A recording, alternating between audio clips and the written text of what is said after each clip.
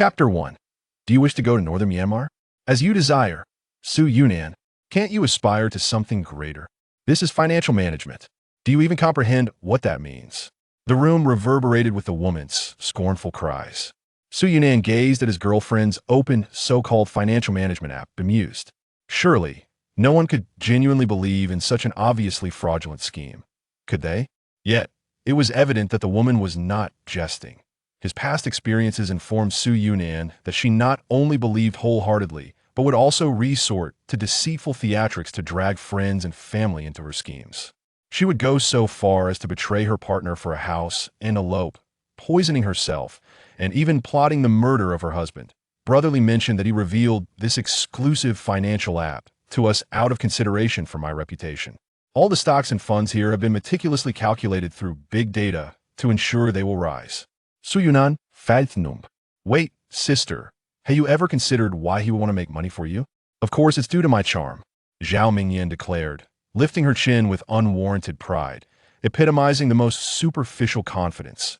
How lamentable was that those who fawned over her had inflated her ego to such an extent. Su Yunan now wished he could travel back in time and slap himself. How could he have been so blind as to pursue a woman like Zhao Mingyan, entirely deceived by her fabricated artistic persona? It was laughable that he once believed in love, devoted solely to her, squandering his youth in the process. Su Yunan, it is such a waste for me to be with you, Zhao Mingyan lamented incessantly. If I had met Brotherly sooner, you wouldn't have mattered at all.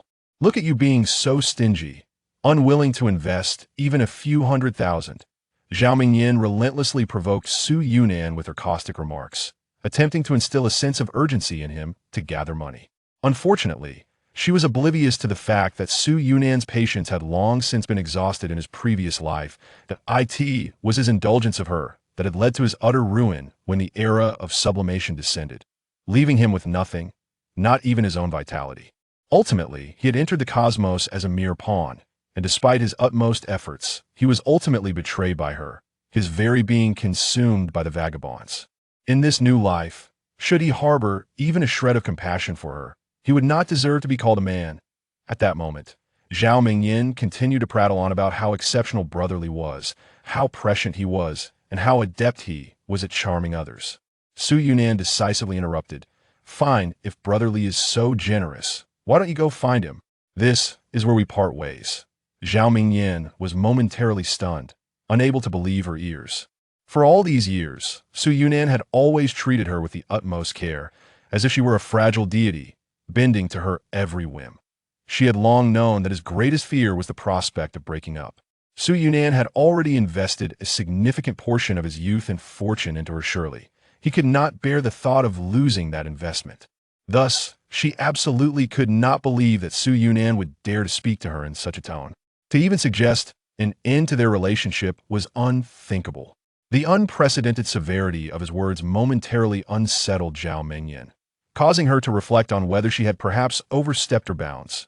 Yet, that moment of regret was fleeting. She swiftly cast aside any thoughts of remorse. With a sudden arch of her brows, she exclaimed, "You've crossed the line. Su Yunan, do you dare to repeat what you just said?" Yunan momentarily ignored her, staring in disbelief at the empty air before him. Acquired 1 point of regret from Zhao Mingyan regret level. Minimal, simultaneously gained 1 point of strength and a deposit of 10,000 yuan. Your strength has increased. To 51 points, skill acquired. Intentional punch. Intentional punch.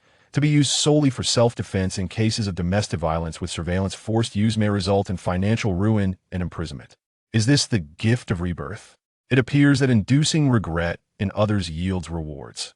Although Zhao Mingyan's regret was trivial, it astonishingly resulted in an enhancement of physical attributes and a significant financial gain.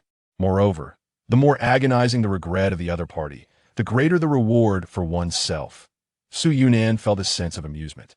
At that moment, he gazed at his troublesome girlfriend as if she were a vast treasure trove of wealth.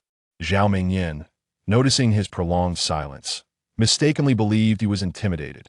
Just like every time she threw a tantrum, raising her voice and wearing a stern expression would compel him to comply with her every demand. However, Su Yunan, with an impassive demeanor, stated, "You may go to Myanmar to find your Brotherly. This is where we part ways." Zhao Mingyan's pupils dilated in shock. Acquired 1 point of regret from Zhao Mingyan regret level. Minimal, simultaneously gained 1 point of strength and a deposit of 10,000 yuan. Having been so explicit in breaking up, the degree of her regret was still merely minimal. Truly hopeless. Yet, Zhao Mingyan was a seasoned manipulator. Sensing Su Yunan's sudden firmness, she refrained from escalating the conflict further and shifted her approach. She realized her previous behavior had been excessively reckless. Being indiscreet and both uplifting and denigrating him could indeed provoke dissatisfaction. Thus, she softened her tone, feigning sincerity as she said, "I was just joking. How could brotherly possibly compare to your excellence? I merely wanted to invest some savings. Let's deposit 1 million by tomorrow.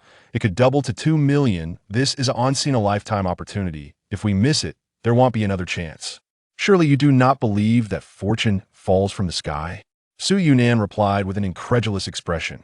Zhao Mingyan retorted, irked, "What do you mean by fortune falling from the sky? This is something I have earned through my own charm." "All right, but how can you be certain that you can withdraw this money? I tried last time. I deposited 1,000 and withdrew 1,200. That was bait, you fool. If you deposit more, you won't be able to withdraw anything." Su Yunan was at a loss for words. In the past, he had never believed that anyone could fall for a scam. Yet, Zhao Mingyan had given him a harsh lesson. Greed and arrogance could transform even the most rational individual into a fool. At this moment, the argument marked a pivotal turning point in his future. In his previous life, after their quarrels, she feigned repentance. Then, using various excuses like a relative is ill without insurance and we need a bride price for marriage, she duped him out of his savings and even secretly sold their future. Home to give the proceeds to that brother L. I.B. By the time they faced financial ruin and the police examined Zhao Mingyan's chat records, Su Yunan was left astounded. It turns out that this individual has long been infatuated with the fabricated persona of a wealthy and handsome man, wholeheartedly desiring to abandon Su Yunan and elope to northern Myanmar with him. They not only incessantly refer to each other as darling and dear, but she even sends him nude photographs on a daily basis. What is even more reprehensible is that, in order to clandestinely meet her lover, she has secretly poisoned herself, undermining her own prospects for advancement. She is indeed a modern-day Pan Jinlian. All my heartfelt persuasion and attempts to dissuade her have merely been perceived by her as obstacles to her rendezvous with her paramour. Even until the moment of her demise, she remained oblivious, convinced that a wealthy and handsome man awaited her in northern Myanmar. Su Yunan, reflecting on the absurdities of her past life, felt a surge of indignation. Of course, if she were to sever ties with Zhao Mingyan now, the nauseating events of the future would naturally be averted. But that would be too lenient for that wretched creature. Since you are so enamored with that brotherly, then may it be as you wish. In this lifetime, I shall no longer impede you. Today, I shall send you to northern Myanmar to meet your lover. You feel no remorse towards me now, do you? Very well. Once you arrive in northern Myanmar, you shall come to understand the true meaning of regret. Chapter 2. Here is a plain ticket for you. No need for thanks. How can we part ways so easily? You must repay the debts from our past life in full. Reflecting on her grand plans, Su Yunan endeavored to suppress the smile tugging at her lips. Instead of continuing the quarrel with Zhao Mingyan, she calmed her demeanor and suddenly spoke to Zhao Mingyan in an exceedingly gentle tone. I do not oppose your financial management. It is indeed necessary for our future. Su Yunan's unexpected charm caught Zhao Mingyan off guard. It then dawned on her that her boyfriend was inherently attractive. Surrounded by admirers, it was only due to her foolish devotion that she had seized the upper hand in their relationship. Otherwise, she would have never stood a chance. Gained 1 regret point from Zhao Mingyan, 1 strength point, 10,000 in savings. Zhao Mingyan felt remorse, though not for her infidelity. Rather, she regretted being captivated by Su Yunan's allure. Had she known she would encounter a wealthy heir like Li Gu, she would never have committed to Su Yunan. She should have kept him as a backup, a source to exploit. Now, under his watchful gaze, she dared not stray too far. Otherwise, she would have already sought out Li Gu in northern Myanmar. Go to northern Myanmar, Su Yunan suggested. Zhao Mingyan's breath caught, and an uncontrollable joy illuminated her face. Su Yunan continued, I am not against your financial management. I simply do not trust such private financial software. You should go to northern Myanmar to meet Li Gu and learn more. Really? Zhao Mingyan trembled with excitement. Finally, she would be able to meet Li Gu in person. She believed that with her charm, she could easily win him over and have him completely smitten. Of course, Su Yunin said with a smile, I am quite busy with work and cannot accompany you. However, I can purchase a ticket for you. You can enjoy yourself over there. Honey, you are incredible, Zhao Mingyan exclaimed joyfully, attempting to embrace Su Yunin for a fervent kiss, only to be pushed away in disgust. The sight of this woman now nauseated him, reminding him of the time she had feigned affection while poisoning him. How foolish he had been to think she had a change of heart. All right, I'll buy your ticket now. By the way, what about the visa? Myanmar is not a visa-exempt country. No worries, I took care of that long ago, Zhao Mingyan replied eagerly. Su Yunin looked at her with playful skepticism. Zhao Mingyan immediately regretted her lack of discretion. Regret points 1. Agility 1. Savings 10, 000. My friend mentioned wanting to travel to Myanmar, so I arranged it together with her, Zhao Mingyan explained nervously, fearing Su Yunin might change her mind. To her surprise, Su Yunin showed no sign of doubt. Is that so? That's wonderful. You can depart today. Hurry and pack your bags. Pack up and get going. Su Yunin wished to see her gone in an instant, eagerly anticipating the regret rewards she would receive once Zhao Mingyan arrived in northern Myanmar. Surely, they would be quite valuable. Honey, you are so good. By the way, in a bid to intensify the remorse of this individual, Su Yunin added, you must be cautious. Northern Myanmar is notorious as the epicenter of telecom fraud. Just as Su Yunin anticipated, Zhao Mingyan paid no heed to this cautionary advice. Blinded by greed, those who are foolish will invariably dismiss the counsel of others. They even believe that the tales of telecom fraud in northern Myanmar are mere fabrications by some, intended to thwart their ambitions of venturing abroad to amass wealth. Rest assured, Zhao Mingyan replied, her impatience palpable. I'm not a fool. I want to be deceived. With genuine concern etched upon his face, Su Yunin remarked, isn't it my duty to worry about you? What if something were to happen? What would I do? And northern Myanmar is notoriously perilous. When one decides to stray from the path of fidelity, even the concern of a partner can become an annoyance. Zhao Mingyan found herself in such a predicament. All right. You should head to work. I'm not foolish enough to fall for it. There is no telecom fraud in northern Myanmar. That's just an exaggeration. Alas, perhaps you should reconsider. It truly is too dangerous, Su Yunin implored earnestly. Or perhaps I could accompany you for your protection. Absolutely not. You mustn't come. Zhao Mingyan swiftly countered. How could she enjoy her time with her lover if Su Yunin were present? But if I don't go, what if you fall victim to fraud? If you get caught, you won't even have the chance to call for help. Su Yunin expressed his deep-seated worry. Oh, you need to concern yourself. Just trust me. I'm not an idiot. Zhao Mingyan insisted. Very well then, Su Yunin replied, raising his hands in surrender, struggling to suppress a laugh as he unflinchingly purchased her a plane ticket. All right, I'm off to work now. Go on. With a decisive slam, Su Yunin exited the house. Watching his retreating figure, Zhao Mingyan's satisfied smile swiftly morphed into disdain. What a fool, willingly purchasing my ticket. Once I arrive in northern Myanmar, you can go be with your other woman. As she began to pack her cosmetics, she muttered to herself, what era is this? Holding on to one's loyalty as a virtue? I refuse to be short-sighted like you, hanging on to a single tree. Farewell. Having nearly completed her packing, she didn't forget to post a few updates on social media. Off to northern Myanmar soon. Dear friends, I'll bring back some local specialties. A flurry of cautionary responses flooded in. Others are not foolish. They ponder how, in this day and age, with a widespread knowledge of telecom fraud in northern Myanmar, anyone could be so eager to venture there. Yet, the multitude of warnings fell on deaf ears. Zhao Mingyan's resolve to meet her lover remained unwavering. She found no desire to debate with those narrow-minded individuals brainwashed by the media. Discarding her phone, she began to hum a cheerful tune. Goodbye. Meanwhile, Su Yunin stepped out of his home, inhaling deeply the fresh air of the street. An elderly man's radio broadcasted the latest news, reporting NASA's recent observational findings. A small asteroid, comparable in size to Mars, has entered the solar system. Scientists, through astronomical modeling, have deduced that this celestial body poses no threat to Earth. Nonsense. At this very moment, only Su Yunin comprehends the calamities and opportunities this asteroid portends. Even the most brilliant scientists on Earth have failed to accurately calculate its trajectory. Humanity is caught unprepared for the arrival of that day. Regret fills the hearts of all, pondering why they did not prepare in advance for the dawn of a new era. As Su Yunin gazes at the news, a bold idea suddenly blossoms in his mind. Merely making Zhao Mengyan regret is too narrow a vision.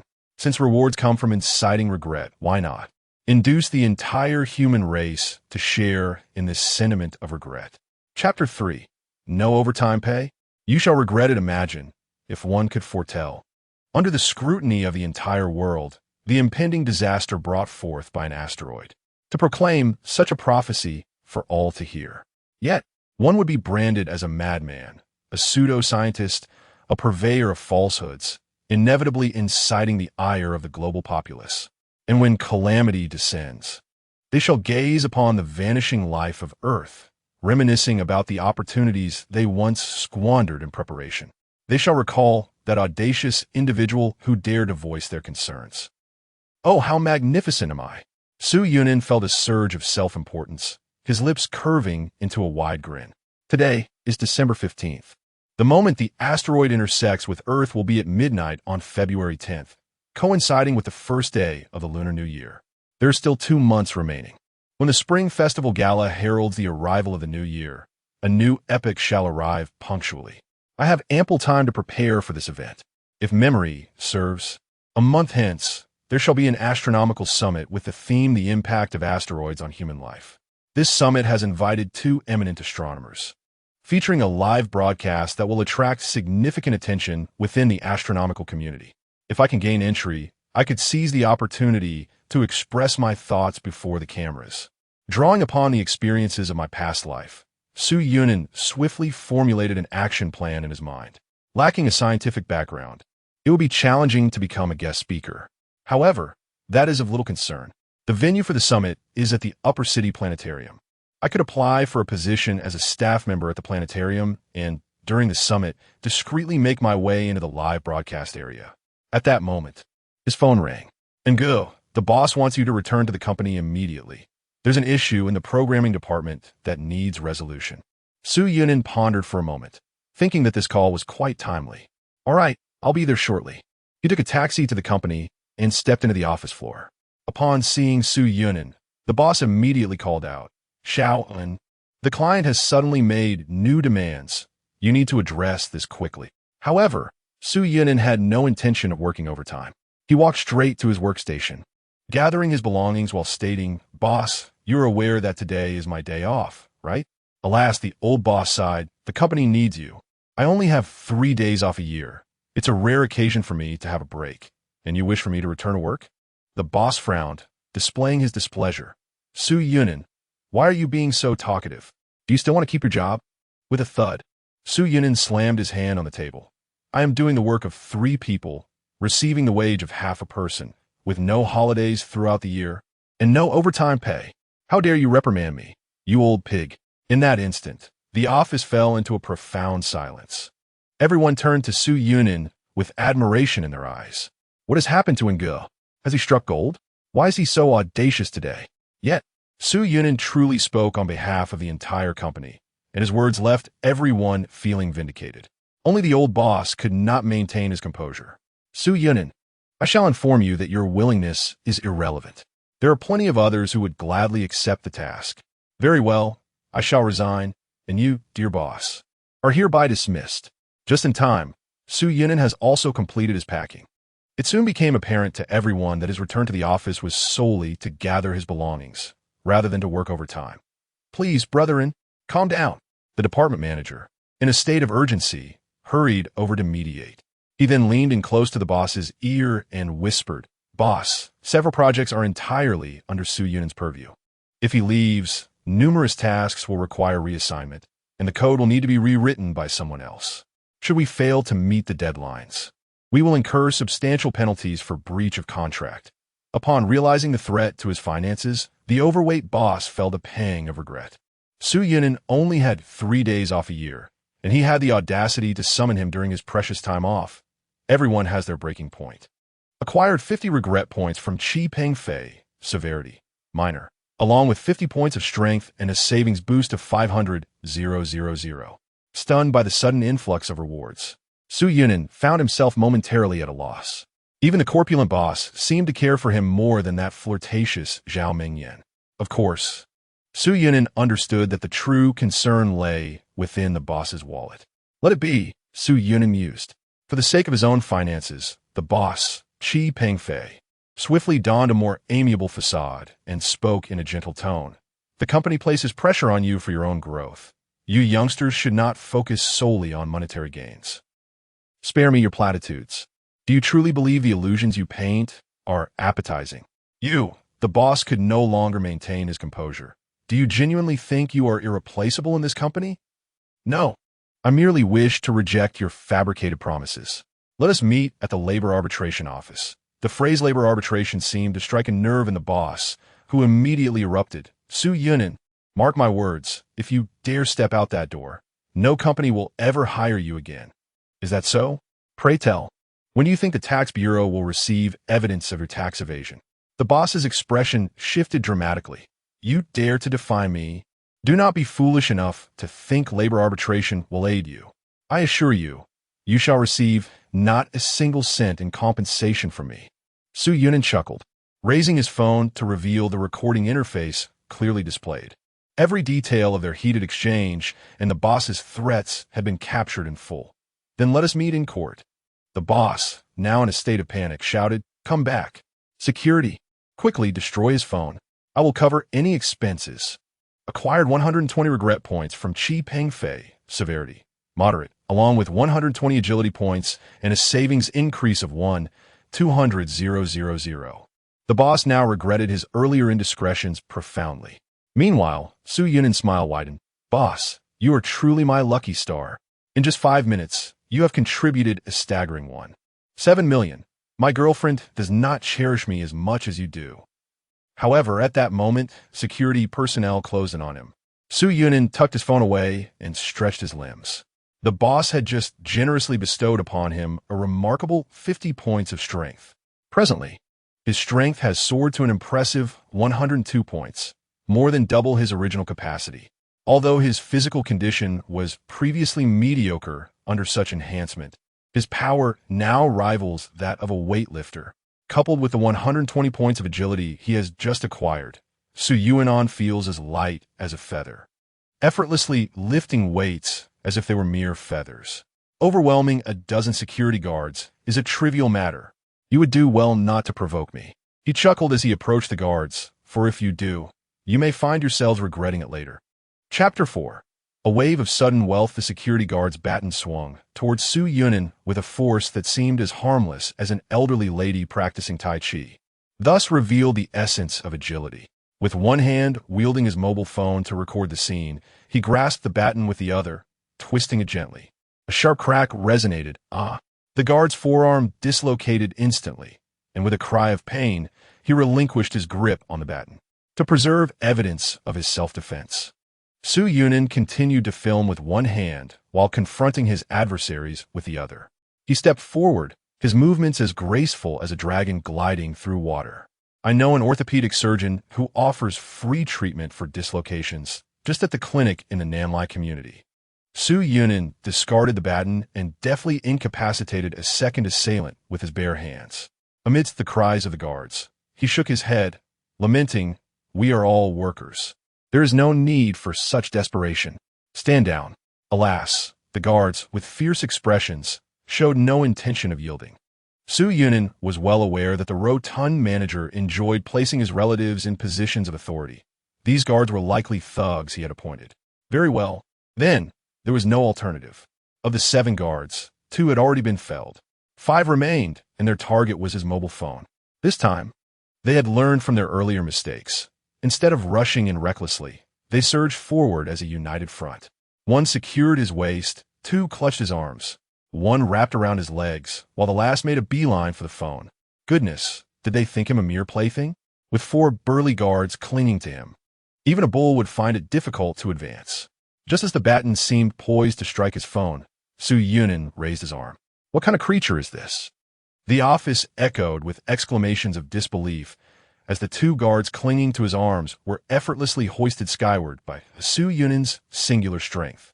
The guards were rendered speechless. What kind of power was this? Without affording them a moment for contemplation, Su Yunin brought both hands crashing down. A resounding blow. The combined weight of man and arm fell squarely upon the backs of those grasping his legs and waist. 4 figures collapsed to the ground, incapacitated. As for the last guard, his trousers darkened with moisture, his legs buckled in submission, clearly overwhelmed by the unfolding chaos. Su Yunin patted him on the shoulder as he passed by. Meanwhile, a notification popped up above the heads of the guards. Gained 10 regret points, 10 agility points, 100, 000 in savings from. Gained. A cascade of notifications followed, each one a testament to the regrets of the 7 guards. They lamented their poor judgment. Had they known of his prowess, they would never have approached him so recklessly. In total, the 7 contributed 45 points of strength, 20 points of agility, 12 points of insight, 770, 000 in savings, and 77 points of enigmatic regret. To Su Yunin's astonishment, just as he exited the office, a fresh wave of regret rewards materialized behind him. Most of these regret points came from female colleagues within the company. So handsome.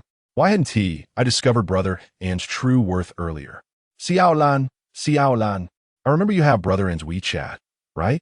Amidst the jubilant atmosphere in the office, the only one with a countenance as dark as a pot's bottom was the boss. Sit down, everyone. Do you wish to keep your jobs? The corpulent manager thundered, his authority utterly diminished. What are you staring at? Return to your stations. Those who don't want to work can leave. The thought of their unfinished mortgage payments compelled the employees to return to their desks, though their faces betrayed their excitement and admiration. At that moment, Su Yunin finally arrived at the elevator. Adjusting his attire, he smiled and waved his phone at the irate boss. Feel free to call the police. Although the security guards had suffered greatly, Su Yunin's sole loss was a slight wrinkle in his clothing. However, he possessed ample evidence of justifiable self-defense. Each of his counterattacks had been executed at the precise moment of the assault, and he had refrained from inflicting further harm once the assailants could no longer resist. No matter how deftly the opposing counsel might twist the narrative, the facts of his self-defense would remain unaltered. Thus, Su Yunin harbored no fear of litigation. Stepping out of the office building, Su Yunin felt invigorated. He had reaped substantial rewards today, though he had not kept track of the exact amount. How he wished for a statistical panel. As he pondered this, his attribute information materialized before his eyes. Strength, 165, influences muscle power. The baseline for an average human is 50. Agility, 170, influences neural reflex speed. The baseline for an average human is 50. Spiritual awareness, 12, influences spiritual perception. The baseline for an average human is 0. Savings, 2, 880, 000 yuan. Regret points balance, 247. Click here to participate in a lottery. So this is where the points could be utilized. With eager anticipation, he extended his finger and pressed the lottery button. In an instant, the environment around him transformed. He found himself standing precariously in the cosmos, uncertain of his location in the universe. A distant star began to emit a dim light, hurtling toward him at high speed. As it drew near, the lackluster star disintegrated into countless specks of dust, showering Su Yunin, who swiftly absorbed and assimilated the particles.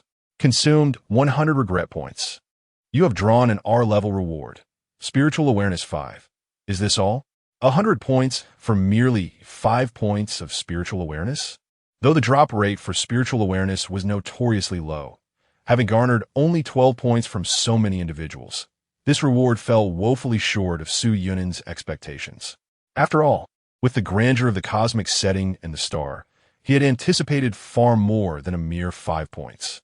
It was indeed a case of grand promises yielding scant returns. Feeling a tinge of disappointment, he casually pressed the button once more, this time with little expectation. Yet, when he stood again amidst the stars, he noticed a distant celestial body radiating a brilliant purple light. The small purple meteor glimmered fiercely, captivating his attention. Much like the star that came before it, as it approached Su Yunin's form, it began to disintegrate autonomously, swiftly transforming into countless minute particles of dust, which were absorbed and integrated into Su Yunin's being. Bathed in the violet radiance, Su Yunin felt as though something had been added to his consciousness. A newfound ability, one that he could manipulate at will. Consumption of 100 regret points. Congratulations on acquiring an SR-level reward. Ability, Basic Portable Universe. Chapter 5. How terrifying. A portable primary universe? It sounds rather impressive. Su Yunin closed his eyes, beginning to attune himself to the newfound abilities he had just acquired.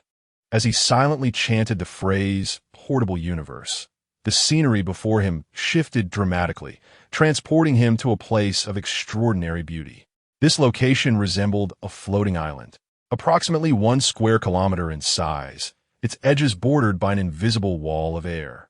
The distant void was an abyss of darkness and chaos, suggesting that further upgrades were necessary to expand its reach. Nevertheless, the space he currently occupied was already vast, encompassing a staggering 1 million square meters. What a fortuitous discovery! Su Yunin quickly grasped the remarkable utility of this floating island.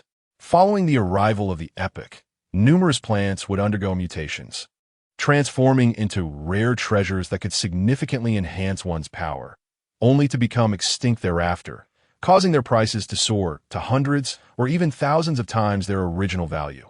He found himself in dire need of a secure repository to stockpile these precious items in advance. With nearly 3 million in funds at his disposal, he anticipated that this amount would allow him to amass a considerable collection. After all, the disparity in value between these treasures and their future worth was nothing short of astronomical. At this pivotal moment, the treasures he could acquire were plentiful. In terms of accessibility, the foremost priority should be a century-old ginseng root, which is currently valued at 600,000, but in 2 months, its price is expected to skyrocket to 600 million. The staggering price differential is chiefly attributable to its extraordinary efficacy and rarity.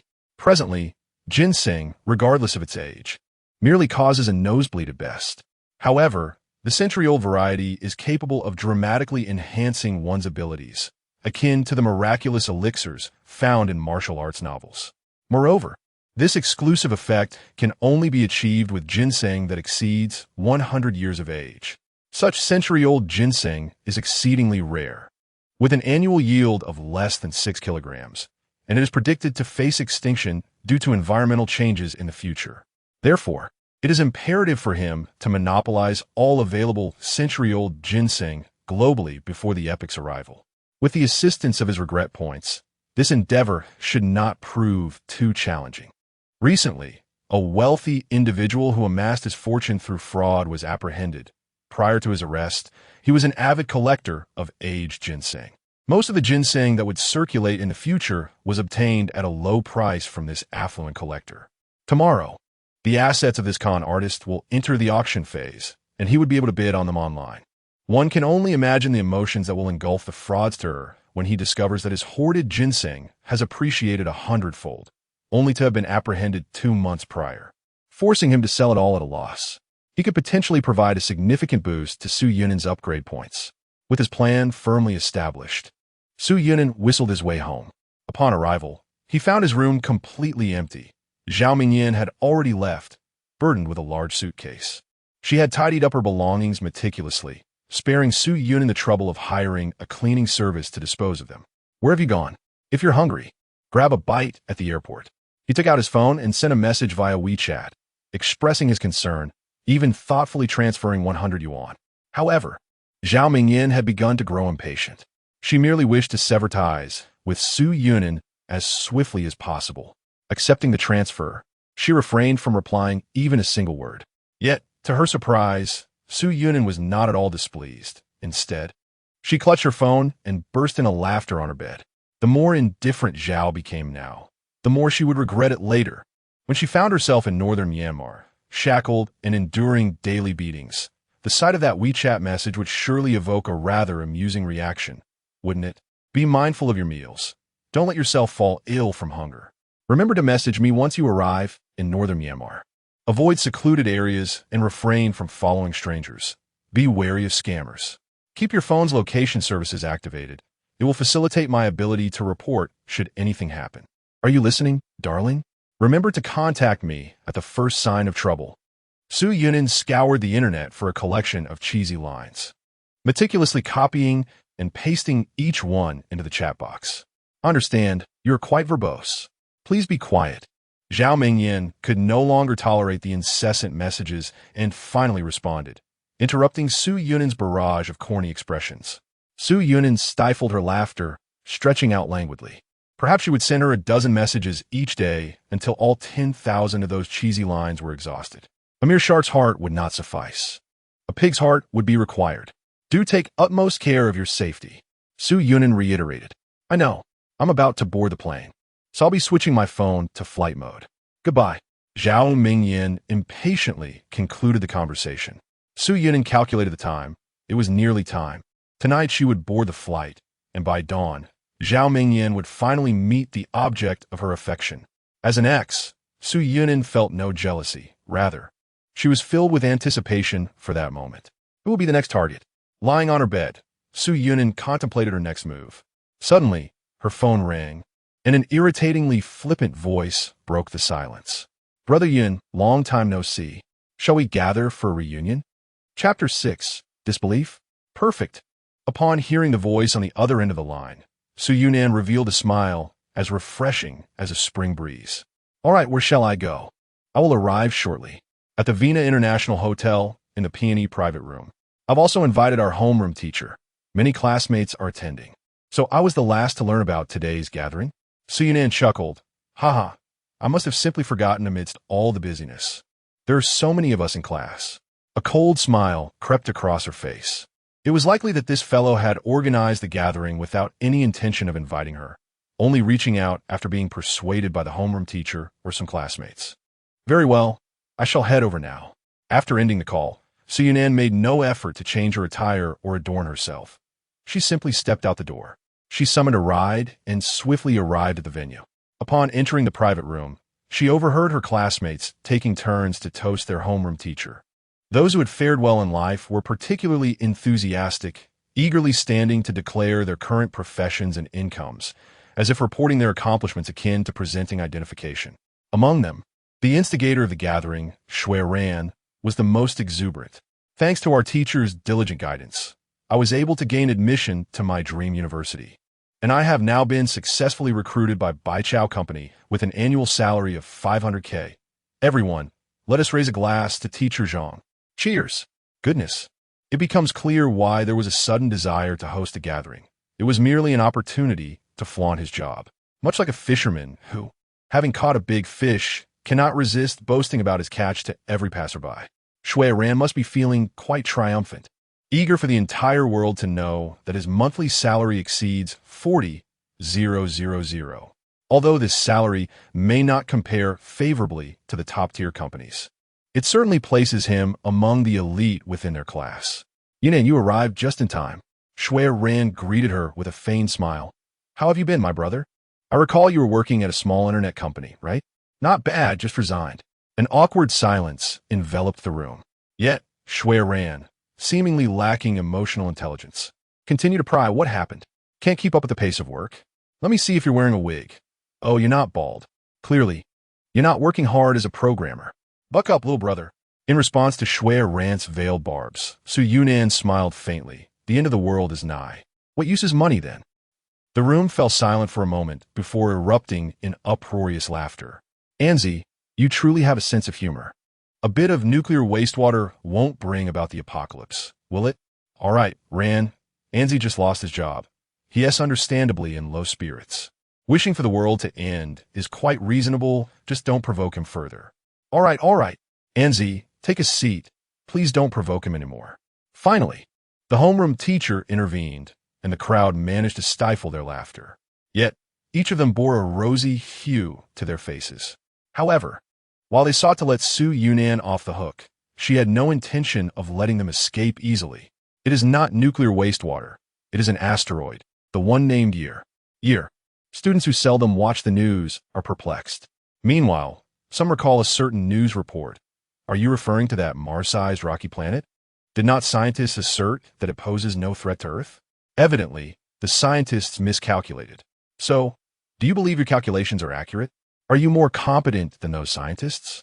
Shui Ranyan raised an eyebrow in scorn, feeling discontent that Su Yunin had diverted everyone's attention from boasting about salaries to discussing some asteroid, robbing him of the pleasure of flattery.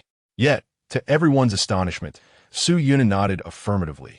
Yes, my calculations are indeed correct. At this moment, curiosity was piqued among the crowd, and the homeroom teacher turned to a bespectacled young man, inquiring, Zhou Xiaodong, you majored in astronomy in college. What is your perspective? Zhou Xiaodong adjusted his glasses and replied with an air of superiority. Actually, research on this asteroid has long commenced within the astronomical community through spectral analysis. We have already determined the asteroid's composition and density. And the conclusion? Is it a threat? Shui Ranyan pressed on eagerly. Firstly, its mass is far too insignificant to disrupt the gravitational equilibrium of the solar system. We need not worry about a year transforming into 500 days or 100 days. Secondly, it will swiftly depart on the opposite side of Earth's orbit, making any collision with Earth or influence on terrestrial tidal forces impossible. Such apocalyptic rhetoric is likely the fabrication of some amateur scientist seeking attention. Just listen and dismiss it as nonsense. Look, this is what one calls professionalism. Zhou Xiaodong's coherent explanation made Su Yunin appear rather foolish. However, Su Yunin merely smiled.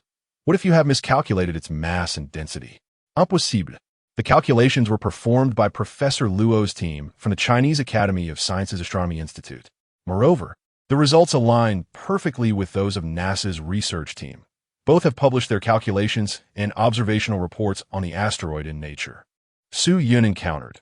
When Professor Luo and NASA calculated the mass of the celestial body, they based their computations on Kepler's third law, referencing the binary systems of the solar system, correct? Of course, otherwise, what would be the alternative? A grave error.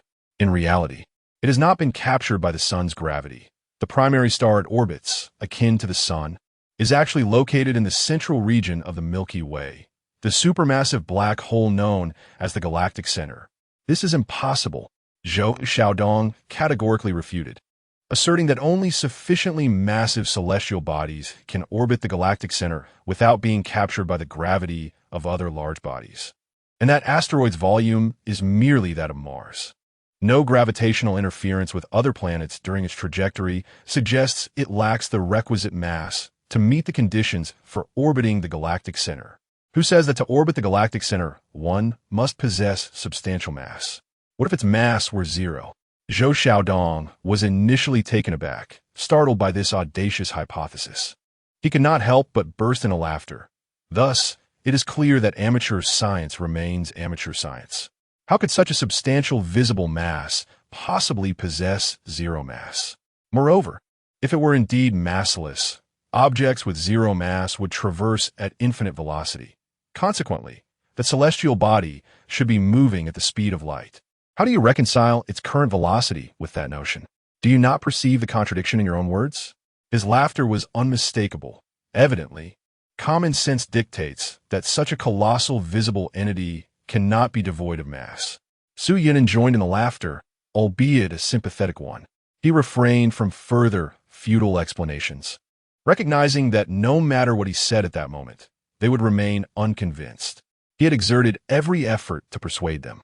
In 2 months' time, when they witnessed the arrival of the asteroid, what reflections will they have when reminded that they had let slip the greatest opportunity of their lives? Thus, this facade of class reunion should come to an end.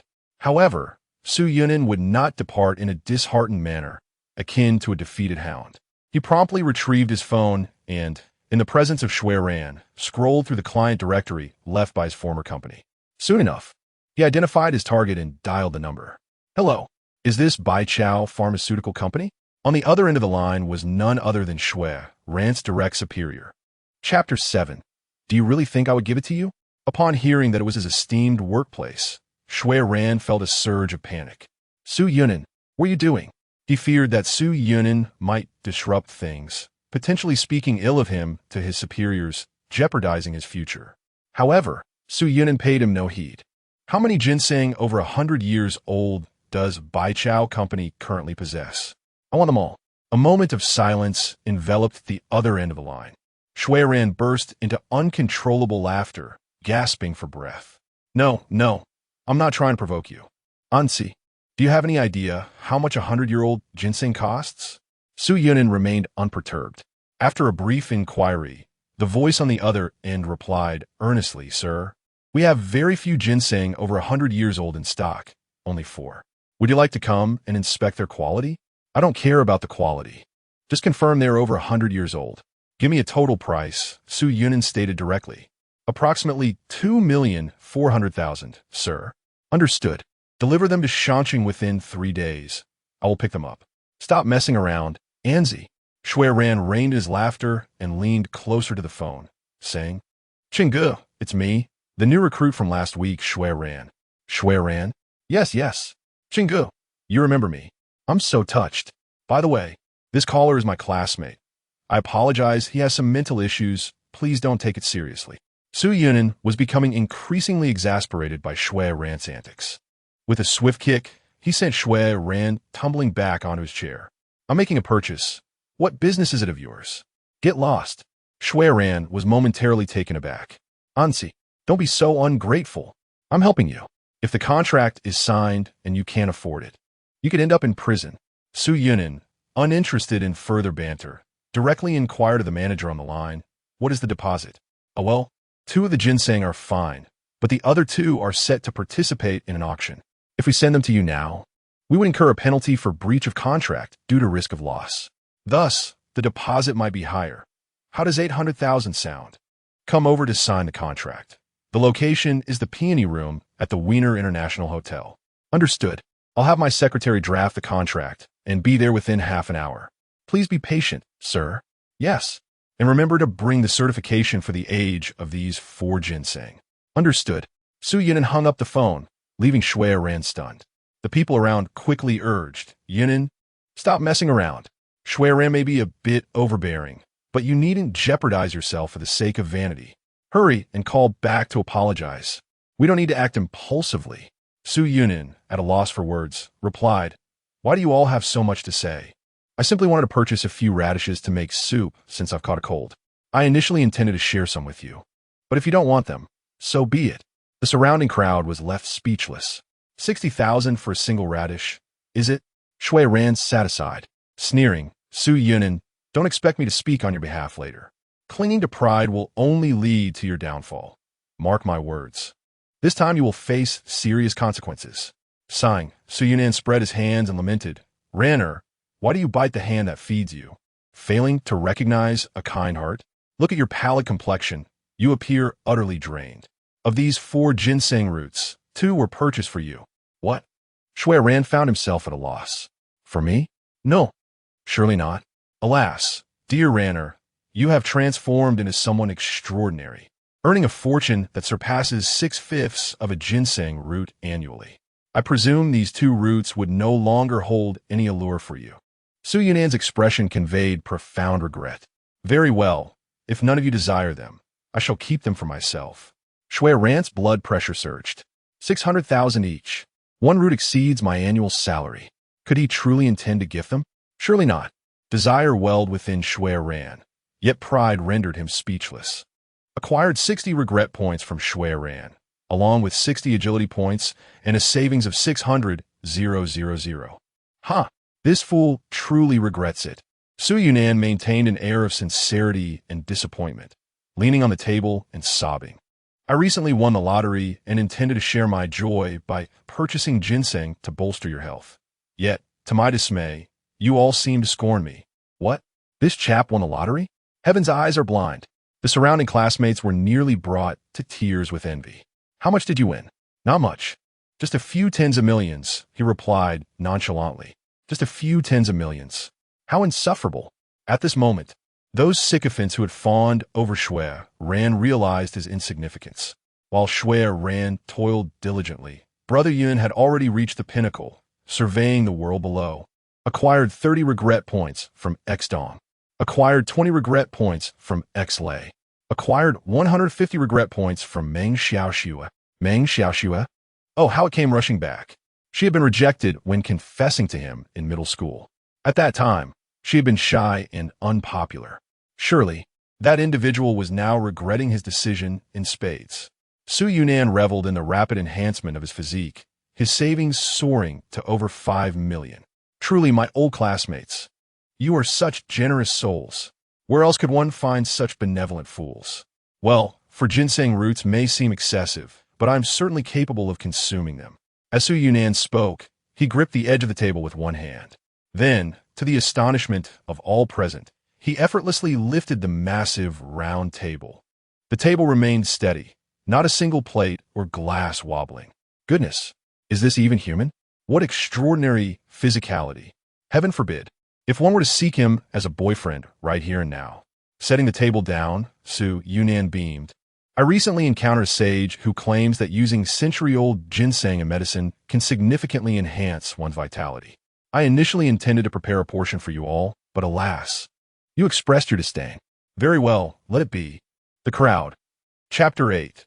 The deal is sealed. The expressions of everyone present were akin to having seen a ghost.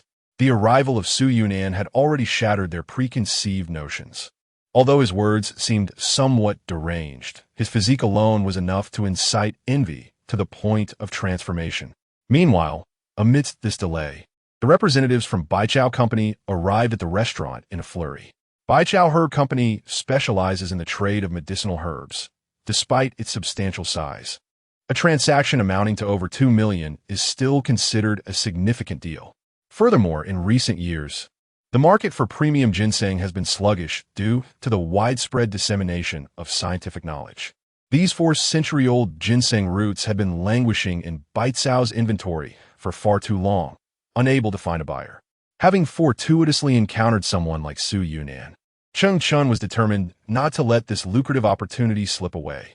Adjusting his attire, Cheng Chun entered the private room with the utmost poise. Pardon the interruption. I am Cheng Chun from Baijiao Company, Brother Cheng. You truly came? Shui Ran rushed to greet him.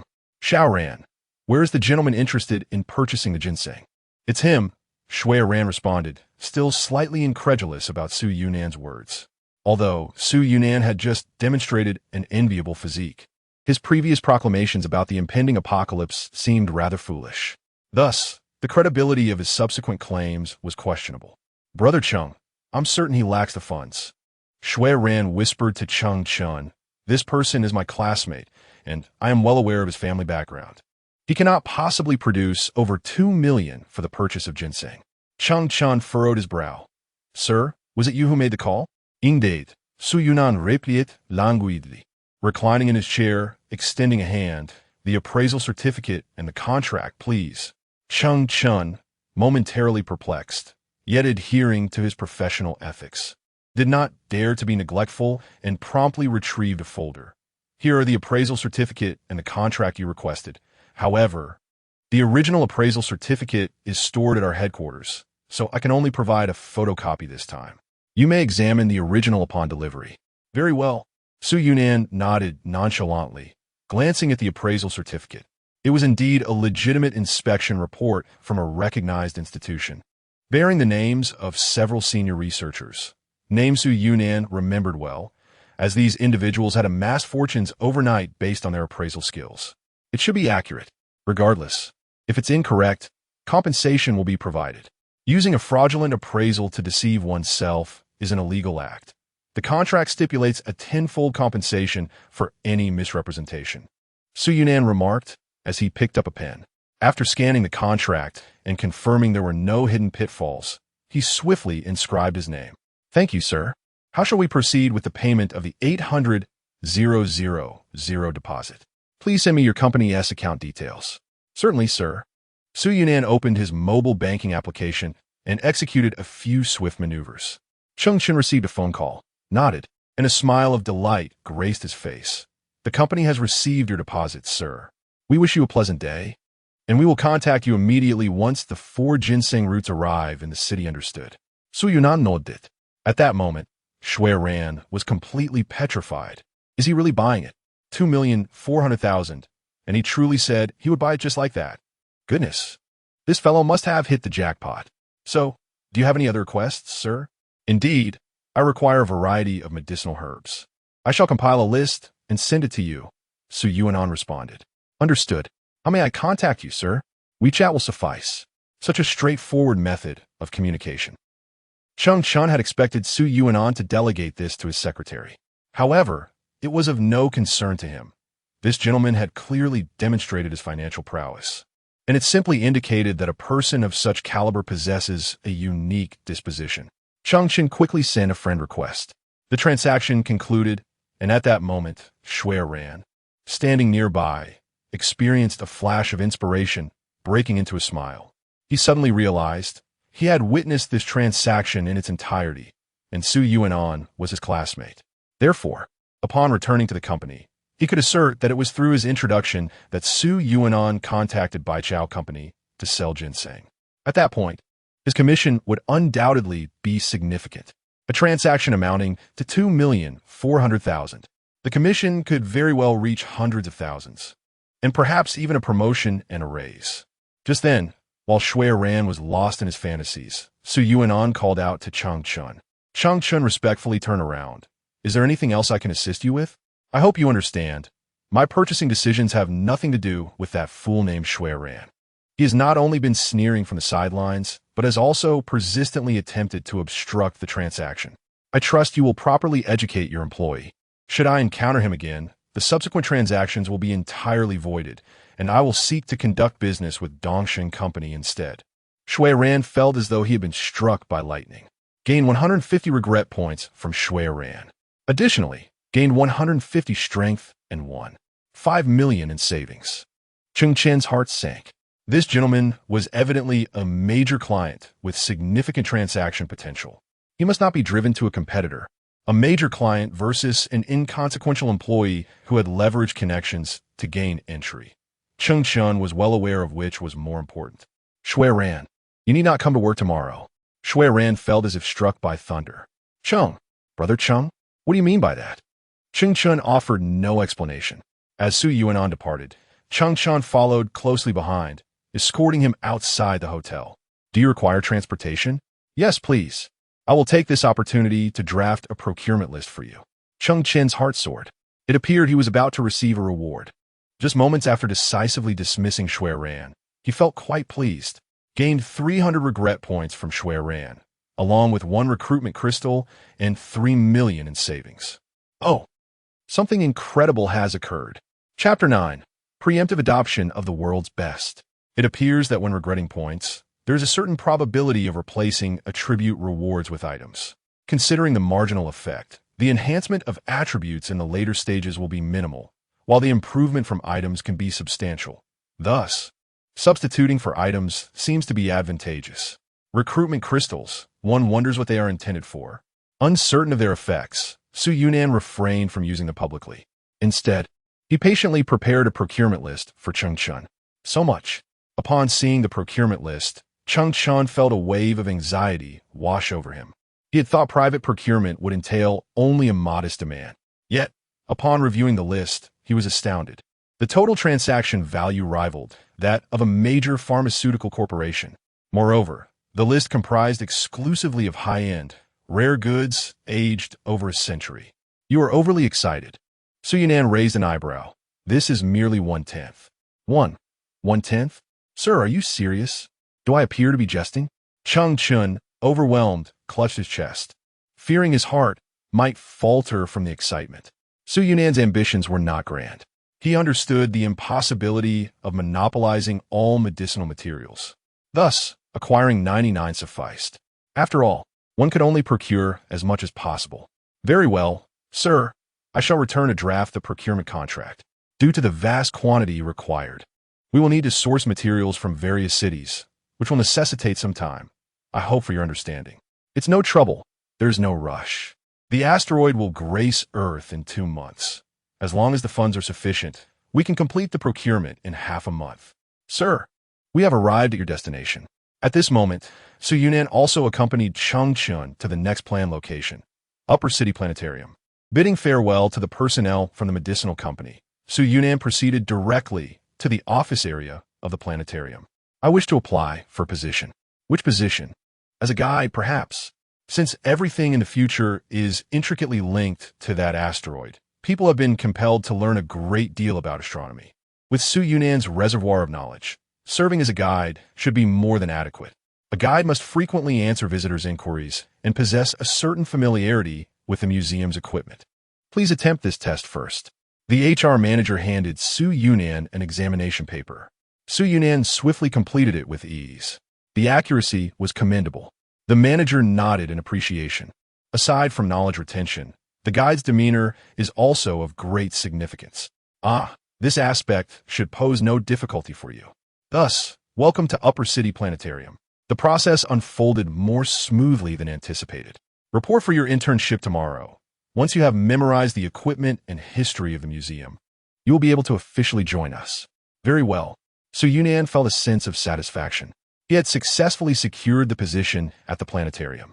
He stepped to the roadside and began examining the recruitment crystal he had just acquired. Upon clicking the crystal, the scene before him transformed once more.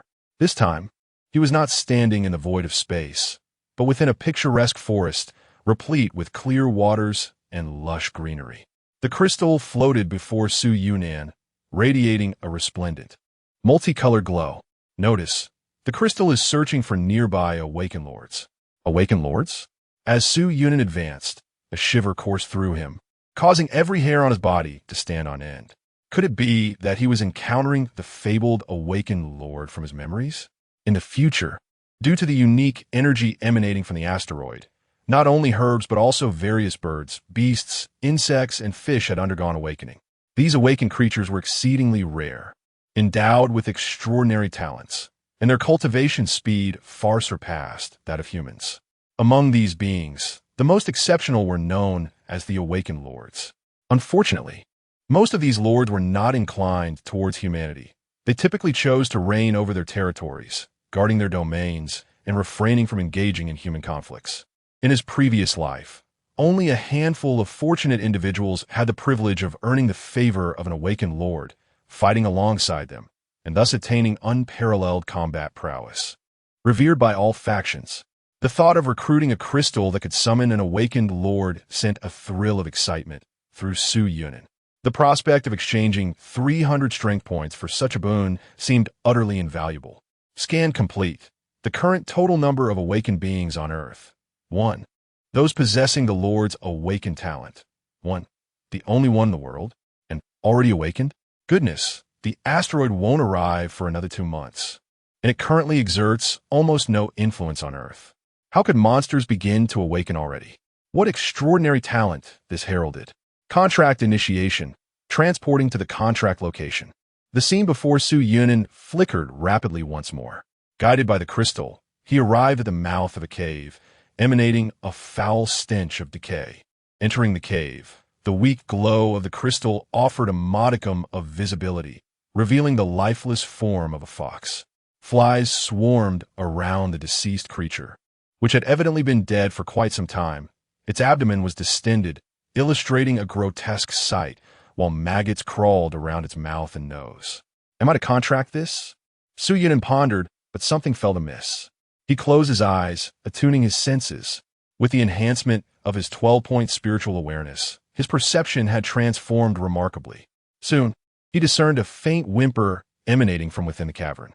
In a corner where a rock had crumbled, he spotted a small creature, no larger than a potato, huddled by the water's edge, trembling. This little one had yet to open its eyes, while its 3 siblings lay stiff from hunger. Only this one remained resilient against starvation. Could this be the fabled fox cub? In the forthcoming ascendant era, a legendary figure would emerge, a lord renowned for her unparalleled beauty, immense power, and ruthless demeanor, ruling a domain while abstaining from conflicts and showing no mercy to any intruders. She would become the leader of all awakened animals on Earth, rising to equality with the vast human population through sheer will. However, due to her past experiences, she harbored an extreme animosity towards humanity. forbidding any human from entering her territory, with merciless retribution for transgressors. Please use the item to finalize the contract. A prompt appeared, and Su Yunin found an object in his hand, a small baby bottle. Su Yunin, at a loss for words, gently lifted the little creature and cradled it in her palm. Seemingly sensing the warmth of her hand, the tiny being instinctively nuzzled its cheek against her. The cry of the fox was particularly endearing, especially that of a newborn, its plaintive whimpers tugging at one's heartstrings. Without hesitation, Su Yunin directed the bottle toward the little one's mouth. Prompt: the awakened creature's affection level has reached its maximum. Is that truly the case? The fearsome demon lord, notorious for his intense animosity towards humanity, who would slay anyone on sight within his territory. And yet, his affection level is already at its peak. Chapter 10. Regret? Too late. The awakened lord will forever remember your scent. Recruitment is complete, and the return begins. Su Yuanin tucked the little creature and its bottle into the pocket of his shirt, allowing it to suckle at its leisure. In a fleeting moment, he found himself back at his original location. Regardless of the little one's future identity, it remained merely a helpless, hungry bundle of fur. Su Yuanin relinquished his psychological burdens, perceiving this addition as just another mouth to feed. The pocket proved quite suitable for its needs, seemingly reassured by the warmth within. The little one finished its meal and blissfully drifted into slumber, sprawled out with its belly exposed. The bottle was empty. How could it consume so much? He wondered if he could redeem some milk powder using his regret points. Recruitment shop open. You may exchange nurturing items in the recruitment shop.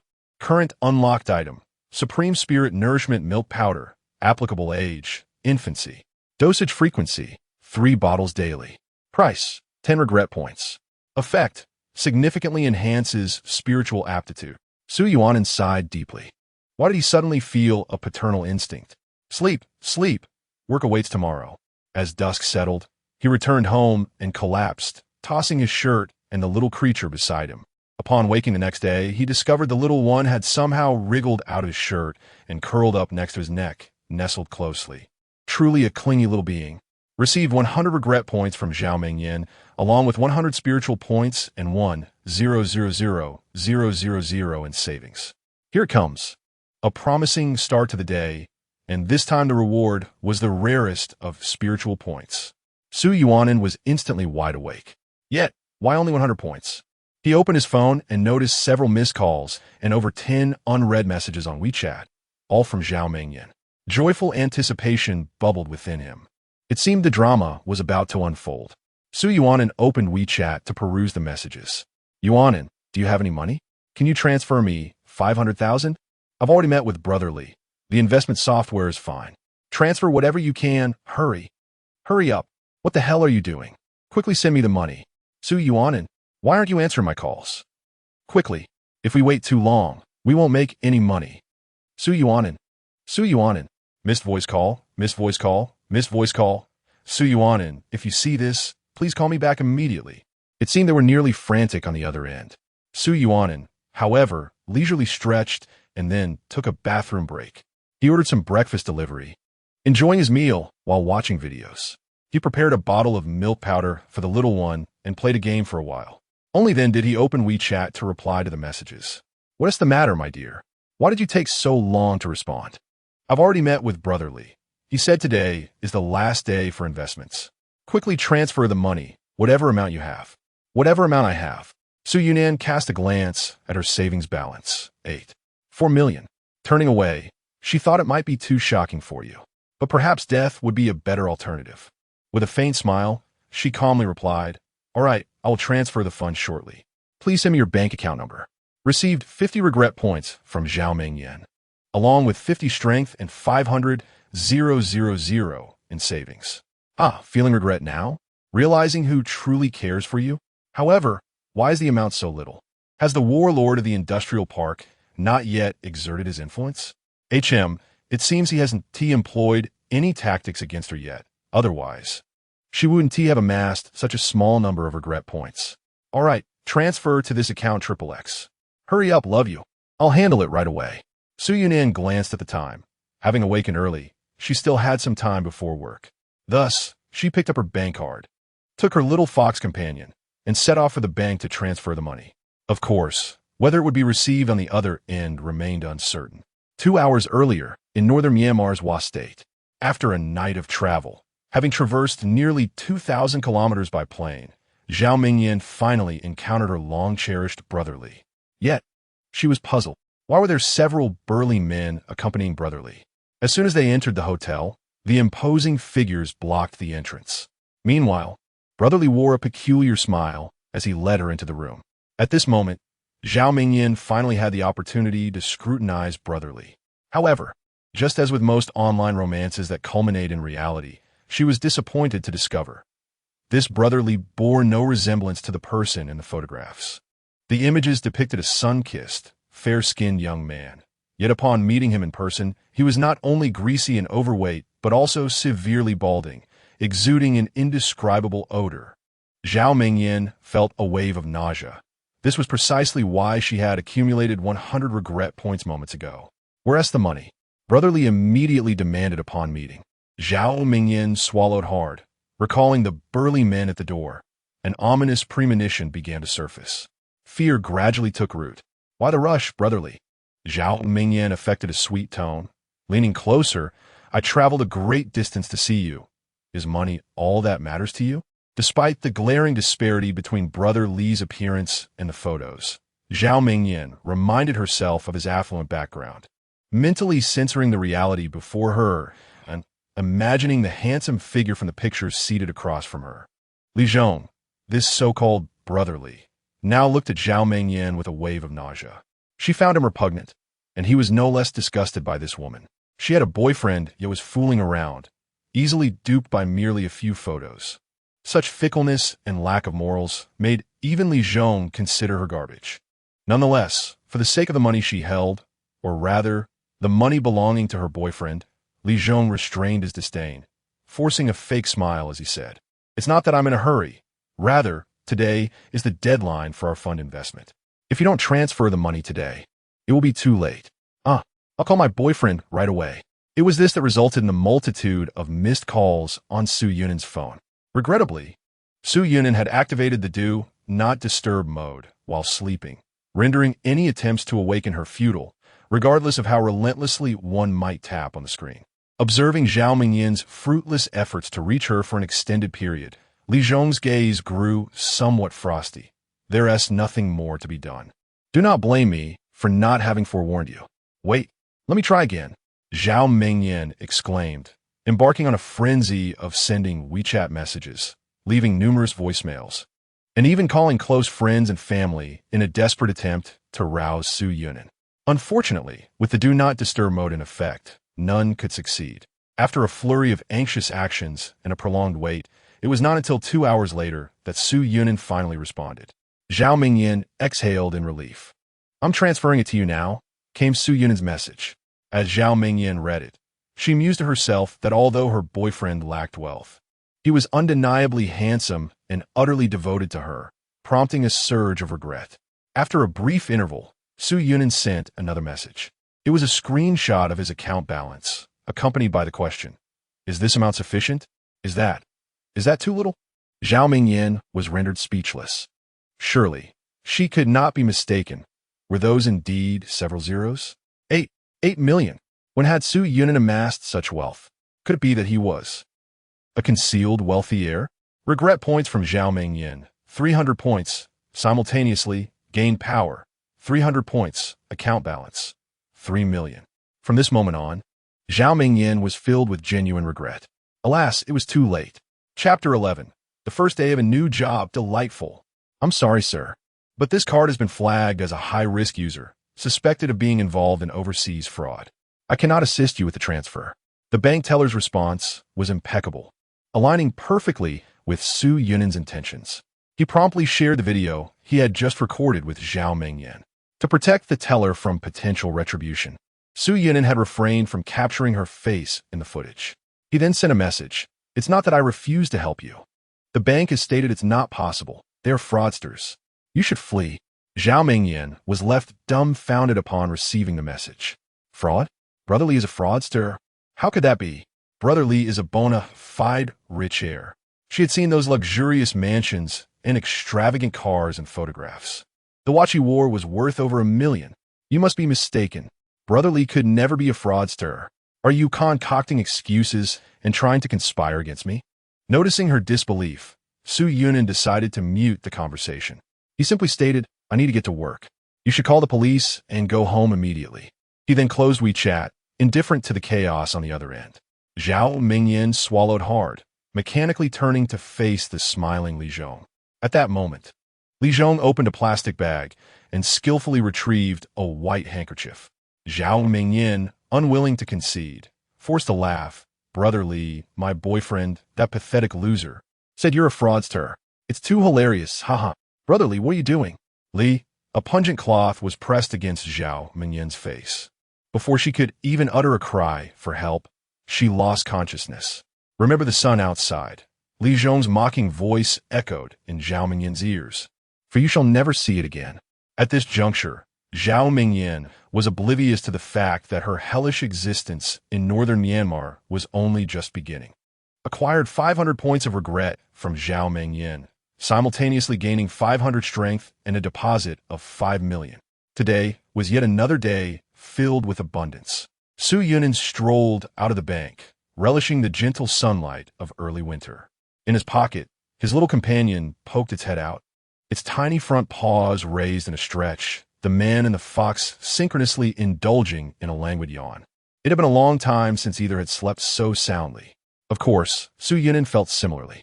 In a world where strength reigned supreme, the weak lived in a state worse than that of pigs and dogs.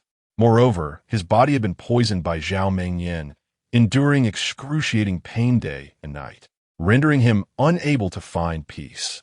Zhao Mingyan, that scourge, deserved nothing less than death. Stay indoors. Don't let anyone see you. Or they might think I brought a dog to work. He extended a finger to nudge the little creature back into his pocket.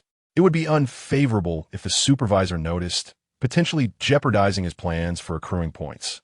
Just as he hesitated about whether to leave the little one in his personal space, the creature seemed to understand, curling up quietly at the bottom of the pocket without making a sound. Very well. He had yet to test whether the storage space could accommodate living beings, and given its barren nature, it was more reassuring to keep it close. Stay put. Su Yunin sighed in relief as he headed towards the planetarium. Yunin has arrived, and the personnel supervisor spotted Su Yunin, calling out Xiao Yao. Come here for a moment. This is the newcomer I mentioned. You'll be showing him the ropes today. Of course, replied Xiao Yao, a gentle voiced girl with a petite and delicate demeanor. The kind who would likely cry for a long time if struck, even once. As for her looks, we never judge friends by their appearance. After all, no one is as captivating as the little fellow in my pocket. Hello, my name is Nye Yao. The supervisor has asked me to help you familiarize yourself with the workflow. Certainly. Su Yunin had no intention of staying at the planetarium for long, especially since everything would change drastically on New Year's Eve. Furthermore, once he infiltrated the astronomical summit, he would undoubtedly be dismissed immediately. Nevertheless, to accumulate as many regret points as possible on that day, it was essential to perform well in these final days, making it easier to blend into the astronomical summit later. Our primary duty is to explain the origins and background of the exhibits to the visitors. However, we also bear a more significant responsibility to protect the exhibits from being damaged by the guests.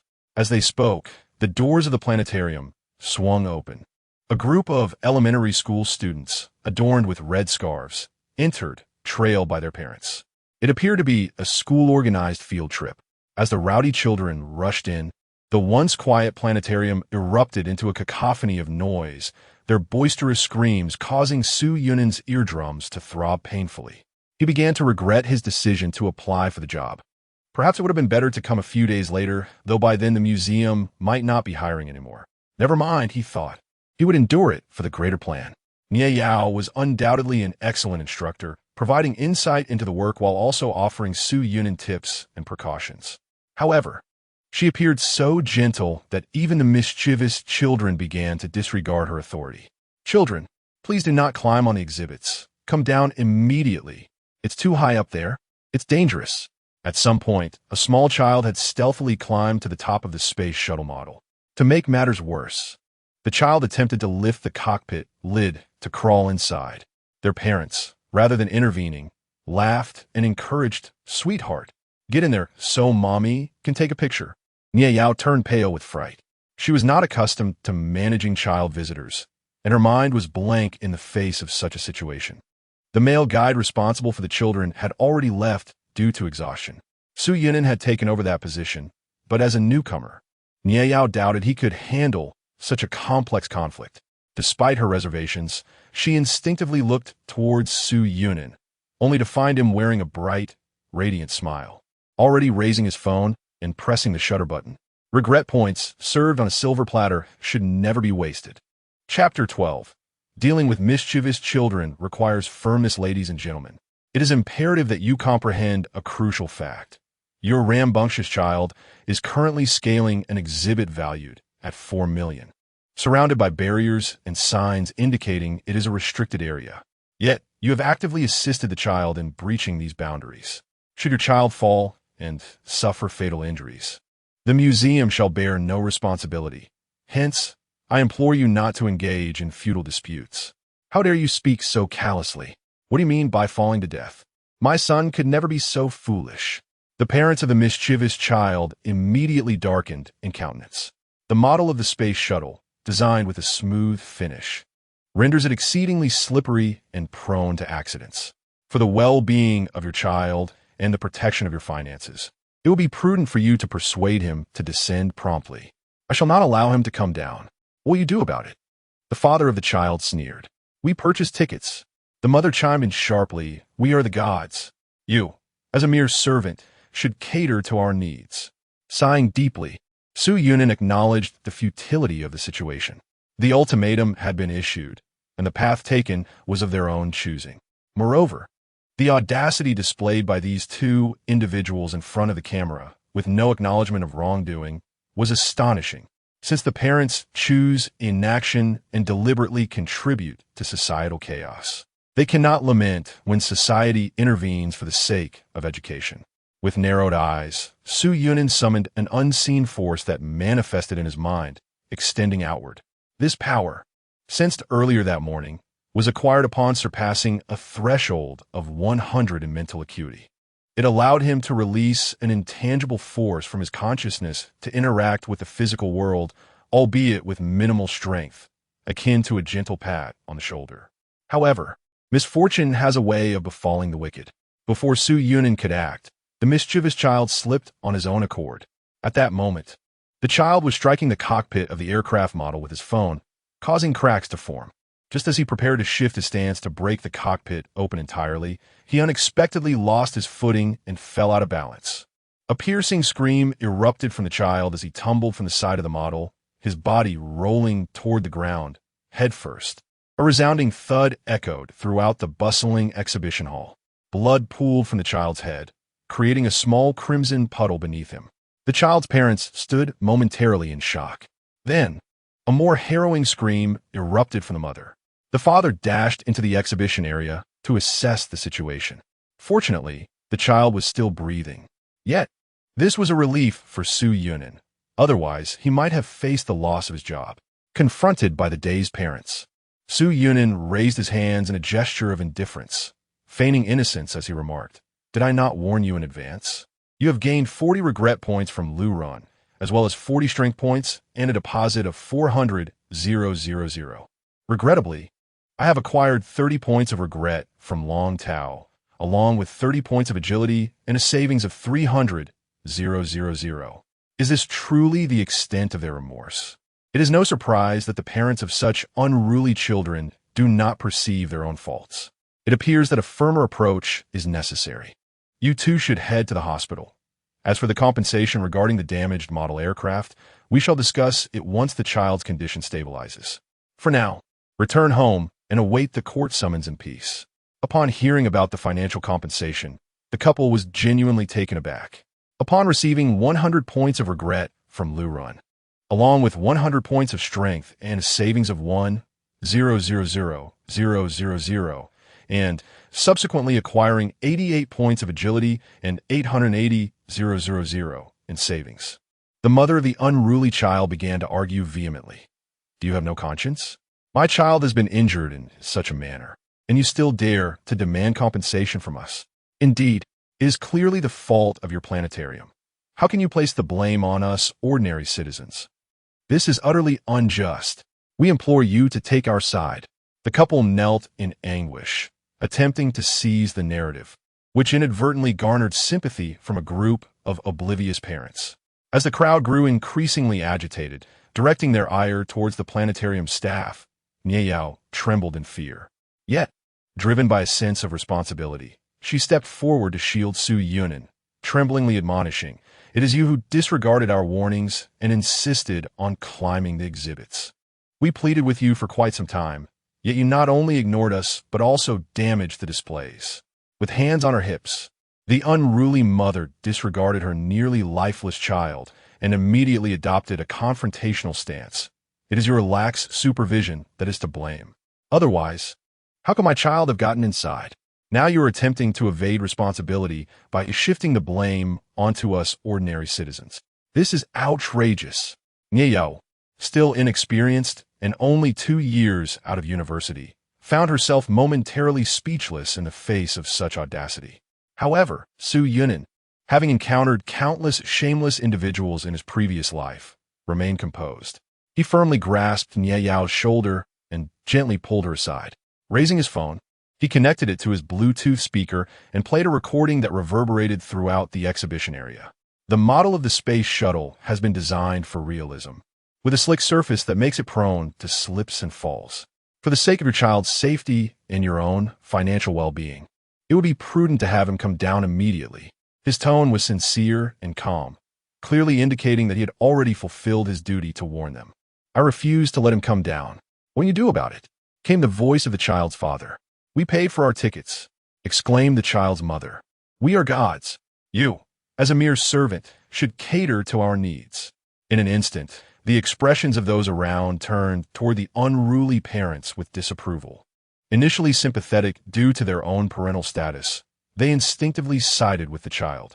However, after hearing the recording, anyone with a semblance of moral integrity recognized that the fault did not lie with the exhibition hall. The exhibition area within the museum is enclosed by glass walls towering 2 meters high, yet you assert that the observatory supervision is lax? Pray tell, without your assistance, how did your unruly child manage to scale the glass and intrude? Have you raised a Spider-Man?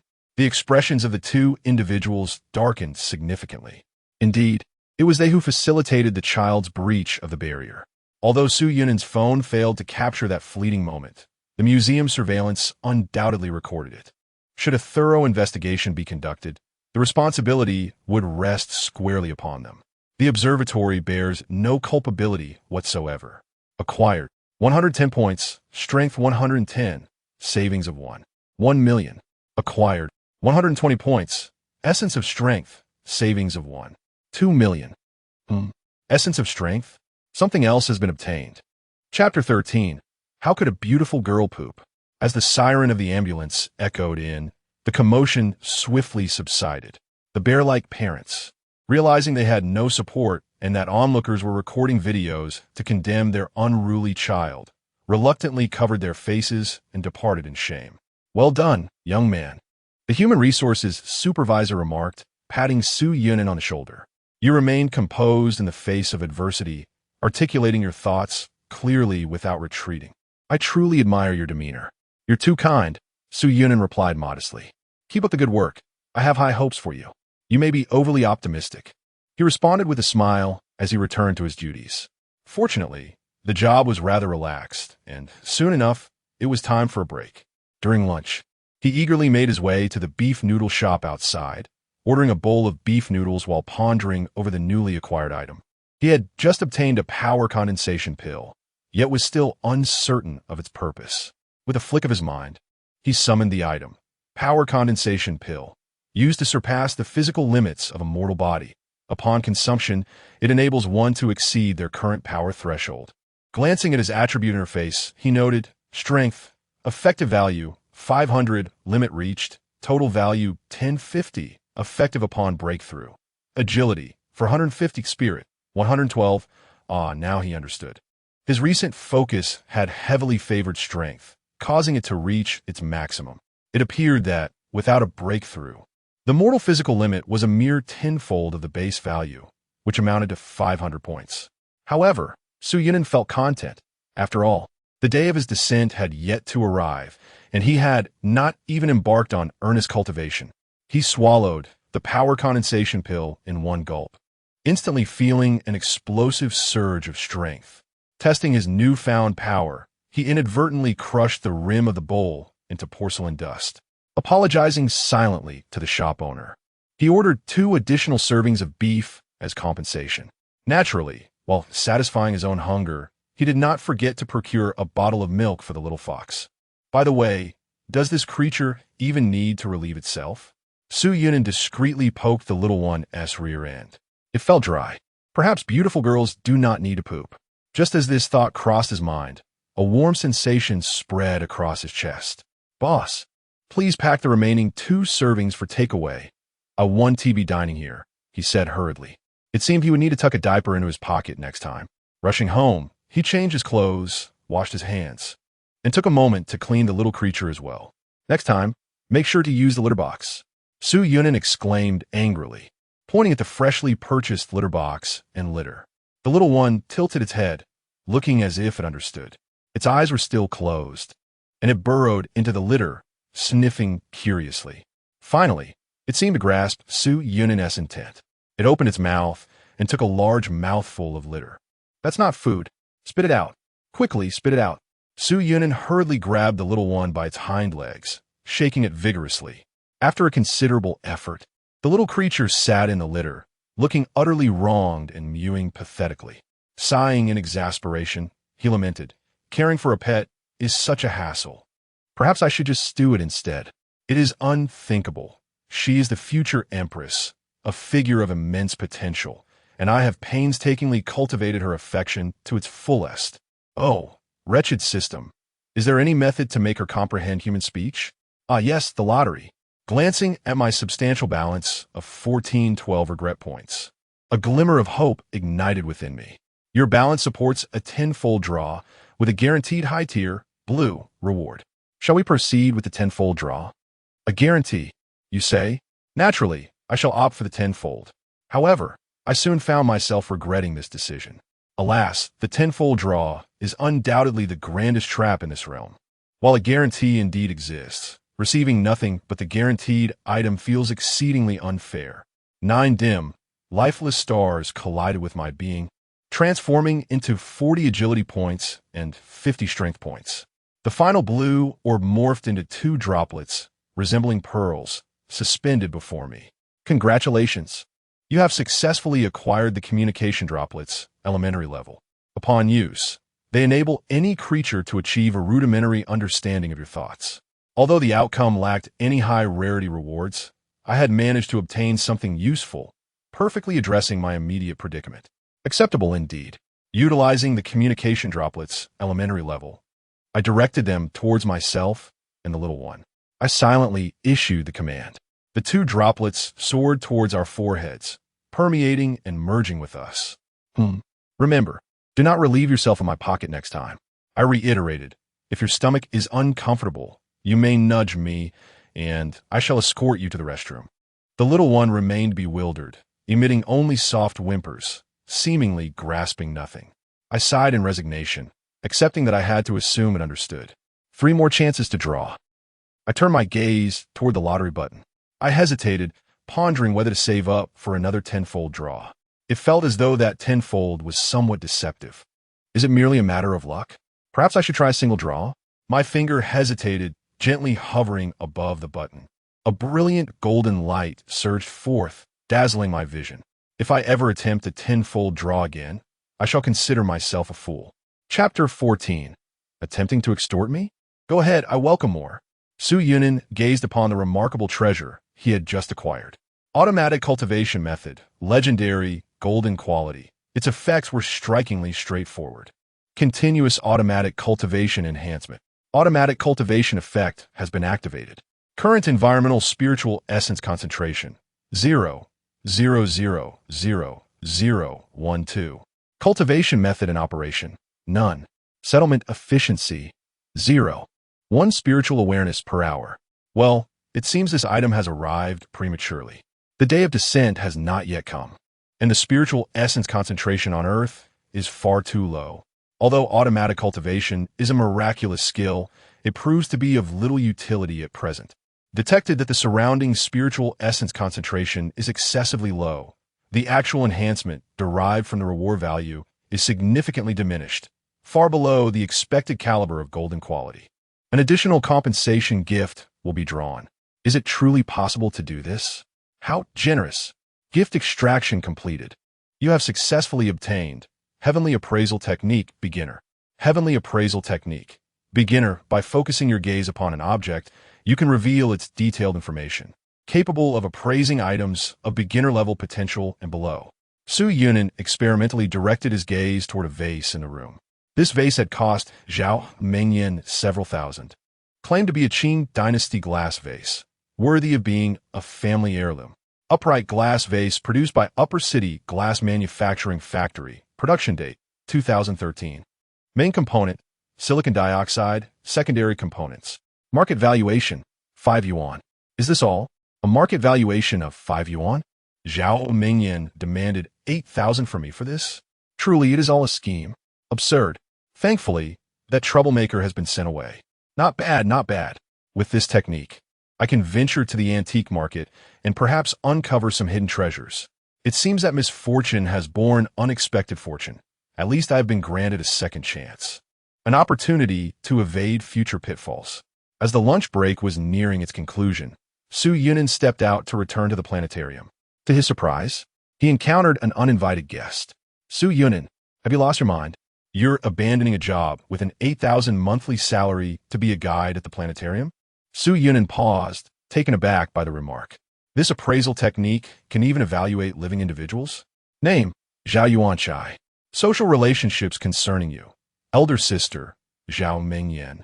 Mother, Li Jiao. Father, Zhao Yu. Backup option, Zhou Xiaodong. Personality, snobbish, loves to take advantage. Strength, 82. Agility, 25. Spiritual awareness, 0. Height, 160 centimeters. Weight, 150 kilograms. Diseases, skills, cultivation level. Please elevate appraisal level. Good heavens, a strength of 82. The average adult male is only 50. And she still expects me to help her twist off bottle caps? I'm asking you a question. Why are you standing there in a daze? My sister went to northern Myanmar for just a short while, and you took the opportunity to act recklessly, didn't you? Choosing my occupation is my prerogative and none of your concern. What is it that you want from me? Su Yunan had no desire to engage with her. Zhao Mingyan was a scheming character, and at least this one could be likened to a meddlesome old woman. Relying on her status as Zhao Mingyan's sister, she frequently sought to borrow money from him, and it was the kind of borrowing that never saw repayment. In addition, she often treats herself as a free laborer, seeking assistance for moving homes without compensation, repairing computers at no charge, and indulging her and her friends in lavish feasts. Should I refuse?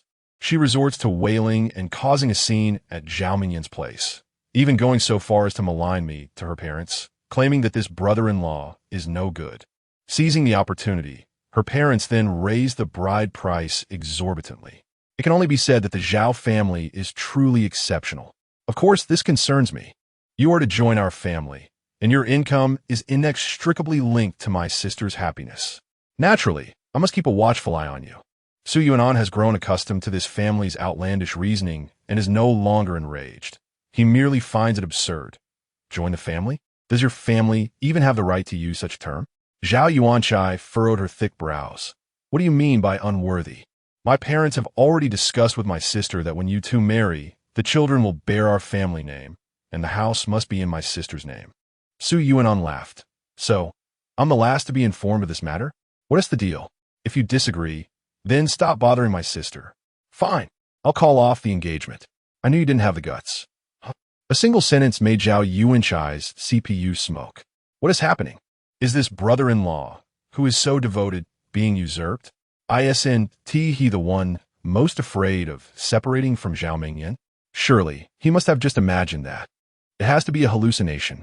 Su Yuan, I give you one last chance to retract your words, apologize, and transfer 5,000 yuan, or I will inform my parents. This time, Su Yuan truly could not contain himself.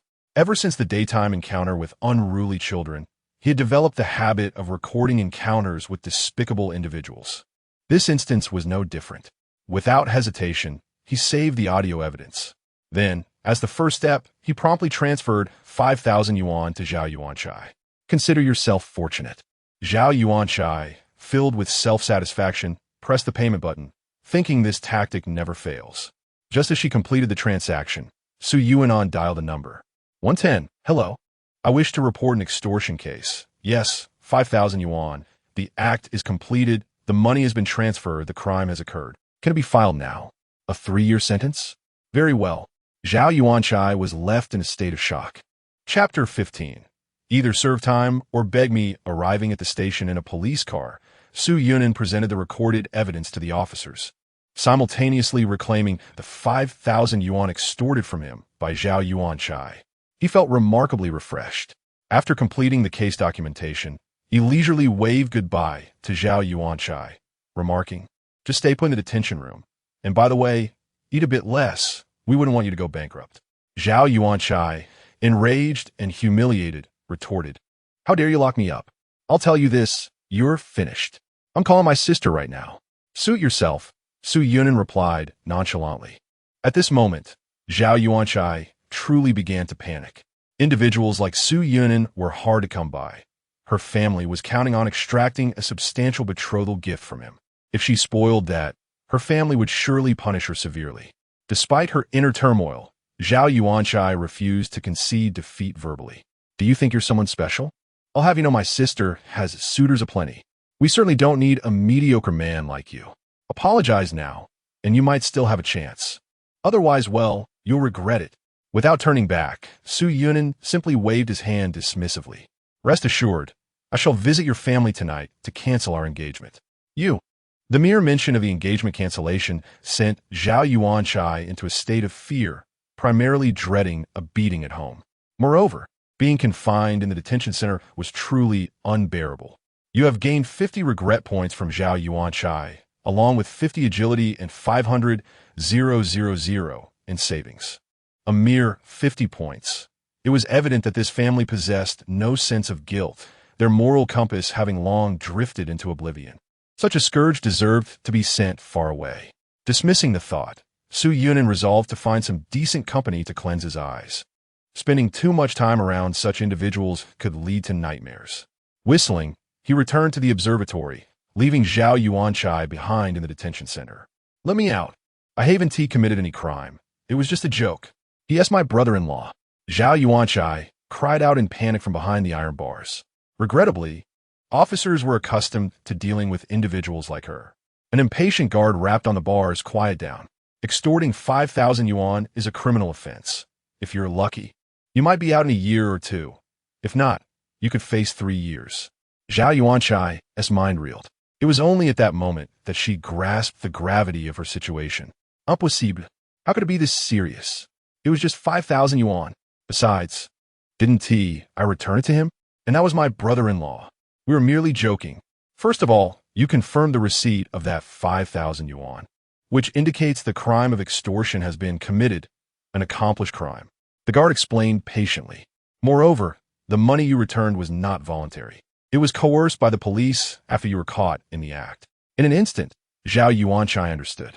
She realized why Su Yuan had transferred the money to her first and waited for her to confirm receipt before dialing 110.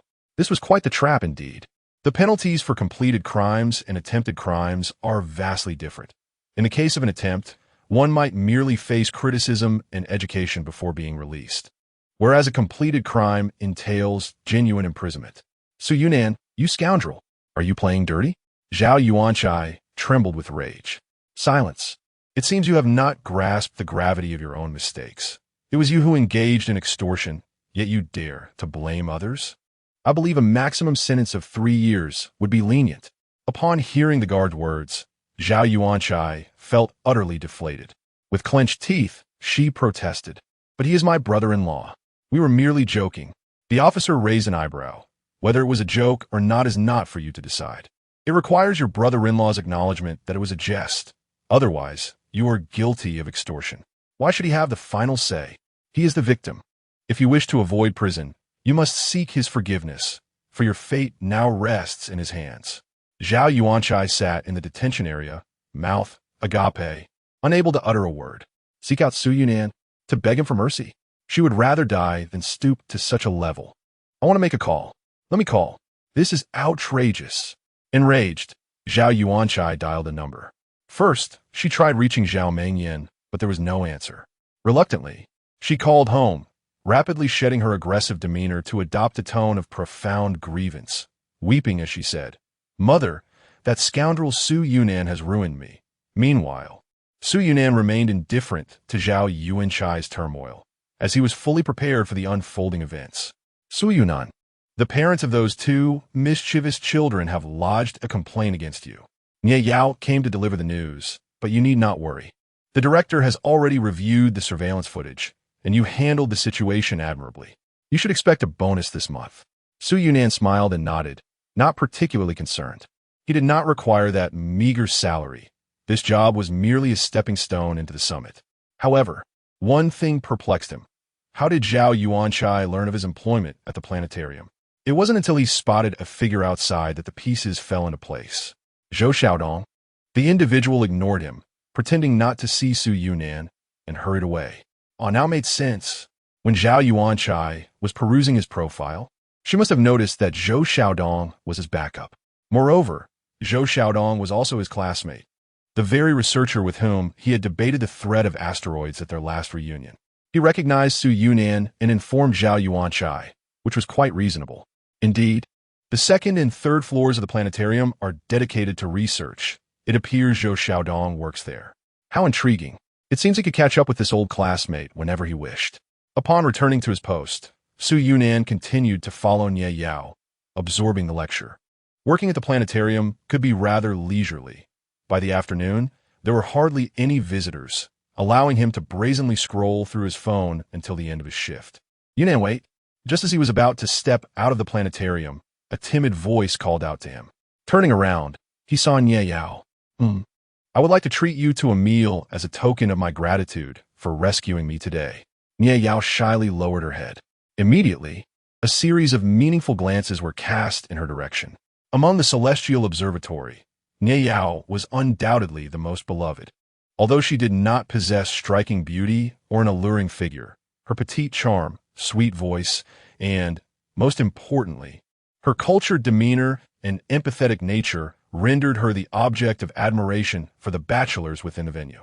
This was her first time extending a dinner invitation to a male, inevitably stirring a wave of envy among onlookers.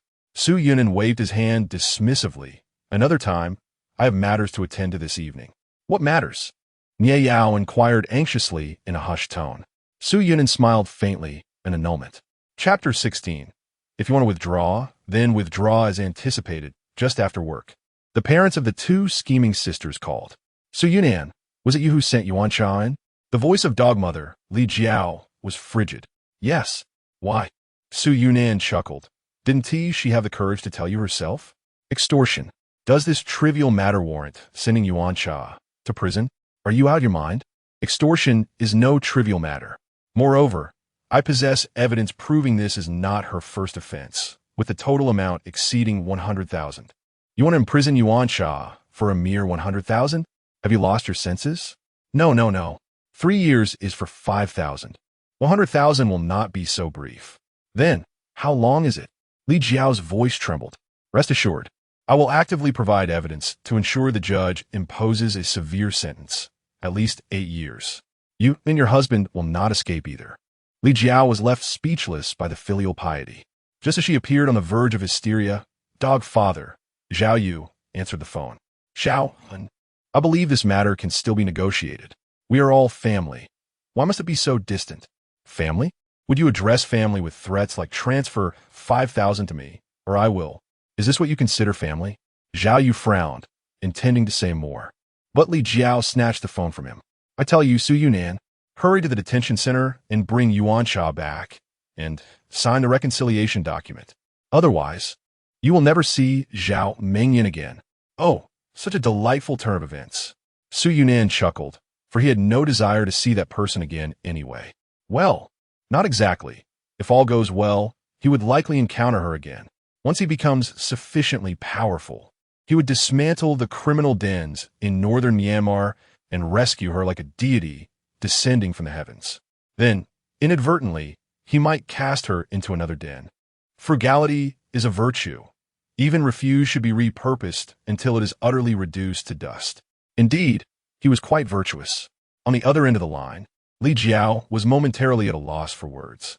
Wasn't he, this little sycophant, utterly devoted to Zhao Mengyan? Until today, everyone familiar with him and Zhao Mengyan believed that Su Yunnan would willingly sacrifice himself for her. His dedication and loyalty were evident to all. A paragon of an ideal boyfriend. Thus, Zhao Mengyan's family had been exploiting this profound affection for profit, coercing Su Yunnan to continually bear greater costs. But why did this threat seem ineffective today? This caught Li Jiao off guard. They realized that if Su Yunnan no longer viewed Zhao Mengyan as his ideal, they were nothing in his eyes. They could no longer control his actions. The stark realization was overwhelming for Li Jiao. Yet, upon reflection, she suddenly smiled. She absolutely refused to believe that Su Yunnan would truly sever ties with Zhao Mengyan. Li Jiao had an epiphany. This boy was undoubtedly just posturing. He sought to reclaim his dignity and status, thus orchestrating the charade, deliberately feigning a strong demeanor. In truth, he could never relinquish Zhao Mengyan. Li Jiao would sooner believe that the national football team would triumph than doubt the sincerity of Su Yunnan's affection for Zhao Mengyan. What a bold young man, attempting to resist, daring to employ tricks before me. Today, I shall observe how long he can maintain this facade. You are finished. Let me tell you, you are finished. If you do not produce 500,000 today, do not expect to quell this matter. And if I refuse, then the engagement is off. You shall never come within a step of my Mengyan again. Li Jiao, brimming with confidence, unveiled her ultimate trump card. In the eyes of Zhao Mengyan's family, the dissolution of the engagement was undoubtedly Su Yunnan's greatest fear. Without exception, this tactic had never failed her. Very well, let us annul the engagement. Li Jiao and Zhao Yu believed they had misheard. What did this young man just say? He agreed to annul the engagement? How could this be possible? He must be feigning. I am heading to your home immediately. Prepare the marriage certificate and the initial betrothal gifts. After speaking, Su Yunnan did not wait for their reaction and hung up the phone. Rather than going directly to the Zhao residence, he first made his way to the police station. I wish to file a report. What is the issue? My girlfriend has gone missing in northern Myanmar for a day, and before her disappearance, she instructed me to transfer 8 million. The officers exchanged glances, their expressions instantly turning grave. The keywords, northern Myanmar, missing, transfer 8 million. Even a fool could deduce the implications immediately. What is your request? Please help me locate my girlfriend. Sir, we must ask for your understanding. If she has indeed reached northern Myanmar. The officer hesitated. I am aware, thus I hope you can assist in retrieving her chat records to unveil the truth. This was Su Yunnan's true objective. Reporting a missing person was merely a means to acquire those chat records. Of course, in the case of a mere disappearance, the police lacked the authority to request records from the Penguin Company. Hence, he had intentionally sent a screenshot of his savings, 8 million, during his conversation with Zhao Mengyan. She had urged him to transfer all his savings. This situation escalated swiftly, transforming into a case of telecom fraud involving an 8 million overseas remittance. Now, a serious criminal offense. Even if it were not for the purpose of locating her, the police had to prevent Su Yunnan from rashly transferring the funds. Thus, there was justification for retrieving the chat records. And Su Yunnan was already aware of this. Zhao Mengyan's chat records were nothing short of explosive. He intended to publicly disclose those records within Zhao Mengyan's social circle, revealing her true nature to the world. Chapter 17. The Revelation of Truth After Several Operations. The police successfully connected with Penguin Company and retrieved Zhao Mengyan's WeChat chat records. To their astonishment, even the most seasoned officers could not maintain their composure upon perusing the messages. Brotherly, do you think I'm a fan? That devoted admirer is working overtime. Brotherly, I miss you so much. Shall we have a video call together? Nude photo, video call duration, 1 hour and 3 minutes. Such exchanges occurred almost daily, exposing Zhao Mingyin's every intimate gesture to the public eye. Moreover, other alarming messages surfaced. I told that coward to transfer 100,000, but he refused, claiming it was a scam. He truly deserves to die. I genuinely want to poison that worthless individual with you. I have already procured the toxin, a slow-acting agent that induces organ failure, undetectable in an autopsy. Photo of the poison. At this juncture, even the police gasped in shock. Concerned glances turned towards Su Yunan. Are you all right? Do you need to go to the hospital for a checkup? With a visage marred by sorrow, Su Yunan replied, I'm fine. Let us focus on uncovering the truth behind this matter. Perhaps you should take a step back. You might find it hard to bear the blow. Rest assured, I am mentally prepared. It is better to recognize the true nature of this venomous woman sooner rather than later, as an epic figure ensnared in a grand injustice. The entire precinct felt a profound sympathy for the unfortunate Su Yunan.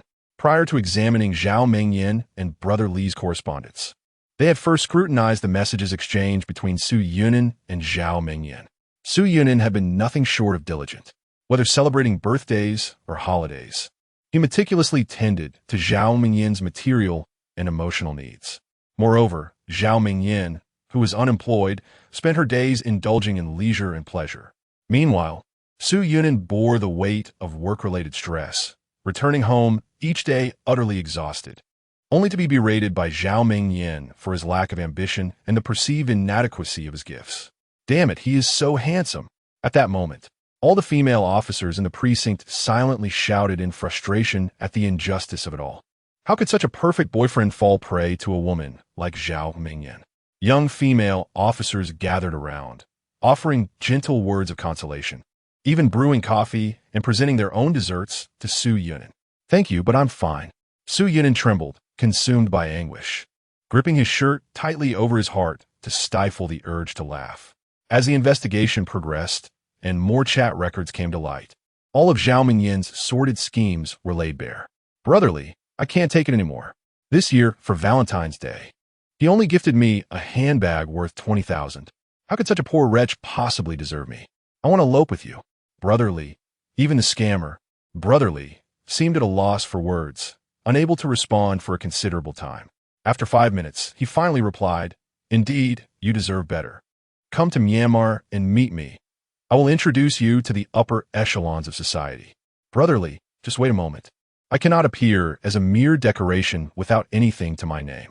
I aspire to be an economically independent and exceptional woman. Brotherly, how do you plan to achieve that? Zhao Mingyin. Once I drain Su Yunan's wallet dry, I shall attain economic independence. Li Gu. Thumbs up. JPG, as expected of you. The police officers could hardly bear to watch. An elderly gentleman patted Su Yunan's shoulder, advising him, do not invest your true feelings so readily. In this day and age, sincerity does not beget sincerity, but rather invites others to take advantage. Su Yunan sighed deeply. I have learned my lesson. How I wish I had grasped this truth sooner. Fear not. Your life journey stretches far ahead. One learns wisdom from adversity. Su Yunan offered a bitter smile and dabbed at the damp corner of his eye with a tissue. It was exceedingly difficult to suppress laughter, to the point that tears had welled up. In any case, upon examining the WeChat conversations, the sequence of events has become abundantly clear. Zhao Mingyin, in her quest to elope to northern Myanmar with her lover, sought to exploit the victim, repeatedly demanding financial support. Upon her arrival in northern Myanmar, she conspired with local fraudsters to exploit the victim's infatuation further, aiming to swindle his entire fortune, an astounding sum of 8 million. Moreover, it is highly probable that the victim, Su Yunan, has been poisoned and is in grave danger. This constitutes a heinous scam, a murder case of alarming severity. The suspect, Zhao Mingyin, has already fled to northern Myanmar and is currently untraceable. Of course, it is conceivable that Zhao Mingyin herself is a victim of a scam. However, at this moment, No one extends sympathy to her. Furthermore, she is also implicated in a grave crime and has become a suspect herself. Wake up. Do not transfer any more money to her. The seasoned officer cautioned Su Yunin, regardless of the excuses she may concoct to solicit funds, do not comply, as it will only contribute to her criminal endeavors. Understood. Su Yunin nodded. Let's first head to the hospital for a checkup. We still do not know if the suspect has executed her murder plan.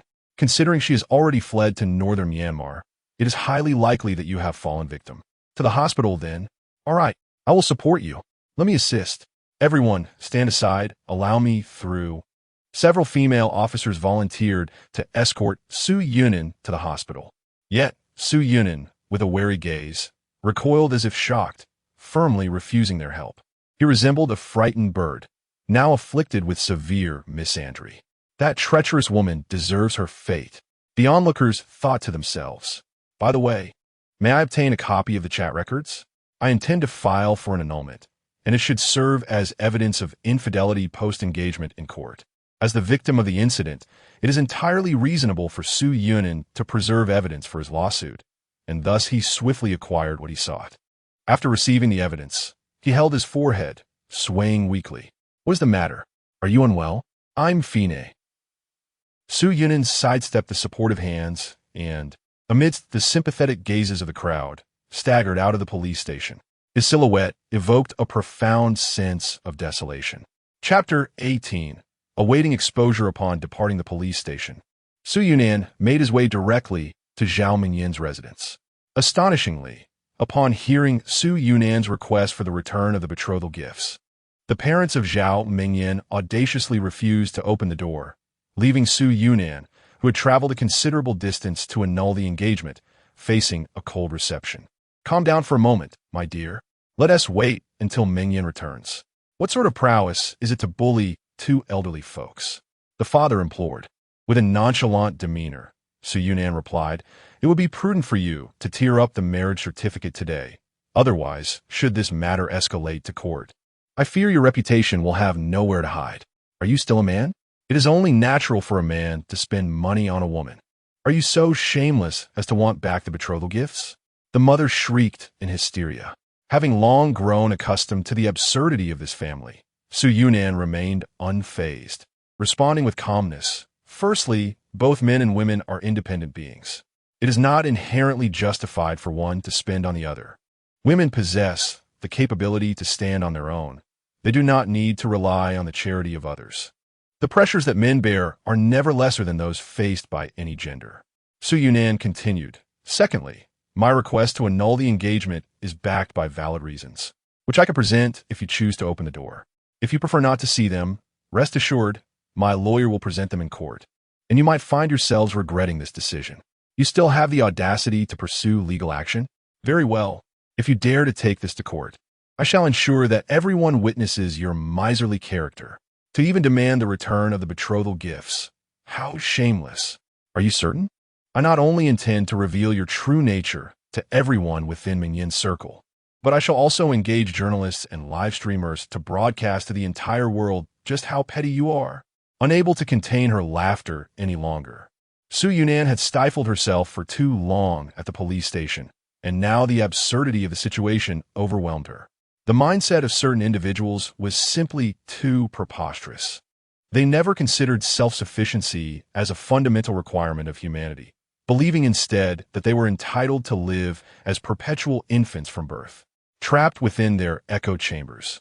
They assumed that everyone around the globe would support their views, while Su Yunan emerged as the singular aberration, miserly and devoid of gentlemanly grace. Such individuals are beyond redemption. Much like Zhao Mingyin, their understanding of independence is thoroughly distorted. They perceive themselves as parasites, drawing sustenance from men, equating fierce dependency with true independence.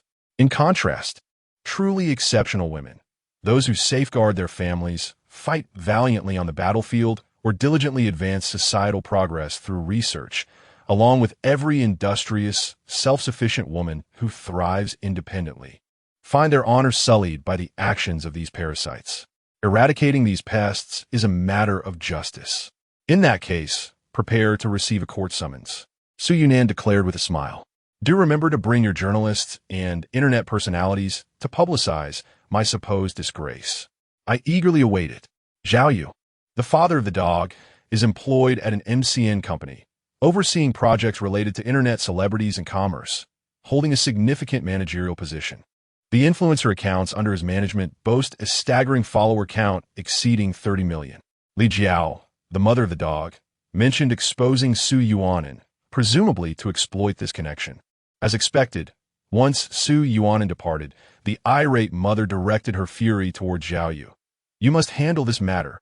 I want your subordinates to start generating buzz and hype. I shall ensure that the entire world recognizes the true nature of this scoundrel. Or else, we might as well abandon it. Zhao Yu, possessing a modicum of rationality, found himself in a position of subservience, having grown accustomed to acquiescing to Li Jiao's whims. He could only meekly suggest, let us simply forego the wedding gifts. There is no need for any publicity. Absolutely not. This wretch dares to speak to me with such insolence. He must learn the consequences of defiance. We need to intimidate him, so he understands the price of rebellion. I might even seize the opportunity to demand additional wedding gifts. Zhao Yu was left speechless, yet his timidity prevented him from voicing any objections, compelling him to comply. Brother-in, did you truly call off the engagement last night? The following morning, as Su Yuanin entered the planetarium, a throng of colleagues surrounded him, their faces alight with curiosity. Why would I lie?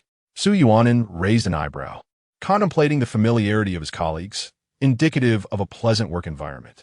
You surely didn't tee any engagement for Nye Yao, did you? Of course not. I've known her for merely half a day. What do you take me for? Su Yuanin replied, bemused. At that moment, Nye Yao also entered the planetarium and overheard Su Yuanin's response clearly. She exhaled in relief, albeit with a tinge of complexity, as Su Yuanin's previous statement had certainly been open to misinterpretation, just as she intended to invite him out for a meal as a gesture of thanks. He had mentioned his plans to call off the engagement, which seemed rather peculiar. Nye Yao harbored no ulterior motives. She merely wished to express her gratitude for Su Yuanin's commendable performance in alleviating the situation. Are you free tonight? Nye Yao interjected into the gossiping crowd, her demeanor serious. Su Yuanin glanced at his phone. I don't believe so. Just moments ago, Cheng Chun from Baichao Herbal Company had sent a message indicating the arrival of a substantial shipment. Chapter 19. The onset of cyberbullying in the future. Asteroids transformed numerous aspects of existence, societal hierarchies, lifestyles, and territorial boundaries. Yet, the first alteration was to the natural environment. As the chimes of the spring festival reverberated, an asteroid reached the gravitational midpoint between Earth and the Moon, its peculiar nature disrupting the delicate balance of their gravitational forces, obliterating the existing tidal systems. The ensuing harsh climatic conditions precipitated widespread species extinction, with the most temperature and humidity-sensitive plants suffering the brunt of the devastation. Species such as the cyathece, the snow lotus, and various ferns, whether cultivated or wild, perished in the wake of an overwhelming cold wave, with only a fraction surviving. Compounding the tragedy, these already endangered precious plants subsequently lost their reproductive capabilities following the baptism of spiritual energy. However, while their ability to reproduce vanished, they acquired formidable enhancements to their cultivation potential. Under the influence of multiple factors, these plants ascended to the status of divine entities. Each one's emergence inevitably accompanied by tumult and bloodshed, igniting a frenzied competition among the masses. Here are some medicinal herbs from a list. Let me send you a few pictures for reference. Su Yunin gazed at the images of the herbs sent by Cheng Chun, overwhelmed by a flood of emotions. In a previous life, he had only glimpsed such wonders in dreams, never daring to entertain the thought in waking hours. Yet now, they were within arm's reach. It felt reminiscent of the early days of Bitcoin, when no one foresaw its explosive potential for appreciation. Indeed, the potential value of these herbs seemed even more extravagant than that of Bitcoin. Please deliver them to this address tonight. I am currently at work and lack the time to retrieve them, Su Yunin replied. What business does Boss Su engage in? Cheng Chun inquired with curiosity. As a tour guide. Can one earn so much as a tour guide? Ah, I see. Boss is indulging in life experiences, right? Something like that. Su Yunin dismissively replied. Chung Chun did not press further, harboring no doubts about Su Yunin's financial capacity, especially since their transaction was secured by a contract, alleviating any concerns. Then see you tonight. Just as Su Yunin prepared to withdraw his phone and enjoy a moment of respite, someone intruded upon his tranquility. You can still regret your choices. Your exposure article is already prepared. Don't wait until you are ruined and begging us for mercy. By then, it will be too late. The message came from Dog Mom, leveraging Dog Dad's online fame to exert pressure on Su Yunin. This is your final ultimatum. Whatever you are doing at this moment, come here and apologize. Otherwise, prepare to face the wrath of public condemnation. Is this an attempt at cyberbullying? How considerate. Su Yunin nearly laughed out loud. He had been pondering how to garner fame and ensure the world heard his apocalyptic prophecies. Yet, here were Dog Dad and Dog Mom, pouring their resources into catapulting him into the spotlight. How benevolent of them. Filled with gratitude, Su Yunin typed in response, hurry up, hurry up. I don't believe you would actually dare to publish this, you fools. Upon seeing the reply, Dog Mom's blood pressure skyrocketed. At this moment, she no longer wished to leave any room for reconciliation. Her sole desire was to witness Su Yunin kneeling before her, obediently surrendering all his wealth while pleading for her mercy. How dare he provoke her? How dare he challenge her? It infuriated her to no end. Create a video. Have your subordinates broadcast it. Expose him mercilessly. With a single command from a matriarch, the patriarch had no choice but to comply. Soon, a flurry of short essays began to flood various platforms. These essays and the accompanying short videos bore an astonishingly uniform title. This man is utterly outrageous. He actually coerced his girlfriend's parents into returning the betrothal gifts. Does he have no shame? Before long, the fervor began to escalate. Chapter 20. The escalation of events. The efficiency of the dog parents was strikingly high.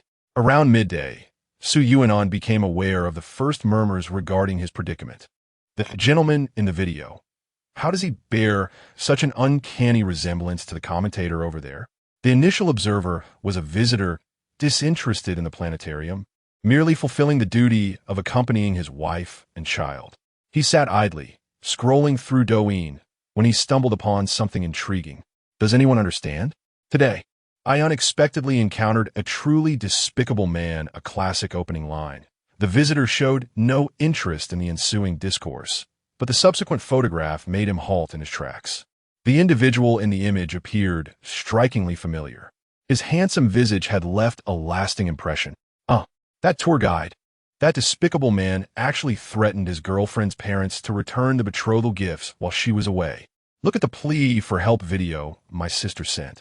Such a man is utterly terrifying. You had better tear up the marriage certificate right now. Or else, don't say you weren't warned. The video stemmed from the surveillance at Zhao Mingyin's front door. Through selective editing and eerie music, Su Yunin was portrayed almost as a serial killer. Even his casual stroll in the hallway was depicted as that of a murderer seeking an opportunity to break in. The comments section erupted into chaos as the enraged netizens activated combat mode, unleashing a torrent of vitriol. Behold, this is what men are like. They all behave this way. Heavens, this is horrifying. Call the police. Daily fear of men one. Truly disgusting.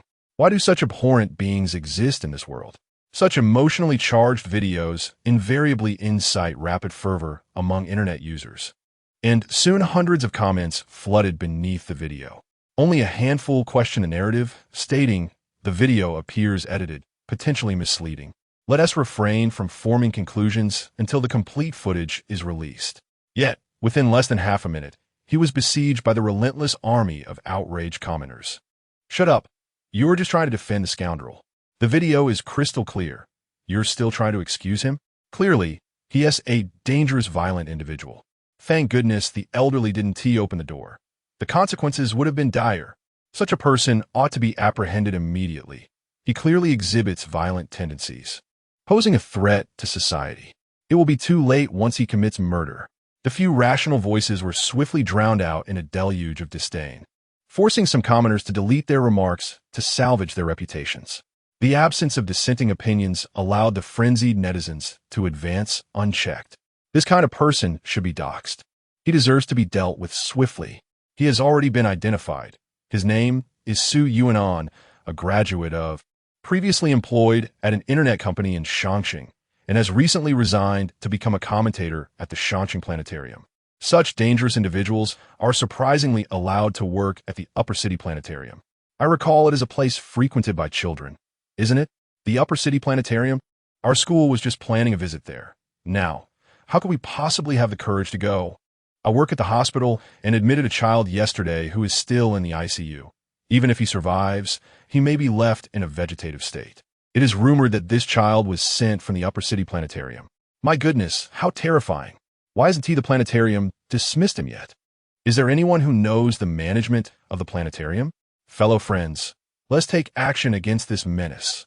Under the deliberate promotion by several internet celebrities, the situation rapidly escalated, spreading uncontrollably across the entire internet. Even the leadership of the planetarium became aware of the news quickly. Su Yuanan, summoned by the personnel supervisor, Lao Gao, made his way to the office. The surrounding employees cast peculiar glances at Su Yuanan, tinged with curiosity and fear. They recalled Su Yuanan's statement about calling off his engagement last night, which seemed to indirectly confirm the events depicted in the video. Su Yuanan had anticipated such a development. Thus, he calmly entered Lao Gao's office. You have received 50 regret points from Gao Jinyu, along with 50 perception points and a deposit of 500,000. 50 perception points. Remarkably, his perception had surged to 164 points. Delightful. It appeared that Lao Gao, under public pressure, regretted hiring him immensely. This was an unexpected stroke of luck. Upon entering the office, Lao Gao inquired, Yuanan, someone informed me that you called off your engagement last night. Is that true? Su Yuanan narrowed his eyes. Had someone reported him? Hadn't Lao Gao seen the video himself? Who was deliberately seeking trouble? Su Yuanan acknowledged it calmly. Look at this video. Is that you? Su Yuanan glanced at the meticulously crafted online harassment orchestrated by the child's parents. It is indeed me, but it does not reflect the actual situation. I have a recording. Su Yuanan produced the recording and promptly shared the true sequence of events in the workgroup. He did not wish to be falsely branded as a murderer. The situation became clear. Su Yuanan remained composed throughout, while the child's mother was the one in a frenzy, even threatening to expose Su Yuanan. You have received 50 regret points from Gao Jingyi, along with 50 strength points and a deposit of 500,000. Oh dear, Lao Gao sighed in relief, realizing how he had nearly misjudged such an outstanding guide due to the video's misleading portrayal. Tell me, how could you suddenly decide to call off your engagement? Because I could no longer endure it, Su Yuanan replied with a light chuckle. He shared the chat records he had obtained from the police station with Lao Gao. After reading for a while, Lao Gao's eyes widened in shock. What the hell? Is it even humane to remain engaged under such circumstances? That group of foolish media outlets distorts the truth and spreads slander. They're truly worse than beasts. His face flushed with rage as he pounded the table, as if it were he, rather than Su Yuanan, who had been wronged by the unscrupulous woman. Su Yuanan shrugged, expressing her misfortune in encountering the wrong people. Do not worry, Yuanan. Lao Gao suddenly enveloped Su Yuanan in a tremendous embrace. As long as I am here, the institution stands firmly by your side. You are clearly the victim, and there is no justification for you to be harmed by those rumors. Su Yuanan appeared somewhat taken aback. So, our institution, do you think we rely on ticket sales for our sustenance? Lao Gao chuckled. The planetarium is a non-profit entity, primarily dedicated to educational outreach. The revenue from ticket sales is negligible. Our institution is sustained through government funding. But if attendance declines, won't that affect the funding? That is not your concern. In any case, now that I, Gao, have witnessed this, there is no reason for a victim to be maliciously slandered. Dispel the rumors is also an integral part of our educational mission. The fact that she had not been dismissed was indeed unexpected for Su Yuanan. Was this the confidence that came from having a secure job? Nevertheless, she replied calmly, you need not trouble yourself. I can clarify things on my own. Excellent. You possess courage. At this juncture, a normal person would have succumbed to illness from anger. Yet here you stand before me, composed and unperturbed. I knew I had not misjudged you. Please, no more flattery. I might become conceited. Ha ha ha. You are now an educator, and dispelling rumors is one of the most vital components of educational work. Seize this opportunity to step into the limelight. Once you gain fame, you will become the online face of our institution. With your charming demeanor and articulate speech, you could thrive as a popular science influencer. Who knows? You might achieve the same success as teacher Zhang Mao, and the entire institution would benefit, while you could also help Lao Gao gain recognition. Su Yunin could only smile in disbelief. Goodness, it seemed to have been waiting for this moment. Chapter 21, Confirming Receipt. Preparing to strike back, Su Yunin would not allow himself to be slandered by those individuals without resistance. However, his solitary voice was too feeble to make a significant impact.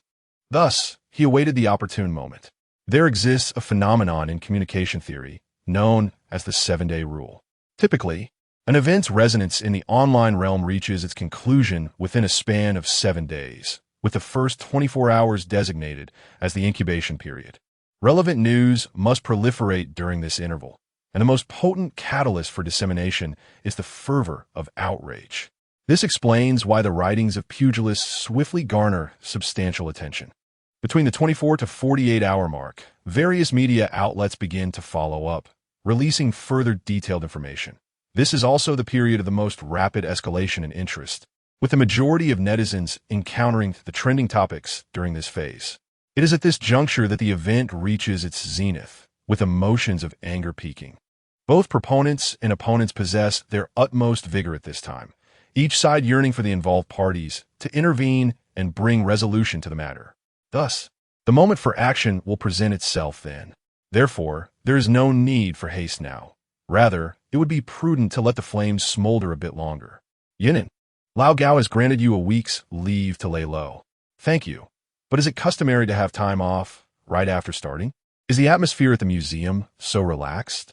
Coincidentally, several elementary schools called to cancel their group visits to the planetarium, citing strong parental opposition. Is it beginning already? In the age of the internet, the velocity of information dissemination through social media far exceeds that of traditional media. In just half a day's time, the online turmoil had already spilled over into the real world. Stay strong. We stand with you. The actions of Su Yunin, which exposed the misdeeds of unruly children and their parents, provided a sense of catharsis for his colleagues. They had long been exasperated by such behavior, and Su Yunin had avenged their grievances. Consequently, they held a deep admiration for this new colleague. Moreover, Su Yunin had already released a clarifying audio recording. Thank you. Su Yunin smiled and, without hesitation, set off home, heading directly to the designated location to meet Cheng Chun. To his surprise, Cheng Chun had already arrived early. Why is Boss Su here so soon? The gifts prepared by the company have yet to arrive. Just a little matter. I took leave early. What kind of matter? Cheng Chun chuckled. Is it because of the unfounded rumors? Boss Su need not concern himself. Netizens' memories last only 7 days. After that, no one will care about what you did. You seem quite well informed. Even you are aware? Su Yunin raised an eyebrow. A colleague informed me, as this is part of the transactional risks. However, I am indifferent. I only care about how much the boss can purchase. Whether he has committed any crimes is irrelevant to me. You truly have no scruples. Su Yunin chuckled. So, boss, shall you buy more items? First, I must clarify that I am wrongly accused. I possess recordings that will unveil the truth tomorrow. Secondly, I can increase the order by 5 million, provided you assist me with a favor. Upon hearing the phrase 5 million, Cheng Chun trembled, standing upright. Boss, you may issue your commands. I have just submitted a lawsuit to the upper city court, and I hope you can ensure that this trial is conducted fairly, without any favoritism or corruption, and that everything proceeds in a reasonable, legal, and transparent manner. That is quite simple. Rest assured, my brother-in-law works at the upper city court and will keep a watchful eye on things for you. Very well, let us open the boxes. I wish to inspect the quality of goods. Engaging in a battle of wits with his parents was mere entertainment after meals.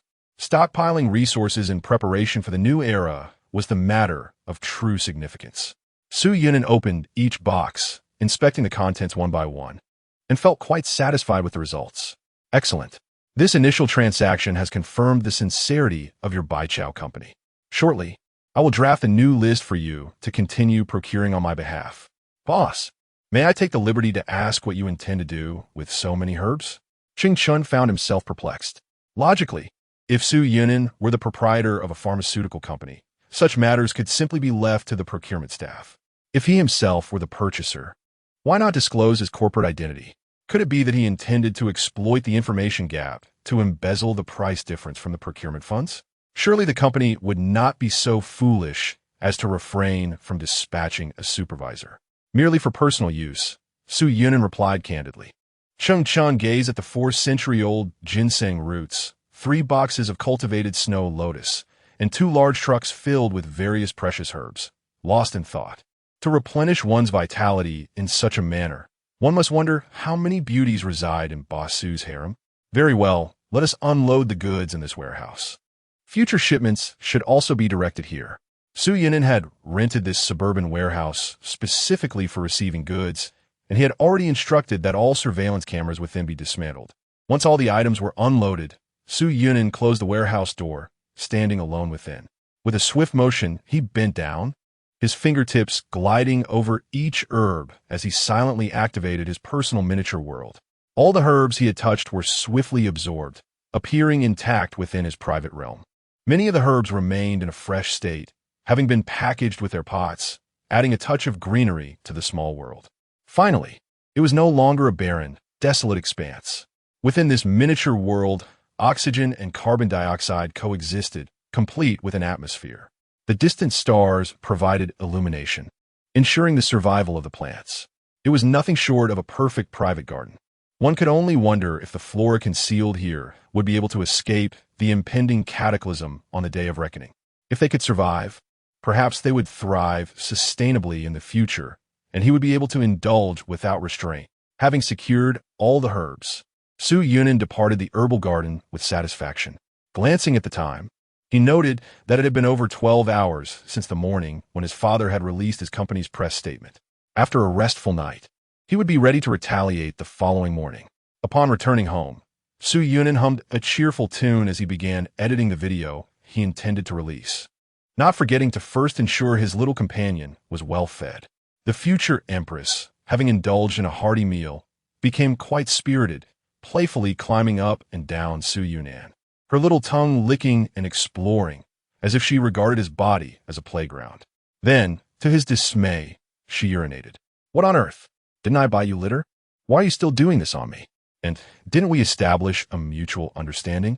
That should be the litter box, the toilet, not me." Su Yunin was utterly exasperated.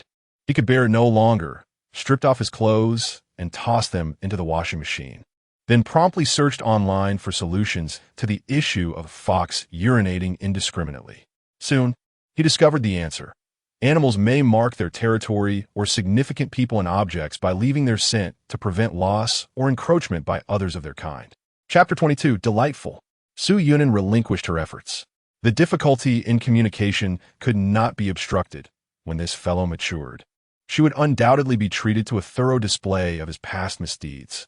As she lay in bed, she chose to disregard the tumultuous storm raging outside, finding solace in her own tranquility while the situation continued to unfold. The video had been prepared and scheduled for release at 6 o'clock the following morning. At that juncture, the truth would reveal itself, while others would face disgrace. The next morning, Su Yunin was roused by the sound of regret points being deposited. Acquired 200 regret points from Zhao Mengyan. Acquired 300 points from Zhao Mengyan. Acquired 350 points from Zhao Mengyan. Oh, it seems this rascal is still alive. After 2 days of silence, she had assumed he was done for. Apparently, he was merely biding his time. Early in the day, he had generously contributed 850 points, which translated to a sum of 5 million. Indeed, he was the most prosperous of them all, positively oozing wealth. She wondered how far along he was in his ordeal. Had they begun to extract his nails yet? When would they harvest his kidneys? With eager anticipation, Su Yunin indulged in her fantasies. A glance at her phone revealed 7 or 8 missed calls, all from Zhao Mengyan. No wonder there was such a heap of regret points. She must have finally come to terms with her predicament, only now recalling who had desperately tried to dissuade her from plunging into the abyss. Too late for that. The phone rang again. Zhao Mingyin's anxious voice came through the receiver. Yunan, where are you? I urgently need money. Could you transfer me 8 million? I promise to pay you back as soon as I return. Su Yunan raised an eyebrow. What do you need such a large sum for? The police advised against remitting funds abroad. For investment. I've told you 100 times for investment. Hurry and transfer it to me. If I miss today, I will miss it forever. On the other end, Zhao Mingyin's tone suddenly turned a bit frantic. Click, click. Su Yunan distinctly heard the sound of a gun being cocked. Acquired 400 points from Zhao Mingyin.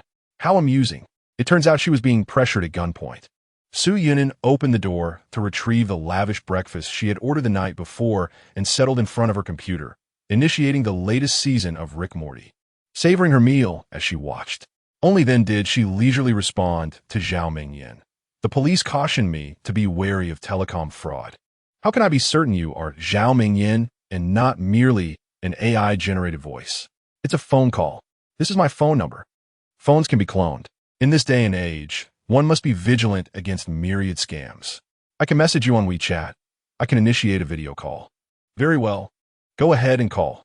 You must prove your identity, or I cannot transfer any funds. There are far too many fraudsters these days. One must be cautious. All right, I'm calling you now. Soon enough, Zhao Mingyin's video request came through. Su Yunan accepted the call. The video revealed a rather ordinary small house, and Zhao Mingyin's hands and feet appeared unbound, free from any signs of torture. This revelation left Su Yunan feeling quite disappointed. However, there are indeed some advantages. He had pressed the screen recording button earlier. Thus, I can now ascertain that you are Zhao Mingyin herself, and that this WeChat account is indeed operated by you, with no possibility of being controlled by another individual or having been hacked. Yes, I am 100% certain. Absolutely. My software security center contains all login traces and records, and there is no history of hacking. Please send over the records. All right, I will send them to you right away. Soon, Zhao Mingyin opened the login history of the Penguin Security Center. The extensive 3-year login history was all from the same phone, confirming that there was absolutely no possibility of hacking. Yet, Su Yunan remained unconvinced.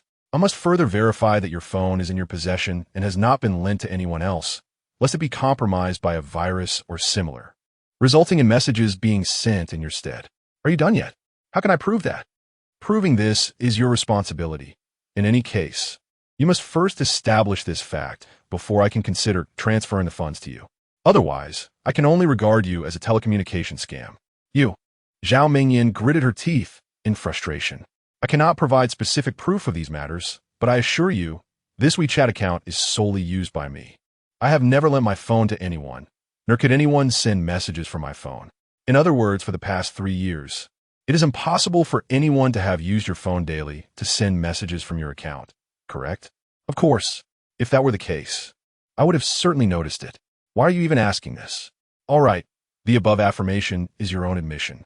Now, I need you to step outside to a location with ample surveillance, preferably a shopping mall, and take a stroll inside. Why? I need to confirm that the person I am speaking with is indeed Zhao Mingyin herself, aware of every aspect of this conversation. By wandering around under the mall surveillance, leaving a trail in front of multiple cameras, we can later verify through the mall's footage that Zhao Mingyin is indeed present in northern Myanmar and has visited the mall. Why make it so complicated? Can't you just transfer the money directly? No, because the amount involved is too substantial. If I cannot confirm that the recipient is you, the police will not allow me to proceed with the transfer. Additionally, a mere video call may still involve the possibility of AI synthesis. I'll go right away. Zhao Mingyin was overwhelmed. Fear compelled her to act without delay, desperate to follow Li Ji's instructions to swindle 8 million from Su Yunan and then return home, reclaiming her freedom. 8 million was the price Li Gu had promised for her release. At this moment, she could only pray that Su Yunan would pay this sum on her behalf. She was resolutely unwilling to remain there any longer. Previously, she had been rendered unconscious for a day and a half, awakening to find herself surrounded by a group of disfigured compatriots. The basement was permeated with the rancid stench of decaying blood. It is said that those individuals have become worthless due to their family's refusal to pay the ransom, and their own inability to engage in fraudulent activities. Now, they remain tethered here, merely awaiting a buyer's match. If a match is successful, they will be taken to the operating table, where their kidneys, hearts, livers, lungs, and pancreases will be harvested as needed. Some have already lost their pancreases and kidneys, and because they still possess one functioning kidney, they have not yet succumbed to death, enduring daily agonies in the basement. Only when their other organs are matched and completely excised will they find release. Zhao Mingyan is resolutely determined not to descend to such depths. She firmly believes that her allure will prevent her from reaching such a fate, as long as Su Yunin is willing to pay the ransom. Yes, that fool will undoubtedly be willing to part with his money. He has always been compliant, never daring to defy her wishes. Once she speaks up, he will surely comply and provide the funds. Without a doubt. Just wait, I shall go now. Under the threatening gazes of several individuals, Zhao Mingyan sets off with resolve. The presence of those wielding AKs is of little consequence. It is not difficult to have Zhao Mingyan traverse the shopping mall below. After all, the Hua state is filled with her own people, and even if she were to venture into a public space, she would remain under surveillance, with no chance of escape. Telecom fraud is the official pillar industry of the Hua state, backed by the genuine power of local warlords. Even the police in Hua state serve as informants funded by the industrial parks. Anyone who dares to escape or report to the police will be swiftly returned to the basement. One could say that once one reaches northern Myanmar, survival becomes utterly impossible. The video call has ended for now, and at this moment in northern Myanmar's Hua state, Zhao Mingyan begins to frantically circle the major shopping malls, leaving her traces behind in pursuit of her freedom. She even copies a recording of her movements from the mall surveillance room and sends it to Su Yunin. After completing all this, she breathlessly returns to the small dark room, where she is confronted by an AK and resumes the video call. Is it done now? Yes. I will send the surveillance footage you provided to the Bureau for analysis. If it confirms there are no signs of manipulation, I will transfer the funds to you. Do I have to wait for the analysis? Zhao Mingyan can no longer contain her frustration. Are you going to send me the money or not? Do you still want to live? Upon receiving the surveillance footage, Su Yunin straightens up and pauses the drama he was watching. He suddenly breaks into a smile. Who is it between us that no longer wishes to live? What is wrong? Are you going mad? Zhao Mingyan feels a sense of unease. She suddenly realizes that something feels amiss. Su Yunin had never spoken to her in such a tone before. Just take a look for yourself. See the deeds your parents have committed. Su Yunin shares a video of her misguided parents with Zhao Mingyan. Only half a day after regaining consciousness, with her phone under control, she naturally had no time to browse videos. It is only upon Su Yunin's sharing that she sees the wickedness her parents have wrought. At that moment, she is utterly stunned, her mind buzzing. Su Yunin, what are you doing? Why did you go after my parents? Why are you breaking off the engagement? It is quite simple. I have alerted the authorities. What? If my assumptions are correct, you must now be under the control of the fraudulent elements from the Hua state, perhaps with a scoundrel wielding an AK-47 pointed directly at your forehead. Zhao Mingyan felt a momentary pause in her breath, her heart racing at an accelerated pace. Out of the corner of her eye, she mechanically glanced at the soldier from northern Myanmar, trembling as she swallowed hard. You bastard, don't speak recklessly. Don't put me in jeopardy. From the moment you went missing, I surmised your predicament, which compelled me to notify the police. In pursuit of your whereabouts, they retrieved the WeChat chat logs. TSK. Would you like me to share them with you? I will send them over, given the passage of time. You may have forgotten, and I shall assist in jogging your memory. Those provocative late-night quotes resurfaced before Zhao Mingyan once more. Brotherly, do you think I'm a fan? That coward Wu Nti even agreed to transfer 100,000, claiming it was a scam. He truly deserves his fate. I genuinely wish to poison that worthless being alongside you. I have procured the toxin, a chronic agent causing organ failure, one that would surely evade detection in an autopsy. Photo of the poison. In despair, Zhao Mingyan covered her eyes and collapsed onto the ground. Zhao Mingyan, I have advised you against this, yet you labeled me ignorant, envious, and worthless. I have granted you numerous opportunities, countless times. After saying this, Su Yunin ended the call. He had acquired all the information he required. Just moments ago, Zhao Mingyan had confirmed the authenticity of the WeChat chat logs with her own words and provided the login history from the security center, leaving no room for the possibility of third-party interference. Thus, any claims regarding her phone being seized during the incident at Pugongtang or being infected with a virus that sent messages were rendered utterly valueless. Moreover, Zhao Mingyan's movements could unequivocally substantiate that she was indeed in northern Myanmar at that moment, and the individual speaking on the phone was none other than herself. Not a fabricated video. Infidelity, aiding in fraudulent activities, combined with her parents' ill-advised online harassment, would undoubtedly lead the judge to a clear verdict. This call record would serve as material for the next video installment. Su Yinan comfortably savored a large bite of his crab roe bun, diligently saving the footage. Having completed all this, he did not forget to snap a photo of his sumptuous breakfast to send to Zhao Mingyan. Surely, after being unconscious for so long, she must be ravenously hungry. Perhaps showing her the images would whet her appetite, for soon enough, she may not even have the opportunity to see pictures. Alas, I am truly benevolent. At that moment, Zhao Mingyan gazed at the delectable food images on her phone, her low blood pressure seemingly remedied, as if her veins were on the verge of bursting with anticipation. Her stomach audibly rumbled like a drum. Yet at that instant, she could hardly focus on her hunger, for the unlicensed doctor had approached, ready to draw her blood for organ matching. Chapter 23. Successful video upload. Received 1,000 regret points from Zhao Mingyan, along with 1 star map fragment and a bank deposit of 10 million. A full 1,000 points. It seems that under the threat of dire consequences, that individual has finally grasped the essence of remorse. But do not rush. Our endeavors are far from complete. Su Yinan, satisfied, dismissed the notification and turned towards the computer. There lay the video he had crafted the previous night, now proudly displaying, upload successful. Furthermore, Su Yinan navigated to the video page and clicked to share, meticulously selecting Zhao Mingyan, her parents, Zhao Yuanchai, and all acquaintances within his social circle who knew Zhao Mingyan. Confirming the share, he thought, such an explosive video must be known by all friends and family at the earliest opportunity. Wait, I still have value. I can extract money. I am certain I can. At that moment, in the basement of the Washington State Industrial Park, Zhao Mingyan struggled in terror, desperately retreating to the corner. That person is utterly devoted to me. He would never wish for my demise. Are you certain? Are you sure he will still heed your words after seeing those chat records? Li Gu scoffed, sharpening his knife with a hint of skepticism. Absolutely. Li Yi. Trust me once more.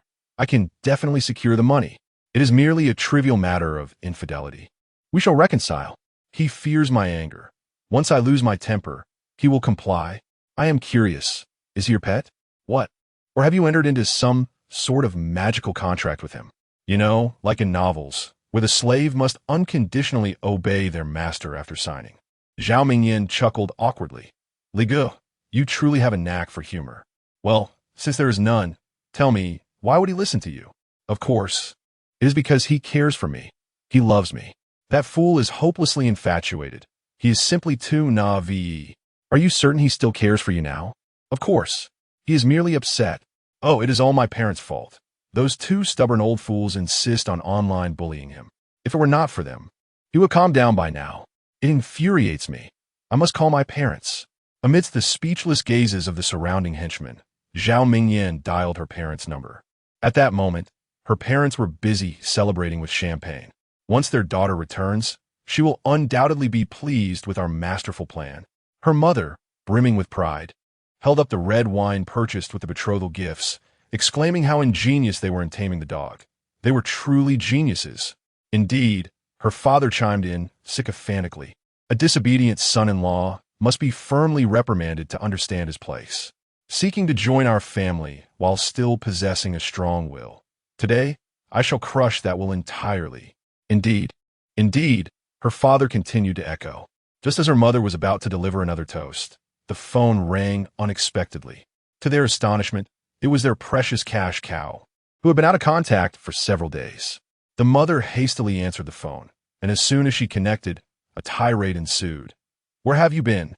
Why haven't you answered my calls or messages? Do you have any idea how outrageous that little scoundrel is? Fortunately, We are more skilled than he is and have managed to tame him. At this moment, Zhao Minyan's voice trembled with rage, wishing she could fly back and personally deal with the two old fools. Is your so-called taming nothing but inciting online harassment? Of course. That brat even dared to propose a divorce and demanded the return of the betrothal gifts. How audacious. Why should we comply? Do you have any idea that you're driving me to despair? Zhao Mingyan suddenly erupted into a hysterical scream. We're a few betrothal gifts worth. Do you know he has 8 million in his possession? A full 8 million. My lifeline. You two old bones wouldn't be able to sell yourselves for 8 million. What? The sheer volume of information left the father and mother in shock. They even overlooked the critical phrase in Zhao Minyan's words, lifeline, leaving only one thought in their heads. Su Yunan could still extract 8 million. How could that brat possess such wealth? Did he not lose both parents? If he hadn't having been deprived of love in his early years, he wouldn't be so easily manipulated by her. Could it be his parents left him a substantial inheritance that he had concealed? I don't know, but he has 8 million, and I've seen it with my own eyes. You two short-sighted old fools, right now, immediately, take down that video of online harassment. This instant. Take it down? A whole day had already passed. Moreover, topics that incite outrage among netizens spread at an astonishing speed. Most netizens do not face heavy work pressures and have ample time to immerse themselves in online discourse. Displaying formidable combativeness, they exhibited the same unity and organization as during fan campaigns, fervently reposting and commenting, allowing the video to proliferate exponentially. Even the father and mother were taken aback as this topic quickly climbed the trending lists across various platforms within a single day. The entire internet was fervently condemning the cruel man in the video. What good would it do to retract it now? The internet has a memory. It was too late. The mother frowned. Those videos had long since become common knowledge. You two idiots. If I perish, it will be your fault. Calm down. The father took the phone. Given the circumstances, retracting it is impossible and futile. Instead, let us see this through to the end, stoke the flames a bit more, and ensure his downfall is complete. Once he is reviled by the entire world, unable to defend himself, he will naturally capitulate and heed our demands. Zhao Mingyan's eyes brightened. Father, you are so clever. We must first make that brat feel the pressure. Let him experience the despair of being harassed online. Once everyone around him ostracizes him, and his friends and family turn against him, he will have no choice but to kneel and beg us for reconciliation. At that point, we will use the promise of releasing a video to clarify his situation as leverage to extract every last penny from him. A genius. Father, you are simply a genius. In this era of the internet, traffic serves as the most formidable weapon. No one can withstand its blade, least of all Su Yunan. The group finalized their plans, all rejoicing in their agreement. Zhao Mingyan could also manage to prolong her survival for a few more days. The dog mother drained her glass of champagne in one swift motion.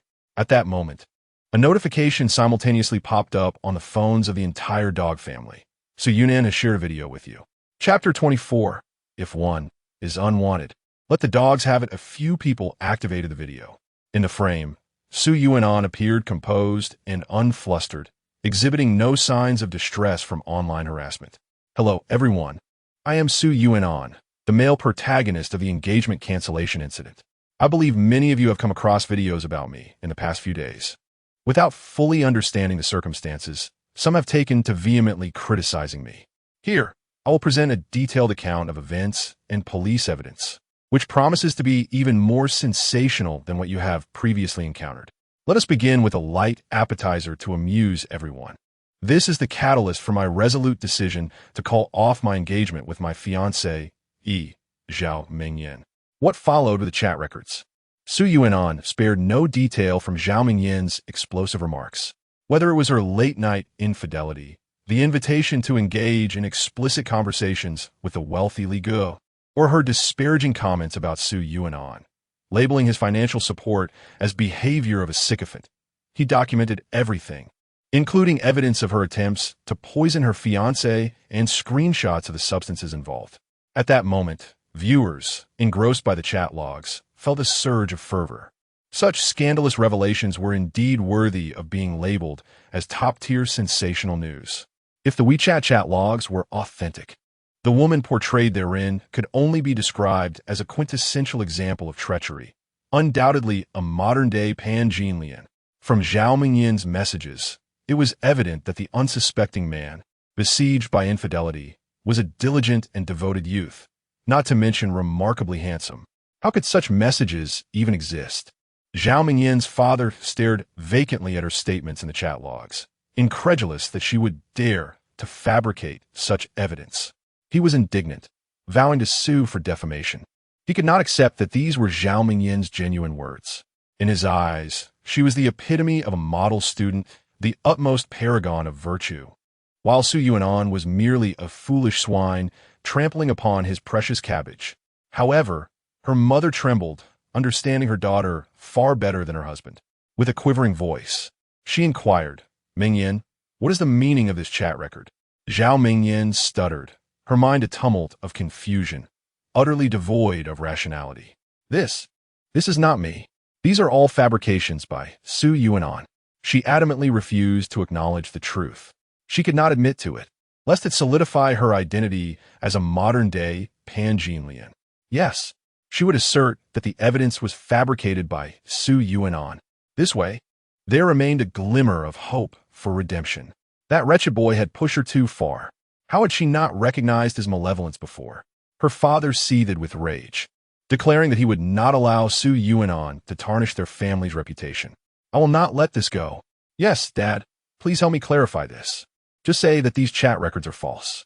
Your connections with popular influencers will certainly silence him. I will take care of it." That scoundrel! Her father's heart raced with anger, feeling a sharp pain as he realized they had merely retaliated against him. Yet he sought to ruin her reputation. That ungrateful wretch! Indeed, even if he suffers from online bullying, the worst he could lose is his life. Yet, he dares to expose such matters. What you are sacrificing is your own reputation. The dog parents gritted their teeth in agreement, declaring that this matter must reach a bitter end. Yes, no turning back. Hurry up and take action. I urgently need his 8 million, or if you can gather that amount, that works too. I truly need this money to survive. Hello? Hello? Why did you hang up the phone? Damn it. Zhao Mingyin was left in shock. She was about to seek help from her family, but upon hearing her request for money, her parents abruptly terminated the call. How utterly infuriating. Those two old wretches. I'll make sure to pull out their oxygen tubes in the future. Zhao Mingyin muttered fiercely. At this moment, Brother Li, also known as Li Zhong, stood with his mouth agape, his instant noodles frozen midair. Today, he had truly opened his eyes to a new reality. He even contemplated whether to tattoo the entire Zhao Mingyin family on his back. The devil before them appeared almost innocent in comparison. Tattooing the devil would be more appealing than inking them. Truly, they're a case of dragon gives birth to dragon. Phoenix gives birth to phoenix. Brotherly gave Zhao Mingyin a thumbs up. Zhao Mingyin scanned her surroundings and, upon recalling her predicament, instantly wilted like a quail, adopting a pitiful demeanor as she pleaded, brotherly. "Rest assured, I will definitely gather the 8 million. I believe you. You are far more ruthless than I am," Li Zhong remarked with a sense of admiration. "After all, they are your people doing all this for you. How could you utter such heartless words?" Zhao Mingyin cooed as she leaned closer. Li Zhong swiftly dodged her advances like he would avoid a pile of dung. He had witnessed all facets of Zhao Mingyin and thus did not trust a single word she uttered. Consequently, he was utterly uninterested in her self-assured charms. What he cared about was how much he could extract from Zhao Mingyin, or rather, from her wealthy boyfriend. "I'll give you 3 more days. If the money isn't in by then, you'll have to resort to soliciting, and then we'll dismantle you. Do you understand?" Zhao Mingyin shivered at the thought of soliciting. She had heard of the so-called working girls and the grim realities they faced. It was not akin to being a glamorous model in an upscale club, chosen by clients for leisurely escapades. Rather, it involved being drugged and thrown into military camps, subjected to the whims of numerous men. Emerging from such horrors, if one were to still possess half a life, it would be considered fortunate. Stricken by these thoughts, Zhao Mingyin felt a wave of terror wash over her. Brotherly with my charm, Is that the only line of work I can pursue? Surely, being a dealer or something similar would be acceptable, right? Get lost. You don't actually think you're that beautiful, do you? This remark plunged Zhao Mingyan into despair. All her confidence stemmed from a beautiful illusion of her own allure. Su Yuan's gentle and caring demeanor had led her to believe she was the most beautiful woman in the world. Otherwise, why would he treat her so well? This belief had made her feel perpetually wronged, convinced she deserved better. She has always believed that her charm is her greatest weapon and the foundation of her existence. Regardless of the circumstances, as long as a man is present, she can rely on her feminine identity and allure to navigate through challenges. Until this very moment, having distanced herself from Su Yunan and the insincere social circles, she finally heard the most genuine evaluations from outsiders. They contacted the young men from the old camp, wondering if they would find this wretch appealing. If not, perhaps they could take her to entertain the military dogs, and they might even capture some footage. Military dogs? Zhao Mingyan felt as if struck by lightning. No, I refuse to be with dogs. I don't. A piercing scream echoed in the basement. Unfortunately, Li Zhong had already closed the iron gate and walked away. Chapter 25 Unexpected Reinforcements. The terrifying man's marriage withdrawal incident, hour 40, the following noon. Accompanied by a bombshell announcement from Su Yunan, the incident finally erupted across the internet. With the exposure of chat records, public opinion swiftly began to reverse. Those who had previously endured relentless attacks finally found the courage to speak rationally, and an increasing chorus of support emerged, striking hard against the faces of the radical detractors. They were compelled to silently delete their prior derogatory comments towards Su Yunan, lest the mocking replies that proliferated make them appear as fools. However, not all detractors recognized their missteps. Only a minority chose to retract their comments.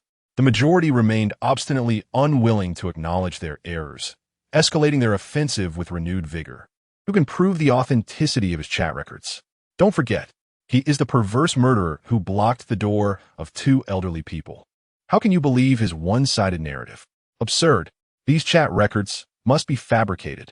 Fabricated chat records, and yet he blocked the door of two elderly people. Goodness, this man is terrifying. The combat prowess of the detractors far surpassed that of rational individuals. They had ample time and were able to unite, swiftly assembling a large contingent. Utilizing a prominent social media platform as their base, a plethora of conspiracy theories emerged. Speculations about Su Yunan became increasingly bizarre, with some even hypothesizing that he was the son of a high-ranking official, claiming the chat records were part of a professional cover-up. This was utterly intolerable.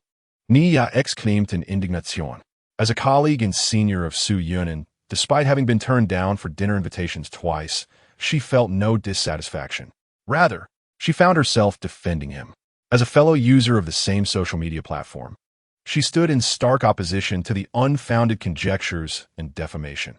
How could they so recklessly speculate and malign him? The authorities had yet to issue a statement, and here they were jumping to conclusions based solely on conjecture, even going so far as to target his workplace. Was this not excessive? As if on cue, Nie Yao's words were met with a barrage of vitriol. There's a traitor among us. Let SB raid her. Are you even a woman? How can you speak up for such a dangerous and vile man? You're truly disgusting. Such a man should be executed immediately. Allowing him to live will inevitably endanger society. Aren't you the foul man's accomplice? Why are you so intent on defending him? Nie Yao felt her blood boil, her eyes reddening with indignation. Reluctantly, she retorted, "He has done nothing wrong. Why must you speculate in such a manner? The editing in the video is evident, and the music is clearly designed to manipulate emotions. Can you not see that?" It soon became clear to Nie Yao. They truly could not see. The chasm in understanding between individuals on the internet often led her to question whether those on the other side were indeed living beings or merely monkeys from a Maine mountain who had stolen a tourist's phone and learned to type. It was utterly absurd. How is it that after entering the era of short videos, humanity seems to have regressed to the level of single-celled organisms, rather than advancing alongside technological progress? Xiaoyao, what is the matter? A sharply dressed man stood in Ye Yao's living room, deftly adjusting his tie. Dad, have you heard of the horrifying marriage withdrawal man? The man's movements momentarily faltered. Yes, I know. Why? I glanced at the first few influencers who released the video. They're signed with Kai Xing, ISNT, that the company you work for? Indeed, those individuals are from our company. However, they are not under my jurisdiction. They are contracted by Zhao Yu. Zhao Yu? The old man who was threatened in the video? Nie Yao keenly sensed the underlying implications. Are you saying that Zhao Yu is responsible for releasing the video that exposed Su Yunan? Yes. His justification was to leverage the current antagonistic sentiment for marketing purposes. As you can see, it has proven to be remarkably effective. The company has gained over 1 million female fans, and the board is convening today to commend him. How absurd! And they want to commend him. Do you not realize that you are cyberbullying someone? The company is indifferent to the fate of an insignificant individual, Nie Haiyang sighed. I advised against it, but my words carry little weight. I've always said you should leave that wretched company. If you wish to pursue self-media, I can help you find a way. Beside Nie Haiyang stood a woman, even more impeccably dressed, as she adjusted her military uniform in front of the mirror. Golden pine branches and a star were embroidered on her blue-gray shoulder insignia. Online public opinion is akin to a bomb. If you involve yourself, one day I might find myself ensnared, and you could lose your insignia. Yet you still choose to engage. One must earn a living. Nie Haiyang chuckled. Nie Yao's mother rolled her eyes, refraining from joining the conversation, and left for work. Nie Yao then called out to her father, Dad, could you do me a favor? I want the truth to come to light. Could you obtain the original, unedited version of the video that Zhao Yu released? Nie Haiyang squinted. He suddenly realized this could be a potential opportunity for him. Zhao Yu had exploited rumors to gain attention. If he could acquire the original video, he could counteract the rumors to garner his own publicity. He and Zhao Yu were already rivals within the company, and Zhao Yu had surged ahead in popularity through his slander, leaving him at a significant disadvantage in terms of performance. Perhaps he could attempt to retaliate through clarification, although debunking wouldn't attract as much attention as spreading rumors. It might at least temper Zhao Yu's arrogance. Zhao Yu has an editor who is quite familiar with me. I can inquire if he has the original video. If you find it, remember to send it to me first. All right. Chapter 26 in just half a day. Su Yuanan's private messages were inundated with a barrage of notifications from the XXN crowd. Concurrently, his video faced a multitude of reports, leading to its swift removal. Su Yuanan found himself perplexed.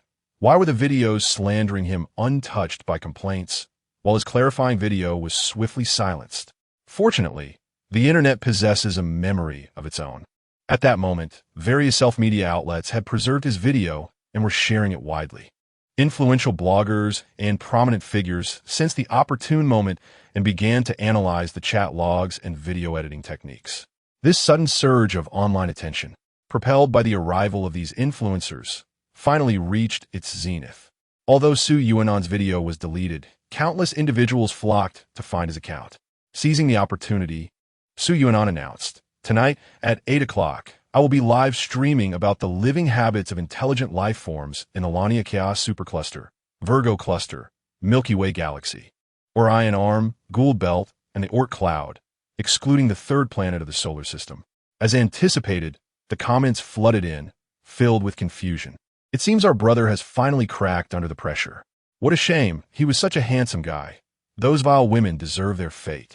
Shouldn't the handsome guy consider visiting a psychiatrist? Confronted with these remarks, Su Yuanan merely smiled calmly, choosing not to respond. He would continue to expose the truth. And by the end of this lunar year, the reality would undeniably surface. He felt a sense of gratitude towards his parents for their relentless promotion, if managed well. The hype could be sustained with a few more twists, at least until the astronomical summit. Dear parents, do strive to maintain this momentum. To avoid being ambushed by the XXN crowd on the streets and inadvertently landing himself in legal trouble, Su Yuanan resolved to remain at home for a few days, indulging in takeout and binge-watching shows. After all, his new boss was quite generous, offering paid leave. Why not enjoy it? Ding, ding, ding. The phone rang, displaying an unfamiliar number. Su Yuanan, are you okay? It was surprisingly Gao from the planetarium.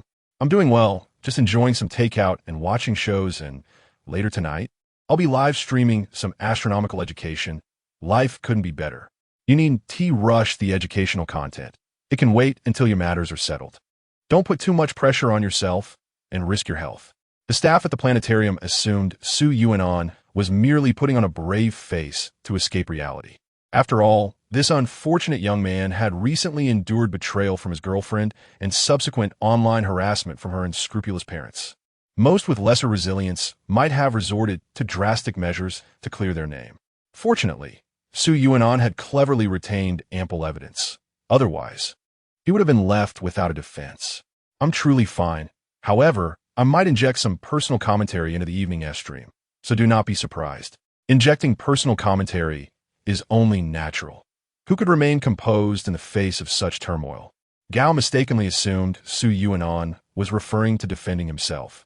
Su Yunan was aware that Lao Gao had misunderstood, yet he chose not to clarify, as the truth would soon unfold later that evening.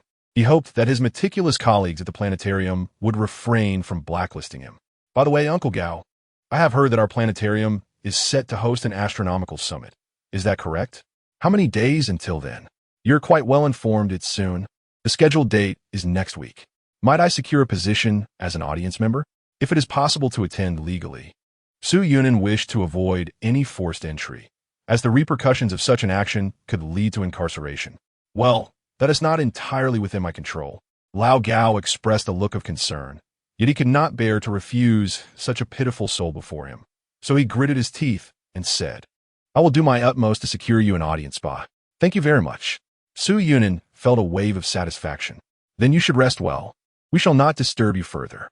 After expressing his well wishes, Lao Gao ended the call.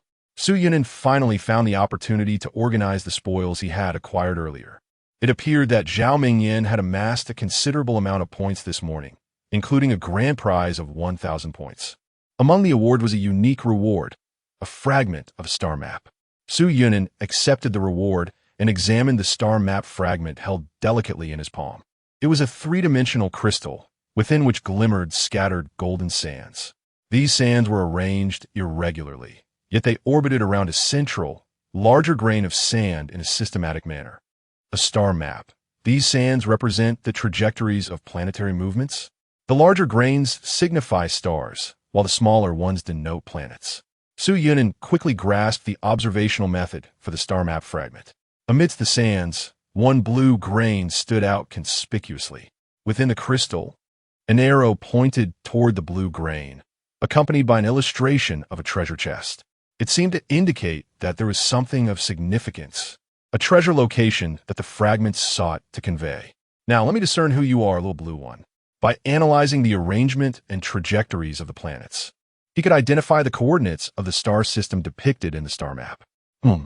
There exists a standard triple star system here, quite conventional. If this is Alpha Centauri A, then this is Alpha Centauri B, and this is Proxima Centauri. Now, extending the search according to their relative positions. This blue planet, is it the Sun? No, that cannot be. If this were the Sun, then where are the asteroids of the solar system? Su Yunan found himself momentarily perplexed. He referred to the astronomical knowledge he had acquired in his former life, while simultaneously accessing a modern three-dimensional star map of the Oort cloud, the spherical cloud surrounding the solar system, to compare it with the location depicted in the star map fragment. The coordinates of the celestial bodies illustrated in the star map were indeed quite proximate to the positions of the Oort cloud as observed by humanity, particularly with respect to the stars, many of which had corresponding matches. However, the planetary representations were significantly lacking. Wait a moment. A bold hypothesis flashed across Su Yunan's mind. The appearance of Alpha Centauri dated back 5 billion years, while the Sun emerged approximately 6 billion years ago, and the other celestial bodies of the solar system were captured by gravitational forces only after 6 billion years had elapsed. If the star map depicted is not a representation of modern circumstances, but rather a moment at the dawn of the Sun's creation, a time before the formation of the solar system, then it is plausible that such scenarios could emerge from the fragments of this celestial chart. In other words, the time of this star map's creation could date back a staggering 6 billion years. The mere suggestion of this sent a shiver down Su Yunan's spine. A treasure from 6 billion years ago, hidden within the nascent sun. Goodness, should he dare to confront it directly? Must he plunge into the heart of the sun itself? No. Suddenly, Su Yunin discerned an unusual dissonance within the star map, a sense of incongruity that caused his mind to explode with realization. He had just observed that this so-called blue dot representing the sun was, in fact, more than 5 times larger than the nearby star, Alpha Centauri b. Despite appearing minuscule on the star map, this blue dot was considerably substantial compared to other celestial bodies. Surely, the sun could not possibly be that much larger than Alpha Centauri b, which possesses a mass 1 times that of the sun. This situation was entirely reversed. This meant that the star point did not signify the already born sun, but rather its precursor, the solar nebula, a vast cloud of gas and dust that not only heralded the sun's birth, but also the origin of the entire solar system. Given this, the specific location marked by the blue dot might not be within the sun itself, but could reside on any planet within the solar system, perhaps even Earth. Perhaps he could uncover it right now. Filled with excitement, Su Yunin leapt to his feet, yearning to embark on an immediate treasure-hunting adventure. This was a treasure map that had only emerged after he had amassed 1,000 points in a single endeavor. Such a rare opportunity was hard to come by, and the rewards were sure to be extraordinary. Unfortunately, he soon sank back down in despair. The clues were too scant. The star map merely indicated a general location, and he had no idea what this fragment was prompting him to search for. Although he possessed a skill for identification, it proved ineffective for such high-grade items. What a miserly system. Why had it not even provided him with an artificial intelligence assistant? Other systems came equipped with adorable companions, some even offering cozy services, while he was left to navigate alone. It was quite vexing. Fortunately, there was a lottery system that seemed quite user-friendly, often yielding precisely what he needed at the moment. With a casual draw, a dazzling golden light suddenly captivated Su Yunin's attention. A golden reward? The joy arrived so unexpectedly that he was momentarily taken aback. It wasn't until the orb collided with him, ultimately coalescing into a brilliant object in his hand, that he realized. A conch shell? What on earth? Congratulations. You have obtained a magical conch shell. Description: why not ask the magical conch shell? Chapter 27. The live broadcast begins. Does this system also watch SpongeBob? Or is SpongeBob actually a documentary? How perplexing. Su Yunan lifted the sea snail, peering into its opening, and inquired, "Marvelous sea snail, please reveal to me the treasure indicated by this star map fragment. How many fragments are there in total? Is the treasure currently located on Earth?" After posing the questions, Su Yunan fixedly gazed at the creature. A minute passed. 2 minutes. 3 minutes. The sea snail remained utterly unresponsive. Su Yunan felt like a fool, having been foolish enough to expect a mere snail to provide answers. This cursed lottery had played a trick on him. Surely, it was because he had just internally praised the other system for its efficacy. It must have felt jealous. Wait, suddenly, a slip of paper cascaded from the snail's opening. He quickly picked it up. Response to question 1. The treasure indicated by the star map is an information carrier containing methods to enhance the quality of life forms. Response to question 2. There are a total of 7 treasure fragments. The star map serves both as a guide and a key. Only the owner of the star map fragments can unlock the corresponding treasure, and each fragment is unique and cannot be replicated. Response to question 3. The current location of the treasure cannot be calculated, but it undeniably exists within the realm of possibility on Earth. Note: if one approaches the treasure, the star map will emit a glow as a warning. The closer one gets, the more intense the light becomes, with a minimum glowing distance of 1 light year. The intensity levels are categorized as follows: weak, between 1 light year and 0, 1 light years, moderate, between 0, 1 light years and 950 million kilometers, upper moderate brightness, between 950 million kilometers and 5 million kilometers, and intense brightness, within 5 million kilometers. The current status of the star map is intense brightness, a straight line distance within 5 million kilometers. Within 5 million kilometers. There are no other planets within this distance. It truly is on Earth. No, Weichi. Damn it. The distance from the Earth to the Moon is approximately 400,000 kilometers, so within 5 million kilometers could also include the moon, or it might be floating in space. How frustrating. Where on earth am I supposed to search for it? Marvelous sea snail, oh. Crack. Just as Su Yuanan was about to ask another question, the sea snail shattered into a cloud of dust. It seemed that the sea snail could only answer 3 questions at a time, and it did not possess all the answers. For instance, it failed to provide a specific answer to the 3rd question. It resembled more of an instruction manual for using the star map. Let's try again, another lottery. Su Yuanan prepared to draw another sea snail. Unfortunately, after exhausting his points, he was unable to summon another one.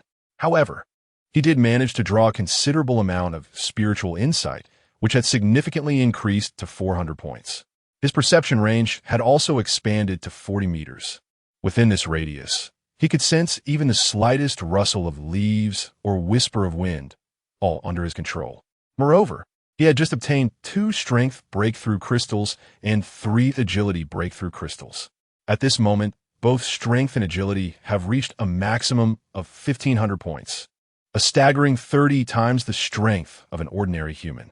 Twisting a tank's cannon barrel into a spiral should be a trivial feat. This is fortuitous, as the world is on the brink of chaos in just a few days. Such power and agility will suffice for self-preservation in the face of firearms during the initial turmoil.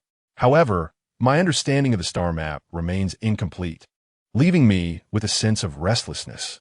It seems that I must rely on my own efforts to gradually uncover its secrets. Such a remarkable treasure is bound to leave traces throughout the annals of civilization. I must remain vigilant. After all, one must possess the star map as a key to unlock the treasure. As long as the star map is in my possession, I need not worry about others getting there first.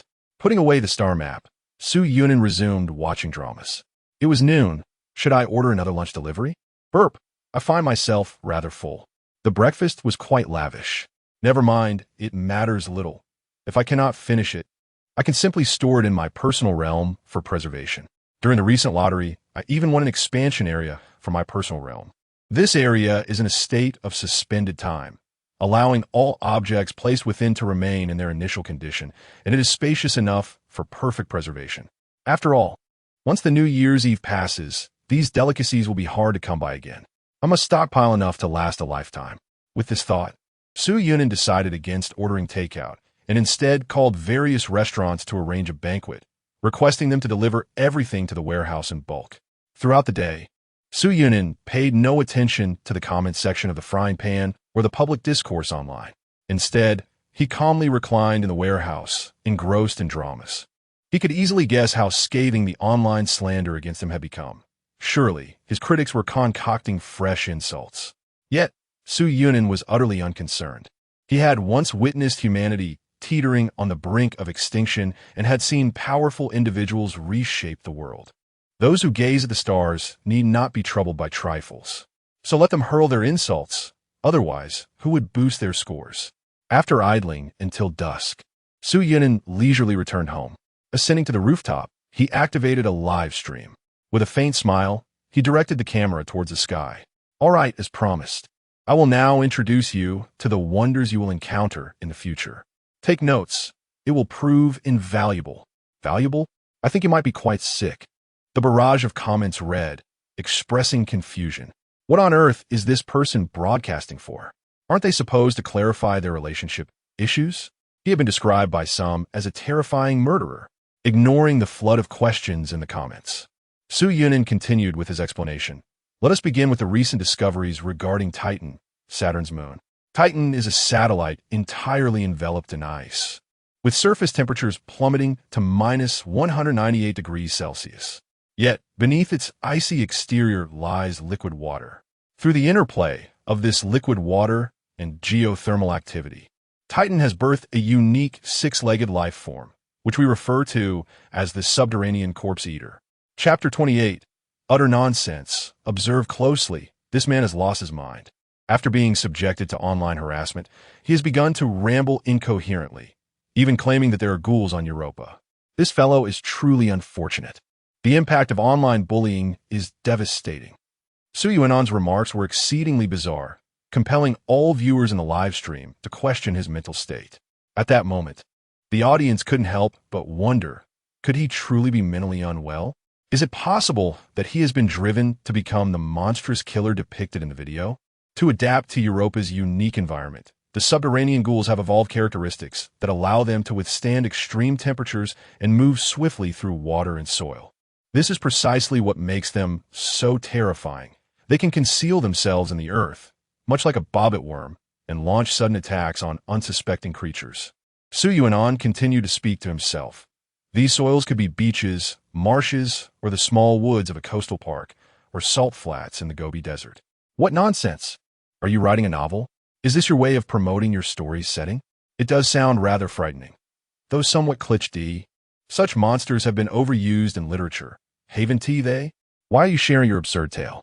Do you think we came to your live stream to see this? Regrettably, the barrage of mocking comments had no effect on Su Yuanan's rhythm of nonsensical chatter. So, how should we confront these perilous subterranean ghouls? He clapped his hands, shining his flashlight on the wall of the rooftop, and took out a piece of chalk to draw and write.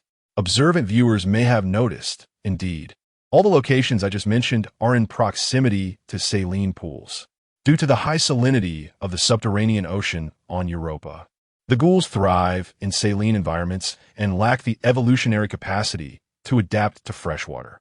Thus, the best strategy for avoiding them is to remain in freshwater lake regions and excavate freshwater moats near one's residence. Children's water guns can effectively harm them, but they must strike the unprotected face. Additionally, setting freshwater traps and inducing artificial rain can efficiently eliminate ghouls from the area, forcing them back to the coastline. After inscribing the words water gun, freshwater, swimming pool, and rain on the wall, Su Yuanan sketched a rough depiction of a subterranean ghoul. It was a long, six-legged creature. Its surface covered in cilia, which served as its means of propulsion through the earth and sea, while its 6 legs were its predatory instruments. With 2 large claws at its mouth, complemented by 4 sharp appendages, it could swiftly ensnare its prey, puncturing its victim to cause a bleeding wound. For them, the most suitably sized and nutritionally rich prey is none other than humans. What brought me to this live stream, again? The host seems to describe this as if he has witnessed it firsthand. The details are alarmingly vivid. Stop it. I want to be able to sleep tonight. What is there to fear? The host has already stated that these creatures reside on Europa. Since the host mentioned the Earthling strategies against the subterranean ghouls on Europa, one wonders why he chose to elaborate on such matters. These strategies sounded as if he had survived a war and was documenting methods to confront these lurking threats. Enough nonsense. He is merely delusional. How can anyone take him seriously? Admit him. Get him institutionalized. Having concluded his discourse on the subterranean ghouls, he shifted to a more accessible topic in astronomy. First, he intended to teach his audience how to locate the North Star and recognize a few prominent stars, hoping they would take diligent notes. This way, even if the Earth's magnetic poles were to shift, rendering compasses and navigational tools ineffective, they could still approximate their coordinates. How could compasses and navigational tools possibly fail? Why should I care about the consequences of a magnetic pole shift? Life is but a fleeting 100 years. Will I even be around to witness such an event? Let us not jump to conclusions. The Earth undergoes a magnetic pole reversal approximately every 200,000 years, and it has been 780,000 years since the last occurrence. Moreover, in the past century and a half, the Earth's magnetic field has diminished by 10 to 15, indicating that a reversal could indeed happen at any moment. And what if the poles do reverse? Isn't it merely a change of the north and south poles? It is not so simplistic. A magnetic pole reversal would instigate severe geological upheaval, drastically altering our current environment. To describe it as a transformation akin to the ocean turning into mulberry fields would not be an exaggeration. Even if humanity does not face extinction, we will undoubtedly endure significant calamities. You are making this all the more terrifying. Why is the host discussing these issues? Is something about to happen to the Earth? Forget him. He is simply insane.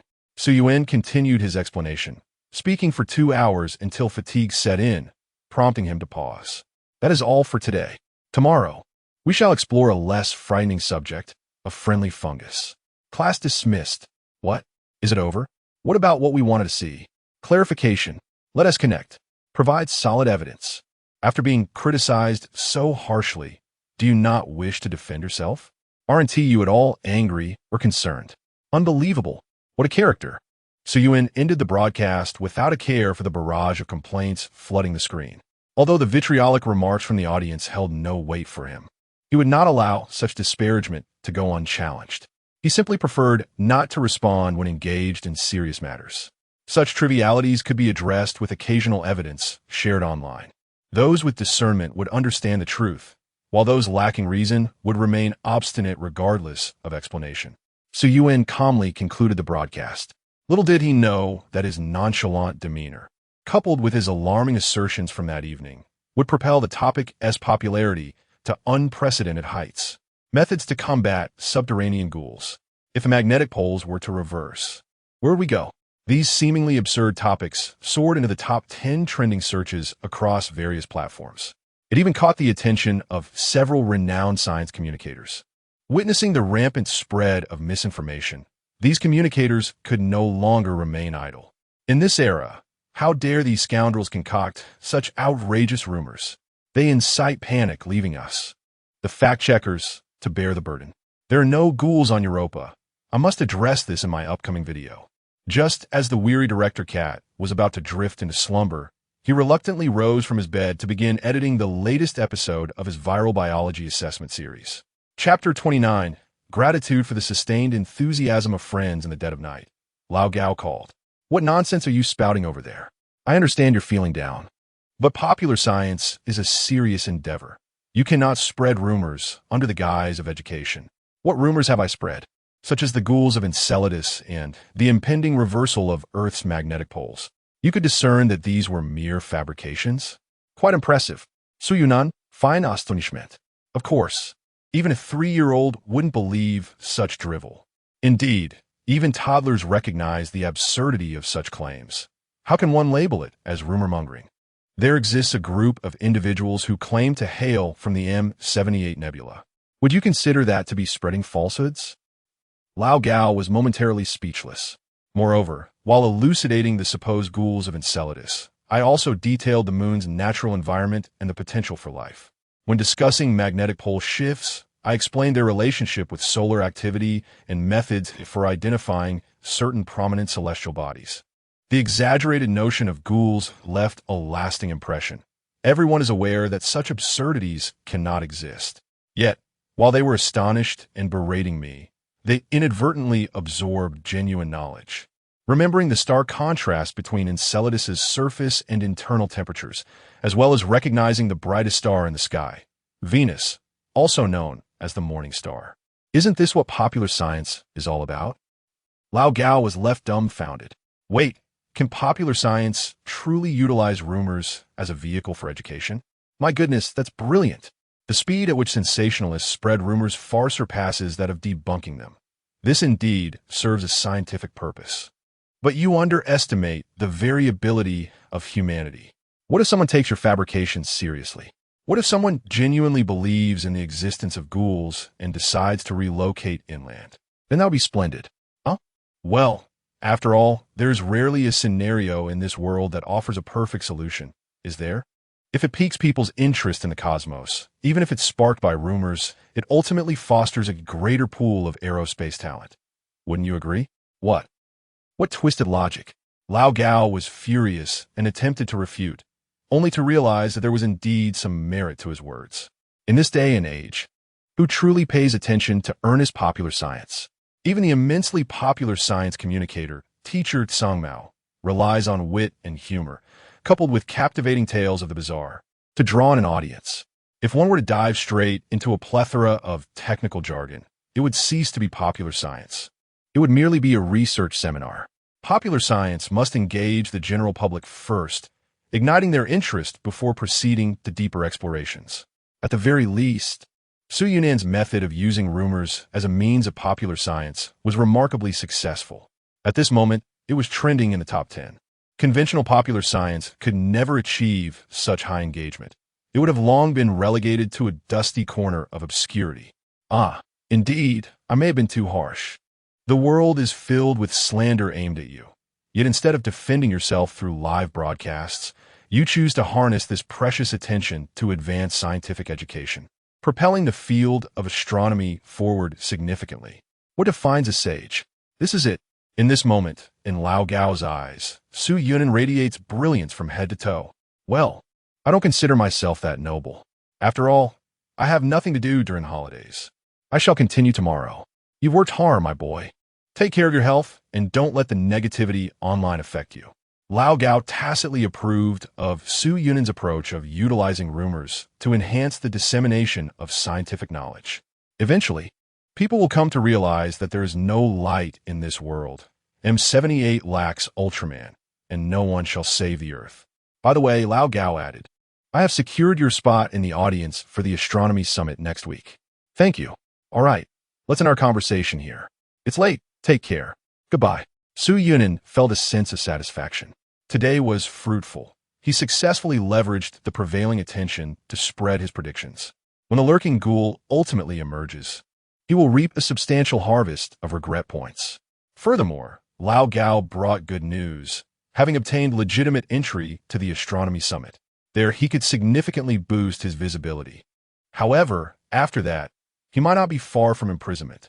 After all, using rumors for educational purposes is one thing, but brazenly propagating them at the summit to incite panic alters the nature of the situation entirely. Therefore, it is imperative to stockpile resources beforehand and acquire every valuable medicinal herb that can be obtained. Then, he could comfortably await the eve of the new year. The following morning, Su Yunin discovered a plethora of messages on his phone. They were from concerned colleagues and some former associates, informing him of the latest antics of his adversaries. They had concocted a new video where, with the help of a makeup artist, they transformed themselves into haggard, elderly figures, shedding their luxurious garments for tattered rags in a bid to elicit sympathy from netizens. They then proceeded to lament before the camera, declaring, Su Yunin, you not only harmed my daughter, but also fabricated chat records. You are less than a beast. Chapter 30.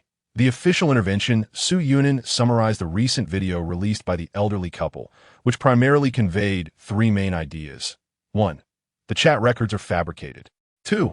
Zhao Mingyan was deceived by Su Yunin and taken to northern Myanmar, rather than by the individual referred to as brotherly in the chat. 3. It reiterated that Su Yunin is a malicious and brutal man who frequently extorts their family. Observing the elderly couple's Oscar-worthy performance on camera, Su Yunin nearly burst into laughter. In their efforts to assist him in advancing his plans, the Zhao family truly went above and beyond. Such a generous gesture could not be disregarded. It would be a disservice to their goodwill if he did not accept it graciously. However, after lying in bed and laughing for a while, he reflected deeply and realized there was no need for him to intervene at all. This was not a mere accusation. The couple had inadvertently implicated themselves. Given the authenticity of the chat records, there existed an official entity prepared to testify on his behalf, and there was an official seal on the document itself. Thus, the couple's tirade had not backfired on him, but rather struck at the very heart of the bureaucratic system. How could the authorities tolerate such insolence? This family of clowns, fully aware of the truth of the chat records, stubbornly refused to relent until they received official confirmation. Wait a moment. Had Zhao Mingyan not informed them that the chat records were genuine? Suddenly, Su Yunin grasped the situation. Such ludicrous chat records were something Zhao Mingyan could never admit to in front of her father.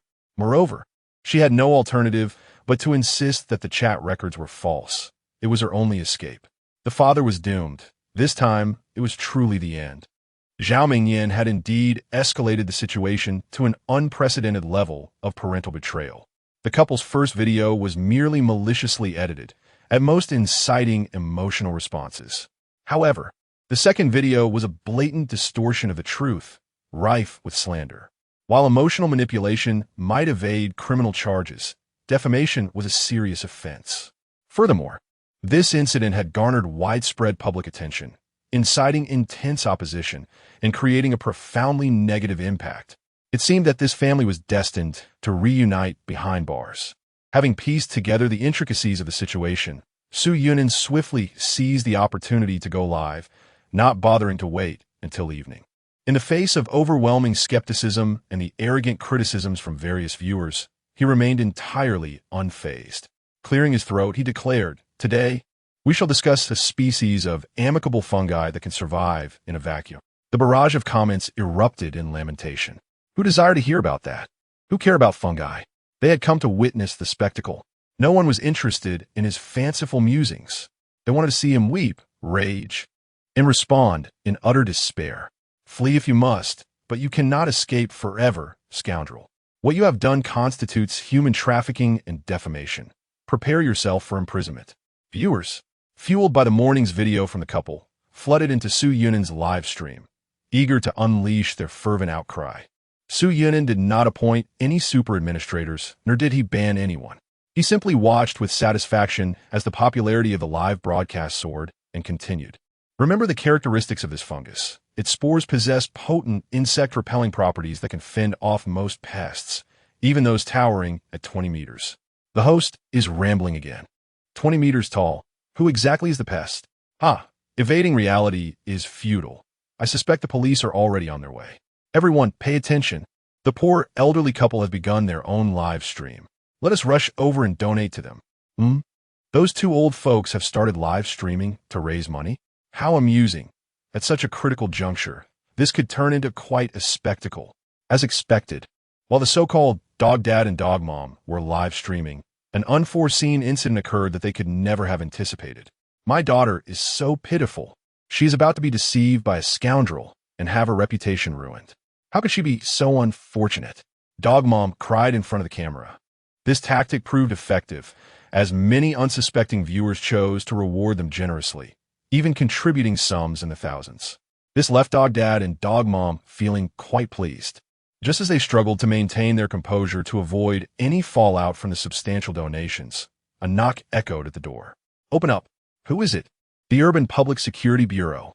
Their faces lit up with delight, thinking that this was their moment to have Su Yunin apprehended live on air. "You've arrived just in time." Dog mom opened the door with feigned enthusiasm, exclaiming, "We absolutely refuse any settlement. Please ensure that scoundrel is dealt with severely." The police officers smiled faintly, producing handcuffs, and proceeded to clasp them around dog dad and dog mom's wrists. The couple was left dumbfounded. "What are you doing? You're suspected of spreading falsehoods and slander, which has led to a significant negative impact on society. Please come with us." "What?" Dog dad erupted in fury, veins bulging on his forehead. "You must be mistaken. It was him who spread the rumors. Why are you arresting us? You must know in your heart who the real culprit is," Officer Liu remarked sternly.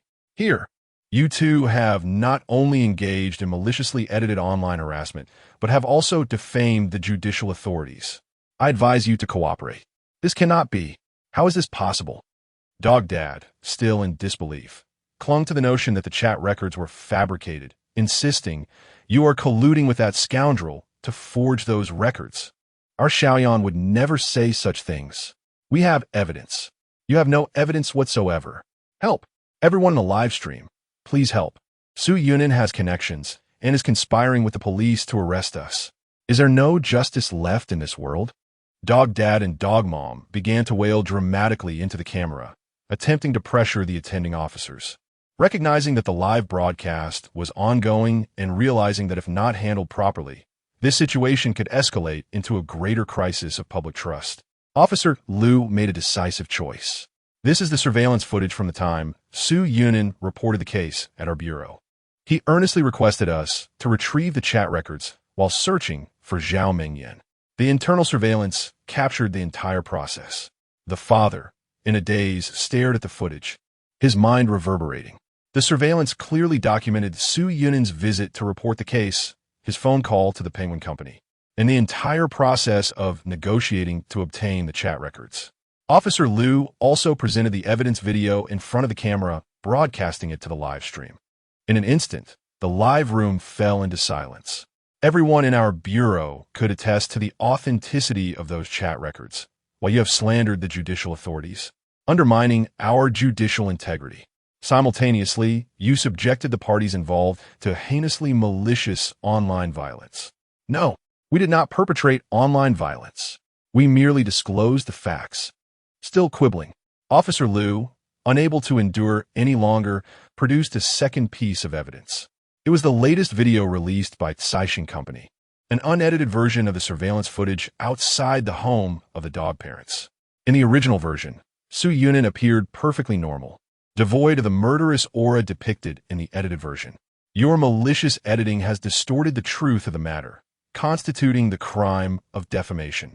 Furthermore, you deliberately spread rumors through so-called internet influencers, causing a profoundly negative impact and severely harming the sentiments of netizens. If you do not face imprisonment, it would be an affront to justice. Take them away. The dog parents collapsed to the ground, finally realizing that they had encountered an insurmountable obstacle this time. Chapter 31. I grew up with Google seated in the stifling interrogation room. The parents finally grasped the essence of regret. It is not our fault. My daughter claimed it was false. We were unaware it was untrue. They continued to attempt their feeble justifications, still making excuses. Even if they were oblivious to the subsequent chat logs, the malicious editing was undoubtedly their doing, was it not? That is not. It is the editor's fault. The couple persistently evaded accountability. The editor cannot escape either. The very individual who assisted in the editing is being interrogated next door. They have clearly stated that you are the masterminds. Frauds. He is a fraud. Such individuals are not unfamiliar to the interrogators. They've encountered them numerous times before. However, it matters not. In the face of irrefutable evidence, no amount of obstinacy can prevail. The father might still cling to the naive delusion of ignorance being a defense. Yet the mother was already plotting an escape. Seizing a moment during the interrogation, she feigned weakness, allowing a few tears to cascade down her cheeks as she collapsed before her husband. What shall we do? We cannot remain here. Someone must go out and exact revenge on that scoundrel. Someone must care for our daughter. This tactic invariably worked on the father. The mother was acutely aware of how to exploit her advantageous position. Men of the 21st century have been indoctrinated from a young age to embody chivalry, to perpetually care for weaker women, even at the expense of their own well-being. This is a weakness etched into their very bones. They are taught to be strong, to stand tall, to possess a sense of responsibility. In matters of romance, they are expected to take initiative and bear all financial burdens. Once married, they must shoulder the pressures of survival while also tending to their family's emotional needs, all while suppressing their own exhaustion. This conditioning has successfully brainwashed generations. The father is one such example. He even finds a sense of romance in this sacrificial behavior, oblivious to the fact that to the mother, his efforts are merely expected. A matter of course. She is not moved in the slightest, instead viewing him as a controllable weakling. At this moment, witnessing the tears streaming down his wife's face, his ingrained sense of gentlemanly decorum, or perhaps the instinct to protect women and children embedded in his genes, began to take over. With a resolute determination, he made a decision. It is all my fault. I should have verified the authenticity before releasing the video. Blame me. I was the one who ordered the video to be posted, and you are not implicated in this at all. Rest assured, you need not serve time. In uttering this sentence, he entirely forgot that the initial suggestion to post the video and incite online harassment against Su Yunin had originated from his wife. The mother understood precisely how to navigate this moment. She feigned outrage. How can you say such a thing? We must stand together. How could I allow you to bear this alone? Xiao Jiao, listen to me, the father declared with righteous fervor as he steadied Meng Jiao's shoulder. We cannot both go in, nor is it necessary. You must remain outside. You must take care of our daughter. And do not engage in further conflict with that Su Yunin. It is merely 800,000. It was never ours to begin with. Upon hearing her father's words, a hint of disdain flickered in Meng Jiao's eyes. This unfortunate individual remains oblivious to the necessity of striving, which is precisely why their household exists in mediocrity. After decades of labor, they have yet to attain the opulent lifestyle of a wealthy matron. What does it mean that the 8 million does not belong to us? That Su Yunin is our son-in-law. Even if he is merely an ex-son-in-law, his possessions are still ours. However, the mother is acutely aware that this is not the appropriate moment to argue with the father, lest he, in a fit of anger, refuse to shield her from blame. Thus, she softly reassures him, saying, I understand. Our daughter will remember your sacrifices. You may go out with peace of mind. I shall likely follow suit soon, as it is not a grave matter. The board is in my favor. They were praising me just this morning." No sooner had she finished speaking than the father received a phone call. "You are terminated." In that instant, it felt as if lightning had struck him. The interrogator's words plunged him into a chilling despair. Such a grave societal impact. You will be sidelined for 3 years. 3 years. 3 years is sufficient to disconnect an individual from the ever-evolving modern world, enough to render one obsolete in this fiercely competitive society. The father collapsed to the ground. It was over for him. His life was in ruins. Gained 1,100 regret points from Zhao Yu, the father, along with 1,100 strength points and a savings of 11 million. Grateful for the generous gift of 1,100 points from the father-in-law. The boss is magnanimous. Yet, only the father received points, while the mother did not accrue any, implying that the mother faced no repercussions. It seems that the father, in his naivety, took the fall for her. This arrangement is quite favorable, allowing the mother to continue her machinations while he maintains his prominence. The elderly couple is remarkably considerate. Therefore, should one encounter such a fungus, do not hastily eradicate it. Rather, allow it to flourish, for its spores may prove vital in times of peril. Of course, in the live stream, no one was concerned with what he was saying. I'm dying of laughter. Those two old ones were apprehended on the spot, with irrefutable evidence. The host is far too composed. Doesn't he even crack a smile? He seems to possess the mindset of a shadowy puppet master. No wonder the host is as steady as an old dog, his actions above reproach. He harbors no fear of slander. Yet, it is also thanks to the host's cleverness in preserving evidence. Otherwise, facing such online harassment would yield catastrophic consequences. Boys must also protect themselves. It's wise to carry a voice recorder to avoid being unjustly accused after an incident. Where are the accusers now? Why have they suddenly fallen silent? In that moment, the accusers became inexplicably quiet. Yet this silence was merely fleeting. The accusers are who they are precisely because they harbor no regard for the truth. They swiftly regained their combative spirit. Setting aside the facts, does this man have no fault in this situation? If he hadn't been so excessively kind to Zhao Mingyan, instilling no sense of insecurity in his girlfriend, how could Zhao Mingyan have strayed? This individual can even collude with the police. I cannot fathom the extent of his influence. I was raised on Google, while you, a group of bait-raised individuals, dwell in the so-called truth you perceive, living as mere fodder. Chapter 32.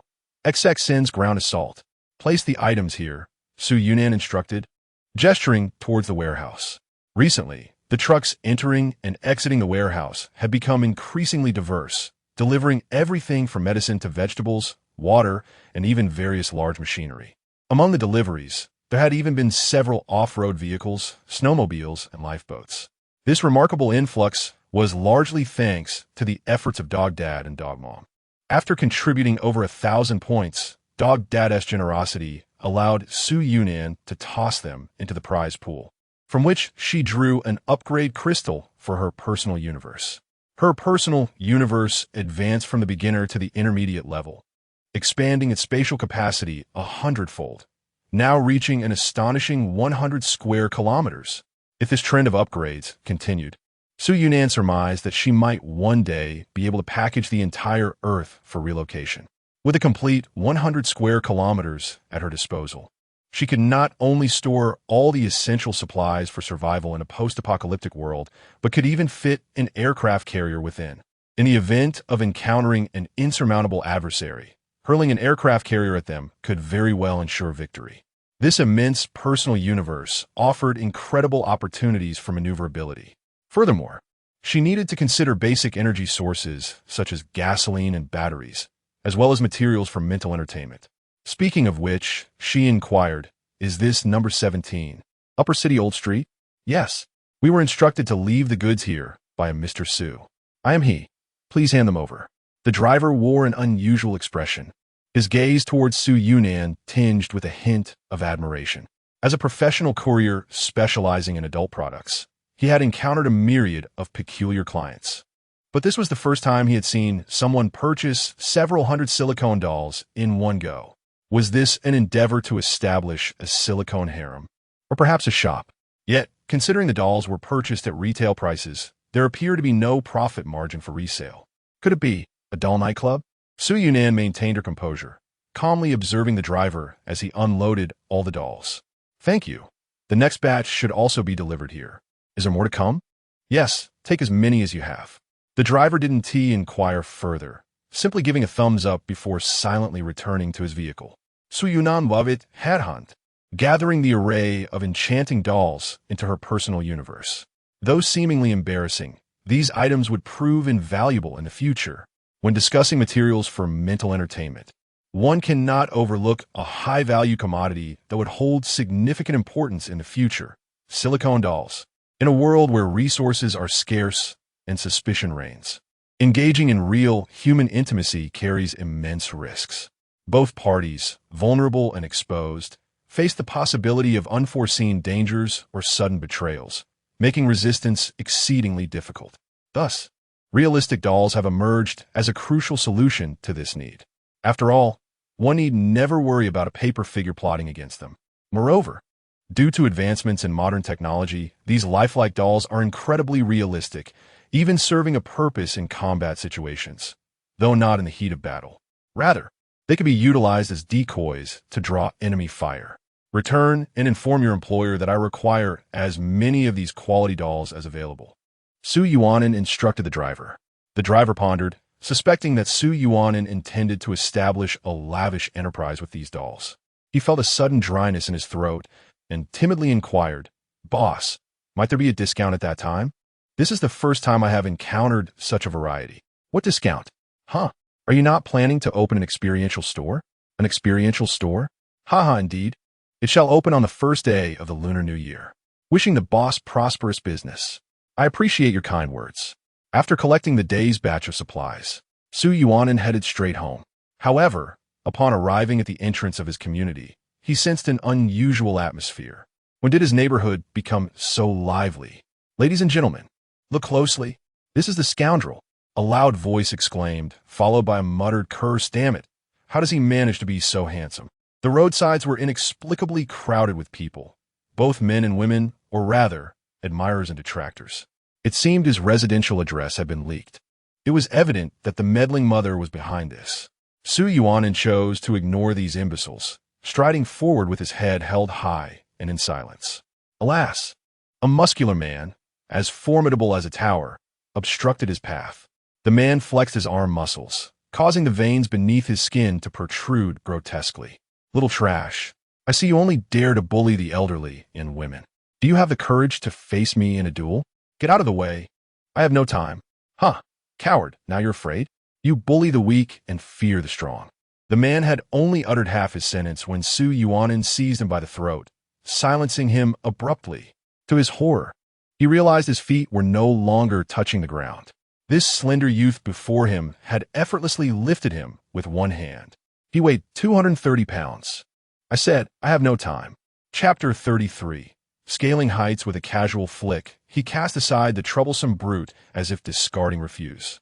This display of power was profoundly intimidating, causing those around him to recoil in disbelief. They had anticipated an opportunity to expose this cowardly scoundrel's fragility before the imposing figure. Yet the reality was astonishingly reversed. Despite the stark disparity in their physiques, the balance of power appeared to favor the unexpected. It was not Su Yunan who was hoisted like a mere chick, but rather the muscular man. How could this be? My brother is the city's runner-up in combat sports. The bewildered brute, now unceremoniously tossed aside, was left in a state of confusion. What had just transpired? Regrettably, Su Yunan had no inclination to engage with these onlookers. He had already made his way home, leaving a throng of spectators in a state of shock. Uncertain whether to delete the recently captured video or to share it to condemn Su Yunan's perceived violent tendencies. The situation had deviated entirely from their expectations. "Calm down, everyone. This was merely a coincidence. My brother simply underperformed just now, right, brother?" Ouyang Jun, the embarrassed combat sports runner-up, chuckled awkwardly. Although he sensed something amiss about being so easily discarded, he was determined not to lose face in front of the women. Thus, He consoled himself with the notion that he had merely underestimated his opponent, that his footing had faltered. If a real fight ensued, he would surely deliver a knockout blow to that scrawny fellow. In the realm of free fighting, each 3 kilograms constitutes a weight class threshold, with the disparity in strength between classes akin to the different realms in a fantasy novel. Cross-class battles are virtually unwinnable, especially given the several weight classes separating him from Su Yunan. He should have dispatched Su Yunan with the ease of swatting a fly. While being thrown aside affirmed Su Yunan's exceptional strength. Mere strength alone was insufficient in a true confrontation, and he was confident in his own abilities. Everyone, let us return home. Tonight, we'll strategize in our group chat on how to make this scoundrel embarrass himself. Merely embarrassing him is not enough. We must strip him of all dignity and ensure his disgrace is complete. Someone exclaimed, "Rest assured, if justice is delayed, we shall take it upon ourselves to enact it." Ouyang Batian declared passionately, raising her fist. "This is the spectacle our fans eagerly await, and we must capture it perfectly." Ouyang Batian, a renowned video blogger with a staggering 1 billion views on her signature piece titled 3 Sentences That Made a Man Spend 180,000 on Me, had also concocted a stage video of a hot pot restaurant encounter that garnered 1 million in profit. Unfortunately, it was later revealed to be staged, resulting in her losing all the earnings. Yet, this did not deter her from continuing her antics. In her eyes, Su Yunan represented her next opportunity for a triumphant comeback. Thus, she was resolute in her quest for justice, determined to ensure that all her followers witnessed this scoundrel receive his due punishment. This exemplified the unity and fighting spirit of the awakened women of the 21st century, qualities that those scoundrels could never hope to rival. "Gather, everyone. Let us retreat." A moment later, a person was dispatched to pacify the security guard in the monitoring room. Those elderly men were easily swayed by the sight of a woman's legs. Seizing the opportunity, we would disable the community surveillance and, under the cover of night, defile his doorstep with excrement. How clever a scheme it was. I am genuinely curious about the expression on his face when he opens the door in the morning. The view count would surely surpass 1 million. Su Yunan listened in silence to the loud conspiracies of the group. His perceptive abilities had reached an impressive 400 points. Every subtle movement within a 40-meter radius escaped not his notice. Their self-proclaimed secrecy was as transparent as glass to him. Did these deluded individuals not have jobs? It was maddening. Despite the official police report, they remained obstinately entrenched in their conspiracy theories, as if awakening to reality would cause them to explode. It seemed prudent to begin arranging security measures, lest their efforts be in vain come morning. Su Yunan busied himself with preparations. Once everything was in place, he stored all his possessions into his personal space, leaving not a single strand of hair behind. "Farewell, my friends. You shall remain here," engaging in a battle of wits with the air. For Su Yunan, relocating was a breeze. Ordinary individuals would require several days to pack their belongings and hire a moving company, yet he merely snapped his fingers to consolidate everything into his spatial realm. He then opened the window and, under the cloak of darkness, leaped out with grace. His agility, enhanced to a remarkable 1,500 points, granted him the lightness of a cat, allowing him to effortlessly traverse the walls of adjacent buildings and evade detection as he reached the rooftop. The density of the buildings in Su Yunan's community was quite high, with some structures less than 2 meters apart, providing him ample maneuvering space. He leaped freely across the rooftop, eluding all eyes below. What a thrilling undertaking it was, unprecedented in its difficulty yet exhilarating. The adrenaline surged through him, and his mastery of strength bolstered his confidence, enabling him to conquer his innate fear of heights. His inaugural escapade of scaling walls was resoundingly successful. As he soared between the towering edifices, gazing down at the dazzling neon lights of the cityscape, he found himself somewhat grateful to those misguided individuals.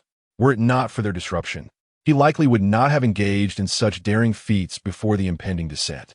In the depths of night, several shadowy figures infiltrated the residential building where Su Yunan resided.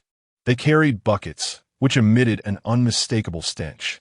The community surveillance had been rendered ineffective, including that of the elevator. However, for precautionary measures. They disabled the circuit breaker of Su Yunin's apartment to prevent any monitoring of his doorstep. Once their task was confirmed, the group stood before his door. Now, my friends, let's proceed. The foul liquid gushed forth in torrents. Chapter 34. The general's self-destruction. Ouyang Baitian gazed with satisfaction at the combat videos shared in the WeChat group. The wave of excrement had achieved a comprehensive coverage, meticulously blanketing every corner of Su Yunin's doorstep. In their pursuit of a flawless blockade, they had regrettably involved some neighbors. Yet they deemed this sacrifice necessary. After all, it was unfortunate for those neighbors to reside on the same floor as the scoundrel. Well done, generals!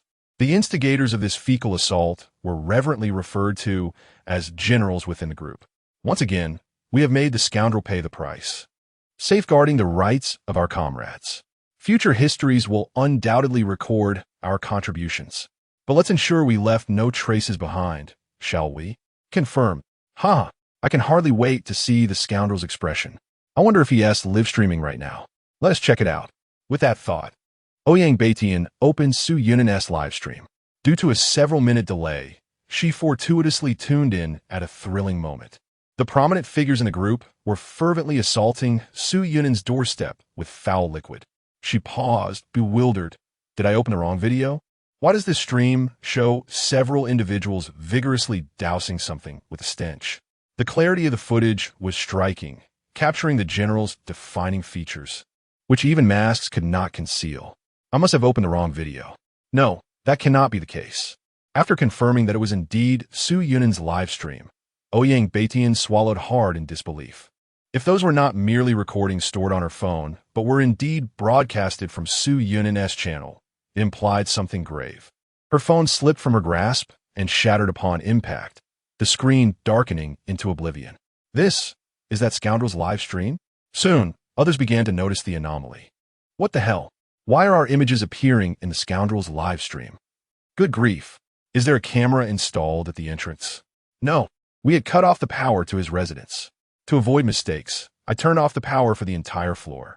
It hasn't been restored yet. At that moment, the generals present were the most distraught. They opened their phones and, upon accessing Su Yunin's live stream, were horrified to see their own figures displayed.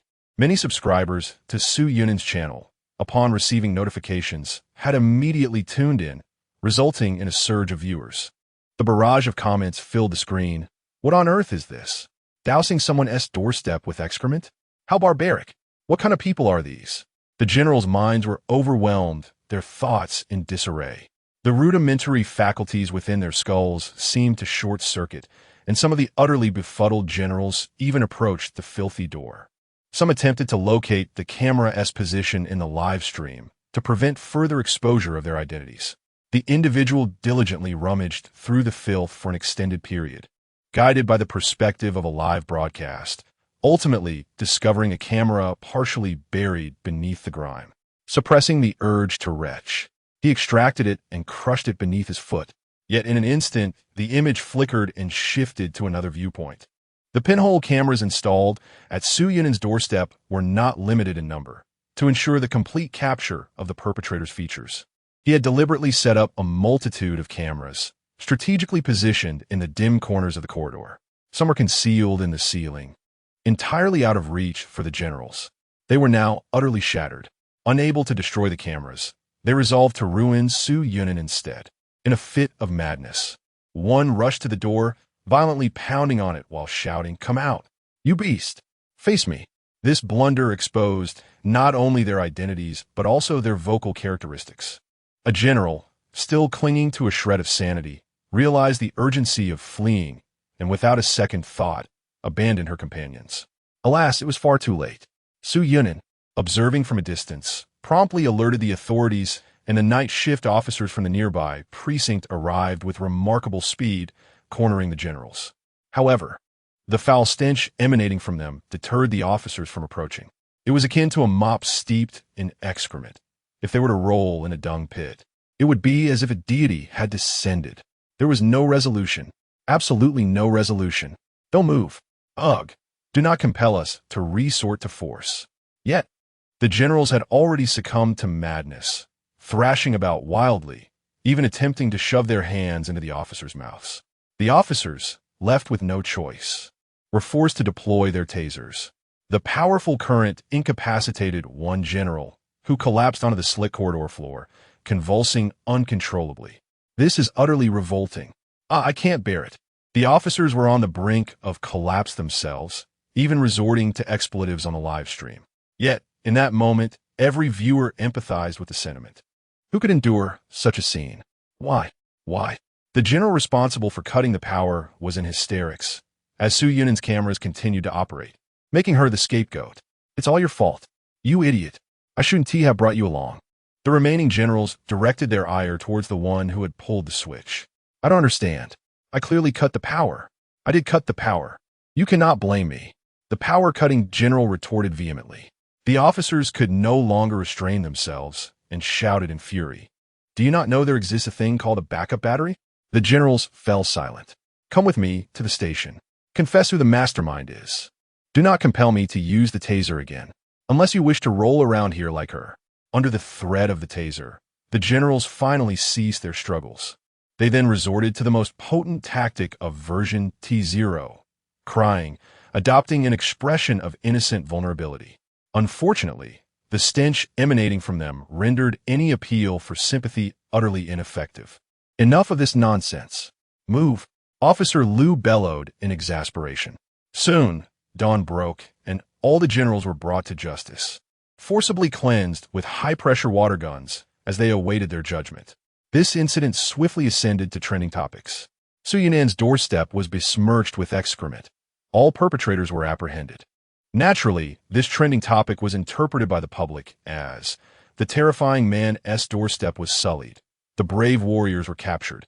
Regardless, Su Yunan found himself basking in an unexpected third wave of immense popularity. He once again dominated the headlines.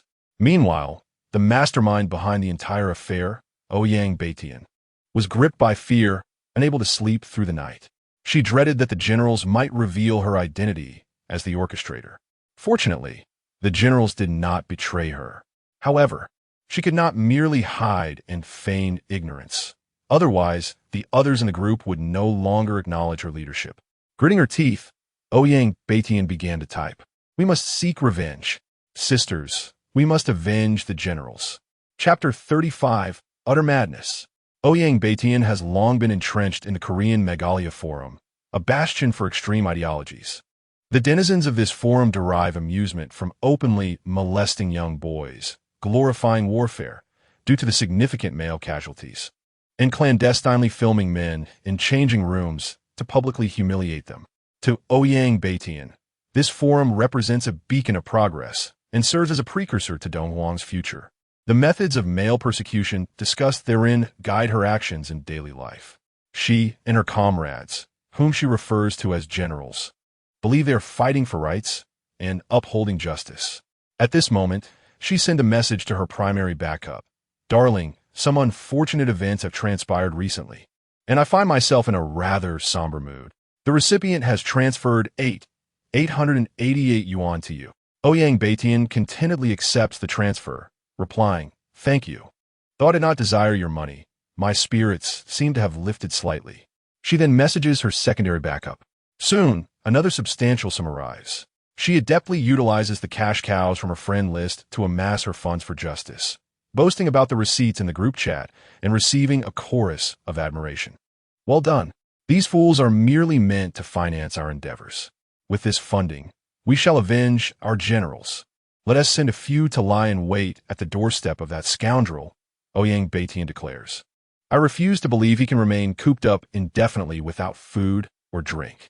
When he emerges, we will follow him, fabricate an encounter, and publicly accuse him of lewd behavior. This tactic is brilliant. As long as our generals shed a few tears, no one will care if he truly committed any offense. Even if it's fabricated, it must be perceived as real.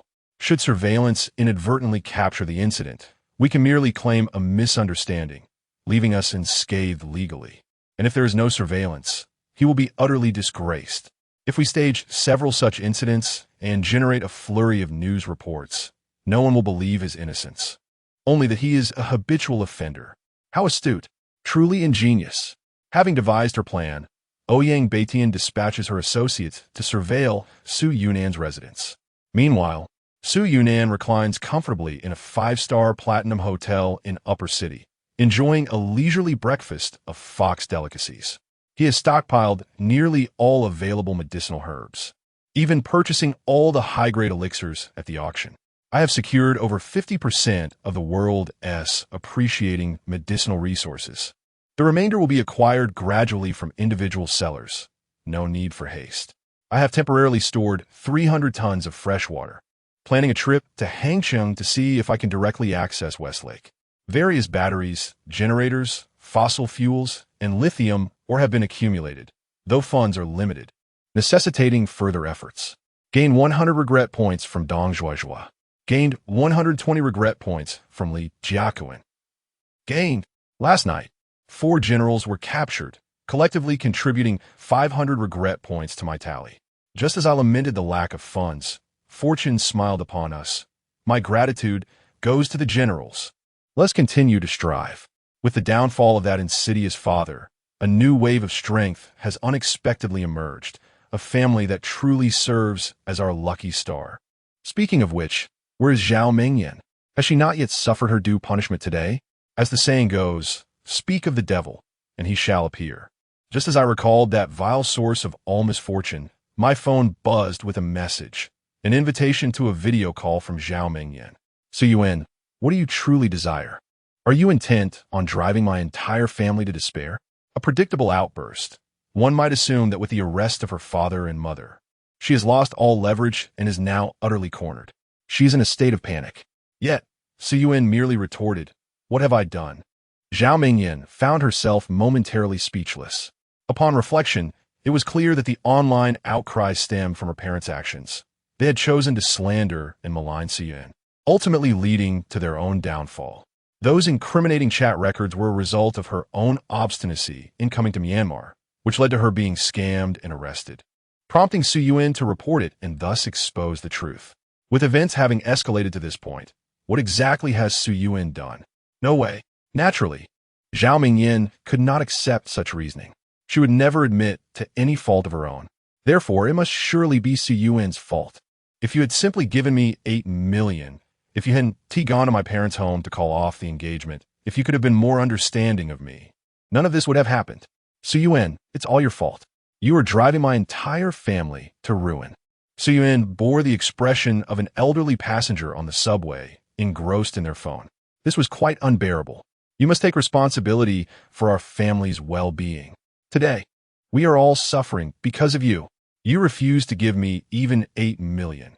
You are utterly unworthy of the title man. I sincerely apologize for not being born into a higher tier of life. Su Yuan sighed as she raised her hands in exasperation. Su Yuan, I shall grant you one final opportunity. Transfer 8 million to me, and I will pretend this incident never occurred. I can forgive you, and we can reconcile. Su Yuan. Observing Su Yuan's silence, Zhao Mingyan assumed he was earnestly contemplating her words and seized the moment. Do you recall the vows you made? You promised to love me for a lifetime. You said you would always love me regardless of the circumstances. I offer you another chance to uphold your promise. My bank account number is 6x times x times x. If you transfer the money now, I will forget all your transgressions from these past days. Su Yuan covered her face. Apologies, but I am overwhelmed by a fear of women. What are you afraid of? How can you be so cowardly? Are you no longer a man? Of course, such insults could not disturb Su Yuan's inner peace. Gazing at the vague outline of an AK-47 visible in her video feed, he felt a wave of amusement. Since you remain unrepentant, I wish you joy in Myanmar with your accomplice, Li. With that, Su Yuan ended the call, leaving Zhao Mingyan in a state of bewilderment. Why? Why is he no longer heeding my words? No, he answered my call. He must still love me. I know him well. He surely cannot bear to see me go. This must be an act. It is undoubtedly a facade. I cannot be deceived by his pretense. Once the precedent is set, he will only become more insubordinate. Zhao Mingyan muttered to herself in a frenzied manner. Beside her, Li Zhong could only cover his face in disbelief. How extraordinarily absurd. How could this person be so foolish and malicious? having once been cherished in the palm of someone's hand? Is it due to the naive filter of a young man's first love? Li Zhong was truly reluctant to waste any more time on Zhao Mengyan and directly produced a syringe. It seems you have yet to grasp the situation. The time I allotted you has already elapsed. Brother Li, just give me 10 more days. 10 days. I will certainly resolve this. He chuckled, a twisted smile forming on his lips. 10 days? You know, individuals like you typically lose limbs by the following day. The only reason you are still here is because of your boyfriend's 8 million. I will definitely obtain it. That fool loves me. I know it. Damn it. I have had enough of your self-obsession. It's infuriating to have wasted so much of my time on you. Ha! Even throwing you to the dogs would be too good for you. Perhaps you should be turned into a human pig and displayed in a vase. Zhao Mingyan shivered in terror. She knew what a human pig was, a living being deprived of limbs, eyes gouged out, ears severed, and finally filled with molten copper. To think she could end up as a human pig?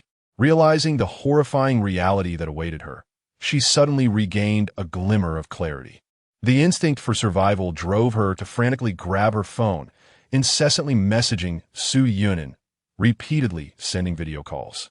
At last, Su Yunin replied, Su Yunin, actually, I do not have 8 million. The previous bank balance was fabricated. Zhao Mingyan felt as though she had plunged into an ice cavern. In a frenzy, she fired back with a barrage of curses. You liar! You scoundrel! How could you deceive me? You poor wretch! After hurling dozens of insults, Su Yunin finally replied with a new message. It was a screenshot of this month's cumulative bank income. He added, It's not 8 million, it's 50 million. You have received 1,000 regret points from Zhao Mengyan, along with 1,000 agility points and a bank deposit of 10 million. Well, now it totals 60 million. Chapter 36. Plan A. Zhao Mengyan, in a fit of frustration, struck her own face 10 times. How could her tongue be so reckless? She never imagined that Su Yunin could possess 50 million. Such a staggering figure was beyond her wildest dreams. This meant that Su Yunin had the ability to rescue her effortlessly. Her earlier tirade had undoubtedly pushed him further away. Gazing at the gun's barrel, Zhao Mingyan's tone softened. Darling, I see my error now. I acknowledge my poor attitude. Can we discuss this when we return home? Please lend me 8 million. I promise to repay you. Borrow? Who would believe such a farce? Every time she had asked for money in the past, had she ever repaid it? Su Yunin opted to activate the Do Not Disturb mode once more. He had had enough of her antics for the day and was disinclined to respond. Zhao Mingyan was left staring blankly at her WeChat screen.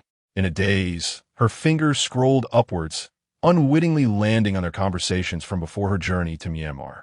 The screen displayed Su Yunin's heartfelt concerns and what had once seemed like overly sentimental declarations of love. Tears streamed down her face. She couldn't comprehend how her life had spiraled into this chaos. Why had he ceased to care for her? After all, she had merely strayed and attempted to poison him. Wasn't it true that she had failed in her attempt? How could he blame her? What a scoundrel. So incapable of providing financial assistance. Was he? Very well. Then let us adhere to the established rules. Li Zhong snapped his fingers, and immediately, someone approached with a pair of pliers. Let us start by extracting her teeth. Zhao Mingyan's eyes widened in horror. And no. Please, I realize my mistakes. I beg you, Brother Li. Brother Li. Ah, her screams echoed throughout the basement, mirroring the suffering she had witnessed others endure. This time was no different. In that fleeting moment, a realization dawned upon her. She was not special at all. The reason she once believed she possessed the world, that she was irreplaceable, was solely because, in his eyes, she had once been unique. But now, she was no longer extraordinary. Meanwhile, Su Yunin was diligently preparing the topic he intended to present at the astronomical summit. He resolved to ask questions earnestly, refusing to obscure the truth or feign ignorance to diminish the credibility of his words. If those scholars chose to believe him and make preparations in advance, perhaps the impending doom would arrive with a touch less severity. He would exert his utmost effort, though he knew this endeavor was likely futile. Breaking news.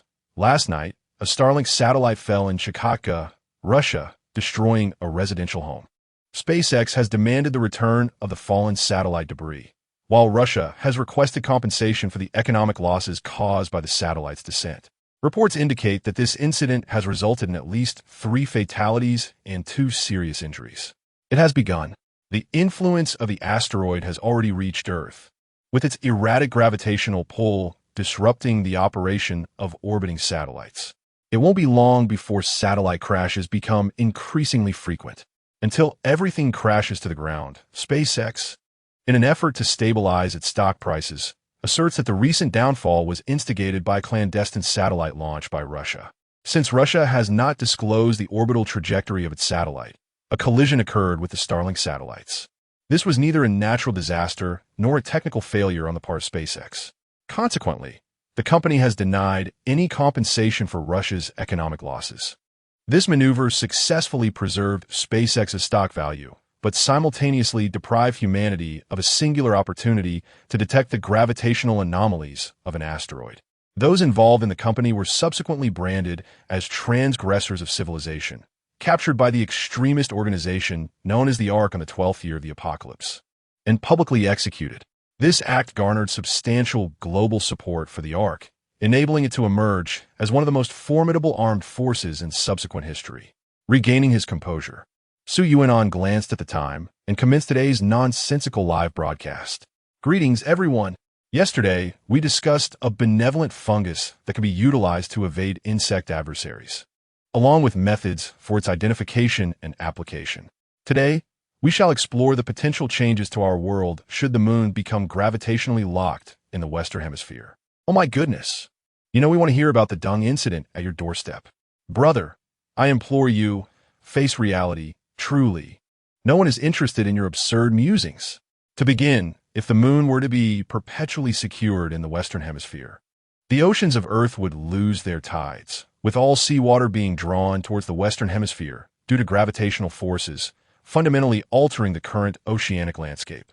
Nations such as Canada, the United States, Mexico, Guatemala, Brazil, Chile, and Argentina would be utterly submerged, with North and South America sinking beneath the waves, leaving only the Eurasian continent, the African continent, and Australia as habitable regions. I'm so anxious to see what the host's doorstep looks like. What is the latest?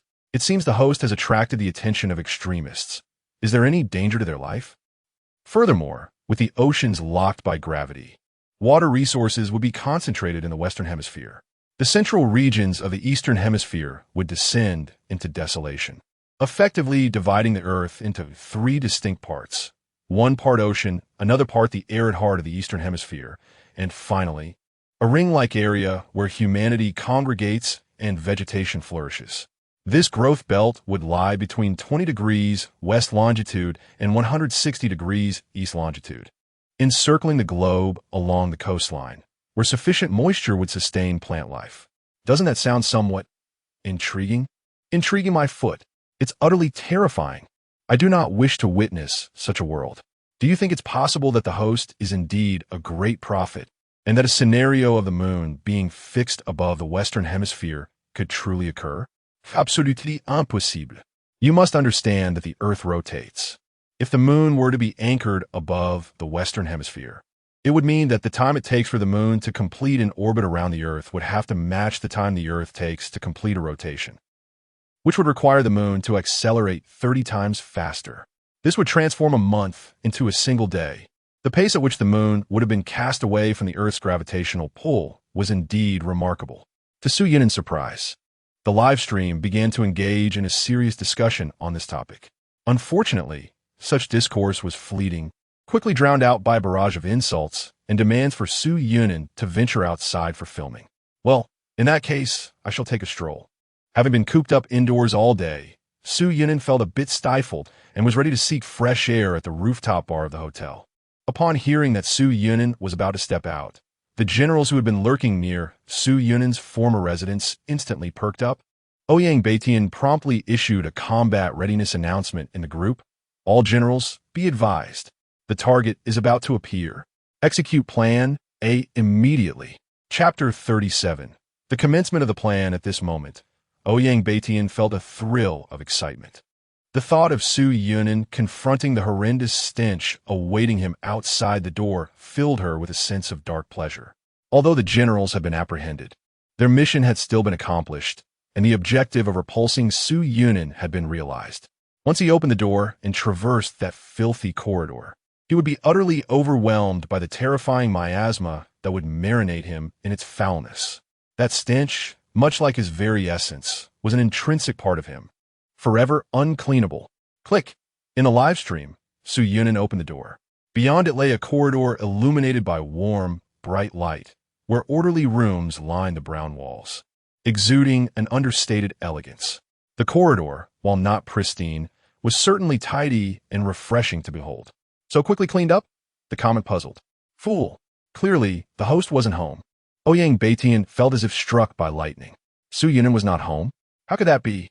There had always been someone watching at the entrance of his community. When had he slipped away? If he was absent, then the sacrifices of the generals were utterly meaningless? All for naught. Su Yunin, yesterday I noticed a few strange perverts loitering at my door, so I moved out overnight. Moreover, that house was rented. Poor landlord. Luckily, I installed surveillance before leaving. Ouyang Baitian's gaze was vacant. So, their monumental sacrifice had inflicted no harm upon Su Yunin whatsoever? The generals were left reeling. How could this person be so despicable? Acquired 85 regret points from Ouyang Baitian simultaneously. Acquired regret points from Li Jiaquan. Acquired regret points from Dong. Acquired. Goodness, that single statement generated 700 points, displaying a plethora of names associated with the perpetrating organization. Su Yunin silently noted all the names. Arriving at the rooftop bar, he continued his live stream while admiring the night view. With nothing pressing to attend to, he decided to elaborate further. Tidal locking can foretell imminent signs. Initially, the distance between the Earth and the Moon will shorten, gravitational pull on the surface will diminish, and nocturnal phenomena of water flowing backward will appear in highland regions, with the Moon appearing even more colossal. Should such occurrences transpire, students in the Americas should promptly migrate eastward, taking as many supplies as possible. They would need to traverse the muddy salt marshes of the Atlantic, embarking on a long migration towards Africa and the Eurasian continent, lest they be engulfed by the surging tsunami. Students in Central and Southeast Asia must also advance eastward, as we must establish a new habitat at the center of the Pacific at 160 degrees east longitude to evade the desertification of the arid zones. The host's words grow increasingly ominous. Does that mean all the skyscrapers we are constructing are doomed? Ultimately, they will be buried beneath the yellow sands, becoming relics of ancient cities. No, I just bought a new house. Su Yunin swallowed a sip of gin, opting not to indulge the bartender with unnecessary embellishments, merely adding a few ice cubes to savor the gin's authentic and unique aroma. This drink was one that diminished with each sip. Regrettably, his robust constitution rendered him impervious to even the strongest spirits. The changing natural environment does not bend to human will. Rather, it seems our existence is too insignificant to alter the course of nature's climate. Thus, migration emerged as the sole option. Fortunately, this is merely the idle chatter of a streamer. Our generation is unlikely to witness such an apocalypse. Scientists assert that it will take at least several 100 million years for humanity to face extinction. Which scientist made that claim? One stray gamma ray burst could obliterate us. You speak as though the world is ending next year. Please refrain from spreading such alarm. I want to be able to sleep tonight. Su Yunin was indifferent to whether the audience could find sleep. He was solely responsible for elucidating the truths of the future. At this moment, within the fervent battalion of Ouyang Baitian, everyone was operating frantically. They were sifting through photographs of all the hotels in the upper city, comparing them to the backdrop of Su Yunin's live stream, attempting to pinpoint his exact location. Finally, after a tumultuous search, they managed to identify Su Yunin's whereabouts. The Upper City Connor Hotel, a platinum 5-star establishment, this presented quite a challenge for the group. Accessing the upper floors of the hotel required a room card. To continue tracking Su Yunin, they would need to book a room there. Unfortunately, the cost was 5,000 yuan per night, far beyond their budget's capacity for an extended stay. Not a problem. I'll arrange for a wealthy acquaintance to book a room here. Ouyang Baitian swiftly devised a plan. The upper city was never lacking in affluent young men, particularly those driven by instinct, eager to impress women at every opportunity. I'll escort you in. We shall adhere to the original plan. The general will head straight to the bar and approach him to provoke a response. As he is drinking, we can even claim he is intoxicated and disorderly. Perfect. With the action plan confirmed, the generals commenced their journey. They soon arrived at their destination. Like well-trained operatives, the designated general retrieved a spare room card and swiftly ascended to the rooftop bar. Su Yunen's live stream was still active, allowing them to locate him immediately. A live stream? Huh. This time, let us ensure your disgrace unfolds under the watchful eyes of the masses. Chapter 38. Birthday celebration. The general strategy was remarkably straightforward. First, she approached the blind spot of Su Yunen's camera. Then, at a moment when Su Yunen raised her hand, she pressed her ample posterior against it. Following that, she let out a loud cry and sobbed, drawing the attention of those nearby. The method was crude, yet effective, having ensnared countless men in its grasp. Not far from her, Su Yunen was obliviously holding her phone, seemingly unaware of the impending danger. In the dimly lit bar, the general crept closer in silence. Suddenly, a noise echoed in the darkness, perhaps a thud from beneath the table in front of the general, but she paid it no mind. She continued her advance towards Su Yunen, inching ever closer. At this juncture, all she needed was a sudden lunge to bring Su Yunen to disgrace. However, thud! The general abruptly collapsed to the ground, rigid and convulsing, foam forming at her mouth. Only then did Su Yunen rise and approach her side. What happened to her? Su Yunen feigned ignorance. It looks like she was electrocuted. But how is there a bare wire here? The general's exposed calf had snagged on the live wire, and the shock rendered her incapacitated, twitching uncontrollably. Attention, those dealing with electric shock should never touch the victim directly, one must. Bam! Su Yunen swung a chair and struck the general, sending her rolling across the floor in several somersaults. With a sigh of relief, she remarked, "Thankfully, I intervened in time. She should survive this." Truly, she considered herself a benevolent soul. As for why the insulation on that wire was damaged and why it was positioned right in front of the general's leg, clearly, it was merely the general's misfortune. Otherwise, could it be that Su Yunen had recognized the general's face in advance, deliberately stripped the insulation from the wire, and placed it strategically in her path? Preposterous. She had been diligently live-streaming at the bar counter all along. All her viewers could attest to that.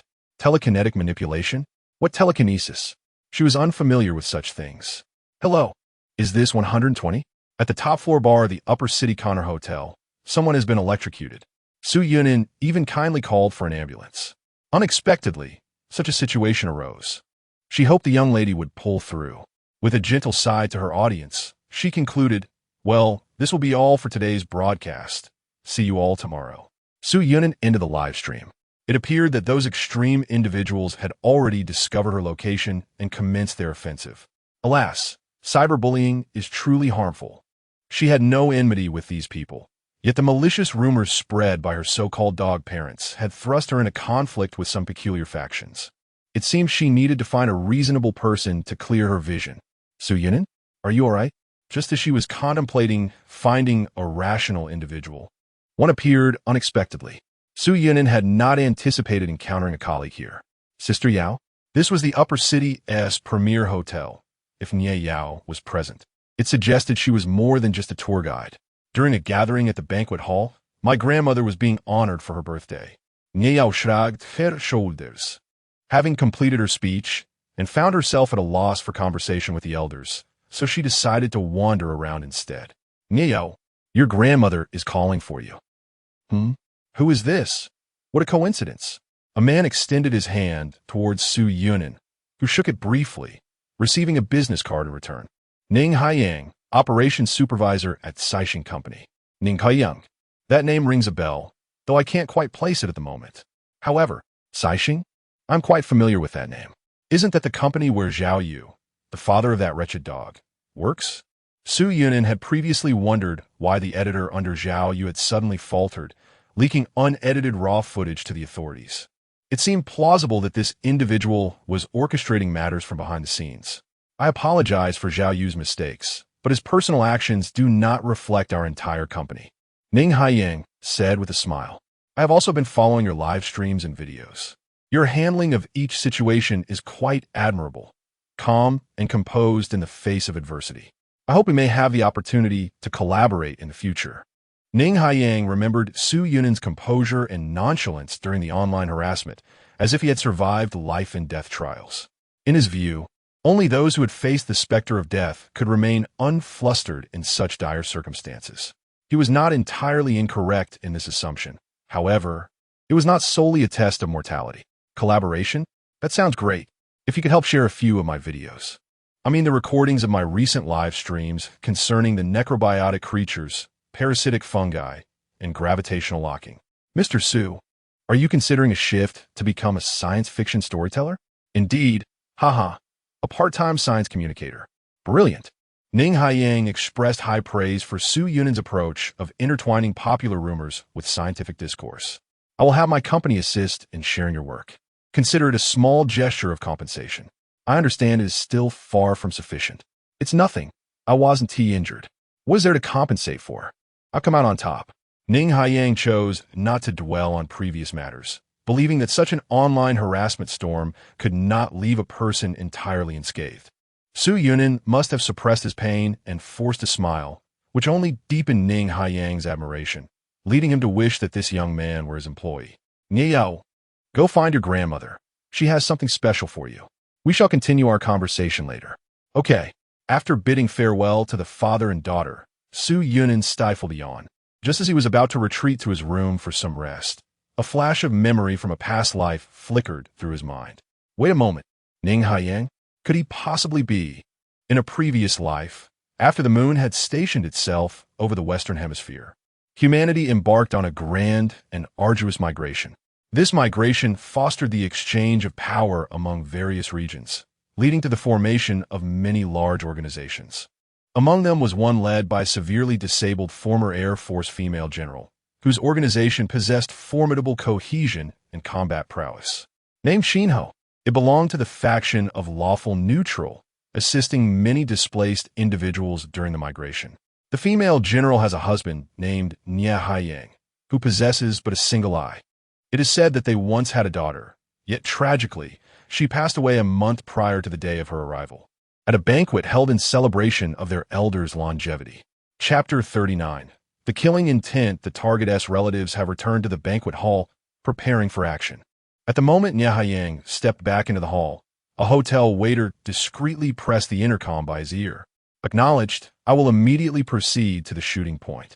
This is a highly trained team of assassins, with their target being the unsuspecting Air Force female Major General Du Mingyue, or more precisely, her relatives. In a recent multinational operation against an East Asian cult, the team led by Du Mingyue successfully dismantled the private armed forces of a New Century cult and eliminated its leader on the spot. However, not all cult members were present at that moment, and the New Century cult has more than one stronghold. The surviving followers were not disheartened by the setback. On the contrary, they believed that the holy war had merely begun, and the casualties were a test from the heavens. The divine word states that only by winning this war can they prove their devotion. Du Mingyue, may you savor the anguish of losing your family. The waiter pushed a food cart into the banquet hall, steadily approaching the elderly birthday celebrant and Ye Yao. Upon reaching the closest point, the waiter suddenly thrust his hand into his bosom, as if grasping something concealed within. Du Mingyue noticed the waiter's movement and instantly comprehended the malicious intent. But it was too late. At that moment, Ye Yao was receiving a gift from her grandmother. It was her grandmother's birthday, yet the elder always insisted on giving her granddaughter the finest gift, as was her custom. Thus, Ye Yao found herself standing directly in the line of fire. The assailant grinned menacingly at the bewildered Ye Yao and forcefully pulled the trigger. Bang! A flash erupted from the assailant's chest, and due to Ye Yao's petite stature, the bullet flew directly toward her forehead. No one could react to such a close-range shooting, especially since Ye Yao had not undergone any professional training. Ye Yao, no! Du Mingyue and Nia Haiyang's eyes widened in horror. They could only watch helplessly as their daughter was shot dead by the assailant, unable to leap forward to shield her, even if they wished to sacrifice themselves in her stead. In that moment, They wished fervently that the assailant's target had been themselves instead of their daughter. Suddenly, a silver flash zipped past Nye Yao with an almost imperceptible speed. She could not discern what it was, only hearing a sharp metallic clang. It was only when the silver object pinned the bullet deep into the wall that she realized. A dinner knife? Before Nye Yao could gather her thoughts, a figure sprang forth like a tiger pouncing on its prey, appearing instantly beside the assailant. The assailant barely had time to pivot his weapon before a fist landed heavily against his chest. The blow seemed to embed both the gun and his arm into his very heart, as if he had felt his own pulsating heart and broken ribs. Then, his body was propelled backward like a cannonball, crashing violently against the wall before sliding down limply. Attention! There is more than one assailant. Safe Nye Yao. Su Yunin continued to alert Du Mingwei and Nye Haiyang. The sudden alert caused both individuals to react instantly, leaving no time to ascertain where Nye Yao had been injured. As they decisively sought refuge, the assailants were easily identifiable, for most people were cowering in panic, while two burly men dressed as waiters stood elevated, maintaining a commanding view. This was not part of the plan. It was time to fight back. There were two more attackers, one brandishing a machine gun, poised to unleash a hail of bullets, while the other rushed towards Du Mingwei and her husband, Nye Haiyang. As it was a casual gathering with friends and family, Du Mingwei had not brought any security personnel or firearms. Nevertheless, she promptly formulated a counterattack strategy. Taking cover behind a dining table, she rolled forward to confront the first assassin, who had been sent flying by Su Yunin. She tore open the assassin's clothing and seized the firearm that was partially embedded in his chest. Foolish. This reckless action left Du Mingwei completely exposed to the machine gunner, without any protection. The machine gun was already loaded, and Du Mingwei still needed to turn and aim. The gunman was absolutely certain that he could turn her into a sieve before she could fire a shot. However, just as he was about to pull the trigger, a flash of silver light appeared once more. To his astonishment, the gunman realized that his finger had missed the trigger. Looking down, he thought, "Where's my finger?" Bang! He had no time to search for his missing digit, as Du Mingwei had already steadied her grip on the gun and completed her aim. Despite the slick blood on the weapon, it did not affect her precision. 3 shots rang out in succession, as Du Mingwei skillfully left 3 gaping wounds in the gunman's chest before swiftly redirecting her aim at the last assassin. Yet this time, she hesitated to pull the trigger, for the assailant, with an arrogant laugh, tore open his outer garment, revealing rows upon rows of explosives concealed within. At that moment, the distance between the assassin and Nye Haiyang and Nye Yao was less than 10 meters. Chapter 40. No debts between us with a bomb strapped to the assailant and a detonator in hand. It was impossible to ascertain whether it was a pressure-triggered or a pull-trigger device. Acting recklessly by firing a weapon could prove perilous. Yet, Du Mingwei appeared to have no alternative. At that moment, she was compelled to gamble on the assumption that the detonator was pressure-sensitive, while trusting her aim to strike the assailant's head without hitting the bomb. Suddenly, before she could pull the trigger, a shadow darted into her view. The agile figure rivaled any special forces operative Du Mingwei had encountered during her military service, with an agility 50 times that of an ordinary person. Even the assassin failed to perceive the figure's approach, their vision momentarily stuttering. In a fleeting instant, Su Yunin had surged beside the assailant, instinctively delivering a powerful uppercut propelled by his forward momentum. The sound of the impact echoed, accompanied by the ominous crack of the assailant's cervical vertebrae as he was sent crashing through the hotel glass, soaring into the sky. A flying knife followed closely behind, a metal dinner knife piercing the detonator, igniting a cascade of sparks that were sufficient to trigger the bomb. Boom! The criminal transformed into a firework high above, causing no harm to the pedestrians below. However, the shockwave from the explosion did slightly disrupt the banquet hall, causing guests to stagger, with a few unfortunate souls sustaining minor injuries from shattered glass. Nonetheless, the crisis had finally been averted. The majority of the attendees were ordinary individuals, unaccustomed to such perilous moments, and, as the tension dissipated, they erupted into wails of distress. Su Yunin, unable to endure the cacophony of despair, noted that the police had arrived for support, allowing him to turn and leave. Wait, Du Mingyue hurriedly pursued him. How is it possible? You are astonishing. Which unit do you belong to? She naturally assumed that a warrior with such remarkable adaptability and strength must have emerged from the military. His performance during the crisis undoubtedly warranted the highest commendation, having saved the lives of everyone in the banquet hall, considering that the attendees were her close friends and family. Su Yunin had effectively saved her entire family. I hail from the M78 unit, the Light Brigade. No need for thanks. I believe in the light, Su Yunin replied, waving his hand gracefully as he departed. Before leaving, he discreetly removed the knife lodged in the wall along with the bullet tip, a gesture that seemed almost supernatural and could potentially invite unnecessary complications. Fortunately, his speed had ensured that no one had witnessed the act. Du Mingyue was left bewildered. M78 unit? I've never heard of it. Nie Haiyang, however, recognized that Su Yunin was playing a joke, momentarily forgetting his earlier fright. That's the kid who faced online bullying at our company. Really? It's him? How absurd, he thought. He's exceptionally talented. What do you think about him as a potential son-in-law? I assure you, my whole family would wholeheartedly approve. You overestimate your daughter, came the retort. How can a father utter such unflattering words? Is Yao Yao not exceptional enough? Clearly insufficient, and given the tumultuous romantic history of this young man, it is likely that he will remain single for the rest of his life. At most, Yao Yao could only consider him a friend. Du Mingyue, feeling dejected, could only console the relatives in the banquet hall. I have repaid the debts of gratitude owed to you in this lifetime. Upon returning to her room, Su Yunin smiled with a sense of relief. In her previous life, that birthday banquet not only cost Nie Haiyang one of his eyes, but also left Du Mingyue, the leader of the Flame organization, partially paralyzed, while Nie Yao perished in the inferno. After the eve of the new year, both awakened formidable talents.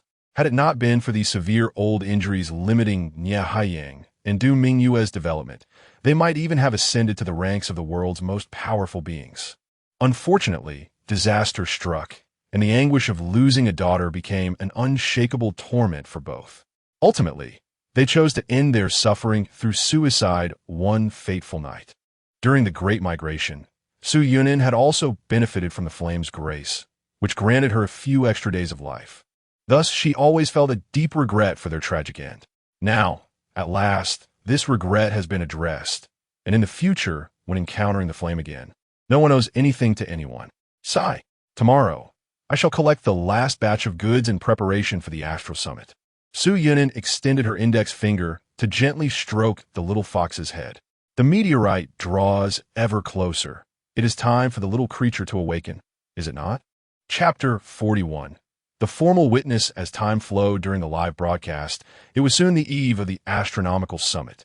That night, a brilliant beam of light appeared in the sky, resembling a luminous contrail, casting a dreamlike array of fractured gemstones, awaiting someone to uncover its mysteries along its extended trajectory. Perched upon Su Yunin's shoulder, the little fox gazed up curiously at the comet's tail. This phenomenon was a result of a gaseous planet being drawn into an altered gravitational state by an external force. Of course, this was NASA's interpretation. The truth, however, was that this was a deliberate path left by the entity itself. Its exaggerated tail linked every location it had traversed, connecting billions of light years of its journey, indiscriminately hurling the disasters and treasures of those regions onto the surface of Earth, heedless of whether the planet was prepared. The little fox seemed to comprehend none of this, which was entirely understandable, and instead affectionately nuzzled Su Yunin's chin. It had opened its eyes much later than other newborn foxes, finally doing so just the day before, its eyelids no longer adhering together. The first sight that met its gaze was Su Yunin. Although mammals do not recognize the first creature they see as their mother, Su Yunin's figure and visage were indelibly etched in the young creature's mind. Consequently, it clung even more resolutely to Su Yunin.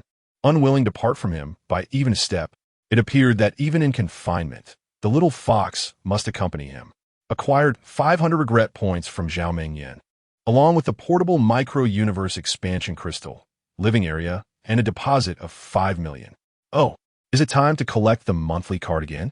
grateful for the daily, stable contribution of regret points from the Zhao Mengyan brand monthly card. Su Yunan clasped his hands in gratitude for the gifts bestowed upon him by fate, then directly utilized the portable micro-universe expansion crystal. Closing his eyes and concentrating, he attuned himself to the state of his internal space. This expansion crystal had only opened a modest area, yet it was entirely independent. Disconnected from the storage warehouse Su Yunan used for his belongings. It resembled a room spanning a mere 100 square meters, divided into 2 bedrooms, a living room, a kitchen, and a bathroom. The air was abundant in oxygen, with gravity and atmospheric pressure akin to that of Earth. A living area? Indeed, it was aptly named. Previously, his portable micro-universe could be broadly categorized as a time stasis warehouse and a primitive cultivation zone, lacking any living facilities or space. While the primitive cultivation zone had ample oxygen, the air composition seemed to differ slightly from that of Earth, more suitable for plants than animals. Yet the living area was distinct. Here, the air closely mirrored Earth's composition, along with accompanying living amenities. One could only wonder where this air originated from and whether it would eventually deplete. However, for the occasional use of housing the little fox, it sufficed. Strangely enough, though newborn creatures typically exhibit rapid growth, the little fox had only just opened its eyes and showed no signs of physical change. It remains that palm-sized entity, easily concealed within a pocket or nestled within one's hair. The air here is abundant enough to last an entire year. Perhaps it is best for you to stay here. Su Yuanan brought the little creature into the living area. It was evident that the little one was reluctant. Once Su Yuanan departed, it would whimper incessantly. Well, Pikachu also despises pokeballs. For the time being, the living area would serve as a temporary haven, yet most of the time, this little one must be tucked away in a pocket. As Su Yuanan extracted the small fox from the living area, the creature darted like lightning into her hair, revealing only the tip of its snow-white tail, peeking out like a periscope to survey the surroundings. With a shrug, she decided to disregard its antics and commenced her final live broadcast. The moment she started, the chat exploded with excitement. Wow, are you a Special Forces soldier? That's so cool. Taking on 3 unarmed, defeating 3 assassins. But you sent them flying with a single punch. That's too unrealistic. I told you it must be a movie. How can so many still think it's real footage? The host is secretly filming a movie without telling us. What filming? That was real footage. Su Yuanan was speechless. It seemed the video of the altercation from the hotel had leaked. She could only raise her hands in resignation. I was terrified that day. 3 armed men burst in, but fortunately, I am an athlete. But you're an athlete. That makes sense. Last time, a Siberian tiger lunged at me, and I sent it flying 2 stories high with a slide tackle. It stumbled away because I'm an athlete. During the planetary Devourer's invasion of Earth. Luckily, I was an athlete and reduced it to an atomic state with a single punch. The invincible Uncle Devourer was defeated again. Su Yuanan chuckled and began her whimsical musings for the day. Everyone can lift their heads now. Tonight marks our first encounter with Year, but certainly not the last. On New Year's Eve, this little asteroid will reach its closest point, providing the optimal viewing distance. However, I do not recommend venturing outside to observe it, as it will be quite cold. Of course, it's cold in the dead of winter. It's ill-advised to drink boiling water directly, as it is scalding. The host is a master of nonsensical discourse. Su Yuanan chose not to elaborate further. It would only be after the arrival of the new year that people would comprehend the deeper meanings hidden within her every utterance. This winter will be exceptionally frigid, and here are a few tips to keep warm. Do we need you to tell us about staying warm? Just wear more clothes and turn on the heating. Suggestion 1. Do not keep altars for deceased relatives within your home. It is best to maintain a considerable distance from both the mourning hall and graveyard, which will provide much warmth. Suggestion 2. If circumstances allow, one could place a statue of K. Itagarbha Bodhisattva in the home. Host, are you unwell? Everyone knows that one should not keep a statue of K. Itagarbha Bodhisattva at home. Indeed, we have this notion in our area as well. K. Itagarbha governs the realm of the dead. Placing his statue in your home, what do you consider your abode to be? Scam. This host is truly a con artist. Su Yunan, still disinclined to elaborate, continued, "My final piece of advice is to seal the doors and windows with tape. If the room is too small, ensure that an oxygen generator is prepared in advance. On the nights of the 1st and 15th of each lunar month, even if it feels suffocating, do not venture outside or open any doors or windows." This guideline holds far greater significance than the previous two. This is becoming increasingly absurd. How can you call this a science popularization host? The host is crossing the line. This has ventured into the realm of the supernatural. Chapter 42. The first general strange forces and supernatural phenomena? No, they merely represent a form of life that eludes our current comprehension, a quantum organism. Before the advent of the electrical era, humanity regarded thunder and lightning as manifestations of divine power. What we term as strange forces are simply aspects beyond our understanding. In the future, all of this will be elucidated. Furthermore, Su Yunin continued to expound upon numerous foundational concepts that would be essential in the times to come. Is it just my imagination? Why does it feel like the host is somewhat anxious today, speaking at a faster pace? It's not just a feeling. The host is indeed covering a lot of material today. Before I could fully digest the previous segment, he has already moved on to the next. There's a hint of a farewell message in the air. I must once again remind all students to take comprehensive notes. Do not merely jot down what you perceive to be useful. Otherwise, you may inadvertently overlook the most crucial knowledge point. As night fell, concluding the final day of the live broadcast, Su Yunin ordered another glass of gin, quietly seated at the bar. The experiences of the past few days had been surreal. He had initially anticipated that he would not gain fame until after the astronomical summit. Yet unexpectedly, through a series of maneuvers by his dogged parents, he had already appeared on trending lists multiple times. In the age of the internet, achieving notoriety is both arduous and effortless. The challenge lies in the sheer multitude of voices. An individual's voice can easily be drowned out by the cacophony of the masses. Yet, it is also simple. If there is a scandal to be consumed, one can swiftly be propelled to prominence by the eager spectators. However, there seem to be an overwhelming number of such scandals lately. Su Yunin squinted, sensing a figure stealthily approaching from behind. This was already the 10th general. The previous ones had all met with untimely demise, their actions interrupted by inexplicable circumstances. The current 10th general radiated an air of defiance against fate. I have already surveyed this area in advance, even enlisting an electrician to conduct preliminary checks. The cleaning lady has confirmed that the floor is devoid of slippery water or banana peels, and there are no lurking snakes or scorpions. There is no risk of a sudden bear or tiger ambush, and the chandelier above is certainly not poised to fall. The 10th general brimmed with confidence. No one had tampered with this place, and this scoundrel had no accomplices lying in wait nearby. Within the live stream, he had not moved an inch, remaining seated at the bar's front. There was simply no opportunity to set the scene. The bar had been devoid of any other patrons. You cannot escape. This time, I shall ensure your downfall. Buzzing crash. A drone unexpectedly shattered the glass, crashing directly onto the general's forehead. Su Yunin glanced at the general and couldn't help but reflect. Youth is truly splendid. One can simply fall asleep. Another glass of gin on the rocks, please. The bartender had grown accustomed to the chaos. From his perspective, every night, Su Yunin would come a drink, inevitably sacrificing at least one unfortunate female patron and randomly damaging an item in the bar. The owner was contemplating whether to place Su Yunin on a blacklist, prohibiting his entry, for the repair costs were becoming untenable. Indeed, those who favor gin are all peculiar creatures, the bartender mused.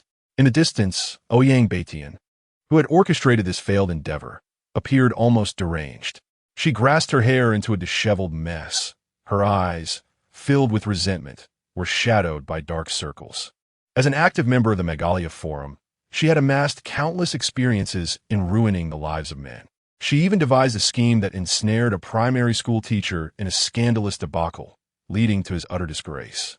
Ultimately, she succeeded in driving him to suicide in a bid to prove his innocence. That was her proudest achievement. She firmly believed she had rid the world of a menace. Yet this time, no matter how fiercely she kicked, she could not budge Su Yunin, a veritable fortress. It was as if the generals were cursed. Or perhaps this individual possessed some ill-fated domain. Any approach within 10 meters would result in the generals collapsing due to unforeseen circumstances. Ouyang Baitian was on the brink of madness. She watched helplessly as the avatars of the generals in the group faded in color, and the once vibrant participation of her comrades dwindled. Anxiety and hatred tormented her, depriving her of sleep and leaving her gaunt. She had to make Su Yunan pay a painful price. Just as she was racking her brain to devise a malicious plan, a figure she had longed for suddenly appeared. The Supreme General, Zhao Yuanchai. My dearest comrades, I have been released from prison. Chapter 43. Grateful Star Zhao Yuanchai has been released on bail. Nevertheless, as a suspect charged with fraud, her movements remain constrained. She is merely allowed temporary freedom until the court renders its verdict. Should she be found guilty, she must face imprisonment. What is the matter? Yuanchai hasn't spoken for days, and no one is aware of your situation, one friend inquired. It happened suddenly. Zhao Yuanchai typed swiftly in response. My phone has been confiscated these past few days, and I'm oblivious to the outside world. My parents aren't answering my calls. Did the person who bailed you out not inform you? What happened? Your parents have also been implicated. Your mother has been released, but your father has been charged as the mastermind and is awaiting trial. Based on the current circumstances, he could face at least 3 years in prison. Zhao Yuanchai nearly crushed her phone in her grip. Why? Who did this? Her fingers trembled as she typed. Simultaneously, she raised her gaze, her eyes blazing with fury at the man before her. Why didn't you tell me? Zhou Xiaodong, intimidated by her glare, lowered his head. I feared it would hurt you. Who did this? Su Juanan. He came to your doorstep to call off the engagement, and your parents edited the surveillance footage at the entrance. They were just a bit too forceful in their editing, which led to charges of defamation. That bastard. That beast. How could he be so malicious? At that moment, Zhao Yuanchai remained oblivious to the fact that Su Yuanan's decision to call off the engagement stemmed from her earlier confrontation. Had she not sought him out, he might have forgotten all about her troublesome parents. Yet, her reminder about the misdeeds of Zhao Mingyan's family prompted Su Yuanan to seek dissolution of the engagement and demand the return of the betrothal gifts.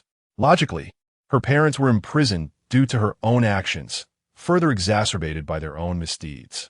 Unfortunately, Zhao Yuanchai possessed no self-awareness, placing the entirety of the blame squarely on Su Yuanan. I heard that guy has recently come into wealth. Zhou Xiaodong began recounting the events of their last-class reunion, noting how Su Yuanan's extravagance left everyone in awe. Zhou Xiaodong was a classmate of Su Yuanan and also Zhao Yuanchai's devoted admirer. Su Yuanan had found it quite perplexing that the overweight Zhao Yuanchai had such a dedicated admirer. It was not a matter of discriminating against those with larger bodies, but rather that the state of excessive obesity often dampens the allure for potential suitors. This instinct is etched into our genetic makeup. Typically, one finds a preference for slender, youthful figures. It was only later that Su Yuanan came to understand the reality. In today's world, any woman can attract admirers. There will always be those with particular tastes. Zhou Xiaodong was one such individual, utterly captivated by her ample form. He not only purchased rare herbs like ginseng, but also stockpiled gasoline, batteries, and various other items in his warehouse, amassing a fortune worth several million. How do you know all this? Initially, Shui Ran harbored deep resentment after he sabotaged her work, and she had been secretly inquiring about his situation. He had bribed the warehouse manager, who disclosed information to him. This scoundrel has indeed offended many. Truly, he is a menace, wreaking havoc everywhere. Absolutely, Zhou Xiaodong echoed fervently. However, Zhao Yuanchai could not fathom his motives. What was he purchasing all those items for? Was he planning to establish a pharmaceutical factory? I don't know, she replied. That fellow has been fervently promoting some apocalyptic theories lately. Perhaps he has lost his mind, genuinely believing that the world is on the brink of destruction and is frantically stockpiling supplies. Is he insane? The world is at peace. It hardly seems like we are facing an apocalypse. She mused, considering the recent influx of foreign conspiracy theorists hoarding supplies due to the asteroid. He might be just as foolish as those imbeciles. Zhao Yuanchai fell into deep contemplation. Having once extorted a substantial sum from Su Yunnan and being dubbed the first general in their group, she was certainly not lacking in intelligence. Soon, she devised a plan for retribution against Su Yunnan. Only a fool would invest all their wealth into a single warehouse, especially one filled with flammable and explosive materials. Had he not considered that a fire could leave him with nothing? Zhou Xiaodong was startled and quickly lowered his voice in alarm. Are you planning? Isn't that illegal? If no one knows, it won't be a crime. Are you afraid?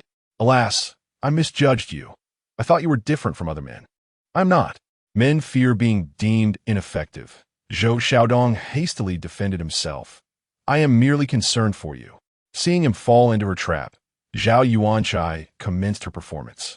Alas, that bastard Su Yunnan has brought ruin upon my family, causing her downfall. Such a scoundrel deserves retribution. It would be an affront to justice if he escapes unscathed. I do not wish to burden you. Depart now. I shall handle this myself. Besides, I may not even get caught. As Zhao Yuanchai anticipated, Zhou Xiaodong's expression darkened with worry. She could see the sincerity in his concern for her. Thus, she resolved to exploit this sentiment further. As for evoking sympathy, how could the scythe show mercy to the chaff? Brother Xiaodong, you should leave.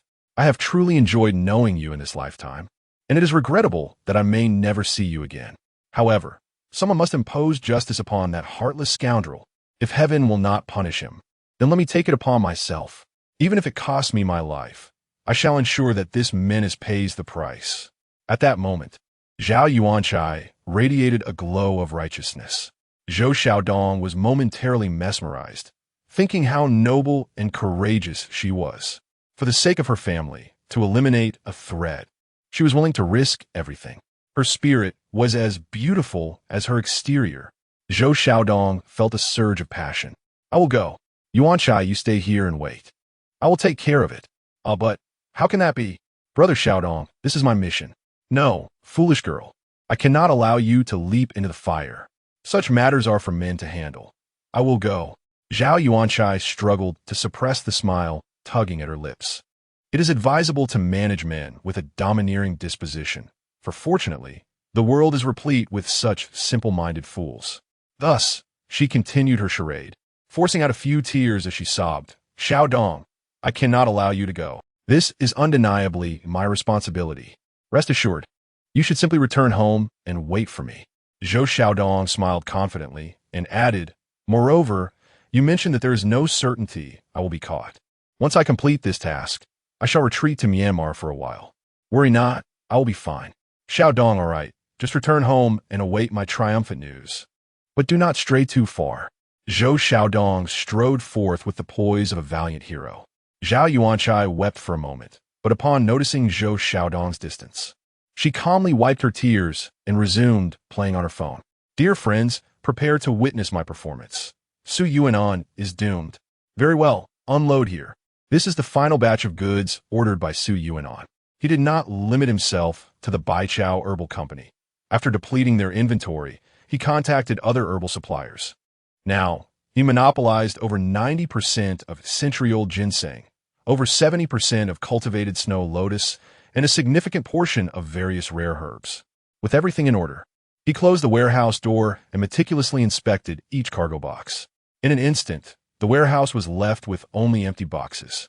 The contents had been transferred into his personal space, leaving not a single leaf behind. Finally, he could recline comfortably and indulge in leisure.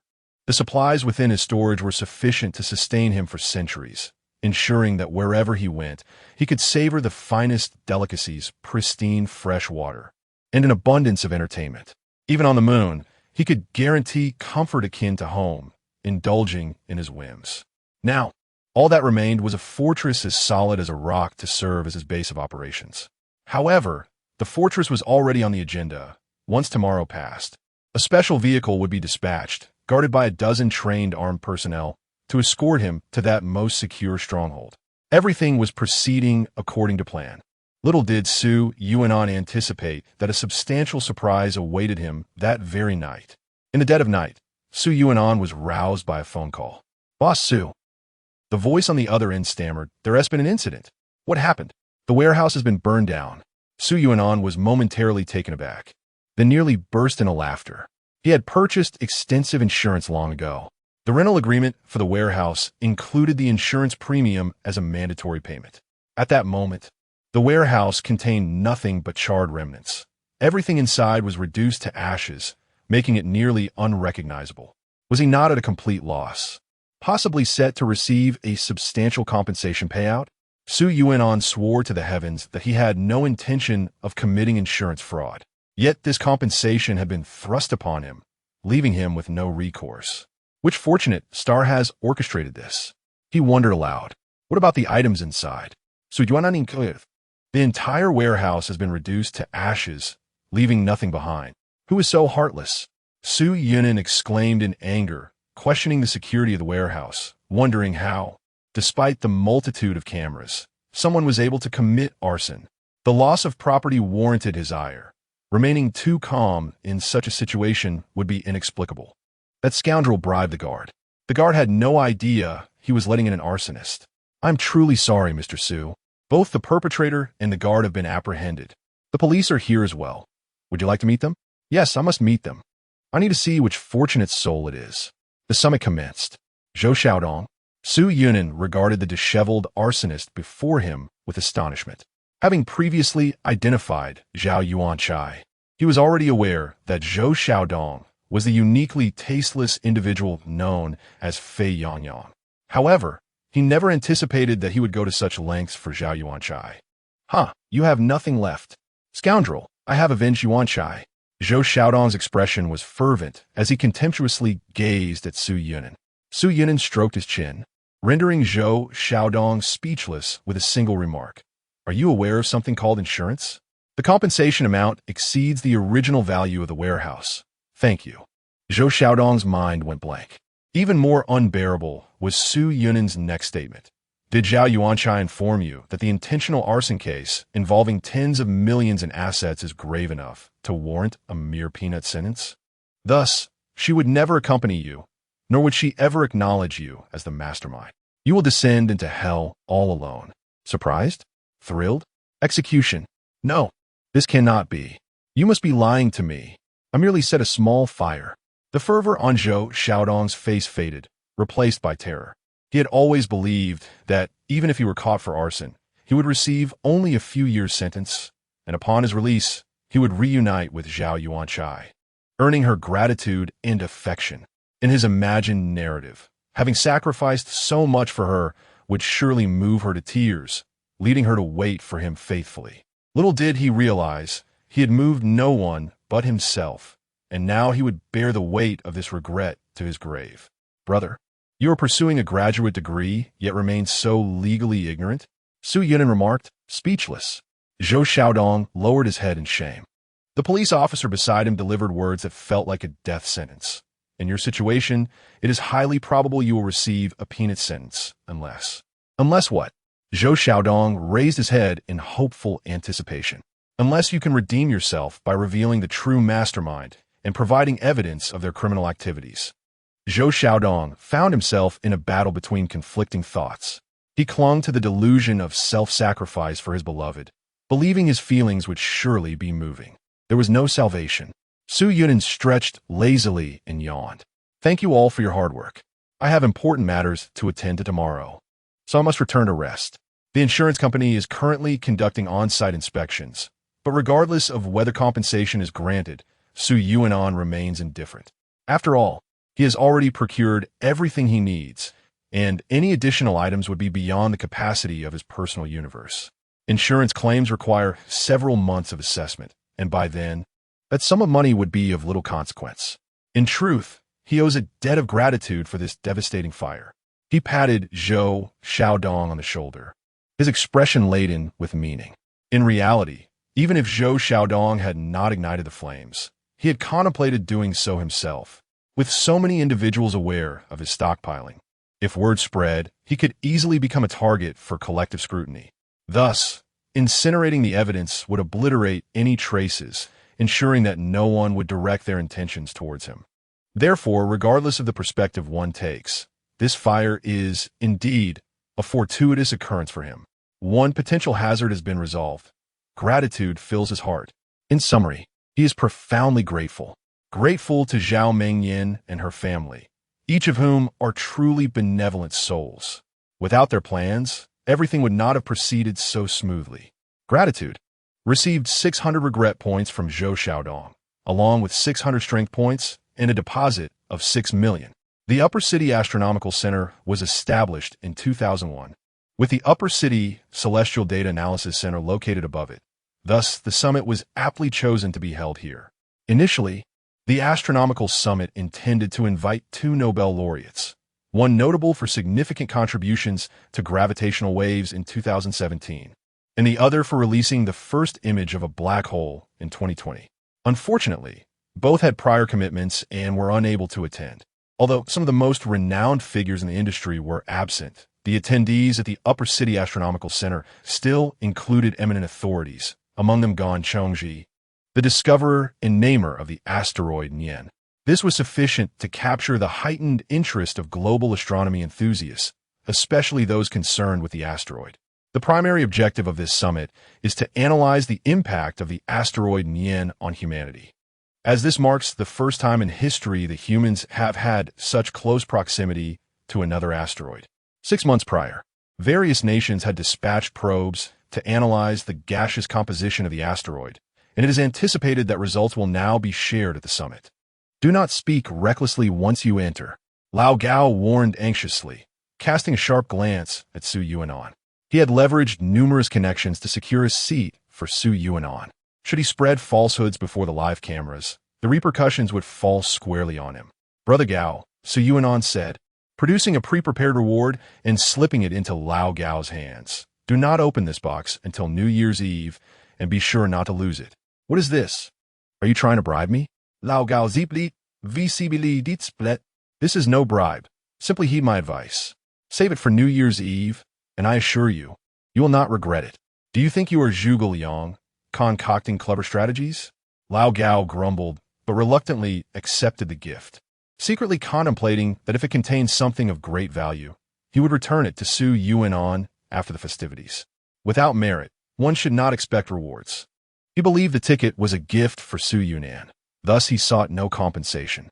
However, Su Yunan was reluctant to owe anyone a favor, fully aware that Lao Gao was destined to be troubled for several days. Hey, is there some ulterior motive behind your generous offering at such a time? Lao Gao had an ominous premonition. Rest assured, Su Yunan smiled as he entered the venue, waving his hand dismissively at Lao Gao. You shall not regret this. Gained 100 regret points from Gao Zhengyi. Lao Gao had already begun to feel regret. Chapter 45. Master, what is your profession? Chapter 45. The Brains Collection Point. At the Upper City Astronomical Museum, in a live broadcast room of the Astronomy Summit. May I inquire, Mr. Gan Chongji, as the discoverer of the asteroid, why did you choose the character year for its name? This question had been posed to him numerous times. Once again confronted with it, the septuagenarian Gan Chongji felt a twinge of helplessness and fatigue. Firstly, it is due to the timing of its closest approach, which, according to calculations, coincides precisely with the transition between the old and new year, specifically at midnight on the eve of our Lunar New Year. And what else? Secondly, the asteroid signifies a new era for humanity. This marks our first intimate encounter with another ancient celestial body. The mineral components we extract from the asteroid will deepen our understanding of the universe and potentially unveil its origins and the genesis of Earth. I have heard that the probes dispatched by various countries have returned to Earth. What are the findings? Well, Gan Chongji's face reflected a hint of shame. Regrettably, all the probes encountered malfunctions and failed to return. We underestimated the intensity of the storm activity on the asteroid surface, which proved far more severe than observed by the Webb Space Telescope. Our calculations were erroneous. Have the reasons for the errors been identified? We are still investigating. The Astronomy Summit consists of 2 phases. The first phase allows representatives from various nations to freely exchange academic findings, while the second phase entails live interviews and audience inquiries. The first phase has concluded, and we now transition to the second phase. The studio's camera was artfully positioned, capturing both the host and the discoverer of the asteroid. Academician Gan Chongji. The year hung, suspended between them in the backdrop, elegantly framed by the lens. It's dreamlike, resplendent tail held the viewer's gaze captive. Gan Chongji felt somewhat uneasy. As a researcher accustomed to solitude, he preferred less crowded environments and was averse to being scrutinized by the public, especially given the host's questions were rather uninspiring. He found himself contemplating an escape. The host, sensing Gan Chongji's discomfort, swiftly moved on to the next segment. We will now enter the audience Q&A session. Over there, a young lady has been raising her hand for quite some time. Let us invite her to be the first to pose her question. Mr. Gan Chongji, there has long been a matter we find perplexing. The previous Hubble Space Telescope was capable of observing galaxies located 12.9 to 13.4 billion light-years away, a distance that far surpasses our solar system. Yet, it is only this year that we have discovered the planet Yen, which had already entered our solar system at the time of its discovery. Might it possess some unique properties that eluded our observations? The answer is quite straightforward. Upon hearing such a rudimentary question, Gan Chongji managed a faint smile. The distance he referenced pertains to the data from Hubble's observations of stars. As stars emit a significant amount of visible light and ultraviolet radiation within the wavelengths that Hubble can capture. However, planets do not emit light. Their observation relies solely on the transit method, detecting changes in stellar brightness to ascertain whether a small celestial body has passed in front of it. Yet this method has numerous limitations.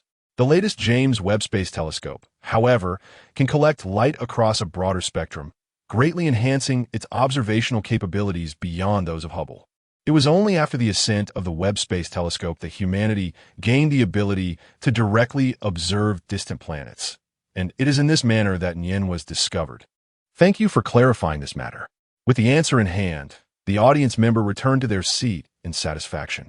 The host then selected a second, third, and fourth audience member, each question increasingly amateurish, causing Gan Chongji to stifle yawns and battle drowsiness. Suddenly, a voice rang out from the audience. Mr. Gan Chongji, if an asteroid exceeds the Roche limit and is torn apart at its closest approach, forming a ring around the Earth, what impact would that have on our planet? What a trivial question. Gan Chongji raised his head in exasperation. This inquiry was even less professional than the previous ones. The host promptly intervened. Sir, please follow the order of questioning. This round has not yet commenced. Su Yunin raised his arm until it ached, feeling that the host was deliberately ignoring him. He harbored serious doubts that the older Gao had warned this host about him, causing a ruckus. Yet he could not afford to wait, for the live broadcast might conclude without him having his turn. Mr. Gan Chongji, have you calculated the Roche limit of asteroids? Ignoring the host, Su Yunin pressed on with his question. Gan Chongji's lips curled into a smile. Indeed, we have calculated it. Firstly, it cannot surpass its own Roche limit. Even at its closest approach, it is still 1.5 million kilometers from Earth. The gravitational pull of Earth is insufficient to capture it, let alone tear it apart. Now, the question arises, how do you ascertain its density? And how do you determine its mass? Quite simply, we calculate its mass by examining the degree of its orbital disturbance caused by Jupiter, and then we derive its density from its size. What is the magnitude of the disturbance? Nearly zero, indicating it possesses considerable mass. Hence it remains unaffected even when near Jupiter. This allows us to deduce its minimum mass. Subsequently, we can ascertain its minimum density, and from that, we determine the minimum Roche limit value at which it could be torn apart by Earth. So, it is all merely estimations, then? No one can provide a definitive answer, but I am certain that my calculations are accurate, and we can assert with absolute confidence that the Earth is secure. Gan Chongji's response was unwavering and self-assured, a reflection of the extensive knowledge he had amassed over the years. He was willing to take full responsibility for this conclusion, should any mishap occur. He would bear the consequences alone. Then the question arose. Su Yuanan chuckled. What if the mass of this planet were zero? The entire broadcasting hall erupted with uproarious laughter. Even the host, who tried to maintain composure, could not suppress a chuckle. Except for two individuals, Su Yuanan and Gan Chongji. Sir, I apologize. I simply cannot contain myself. The host endeavored to regain her seriousness, yet her voice quivered with restrained laughter. We all know that a planet of such magnitude cannot possibly possess zero mass. Your assertion defies logic. After all, This was a live broadcast, and her words remained measured. She refrained from labeling Su Yuanan as mentally unstable on the spot. If we assume the mass is zero, according to the law of universal gravitation, its gravitational pull would also be zero, thus it would not be affected by the orbits of other celestial bodies. If it possesses zero mass, yet occupies volume, its density would be infinitesimal. An infinitesimal density implies an infinitely small Roche limit, suggesting it could be torn apart at any moment. This notion was utterly outrageous and riddled with flaws. The host immediately countered, by your reasoning, such an object could not possibly exist. Its Roche limit being infinitesimal means it should have been obliterated by any matter long ago. It is not torn apart precisely because it has zero mass and is unaffected by any external gravitational force. Whereas the condition for being torn apart by gravity is the presence of gravitational influence. This sounded paradoxical.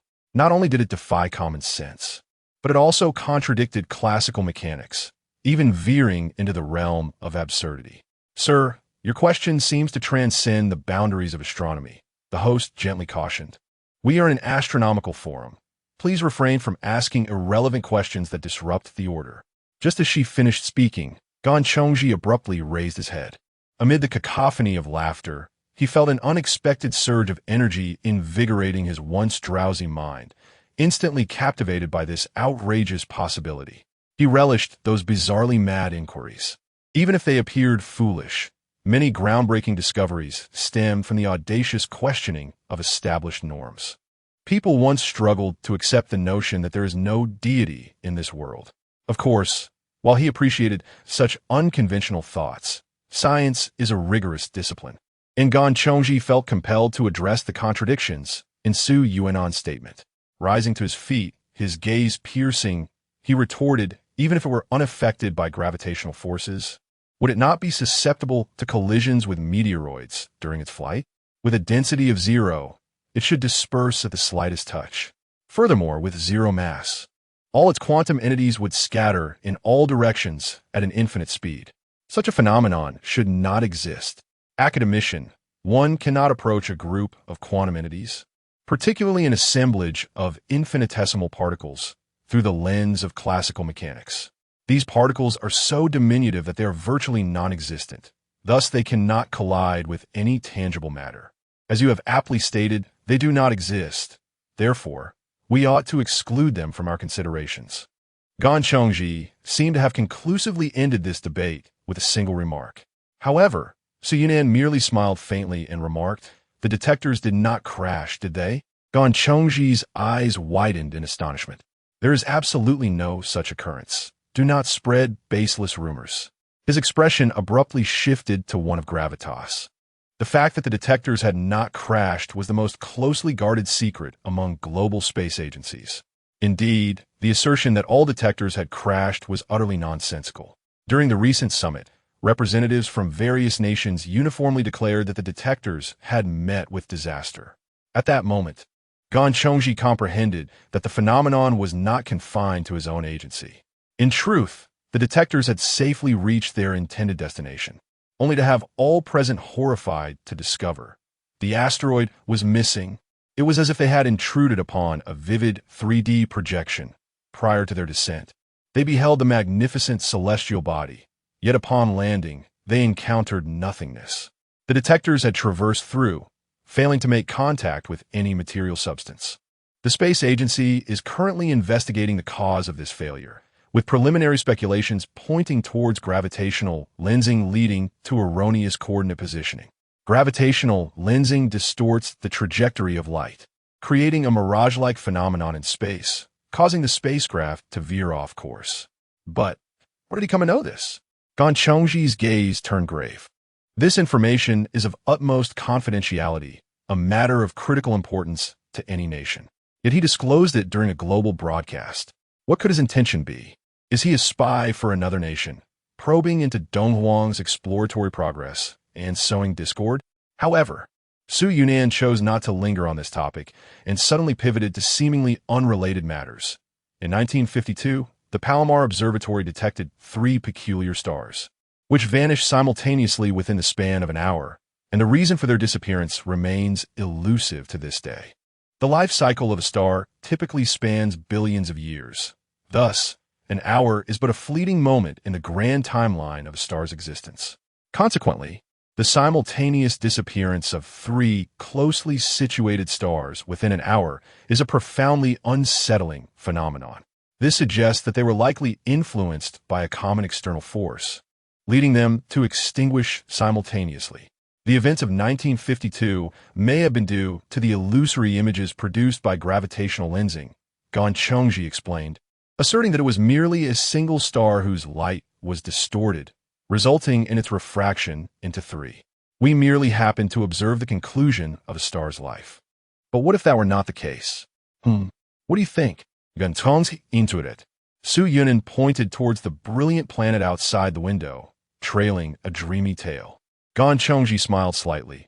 A planet cannot dictate the fate of a star, unless it is not a planet at all. Your imagination is commendable, but this is mere pseudoscience. Indeed, it is pseudoscience.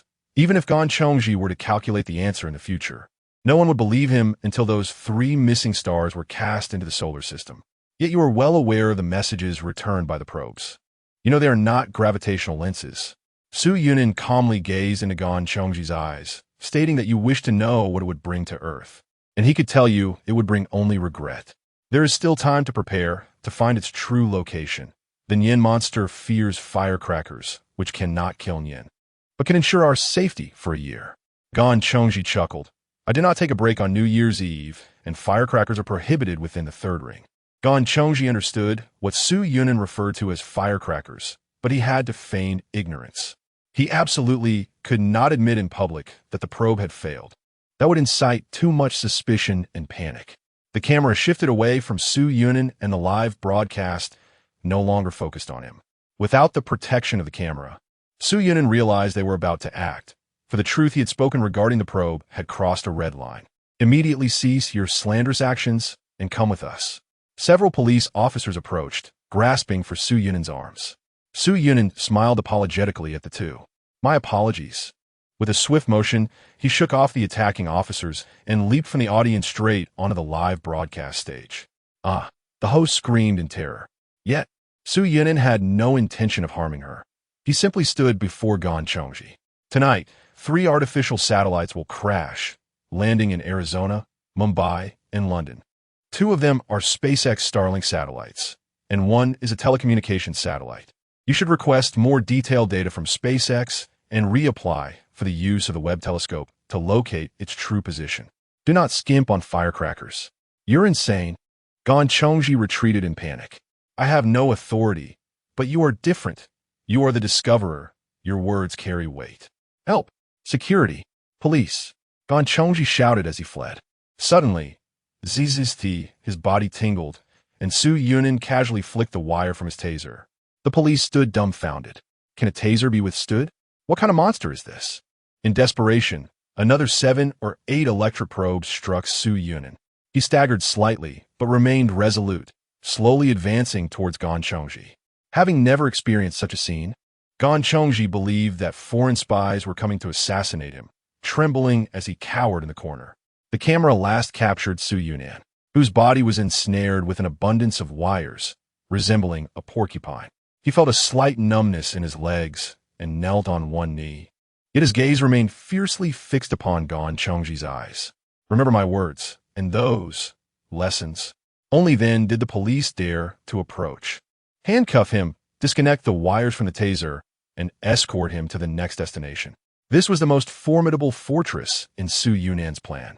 The Upper City Serious Criminal Detention Center ranked among the top 10 in the world for its security. Name, Su Yunin. What brings you here? Spreading rumors, disturbing social order. Espionage. Espionage? Are you the one with 500,000? Asked an inappropriate question in a public setting.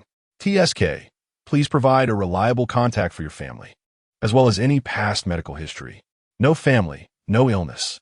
Without family, please list a trustworthy friend. It would facilitate contact should anything happen to you here. No, it's unnecessary. Are you certain? You may find yourself in significant trouble. The existence of relatives serves a purpose beyond merely attending to procedural matters when a criminal falls gravely ill. Their more crucial role is to ensure the quality of life for the inmate. Although some prisons have small shops, the selection is limited, and only daily necessities are available. The food in prison is far from delectable. If friends or family can deliver some delightful treats, it would alleviate the monotony. Yet, if one is solitary and without kin, one is left to endure a tasteless existence. Moreover, friends and family play an even more vital role, leveraging connections. When a relative is incarcerated, family members often gain access through connections to bring gifts during visits, ensuring better care from the guards. This can significantly reduce the likelihood of being bullied in prison and may also lead to more manageable work assignments during labor reform. However, if one lacks power or connections and has no family or friends to advocate for them, then, regrettably, there are numerous unpleasant tasks awaiting them in prison. Your inmate number is 13,667. Remember the location of your cell. Please submit to a search, change into your prison uniform, and proceed through the prison gates. All right. Su Yunan beamed, as if he were not being incarcerated but returning home. He walked briskly to his cell for serious offenders, confirming the absence of surveillance and the presence of only one roommate before comfortably lying down on the bed. He retrieved a mobile phone from his storage space, arranged a small plate of snacks before him, and began to read a novel while munching. His roommate was astonished. What kind of titanium alloy connections do you have? You can bring a mobile phone into prison? How is that possible? Where is their mobile phone? Su Yunan replied, feignin ignoranje. How could a phone possibly be allowed in prison? Wait, am I hallucinating? His cellmate rubbed his eyes in disbelief. No, he was not insane. This individual was genuinely using a mobile phone. May I borrow it for a moment? The inmate swallowed hard. It had been a year since he last laid eyes on a mobile phone. Now, the sight of one struck him with the intensity of a long-lost kin. Child, are you feverish? Does that mean you won't lend it to me? Such delusions. You ought to see a doctor. Very well. I shall ask you once more. Will you lend it to me? The inmate stood up, his visage contorted with rage.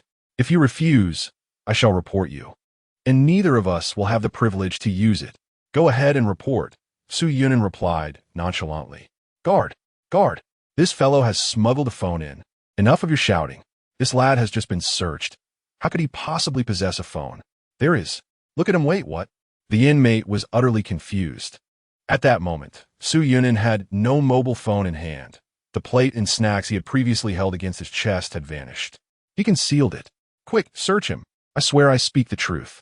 With the inmate's fervent assurances, the guard, albeit skeptically, proceeded to search Su Yunan's clothing and bedding. As expected, there was nothing to be found. Are you asking for a thrashing? I can oblige. The guard, having wasted his efforts, bellowed in fury. Report falsehoods again, and I shall send you to solitary confinement. The inmate's eyes widened in disbelief. This cannot be. I saw it with my own eyes. With a resounding clang, the guard shut the cell door and departed. The inmate turned back, only to behold Su Yunan brandishing a large roasted chicken in his left hand, a half-meter-long grilled squid in his right, and a tablet resting on his lap, as he savored his feast while engrossed in a drama. Goodness, Gar, look at him. This fellow is insufferably arrogant. He.S. even eating grilled squid, and there's a tablet. The inmate frantically pounded on the bars. The guard stormed over, fuming. What tablet? Where is it? The inmate turned to look. He began to feel as though he had truly lost his mind. Even if one longs for a mobile phone, grilled squid, and a tablet, such slander is unwarranted. Su Yunan stretched, approached the inmate, and gently patted his shoulder. Embrace your reformation. Once you are released, these will all be yours. Do not torment yourself with obsession. The inmate felt tears welling in his eyes. He had truly seen it. The aroma of grilled squid still lingered in the air. Yet, scent alone could not serve as evidence. After all, in the cramped quarters, any odor could arise. Could it be that he was genuinely losing his sanity? This is your final warning. If you continue to shout, you shall spend time in the dark room. The guard warned sternly. The inmate collapsed to the ground, watching the guard leave. All right, I apologize. It seems I'm truly losing my mind. What the? He turned to see a steaming hot pot of red broth set on the small table before Su Yunan, surrounded by towering stacks of beef and lamb slices, abalone, and sea cucumber. This is outrageous. You are utterly beyond reason. The prison inmate, a towering figure at 2 meters, was visibly enraged, his eyes reddened. perhaps from the anger or possibly the pungent spice that had assaulted his senses. Guard! Guard! This man is having hot pot in the cell. I swear on my life. Alas, the tale of the boy who cried wolf had its limits. Regardless of his assurances, the guards would not return. He could only endure the tantalizing aroma wafting through the air, his stomach rumbling as if undergoing a trial by fire. It was unbearable. With a murderous glint in his eyes, the inmate rose and approached Su Yunan, attempting to forcefully procure a pair of chopsticks for himself. He swung a fist towards Su Yunan's face, aiming to incapacitate him in one blow and feast upon the sumptuous spread alone. Unfortunately, he had overestimated his own strength. Su Yunan effortlessly caught his fist and gave it a gentle push backward. The inmate flew backward, crashing against the wall with a resounding thud, stars dancing before his eyes. He gazed at Su Yunan in terror, bewildered. What is this?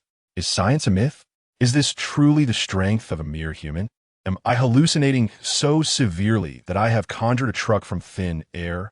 Just then, the imagined truck seemed to come to life, asking, "What is your name?" "You are not worthy of knowing my name." Bah! The inmate attempted to spit into the hot pot, but was met with a cardboard plate flung by Su Yunan that rebounded onto his face. "Then you're also unworthy of this meal." Calmly, Su Yunan picked up a slice of beef tripe, rolling it in the meticulously prepared sauce before placing it into his mouth, savoring its crispness. Delicious, crunchy yet not fishy, with just the right texture. The inmate was fuming, nearly on the brink of tears. What to do? He was no match in a fight, yet he refused to concede. And there was that overwhelming power. "Ha! I truly must be mad." He laughed, the absurdity of his situation dawning on him. That night would prove to be a sleepless one for academician Ganchongji. After the astronomical conference concluded, he returned to the lab, staring blankly at the pile of data before him. The image of Su Yunan, half kneeling, lingered in his mind. Their gazes locked, conveying a profound sincerity.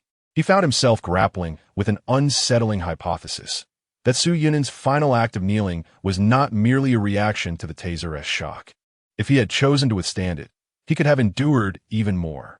It seemed less about physical exhaustion and more an act of trust and surrender. This thought tangled Ganchongji's mind into a chaotic web, sinking him into deep anxiety.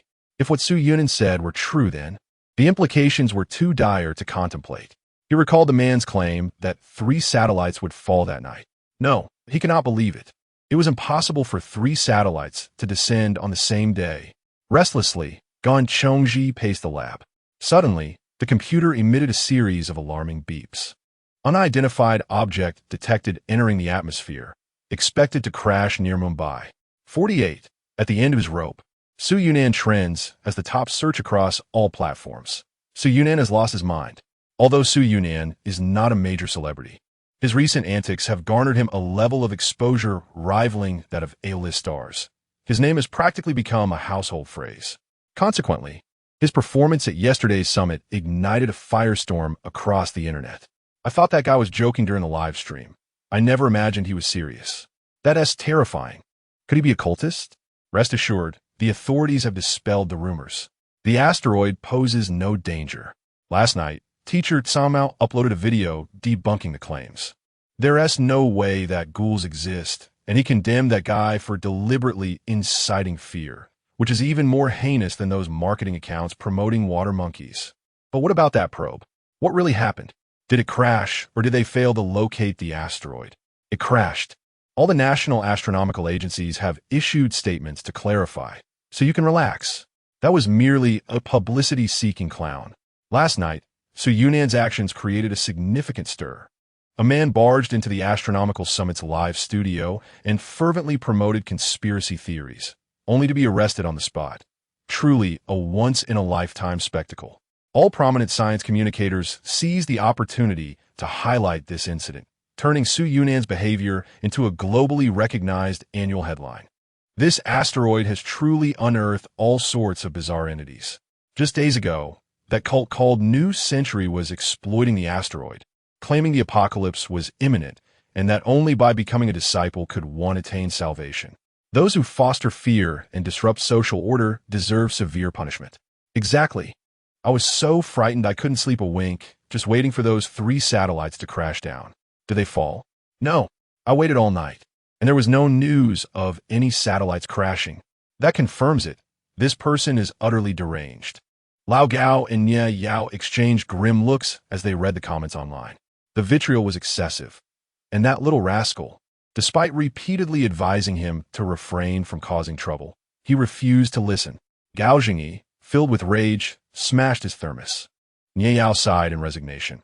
He made such a scene that it incited widespread outrage online. My mother can't directly intervene to help him. She can only ensure he is taken care of in prison. Damn it, the more I think about it, the angrier I become. Gao Jingyi ground his teeth. I've come to realize that this brat had ulterior motives from the start when he attended the summit. I shouldn't have procured that ticket for him. It's not your fault. You couldn't have anticipated this situation. Calm down, don't let your health suffer. After disabling the comments section, Gao Jingyi's emotions began to settle. I just don't understand. He doesn't appear to be a fool. Why would he deliberately ruin his own life? I'm not sure either. Could he be involved with those new century cultists? Is he aiding them in expanding their influence? That doesn't add up. Just a few days ago, the new century group attacked my mother, and he helped fend off the assailants. He should have no ties to them. Could it be that he was coerced by the cult? Coerced? By whom? His family had long since perished, and his girlfriend had severed ties with him. Such a mystery it was. Gao Jingyi and Nye Yao racked their brains, yet remained baffled. At that moment, Gao Jingyi's gaze fell upon the gift that Su Yunnan had forcefully presented to him. An irresistible urge to unveil its contents surged within him, compelling him to ponder the eccentricity of Su Yunnan. However, recalling that the latter was already incarcerated and had requested, as his final wish before imprisonment, that he wait until New Year's Eve to open the box, Gao Jingyi hesitated momentarily. Oh, what of it? After all, there were but a few days remaining until the eve of the new year. There was no harm in waiting until then to unveil it. In the blink of an eye, merely half a month remained until New Year's Eve. The panic ignited by Su Yunnan had once led to a localized phenomenon of zero-yuan purchases, but soon, through the vigorous refutations by various media outlets, the public had largely forgotten the incident, relegating Su Yunnan to the status of a mere jester. Was there not an absence of calamity? It was a splendid day devoid of news about falling satellites or any climatic anomalies. Everything continued to operate in an orderly fashion, save for the astronomical observatories worldwide. Gao Chongji, drenched in perspiration, collapsed into his chair, unable to fathom the data before him. This marked the 26th satellite to have plummeted in merely half a month. And to this day, no explanation for the satellite crashes had been uncovered. SpaceX exhibited an unwillingness to furnish detailed satellite data logs. Or perhaps, they simply could not. Why? Because, upon re-entry into the atmosphere, they activated their emergency protocol, launching missiles to obliterate the satellite debris mid-air, thereby averting news of a massive satellite crash that could adversely affect the company's stock price. With no remnants returning to the ground, an investigation became nearly impossible. Damn it, scoundrels, short-sighted fools. Not only SpaceX, but after that man wreaked havoc in the live broadcast room, all nations adopted similar emergency strategies to prevent excessive media coverage that might incite public panic. Consequently, only 2 satellites successfully returned to the Earth, and news of their descent was effectively suppressed. Gao Chongji personally investigated those 2 satellites, and he knew that the data they provided was wholly insufficient. In a span of 2 weeks, 26 satellites had fallen, encompassing all models. This could not possibly be mere coincidence or a design flaw. It was undoubtedly the result of an unrecognized force beyond human comprehension. This force had even begun to encroach upon the satellite orbit surrounding Earth. In the grand expanse of the cosmos, such proximity was akin to being face-to-face. The crisis loomed ominously near. Yet, astonishingly, the governments of various nations remained inexplicably calm. Jefferson, what's the situation on your end? Gao Chongji reluctantly initiated a video call with his overseas colleague. Ha ha! On the other end, his colleague clutched an almost empty bottle, his complexion flushed, appearing somewhat unhinged. What is wrong with you? Chongji, I just met with the president and attended an emergency meeting. Can you guess what transpired? They couldn't care less. The Treasury is unwilling to allocate funds for this research, claiming it's a ruse concocted by NASA to siphon off funds. The Ministry of National Security harbors skepticism towards us, suspecting that SpaceX deliberately allowed the satellites to plummet, orchestrating a catastrophe to incite public panic and unrest. As for the president, that old fool Biden is nothing short of a simpleton, afflicted by Alzheimer's. He inquired about the consequences of this potential ruse on his next election. He is utterly indifferent to the apocalypse. His only concern is whether he remains seated on the Iron Throne when it arrives. Gan Chongji managed a bitter smile, urging calm. I am prepared to contact the media. The public deserves to know the gravity of the situation. Even if it turns out to be a false alarm, I must raise awareness of this looming disaster. Don't. That is far too perilous. No. Do you not grasp the gravity of our predicament? We may very well stand at the crossroads of a new century, and our choices could dictate the trajectory of humanity's future. We are left with no alternatives. Gan Chongji stared blankly at his phone. Suddenly, a cacophony erupted from the other end. FBI, open the door. The front door was forced open, plunging the scene into darkness. 49. The awakening of Gan Chongji sat in stunned silence, gazing at the darkened screen of his phone. Jefferson would not have the chance to meet the media. I must take action. After a prolonged moment, he trembled. I must do something. Yet, the data provided by the satellites was woefully inadequate.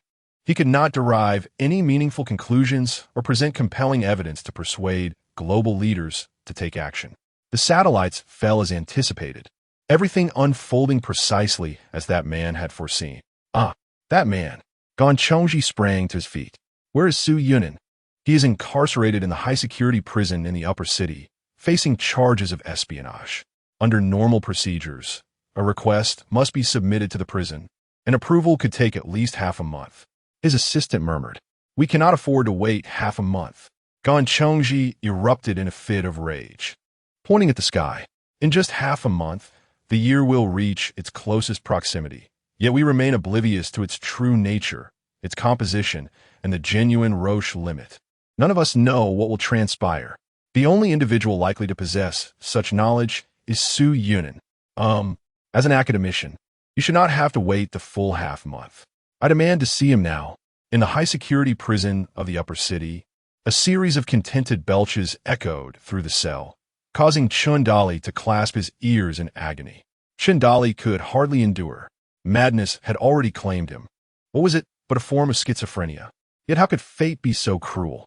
Why must he suffer hallucinations of cellmates feasting on hot pot, barbecued meat, steak, squirrel fish, Buddha jumps over the wall, sashimi, seafood platters, moose cakes, lamb skewers, palma, roasted suckling pig, and whole roasted lamb? And the list goes on. Torturous visions? Even if he were not insane, the torment of this half-month would surely drive him to madness. He lifted his gaze, catching a glimpse of Su Yunin, nonchalantly perched at the computer, engrossed in watching anime alongside a small fox. With great difficulty, he averted his gaze. Indeed, my own mental affliction seems to be worsening.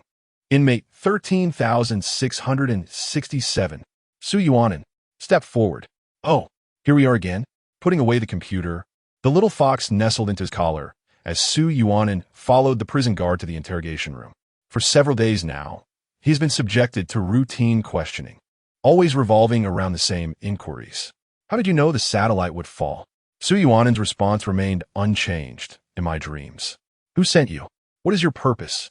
I sent myself. The purpose, Su Yuanin raised his hands and arched his brows, is to enhance your quality of life, as well as my own. I advise you to confess honestly. Do not play tricks. I have no obligation to disclose anything. Su Yuanin languidly leaned back in his chair. Whether you believe me or not, I can live quite well, but that cannot be said for you. When did you join New Century? I did not join. Still quibbling. Think what you will.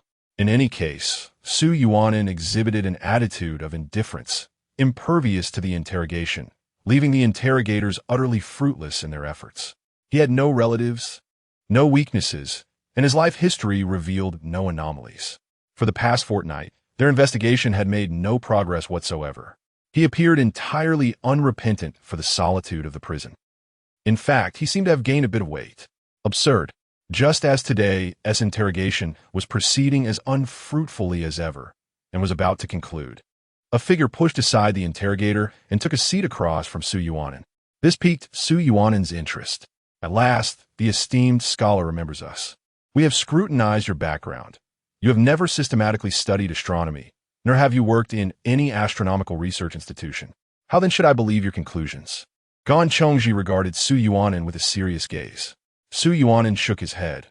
I reiterate, I do not care, regardless of whether you believe me. I can live quite comfortably. Do you not wish to save this world?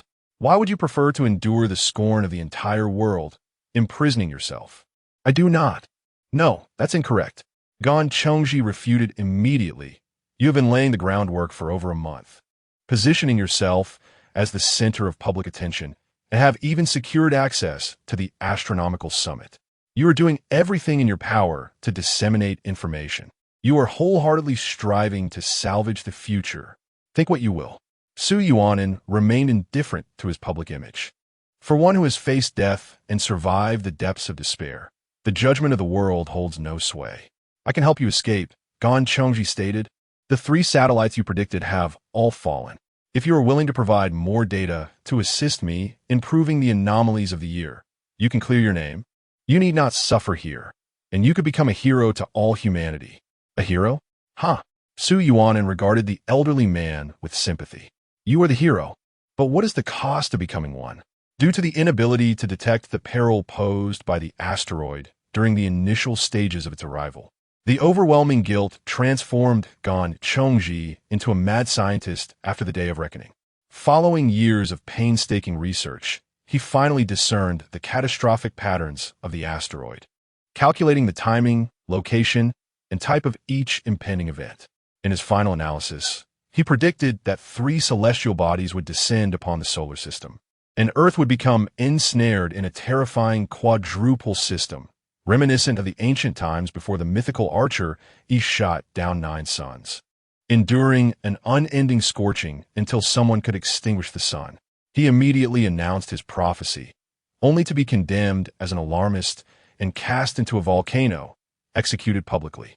Even if one does not aspire to be a hero, there remains a desire for knowledge. Otherwise, one would not find themselves in such a situation. Gan Chongji implored earnestly. Mr. Su, I beseech you. He even knelt before him.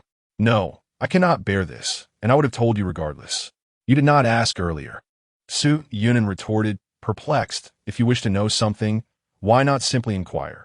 How can I respond if you do not ask? Sir, you previously mentioned that the true location of the year could be determined through satellite data. However, most satellites have been destroyed by missiles, leaving only 2 functional satellites. What shall we do? What? Only 2 remaining? This was not the case before. It seemed that the fluttering of a butterfly's wings had instigated panic within society. To quell the burgeoning anxiety, various factions opted to directly shoot down the satellites. Fear not, there remains a solution. First, we must ascertain the reason for the satellite's downfall. Indeed, this has been a persistent point of stagnation. Gan Chongji nodded repeatedly. No one knew why those satellites had suddenly plummeted. Not all collisions are visible to the naked eye, nor do all leave discernible traces. The atmosphere can incinerate tiny indentations on the satellite surface, rendering the entire exterior polished and unrecognizable. Are you suggesting collisions? Gan Chongji exclaimed, and caused by densely packed minute particles akin to granules? Lunar magnetic dust, he gasped. As Earth's defensive shield, the asteroid's interference primarily affected the moon.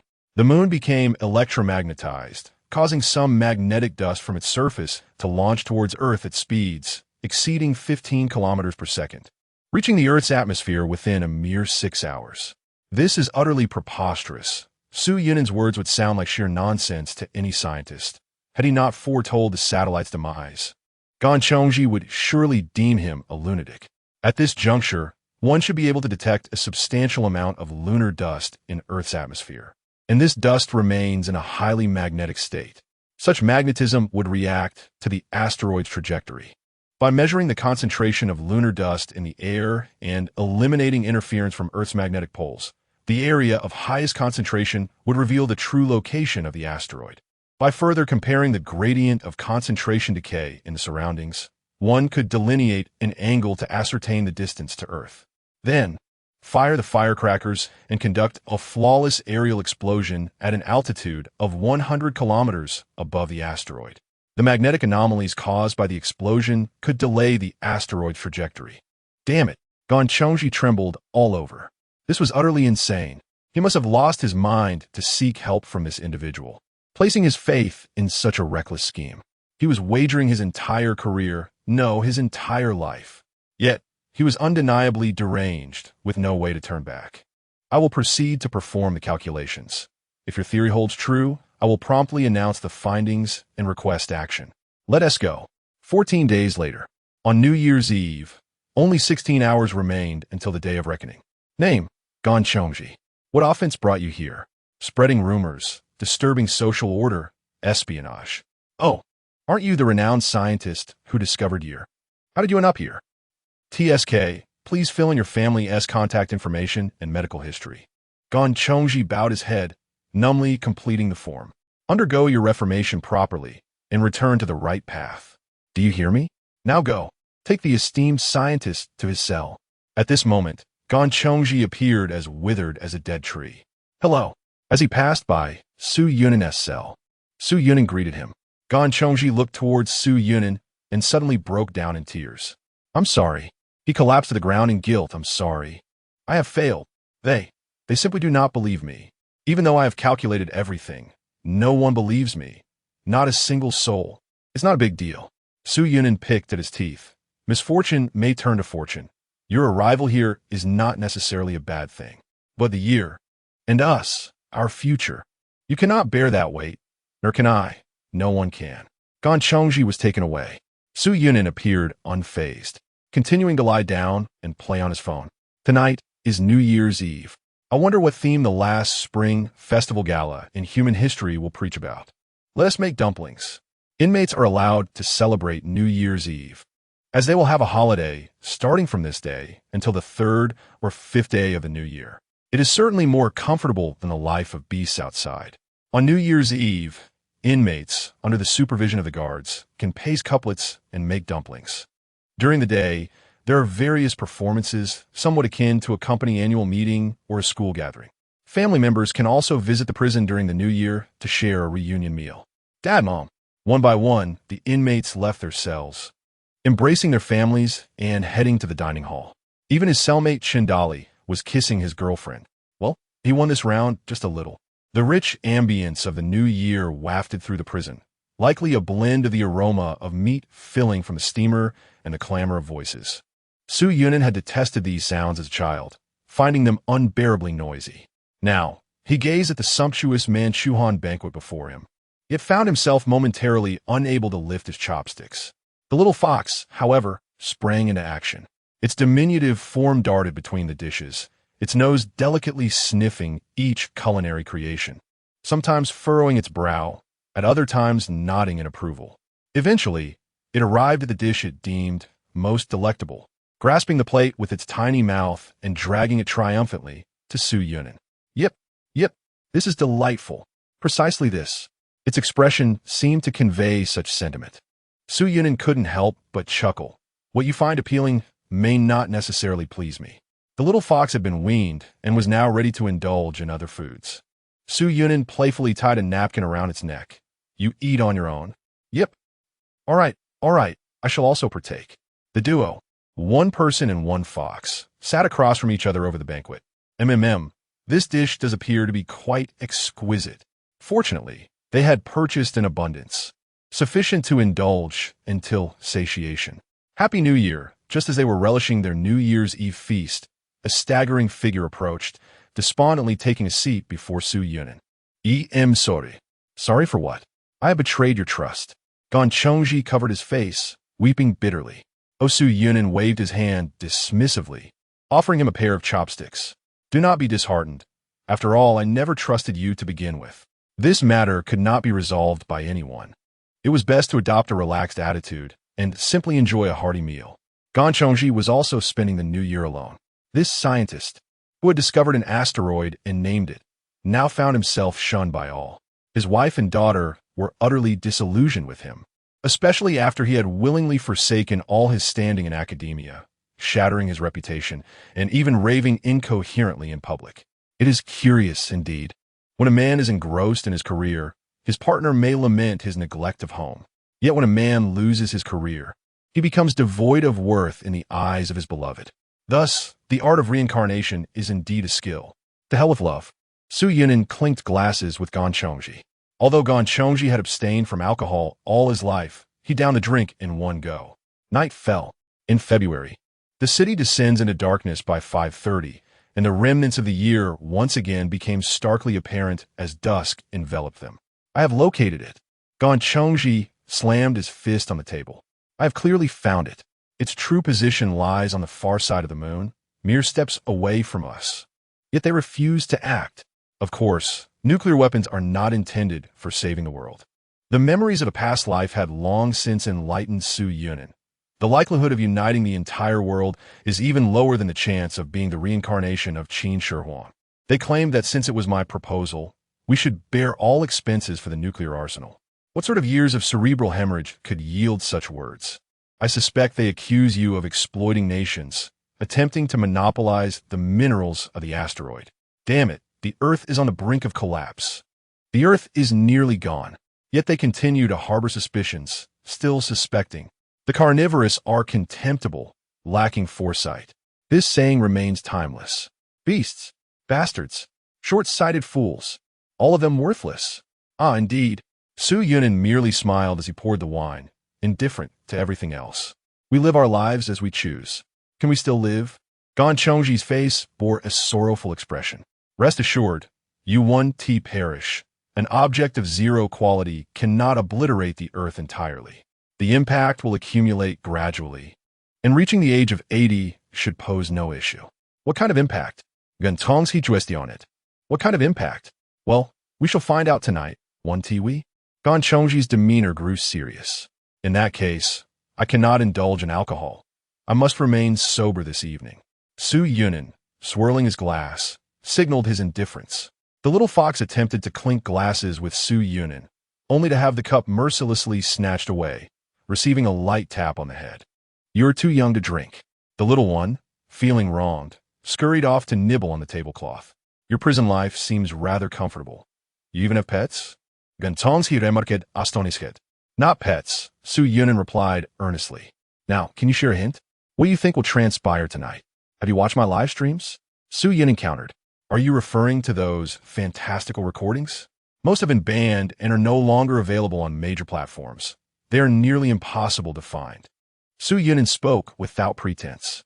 The content of those videos could prove life-saving at critical moments, yet they were suppressed. However, some are still circulating in secret, and I have seen parts of them. Are you suggesting that something will emerge tonight? A ghoul, perhaps? That seems implausible. Even if it existed, how could it traverse the billions of kilometers from Titan to Earth? Do you know what the tale behind yours signifies? Gan Chongji gasped in astonishment, followed by a shiver. Are you implying that? Do you enjoy watching meteor showers? Of course, they are a splendid, celestial phenomenon. You shall no longer appreciate them. Gan Chongji stared blankly at the sky. Sensing the approach of a guard outside, Su Yunin swiftly cleared the table and the wine. You two, come along. It's time for the activity room, where we will prepare to watch the Spring Festival Gala. In some prisons, watching this gala is mandatory, which Su Yunin regarded as the most cruel form of torture of the year. Nevertheless, for most inmates, having a television is a welcome relief, and the atmosphere in the activity room remained rather jovial. Upon seeing his fellow inmates, Su Yunin noticed one of them immediately grimace at his presence. I see that person from my hallucination again. Chun Dali shrieked in terror, clutching his head. Don't come near me. Help! He believed that Su Yunin was merely an illusion. Consequently, he had visited the infirmary multiple times to have his mental state assessed, yet there were no issues. The doctors were nearing their own breaking point due to his relentless inquiries. Is that the pale-faced one? Apart from Chindali, there's also a group of unfriendly Southeast Asian faces within the prison. These individuals were notorious for their involvement in fraud, known for their ruthlessness, and could be considered the bullies of the prison. For reasons unknown, they cast furtive glances towards Su Yunin. Moreover, there exists another group of criminals adorned with religious tattoos. Speaking in a languid manner, these individuals belong to a New Age cult, and even when incarcerated, they remain unrepentant, spouting nonsensical rhetoric. Their gaze often drifts towards Su Yunin, and the leader of the group even bows to him, as if perceiving a kinship between Su Yunin's mental state and their own, thus considering him one of their own. However, the apocalypse is not upon us today. The cult leader solemnly declares to Su Yunin, "Your prophecy is erroneous. The end times lie in the future. You must convert to my faith to reach the promised land of the New Age during the apocalypse." "Not a chance," Su Yunin retorts, tugging at his small stool, resolutely positioning himself in front of the television, prepared to endure his punishment. Gan Chongji takes a seat beside Su Yunin by the window, his gaze fixated on the celestial display above. "Good evening, fellow inmates. Now, I shall deliver the New Year's address." The youth who had performed outstandingly in reducing his sentence ascends the stage to commence the evening's positivity segment. Su Yunin listens with rapt attention. Following this, last year's exemplary prison guard speaks, succeeded by the prison leadership and even the cafeteria staff. Even a police dog takes a turn to bark a couple of times. After enduring this for a full 2 hours, culminating with the commencement of the Spring Festival Gala, these individuals finally vacate the stage. Su Yunin immediately realizes that the joyous interlude has concluded and the torment has begun. A skit, tenfold more awkward than the speeches, begins to unfold on the screen, intermittently interspersed with advertisements for e-commerce and red packets, utterly irrelevant to the inmates. Su Yunin feels the need for an oxygen mask. Thus, he endures, suffering through 4 long hours until it is 11:59. Bang! Bang! Outside, fireworks begin to bloom. As the prison is located in the suburbs, where firecrackers are permitted, they are treated to a distant display of fireworks. The brilliant lights illuminate the night sky, leaving trails of smoke that appear even more ethereal against the backdrop of the Tyndall effect. The most enchanting scene follows the explosion of the fireworks. What is that? After years of confinement, have fireworks advanced so much? A streak of resplendent light sweeps across the distant night sky. A meteor shower. Cheers erupt from the crowd. It is breathtaking, akin to a real-life version of the comet in your name. Then, that meteor plunges toward the distant horizon, bursting forth with an even more intense radiance. The distance shines like daylight. Oblivious onlookers continue to cheer, counting down alongside the host on television. The New Year's bell is about to toll. Let us all welcome the arrival of the new year. 10. Suddenly, the sky is filled with a dense array of bright lights. 9. With each decrement in the countdown, the brilliance in the sky intensifies. 8. The lights draw nearer. And Gan Chongji begins to recall Su Yunin's prophecy. 7, 6, 5. The luminosity above accumulates like raindrops. And these are certainly not fireworks rising from the ground. The earth trembles with a thunderous roar, shaking the very foundations of the world, as the clock strikes the first moment of a new year. Amidst the jubilant countdown of 1 billion voices, a spectacular display of fireworks ignites the sky. However, on the Pacific coast of the Eastern Hemisphere, an extraordinary delivery arrives, unbidden. A fierce blaze erupts across the eastern landscape, illuminating the night as shadows propelled by shockwaves soar into the sky, cascading like rain upon the earth. "Wow, Daddy, what is that firework? It's so beautiful." Haijingyi gazes in astonishment at the spectacle before him. His 4 decades of life experience tell him unequivocally that this is no ordinary firework. Fireworks do not plummet from the heavens without a launch. They do not explode upon impact with the ground. Something is amiss. Hung, secure the doors and windows. Take Xiao Luo to the bathroom for safety. Bring everything edible. The bathroom, with its water pipes and reinforced walls, offers a semblance of safety compared to the rest of the apartment, though it is hardly secure. The immediate priority is to ascertain the situation. Old Gao decisively contacts a friend at the astronomical observatory. "We are equally bewildered. Our radio telescope has not detected any meteor shower alerts. Moreover, all remaining communication satellites have malfunctioned. It seems communications will soon be severed. What in the world are you doing? Can't you see the Earth is being bombarded? Where's our CNMD? CNMD, an acronym for the Chinese National Missile Defense, is not merely an expletive. We cannot guide, we cannot launch. It's not just us, no one can. The line goes dead. Fortunately, the fiber optic cables remain intact, and the internet is still operational, with the Spring Festival Gala merrily broadcasting. Suddenly, the screen flickers violently.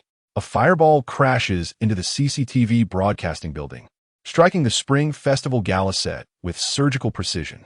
The tremendous impact sends hosts and celebrities into the debris, enveloping the venue in a thick cloud of smoke. Amidst the coughing, the live camera lingers on the ruins, where stones seem to tremble as something beneath attempts to break free. The smoke is too dense for the camera to capture the true form of the creature lurking beneath, but anguished screams and heart-wrenching cries pierce through the haze. There's not just one, but multiple entities concealed within a mist. No one knows what transpires amidst the smoke. Only the visceral sounds of flesh being rent apart and bones being meticulously chewed can be heard, accompanied by the increasingly faint cries of despair. Bang! A severed limb is tossed into the camera's view. It belonged to the renowned host Chun Baining, though now only the character remains. 2/3 of him have vanished. Finally, the director remembers to cut away the footage, and the television begins to broadcast a cheerful advertisement meant for the New Year celebrations. Soon, the advertisement fades, replaced by a news segment. Dear viewers, please be advised that our television signal has been maliciously compromised by foreign hackers, deliberately airing graphic, violent content. We urge all viewers to maintain independent critical thinking and refrain from spreading rumors. What you see may not reflect the truth. This evening, a magnificent Virgin meteor shower is underway. However, its density is notably high, and some areas may face secondary disasters. We advise everyone to stay indoors, promptly enter nearby buildings, secure doors and windows, and await the conclusion of the meteor shower. This news bulletin is set to loop, and thereafter, no substantial updates emerge. Gao Jingyi swallows hard. A Virgin meteor shower? What the hell, this is absurd.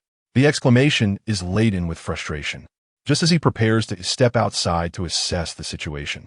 A violent tremor shakes the residential building where he resides. Peering out the window, he discovers a small meteorite has crashed onto his neighbor's balcony. A strange roar erupts from the adjacent apartment, soon followed by sounds of struggle and piercing screams. Get out! Get out! Gao Jingyi recalls that a young couple lives next door. They are frantically swinging a mop to fend off an unseen assailant while emitting high-pitched cries. Suddenly, after a jarring crash, silence envelopes the space where they once cried out. In the darkness, only the distinct sound of crisp chewing remains, alarmingly close to Gao Jingyi. Separated by merely a wall, he gestures for his wife and daughter in the bathroom to remain silent. Fortunately, they comprehend the gravity of the situation, tightly covering their mouths and stifling any sounds. Gao Jingyi, on the other hand, slowly closes his laptop, extinguishes the lights in the room, and eliminates all sources of illumination. Save for a powerful flashlight he clutches in his hand. He aims to create the illusion that the room is unoccupied, hoping to evade the attention of the unknown entity next door. Yet, strangely enough, despite extinguishing every light, a flickering source persists, particularly after snuffing out all other lights. This diminutive glow becomes painfully conspicuous in the dark. Damn it. What cursed thing is this? It is a box on his desk emitting light. Gao Jingyi recalls that it was a gift from Su Yuanan before his incarceration. That rascal has put him in a predicament. He feels a wave of despair, but suddenly jolts to a realization. No, wait. This can't be right. On New Year's Eve at midnight, the year's closest approach, and the apocalypse. In an instant, the entirety of Gao Jingyi's being seemed to be electrified. His hair stood on end, and a tingling sensation coursed through his scalp. Could it be that everything he uttered was, indeed, the truth? It was prophecy. He was a genuine soothsayer. Despairing night, this marked the twilight of an old era and the dawn of a new one. While half of the world was embroiled in massacre, a tiny spark, unnoticed by all, flickered quietly. Gao Jingyi stealthily approached his desk, carefully cradling the gift box that Su Yunan had given him, and concealed himself beneath the desk. Holding his breath, he opened the lid with the slow deliberation of a snail, terrified that even the slightest sound might disturb the monster in the adjoining room. What is this? As the lid of the gift box gradually lifted, a brilliant radiance burst forth, illuminating the entire room. Simultaneously, a fragrant aroma began to permeate the air. Bang! Before Gao Jingyi could fully comprehend the contents, a violent crash echoed from the door. Crack! A claw sharper than a scythe effortlessly pierced through the flimsy security door, tearing apart the last barrier of Gao Jingyi's home as if unwrapping a parcel. Through the gap, he glimpsed the creature's eyes, emerald green, reminiscent of graveyard fireflies. The horrific scenes from the Spring Festival Gala he had just witnessed on television flooded his mind, plunging him into an icy despair.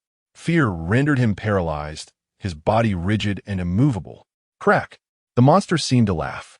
The door had been brutally ripped open, revealing its triangular head and razor-sharp teeth akin to a shark's. Tear!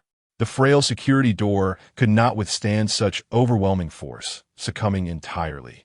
No longer daring to peek, Gao Jingyi clutched the box tightly, holding his breath, and curled up motionless beneath the desk. The creature's footsteps were disturbingly light, suggesting it possessed more than one leg. Talp! Tap tap! The delicate sound echoed throughout the room. Fortunately, the creature seemed to possess poor vision, even though the light seeping from the box was difficult to suppress. It failed to capture the monster's attention. What then did it rely on for navigation? Gao Jingyi pondered, unable to stifle his curiosity. Soon, he discovered the answer. Roar! Crack! Suddenly, a piercing sound wave erupted from just beyond the desk, shattering every piece of glass in the room under the high-frequency assault. Almost immediately, a sharp spike punctured the desk, emerging a mere centimeter from Gao Jingyi's head. Had he not instinctively lowered his head to shield his ears from the agony of the sound wave, his skull would surely have been shattered. The terror of death had never felt so acute. He rolled out from beneath the desk, scrambling to his feet. With the last vestige of rationality, he clutched the gift box tightly and fled in the direction away from his family, attempting to lure the monster away from his home. Yet, he had overestimated his speed. Talp, talp, talp, talp, talp. Roar! The massive shadow descended from the darkness. Don't touch my dad. With a forceful kick, the bathroom door swung open, and a powerful jet of water was unleashed upon the creature's grotesque form. To everyone's astonishment, the monster emitted a piercing wail of agony. The areas touched by the fresh water swiftly swelled, forming enormous blisters. Could it truly be effective? The girl exclaimed in delight, immediately revving up her efforts. That individual, named Su Yunin, was indeed remarkable. How fortunate they were for his live broadcast. However, Gao Jingyi, who had always scoffed at the supernatural, had dismissed Su Yunin's stream entirely, allowing the information to flow in one ear and out the other. It was only upon his daughter's reminder that he recalled Su Yunin mentioning a creature known as the grave-eating ghoul, which thrived in high salinity environments and was particularly vulnerable to fresh water due to osmotic pressure. Look at what I've done, the girl exclaimed, directing a relentless torrent at the beast. Yet, this also drew the creature's full attention towards her. Unbeknownst to her, in its thrashing, the monster had already moved perilously close to the water pipe. With a resounding crash, the water pipe burst as the creature flailed. The girl stood frozen, staring blankly at the now empty pipe in her hands, while the enraged monster raised its scythe and lunged toward her. No, Gao Jingyi had lost his sanity. 3 scenarios could ignite a man's latent potential. The first was the sight of a beautiful woman, driven by hormones. The second occurred during a battle, fueled by adrenaline. The third was when saving his daughter, drawing on all of the above. In that instant, a plethora of possibilities flashed through Gao Jingyi's mind. Fear no longer clouded his judgment. He swiftly deduced that he stood no chance against the creature before him. His only glimmer of hope lay with Su Yunin, the singular prophet of humanity who had foreseen all that was transpiring and yet found himself imprisoned. If that were the case, perhaps he had also foreseen the peril Gao Jingyi was about to confront. Without hesitation, Gao Jingyi opened the gift box. A radiant light burst forth. The creature's form became momentarily suspended in the air, then lost its balance and crashed against the wall with a thunderous impact. Inside the box lay a plant, a type Gao Jingyi felt he had encountered before but could no longer identify. A pristine white lotus, delicately petite, roughly the size of 2 thumbs, now emanated a fantastical glow. Accompanying the flower was a simple note: consume it all. Though apprehensive that devouring it might extinguish the light suppressing the monster, Gao Jingyi resolutely placed the snow lotus in his mouth. From that moment on, he vowed to place unwavering faith in every seemingly irrational decision made by Su Yunan. With a soft murmur, he swallowed it whole. He could hardly articulate the sensation. It felt as though every cell in his body was being invigorated as the ailments accumulated over the years began to heal at lightning speed. It was not merely a return to health. It was the emergence of a newfound strength. The force surged within him like a dragon, gracefully navigating through his veins, accumulating unparalleled strength wherever it roamed. He could control this majestic serpent with the same ease as his own limbs, as if it were an innate ability, devoid of any hindrance. In this moment, freed from the oppressive glow of the snow lotus, the creature regained its mobility. Yet, Gao Jingyi experienced a profound clarity. He no longer feared this entity. The 6-legged giant once more brandished its scythe. Get lost, Gao Jingyi bellowed, releasing all the fury pent up within him as he commanded the dragon to coil around his arm, launching a full-force strike. Boom! In the heavy criminal penitentiary, the activity room fell into a profound silence after the Spring Festival Gala. Someone slapped themselves in disbelief. Never had they encountered a Spring Festival Gala so terrifying, leading them to question if they were still dreaming. Everyone, return to your cells. Immediately, the piercing sound of an air raid alarm shattered the stillness, invoking a primal anxiety within the hearts of the inmates. What is happening? Inquired inmate Chandali, unable to contain his curiosity. I don't know, perhaps an air raid. Return to your cells now, barked the guard, brandishing his firearm. Keep your thoughts to yourselves. Move along, back to your rooms. No one is allowed out without an announcement. The prisoners grumbled, sensing that something was amiss. If confined to their cells, they would have no chance to seek refuge in the basement should an air raid occur. Yet, the guards held the guns, their fingers on the triggers, ready to fire at any defiant instigator. Reluctantly, the inmates complied. Uncle Gon, come to my cell. Su Yuan, without waiting for Gon Chongji's response, grasped his wrist and pulled him into his room. Weren't we supposed to return to our own cells?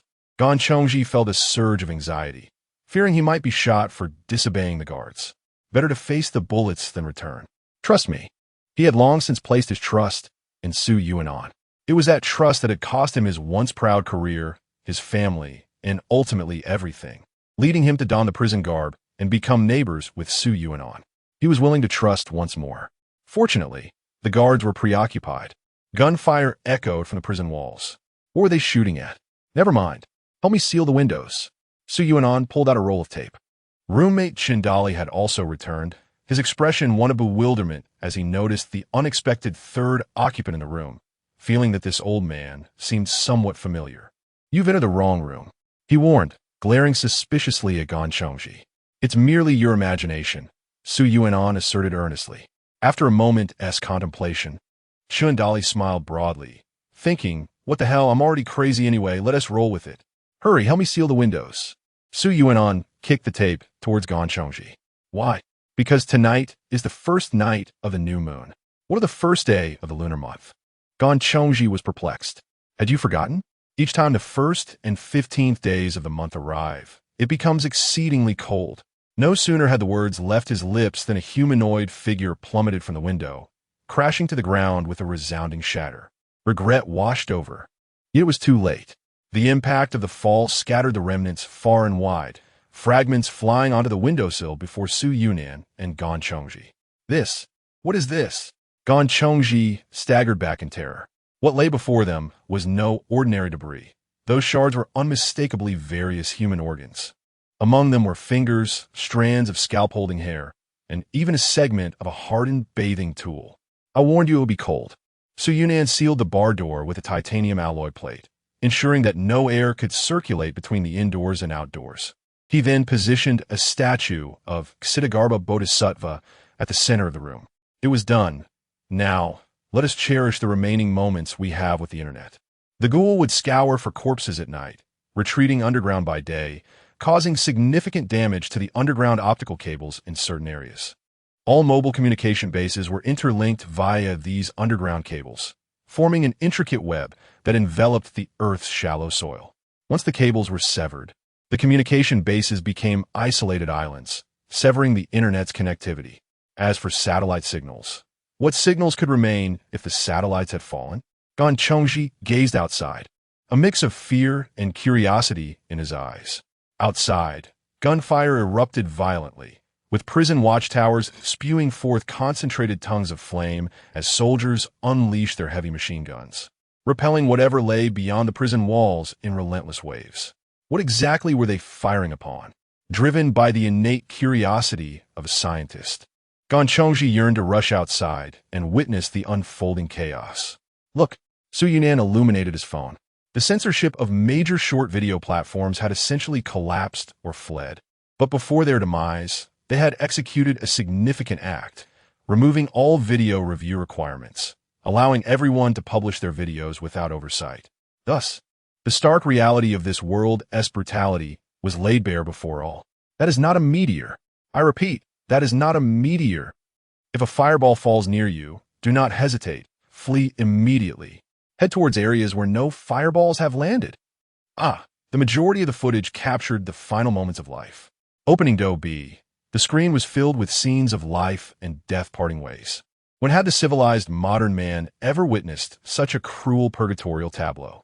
The rapid dissemination of information enabled humanity to witness every calamity unfolding on this planet. It also resurrected a name in the public consciousness. Brothers and sisters, quickly seek fresh water. I used fresh water to spray the monster as per Su Yunan's method, and it fled. And do not forget to seal all doors and windows. Today is the first day of the lunar month. It was only then that people recalled the predictions of a man deemed mad, who had foreseen the events unfolding today a month prior to the onset of the apocalypse. At that time, however, no one took his words to heart.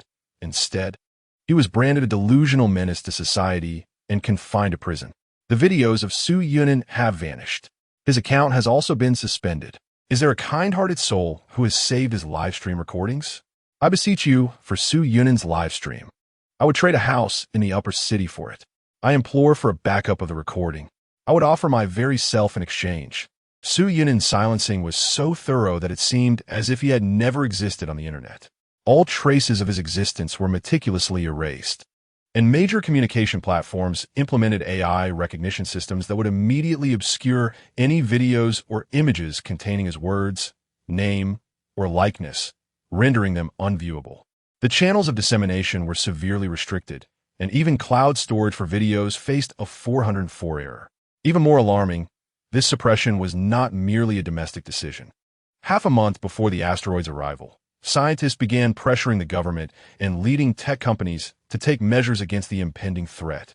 Such actions were deemed treasonous, as the scientists, guided by Su Yunan's suggestions, sought to launch fireworks on New Year's Eve. Fireworks, which had not been used since the conclusion of World War II, had since become a cornerstone of national security. To repel the asteroid would nearly deplete the fireworks reserves of all nuclear powers. No president would have the audacity to make such a decision. It was not foolishness but a calculated choice. If the fireworks succeeded in averting the asteroid, how would the public know that it was the fireworks that saved the world? If the asteroid caused no harm and nothing transpired, then their actions would be criticized by political adversaries as a waste of taxpayer resources and national strength. What about the elections next year? Would the electorate thank them for saving the world? Highly unlikely. Moreover, coordinating a global initiative to launch fireworks on New Year's Eve posed significant challenges, ensuring no one hoarded fireworks and verifying that it was not a conspiracy incited by spies. Thus, after considerable deliberation, politicians generally opted for the survival rule within the system. Inaction is preferable to error. After all, the scientists could not present any clear and comprehensible evidence. All assertions seemed to be the ravings of the unscientific. The potential impact of the asteroid was fraught with uncertainty. They would never deplete their defense capabilities for an ambiguous threat. If there were indeed consequences, they could wait until the threat materialized. If it were too late, then they would perish together. At least they would die as leaders. Thus, all thoughts regarding the doomsday scenario of the asteroid were obliterated. The apocalyptic survival guide released by Su Yunin quickly vanished from public view, overshadowed by a deluge of new information, forgotten like other trivial data. When people finally faced imminent peril, it would be too late for regret. Acquired regret points from acquired. Amidst the billions of regret points flooding the screens, an inconspicuous notification emerged. The era begins. Functions will soon upgrade to a complete version. On the first day of the Lunar New Year, the plan that incited global regret succeeded, watching the wildly fluctuating balance of regret points. Alongside the astronomical figures of strength and agility reserves that continued to rise, even the typically composed Su Yunin felt his heart race. With a global population of 8 billion. Even after excluding the primitive tribes and rainforests without internet, the elderly who are unfamiliar with smartphones, workers too busy to scroll through videos, and the primitivists focused solely on life. Over 500 million individuals had seen his video and witnessed his chaotic disruption at the astronomical summit, a number that was still growing. Considering modern habits of seeking answers through videos during indecision, it was likely that this figure would surpass 1 billion before the internet was cut off tomorrow. Through word of mouth, it would inevitably become common knowledge. If he could convert the strength, agility, wisdom, and regret points provided by these individuals into real combat power, he could launch himself to the moon with the force of a mere stomachache. Even excrement could be compressed to nuclear fusion levels. Reaching the moon had never been so effortless. This harvest could truly sustain a lifetime. One word, exhilarating. The era descends. Functions will soon upgrade to a complete version. Downloading complete update package. The system updated, yet it did not hinder the use of existing functions. Su Yunin calmed down, refraining from hastily expending the rapidly increasing points. In truth, even without the system, he was confident that his amassed resources would allow him to thrive in the future world. However, since the system had upgraded, why not wait to see what new functions would emerge? Perhaps those functions would require substantial points. For now, he needed to organize the treasures in his personal universe, leaving no time or need to delve into the system. He would let it upgrade at its own pace. He consumed. Su Yunin retrieved a radiant snow lotus flower, plucking a petal to feed the little fox.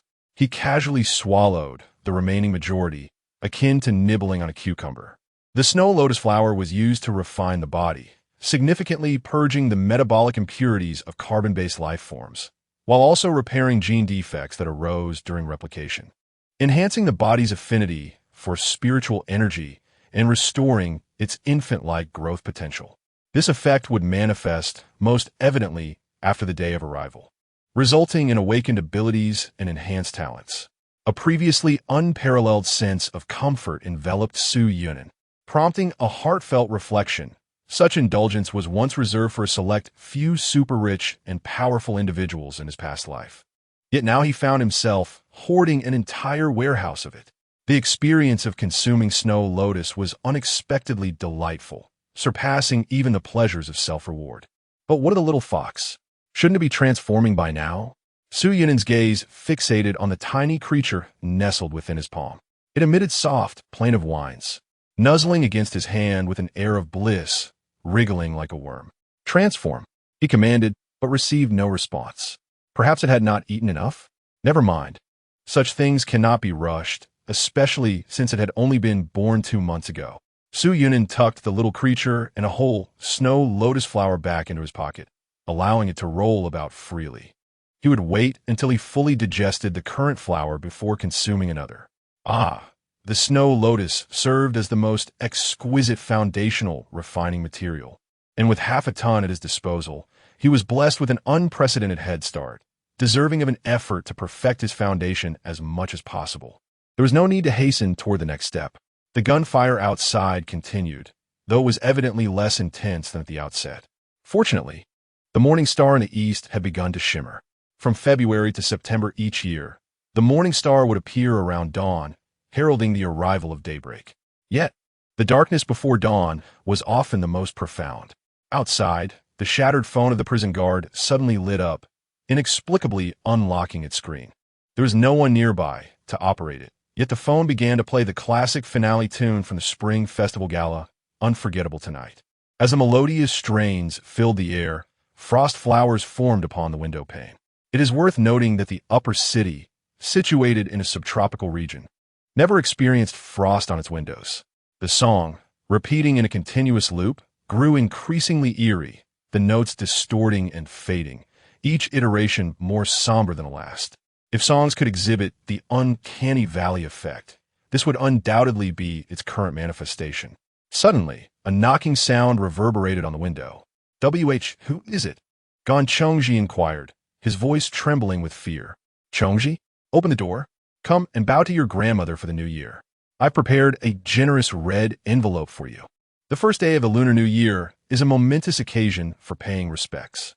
For over a millennium, this tradition has allowed individuals to express reverence and blessings toward their elders through personal visits. On this day, people don new garments, meticulously dress, and traverse the streets amidst the remnants of firecrackers, bearing gifts and well wishes to share with family and friends. It is a rare moment of reunion, where weary youths scattered far and wide gather around the same dining table once more after a year apart. Naturally, children pay little mind to the adult world's formalities. Their eyes are only on the bright red envelopes. Grandmother dotes on Gan Chongji the most, her affection manifesting in the generous red envelopes filled with crisp bills and delectable treats he seldom enjoyed. Thus, every time Gan Chongji gazed upon that black and white photograph, his eyes would swell with emotion. However, he understood that his grandmother would not escape through the window, nor could she crawl out of the incinerator to deliver a red envelope to him in prison. What then lay beyond? Gao Chongji swallowed hard and stealthily approached the window. The glass was completely covered in frost, obscuring any view of the outside world. He cautiously exhaled onto the glass, attempting to melt the frost with his warm breath. Yet, the moisture from his mouth only thickened the frost further. Breath won't suffice. You must lick it, suggested Su Yunan. Don't think I haven't been to the north. Gai Wong's he retorted, discerning to this ill intentions. This temperature was akin to licking a metal rod. You actually know. Su Yunan replied, Feignin regret. I thought it would be quite the spectacle to capture the great scientist with his tongue stuck to the window. Surely, it would hold immense historical value. What truly lay outside? A fierce curiosity gnawed at Gao Chongji, leaving him restless. What did it say to you? It claimed to be my grandmother, wishing me a happy new year and offering me a red envelope. Gao Chongji's voice trembled. Just treat it as your grandmother. It's quite similar, Su Yunan replied. Unbeknownst to them, the gunfire from outside had diminished, gradually fading away, accompanied by the sound of heavy objects crashing to the ground, reminiscent of shattering glass. The last machine gun atop the watchtower fell silent. Had the monster been repelled? Cheers erupted from the adjacent room, but soon they realized something was amiss. Something continued to pound against the window. No, it was the guards who had perished.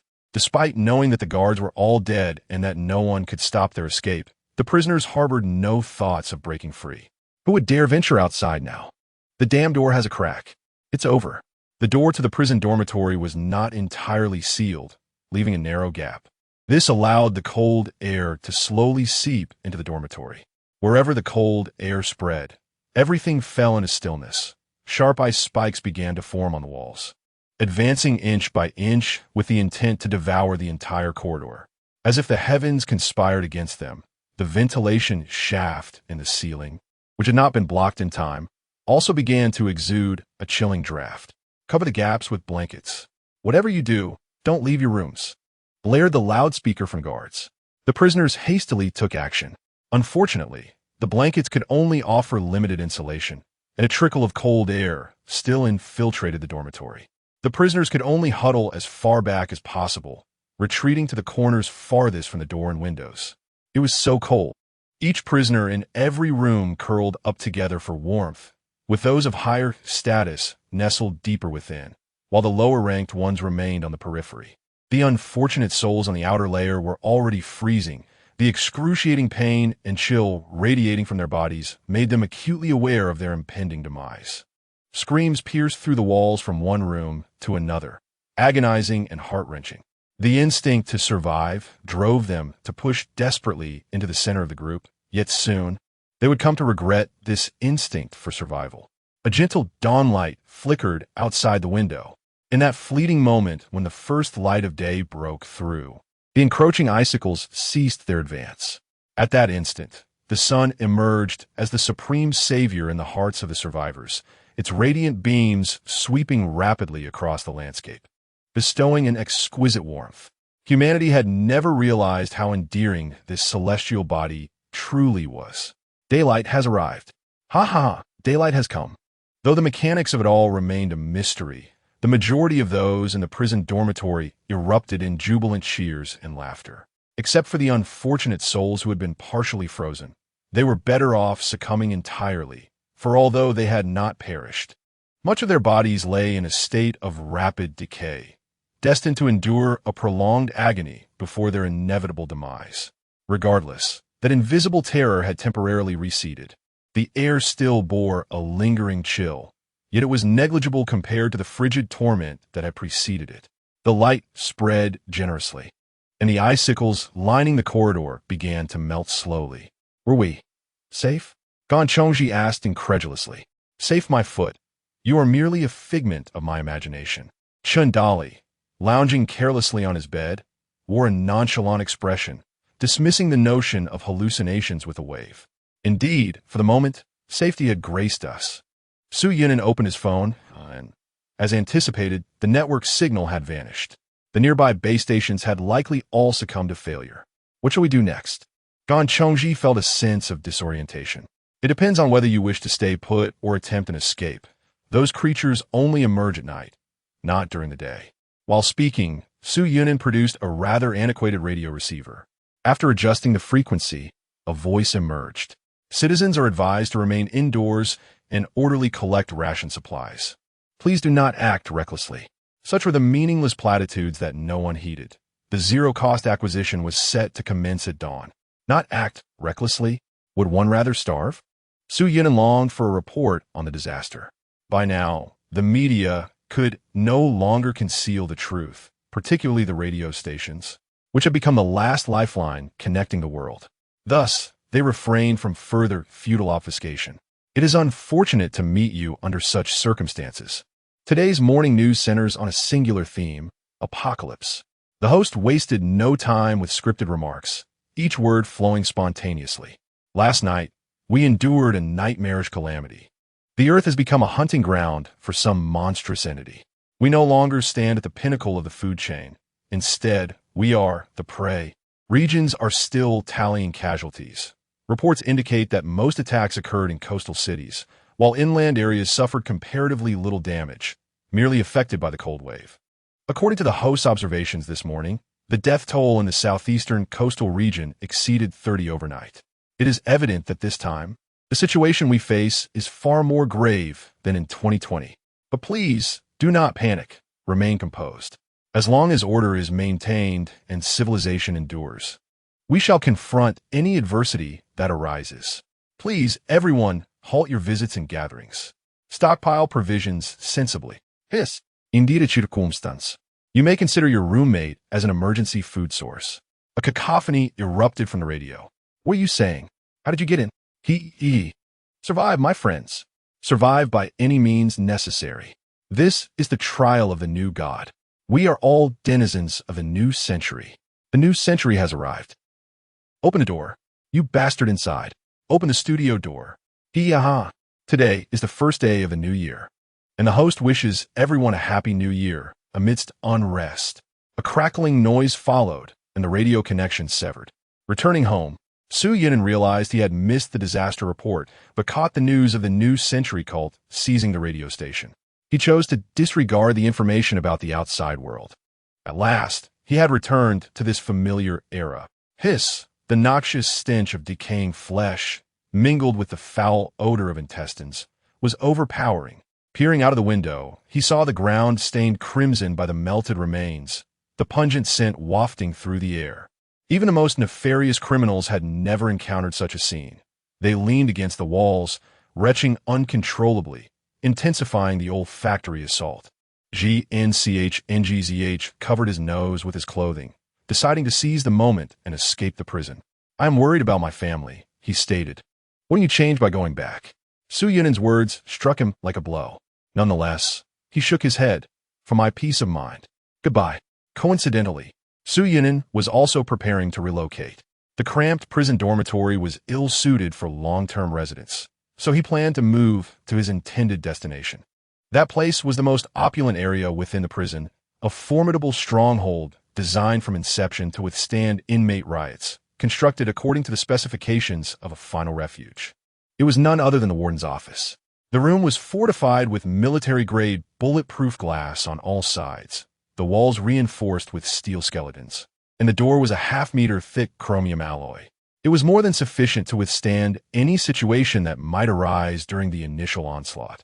After bidding farewell to GNCHNH, Su Yunin seized the opportunity while everyone remained engulfed in fear, their minds incapacitated by panic. He made his way to the warden's office first. Though the poor warden had initially sought refuge there, he had forgotten to seal the ventilation shafts.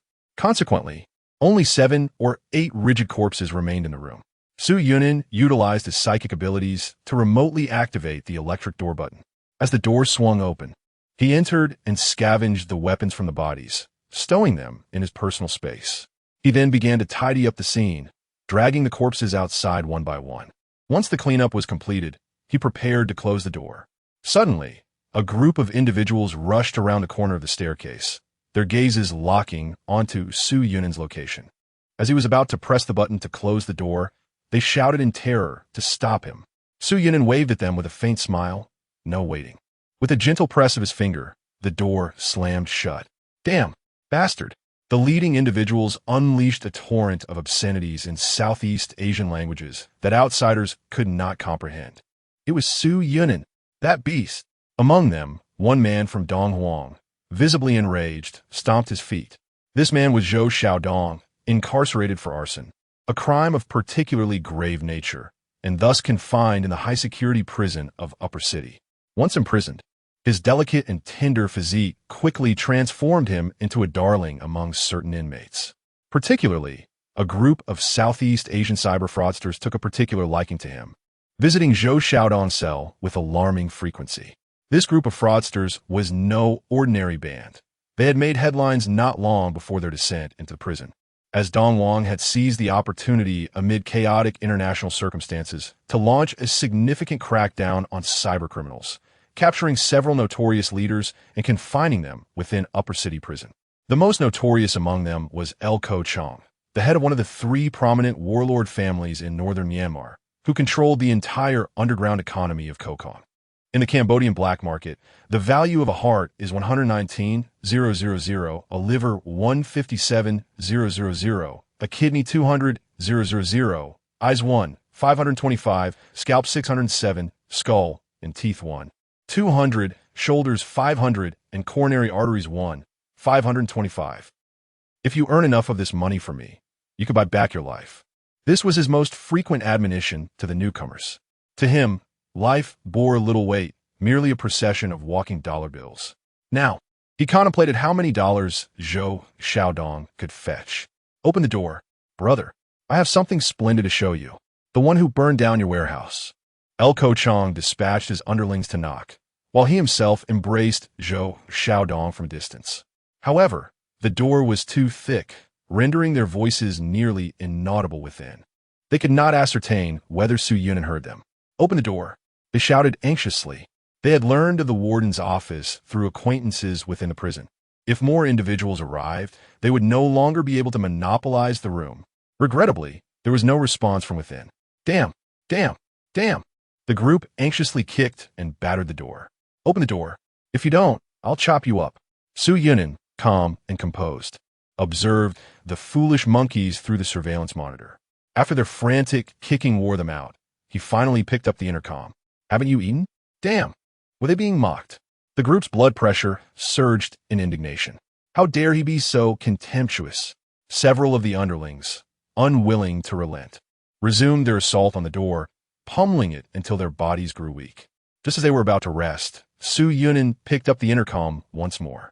Is this all you can do? I can't believe it. Can you tolerate this? Another wave of fury erupted, utilizing tables, chairs, and sofas as makeshift battering rams. Yet even after the sofas were ruined, it proved futile. Ultimately, the group, drenched in sweat and utterly exhausted, collapsed onto the floor, gasping for breath. At that moment, they were astonished to find that the door was actually moving. The door opened. They hurriedly attempted to rise, only to discover that their bodies had long since lost all strength. As Su Yunin slowly emerged, everyone could only watch in horror as he deliberately withdrew a handgun from his pocket, gently pulled back the slide, and with a decisive click, chambered round. Fear spread across the faces of the onlookers. What are you going to do? You. Suddenly, gunfire erupted. Bang, bang, bang, bang, bang, bang, bang, bang, bang. In the aftermath of the deafening noise, only 7 lifeless bodies remained on the ground. Even Zhou Xiaodong and Lu Kochong, who were far away, could not escape the onslaught. Both were struck, though miraculously, their vital organs were spared. Yet, in such dire circumstances, being wounded was tantamount to a slow demise, as everyone in the prison faced insurmountable challenges in receiving adequate medical care. The two staggered away, and Su Yunin made no effort to pursue them. Instead, he took out a white handkerchief to wipe the blood splattered on the gun's muzzle and his clothing. He returned to his room and closed the door. Finally back. For others, the new era was a chaotic apocalypse. But for Su Yunin, it was the most familiar home he had known for most of his life. The sky split open. Gan Chongji, alongside numerous criminals, escaped from prison. He found a car key on the deceased guard and followed the sound of the parking lot. Driving home, as he made his way toward the city, he could not help but glance up at the sky. That fleeting glance made him forget he was driving, nearly crashing into a tree. What he saw captivated and terrified him, a white ribbon in the sky. At first glance, it appeared to be an enormous white cloud, but upon closer inspection, one would realize that the slender white cloud divided the sky in two. Gan Chongji's heart raced. The rings of stars. Su Yunin's prophecy had once again come to fruition. The year had been torn apart, transforming into a magnificent ring suspended above the earth. This marked humanity's first observation of such rings from the surface of a planet. The nascent rings were exceptionally beautiful and awe-inspiring, resembling a ribbon tied around the earth by the hand of God. Ordinarily, the earth could not possess such a breathtaking sight, as its mass was insufficient to generate rings. However, the bizarre nature of the year had granted humanity the rare opportunity to witness this astronomical marvel. But something felt amiss. Gan Chongji's scalp tingled with dread. Under tidal forces, the rings would inevitably coalesce above the planet's equator. Yet, here in the upper city, located at a latitude of 34 degrees north, far from the equator, why did the rings appear directly overhead? A terrifying hypothesis emerged in Gan Chongji's mind. He chose not to return home, but instead pressed the accelerator toward the upper city planetarium. Old Gao, the Foucault pendulum. Is it still in motion? Gao Jingyi paused. How did you get out? The guards are all dead. Quick, show me the data from the Foucault pendulum. Hurry. What good will that do you? Fine, just take a look. The Foucault pendulum resembled a colossal pendulum, suspended from the ceiling by a 67-meter-long string, with a weight hanging at the bottom. Due to the negligible friction at the top and the substantial weight at the bottom, a single push is all it takes for the pendulum to swing for several days. According to basic human understanding, under the influence of inertia, a pendulum should oscillate along a linear path, akin to a swing, irrespective of the duration of its motion. Without external forces, it should not deviate left or right. However, in 1851, L. Foucault constructed a magnificent apparatus and invited numerous scientists to witness it. Before their very eyes, the pendulum exhibited a deviation. He thus demonstrated that the Earth is in a constant state of rotation, exerting a Coriolis force that disrupts the pendulum's motion.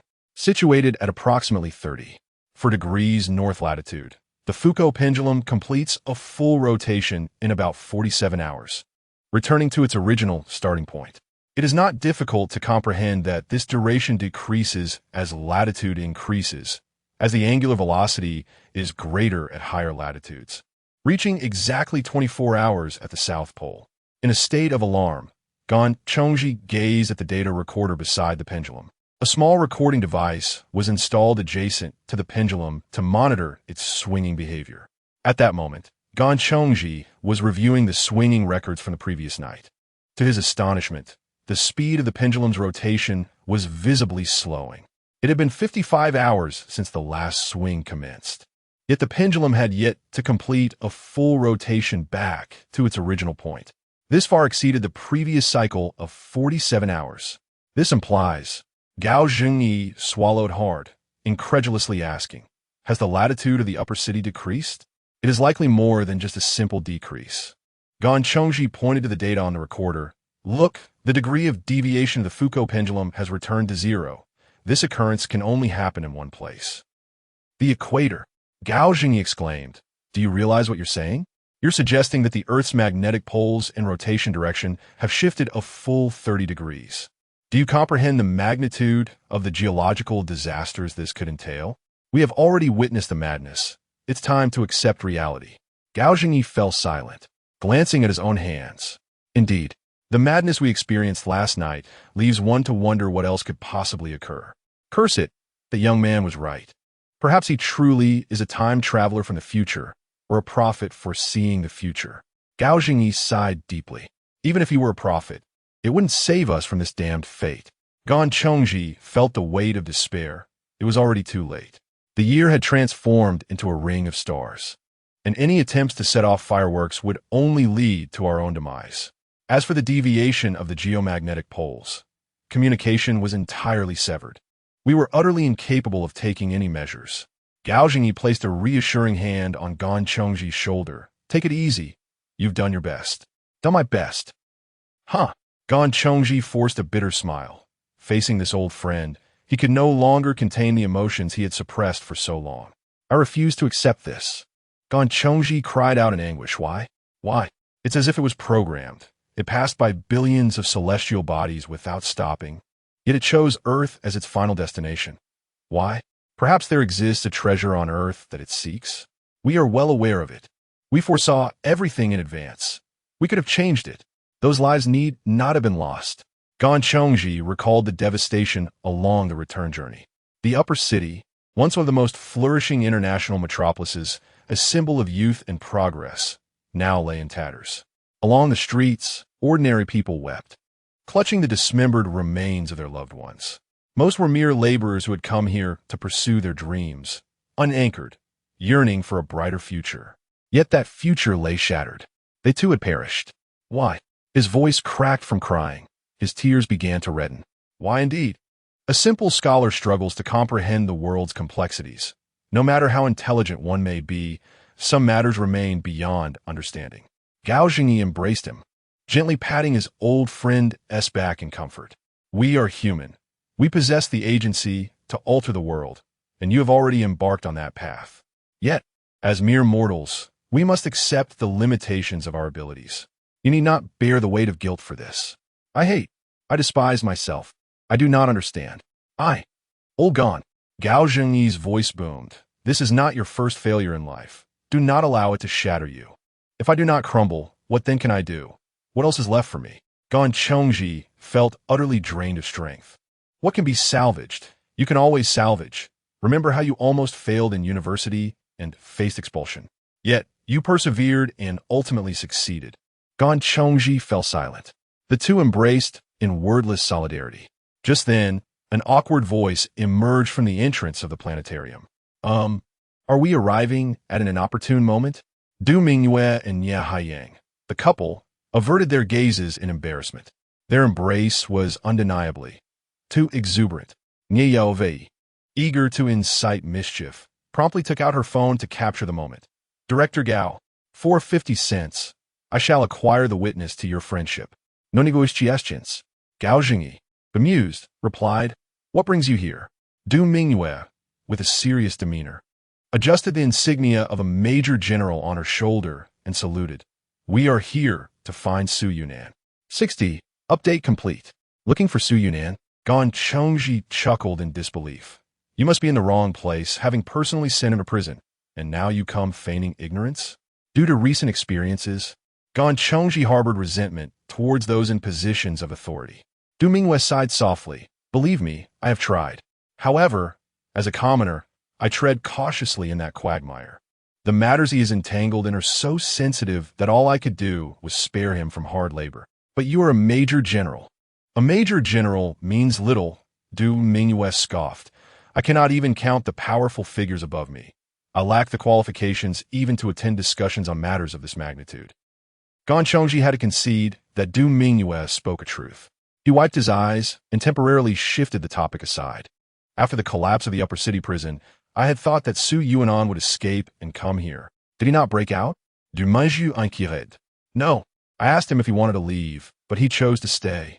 After a moment of contemplation, Du Mingwe's eyes brightened. I see. The prison is the most formidable fortress, and there is a safe house for the warden that can withstand even a nuclear explosion. This was indeed part of his plan. It was at this moment that Gan Chongji understood why Su Yuanan had chosen to remain. As long as he is safe, that is all that matters. I will send someone to inquire at the prison. Du Mingwe nodded, saying so. Gan Laosher, do you have any new discoveries? What are your plans? Communication has been severed, and even military radios are being disrupted. Everyone is fighting their own battles, so I intend to form a small team myself. Frankly speaking, the military is utterly ineffective against such monsters, Gan Chongji stated coldly. Therefore, I do not plan to confront those creatures directly. What we need to do is to anticipate dangers in advance and rescue as many people as possible. For instance, will that thing cause any disasters? Du Mingwe pointed at the enormous white line in the sky, a rift in the heavens. It will not, but its emergence signifies another calamity, magnetic pole shift. The Earth's magnetic poles have tilted, and the white path of the moon will also adjust accordingly, leading to abnormal tidal levels along the coast. Before the moon re-establishes its white path, the region near the new equator will experience the highest tides and ebbs in human history. The height of these tides could reach several meters, enough to inundate coastal homes. Tides. Du Mingwe's expression changed as she immediately opened the maritime tide table to check the tidal fluctuation times. No need to look, that is already inaccurate. If you wish to save people, there is still time. Get in the car. Nia Haiyang outside the door called decisively. Gantongsi hesitated. He was uncertain whether to trust the person before him again. Get in. You are Gan Chongji, the discoverer of the asteroid. Countless ill-intentioned individuals outside wish to exploit your reputation. Gao Jingyi reassured Gan Chongji, stating that Nie Yao Yao is my student, and I am familiar with her family situation. Following her should be relatively safe. She will not betray you. Moreover, this is also your opportunity, is it not? Gan Chongji gritted his teeth. And you? I do not possess the noble ambition to save the world. I merely wish to protect my family. I must go to the 0 yuan purchase. Gao Jingyi chuckled. Help me check on Xiao Dian and the others. Rest assured, I will take care of your wife and daughter. Gao Jingyi said with a mischievous grin, patting his chest. Realizing that Gao Jingyi was making a jest, Gan Chongji playfully scolded him before getting into the jeep outside, gazing at the hellish scenes along the road. His expression gradually turned solemn.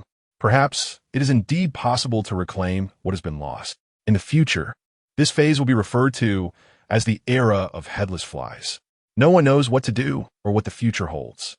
Everyone can only act chaotically based on their own perceptions, striving to ensure their survival. In Su Yuanan's perspective, this period presents the finest opportunity for enhancement. The monsters possess relatively low strength and exhibit vulnerabilities that can be exploited. Flora and fauna are just beginning to awaken, having yet to succumb to extinction due to climatic shifts, while humanity gradually masters the unique powers of the new era. It resembles a novice village, most suited for honing one's skills and pursuing diligent practice.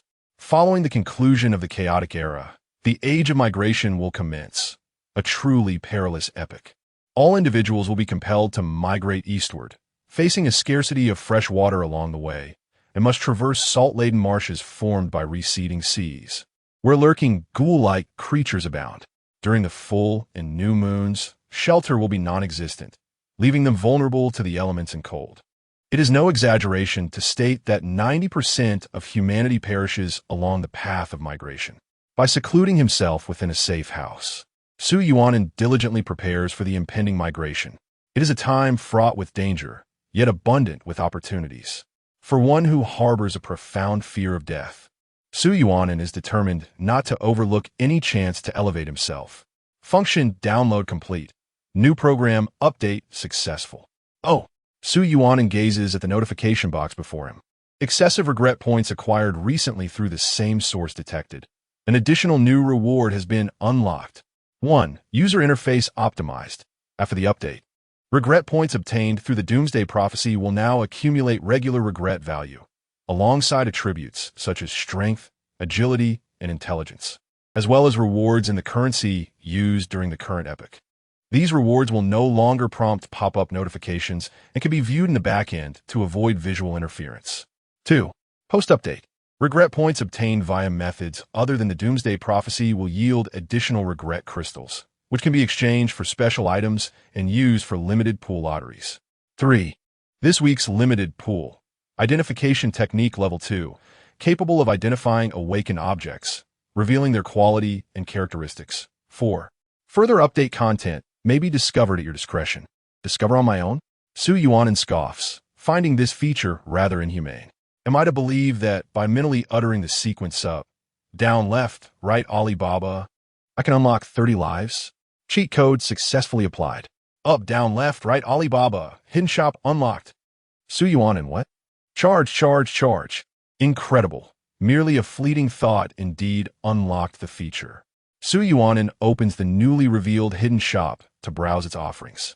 Presently, there is but a single item, iron priced at 12 regret points per kilogram. This item seems of little utility for the time being, and thus Su Yuanan pays it little heed. He then silently recites, "Who's your daddy?" Much like the previous cheat code, this phrase hails from a game of years past. Second column of the hidden shop unlocked. Su Yuanan quickly opens the store to inspect the new offerings. The second item is labeled oxygen. Its price is slightly higher than iron, costing 32 regret points per kilogram. Why do these two elemental prices display such exact decimal points? Su Yuanan furrows his brow in contemplation. What serves as the reference for determining the value? Intrigued, Su Yuanan continued his exploration, pondering what other ancient codes might reveal his age. He mentally recited all the codes he could recall, unlocking the third slot of the hidden shop. The third item is named silicon, priced at 62 points per kilogram. The fourth item is magnesium, priced at 19 per kilogram. The fifth item is sulfur, priced at 48 per kilogram.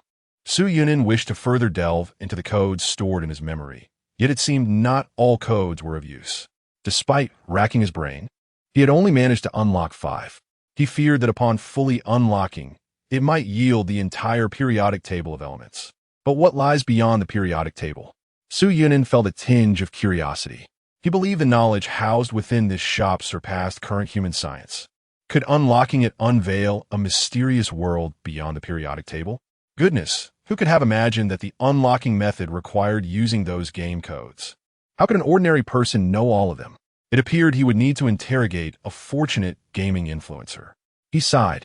For the moment, he abandoned further research into the mysterious shop and turned his attention to the newly unlocked limited prize pool.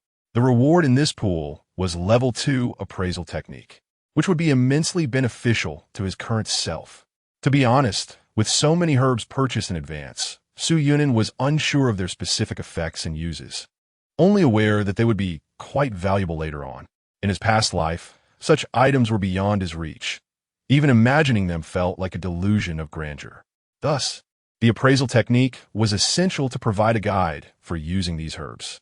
Acquiring it would facilitate further enhancement efforts. The sooner he obtained it, the sooner he could commence enhancement, which would in turn provide him greater security. Therefore, level 2 appraisal technique was of utmost importance to him at this moment. However, acquiring this technique required regret crystals. Obtained 500 regret points from Zhao Mengyan, along with 1 regret crystal and 500 free currency, which could be exchanged for currency in various regions of the new era at a certain ratio, with 1 point of purchasing power equivalent to 10,000 prior to arrival. Free currency? The system is quite thoughtful.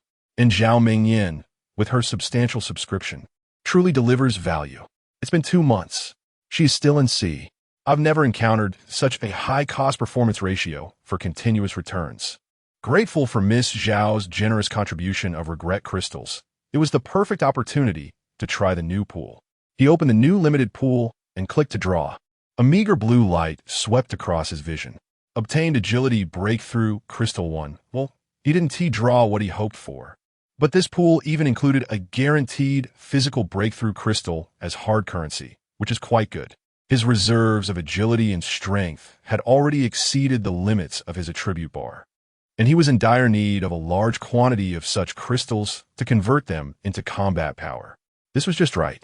It was a pity, however, that he did not obtain the appraisal technique. Acquired 500 regret points from dog Motherly Jiao. Regret crystal X1. Free currency 500. Acquired from dog Father Zhaoyu. Crystal X1. Currency. Acquired from Zhou Xiaodong. Crystal. Currency. Joy. This monthly car investment is far from just a single reward. Your entire family is our blessing. Grateful for the new year red envelopes from my in-laws and old classmates. I shall not hold back. Let us draw again. Acquired power breakthrough crystal. Once more. Acquired level 2 appraisal technique X1 again. Wait a moment, what was that just now? Did I really hit the jackpot? As a perennial unfortunate soul, how could this be? Su Yunin, bewildered, opened the detailed information on the prize pool. The base draw rate for this pool is 1, increasing by 1 after each failure, with a limited reward hit rate. It truly is only 1%. Could it be that I have transitioned from misfortune to fortune? Su Yunin, in disbelief, examined himself in the mirror. I feel exceptionally pristine today. We are on our way to prosperity. Su Yunin, in his excitement, lifted the little fox high above his head. The little creature responded with a puzzled question mark above its head. Not expecting it to comprehend, he directly clicked to use the level 2 appraisal technique, transferring the vast knowledge it contained into his mind. As he scanned the room before him, a wealth of information suddenly materialized. With a thought, he retrieved the star map fragment he had previously been unable to thoroughly study. Focusing his gaze on the star map fragment, an unprecedented beam of light suddenly appeared in his vision. Su Yunin felt a sharp pain in his eyes from the brilliance. Goodness! He fought to endure the pain, striving to glean information about the star map in the briefest moment possible. Through the blinding light, he astonishingly discovered that the beam was directed toward the sky. The intense central beam was aimed heavenward, and even the residual waves had nearly scorched his retina. Approaching the window, he could clearly see that the radiant beam was firmly locked onto the sky, projecting onto a pristine star ring formed by a shattered asteroid. Reflecting through the star ring, it pointed towards a certain location on the ground in the east. Could it be? His heart raced. Is the treasure located there? 62. Consume it all. At present, it is impossible to ascertain the direction indicated by the beam, but compared to the previous lack of clues, there is now at least a clear direction. Judging by the angle of the beam, the projected location should be in the southwestern Pacific. Su Yunin was eager to venture there, yet exploring that area presented challenges, as it remains a vast ocean, and the current climatic anomalies rendered sea travel perilous. However, once the tidal lock is completed and the waters recede, the ocean will transform into a salt flat. I can trek eastward along the retreating edge of the water, and while the tide is still in flux, I can dive in advance to search for the coordinates. This way, I can ensure my safety while securing the coordinates under the cover of the water, thus avoiding being outpaced by other seekers. Xiaowai, please set a reminder for me to check the star chart on the 15th day of the first lunar month this year. Certainly, Master. I have set the reminder for you, and it will alert you in 14 days to examine the star chart. Though the internet is disconnected, the fundamental functions of certain smart appliances remain operational. However, the sudden sound from the speaker startled the little fox, causing its tail to puff up like a dandelion. As it began to snarl at the speaker, convinced that something foul resided within. Now let us shift our focus to the snow lotus. Item name: Awakening Snow Lotus. Item attributes: Gentle. Function: repairs telomeres depleted during genetic replication, restoring perfect plasticity to genes. Current quantity consumed: 0. 15 kilograms, genes repaired. 15, estimated additional consumption of 18 kilograms required for complete genetic restoration, diminishing returns, detailed and transparent. The value of this Level 2 identification technique is evident. Previously, Su Yuanan understood only that the snow lotus enhances foundational abilities, unaware that such enhancement is achieved through genetic repair. Humans are products of continuous genetic replication, during which telomeres are progressively worn down. The shortening of telomeres hampers the capacity for further replication, which explains the limitations on human lifespan. If the issue of telomere shortening can be resolved, humanity could achieve true immortality. Thus, the snow lotus serves a purpose far beyond merely enhancing abilities. Its true function lies in rejuvenating individuals. With sufficient quantity, it offers the prospect of eternal life. Everyone has underestimated its effects. Su Yuanan took a deep breath to calm his emotions. If it weren't for the identification technique, he would remain oblivious to the extraordinary efficacy of this item. Hint: elevating the identification technique to Level 4, planting technique to Level 4. Gene programming ability to Level 4 will allow for the identification of this organism's genetic sequence and the crafting of replacements, thereby restoring reproductive capability in the era of descent. Such aspirations seem distant, not to mention achieving mastery in identification. He had never even heard of the latter two skills. No, wait. Su Yuanan glanced at his attributes, momentarily taken aback. When did he unlock this? His planting technique had reached Level 3. Furthermore, he possessed an array of new attributes, such as elemental resistances, 20 fire resistance, 21 ice resistance, 18 lightning resistance, 15 radiation resistance, and 20 mental confusion resistance. Casting a glance at the wildly fluctuating reserve strength and agility, which were so high that he could barely discern the trailing digits, he began to comprehend. When acquiring regret points, if one obtains a significant amount at once, there exists a chance that the rewards for strength and agility may be substituted with special items. It seems some individuals regretted their choices profoundly, hence the provision of these miscellaneous rewards. These rewards were obscured from view, leaving him unaware of the remarkable items he had obtained. Now, he had tasks to undertake. Organizing the spoils alone would consume considerable time. Forget it. Let's organize it together later. He merely glanced at the descriptions of Level 3 planting technique and resistance. Level 3 planting technique. Level 1 ability. There is no need to uproot the plant. Directly placing it in one's personal cosmos allows the influence of years to act upon the plant, facilitating its awakening. Level 2 ability. Understanding the planting characteristics of most awakened plants enables them to maintain vitality and continue growing within one's personal cosmos. Level 3 ability accelerates the metamorphosis of the plant, significantly enhancing its growth age, currently at a growth rate of 110. It functions quite literally. It's satisfactory and fairly useful, paving the way for a sustainable development strategy in the future. And what about resistance? Each one of resistance increases the ability to resist that type of damage abnormal state by 1, achieving full immunity at 100. Such a formidable attribute. This apocalyptic prophecy has certainly yielded immense gains. Retracting his gaze, Su Yuanan produced 18 kilograms of snow lotus and placed it before him, then buried the little fox with another 18 kilograms of snow lotus. Consume it all, Su Yuanan commanded. The little fox struggled to emerge from the snow lotus mound, its pupils dilating in shock. Consume. All? All? There's no way I can fit that. It thought desperately. It will spoil. All right, you don't necessarily need that much. Recalling the other's extraordinary talents, Su Yuanan used appraisal technique on it. Already full, it was to be expected. The newly born creature had minimal telomere depletion, thus not requiring much snow lotus. Very well, you need not eat anymore. Su Yuanan waved to retract the snow lotus. The little creature finally breathed a sigh of relief. You may have this instead.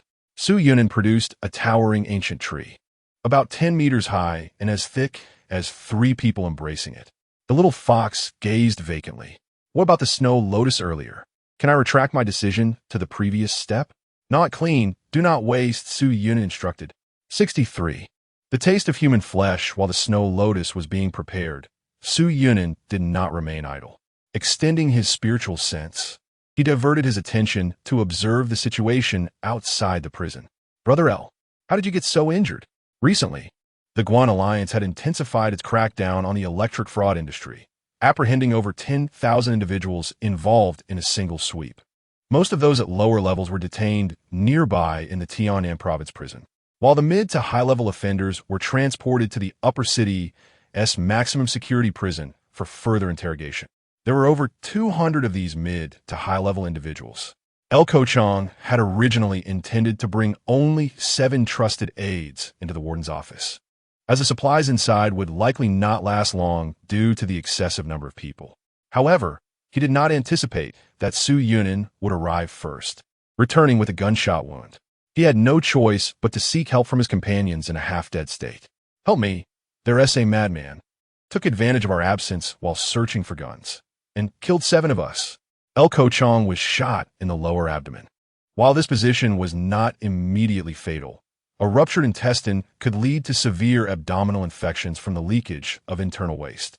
If immediate surgery to stitch the intestines and cleanse the abdominal cavity cannot be performed, and if the infection spreads to sepsis, survival is virtually impossible under the current circumstances. Quick, lie down. The second in command, Lu Mingcheng, hurriedly helped Lu Kochong, who had suffered a gunshot wound. Doctor, get over here. While Lu Kochong made his way to the shelter, Lu Mingcheng was not idle. He quickly recognized the significance of firearms in this era and commanded all his subordinates to search the prison guards for weapons, arming themselves in the process. Now, aside from the tightly knit cult of the new century, their faction was the strongest in the prison. Stop dawdling. Hurry up with the surgery. Lu Mingcheng pressed his gun against the head of the prison doctor. The doctor, nearly in tears, had planned to escape at dawn, but was unexpectedly intercepted by Lu Mingcheng. This Lu Mingcheng had likely begun formulating survival strategies since the previous night, with the abduction of the doctor as a critical component of his plan.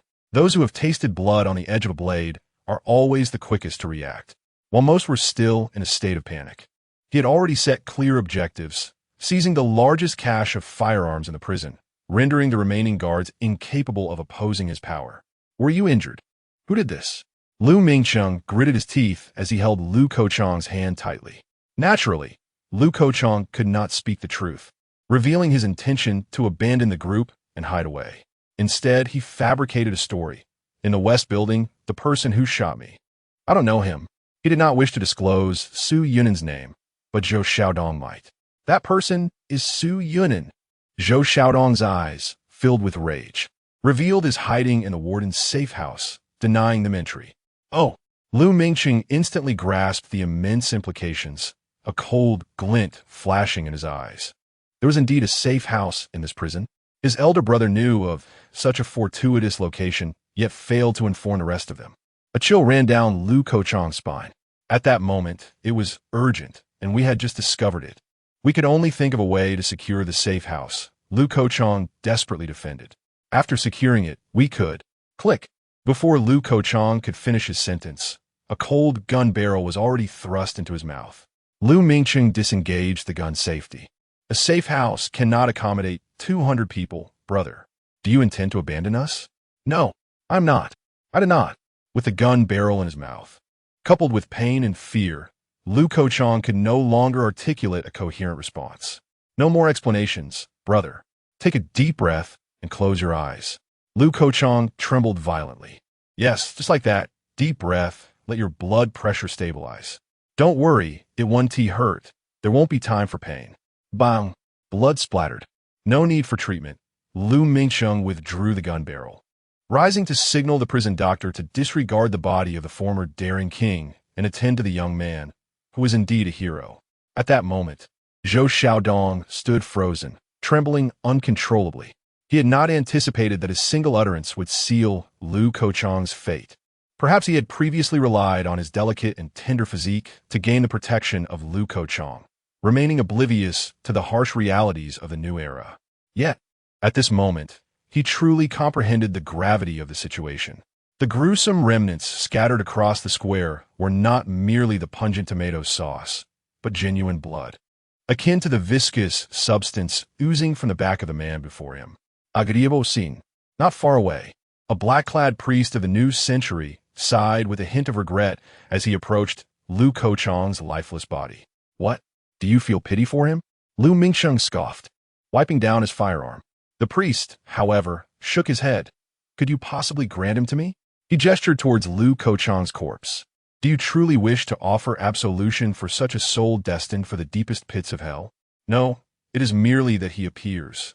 The priest licked his lips, unable to restrain a swallow, quite delectable. At this, even Lu Mingsheng felt a wave of nausea wash over him. Is it not too early for cannibalism? Was last night's New Year's feast not to your liking? This is our ascetic practice, the divine test, not mere survival. The priest smiled. Do indulge, dear sir.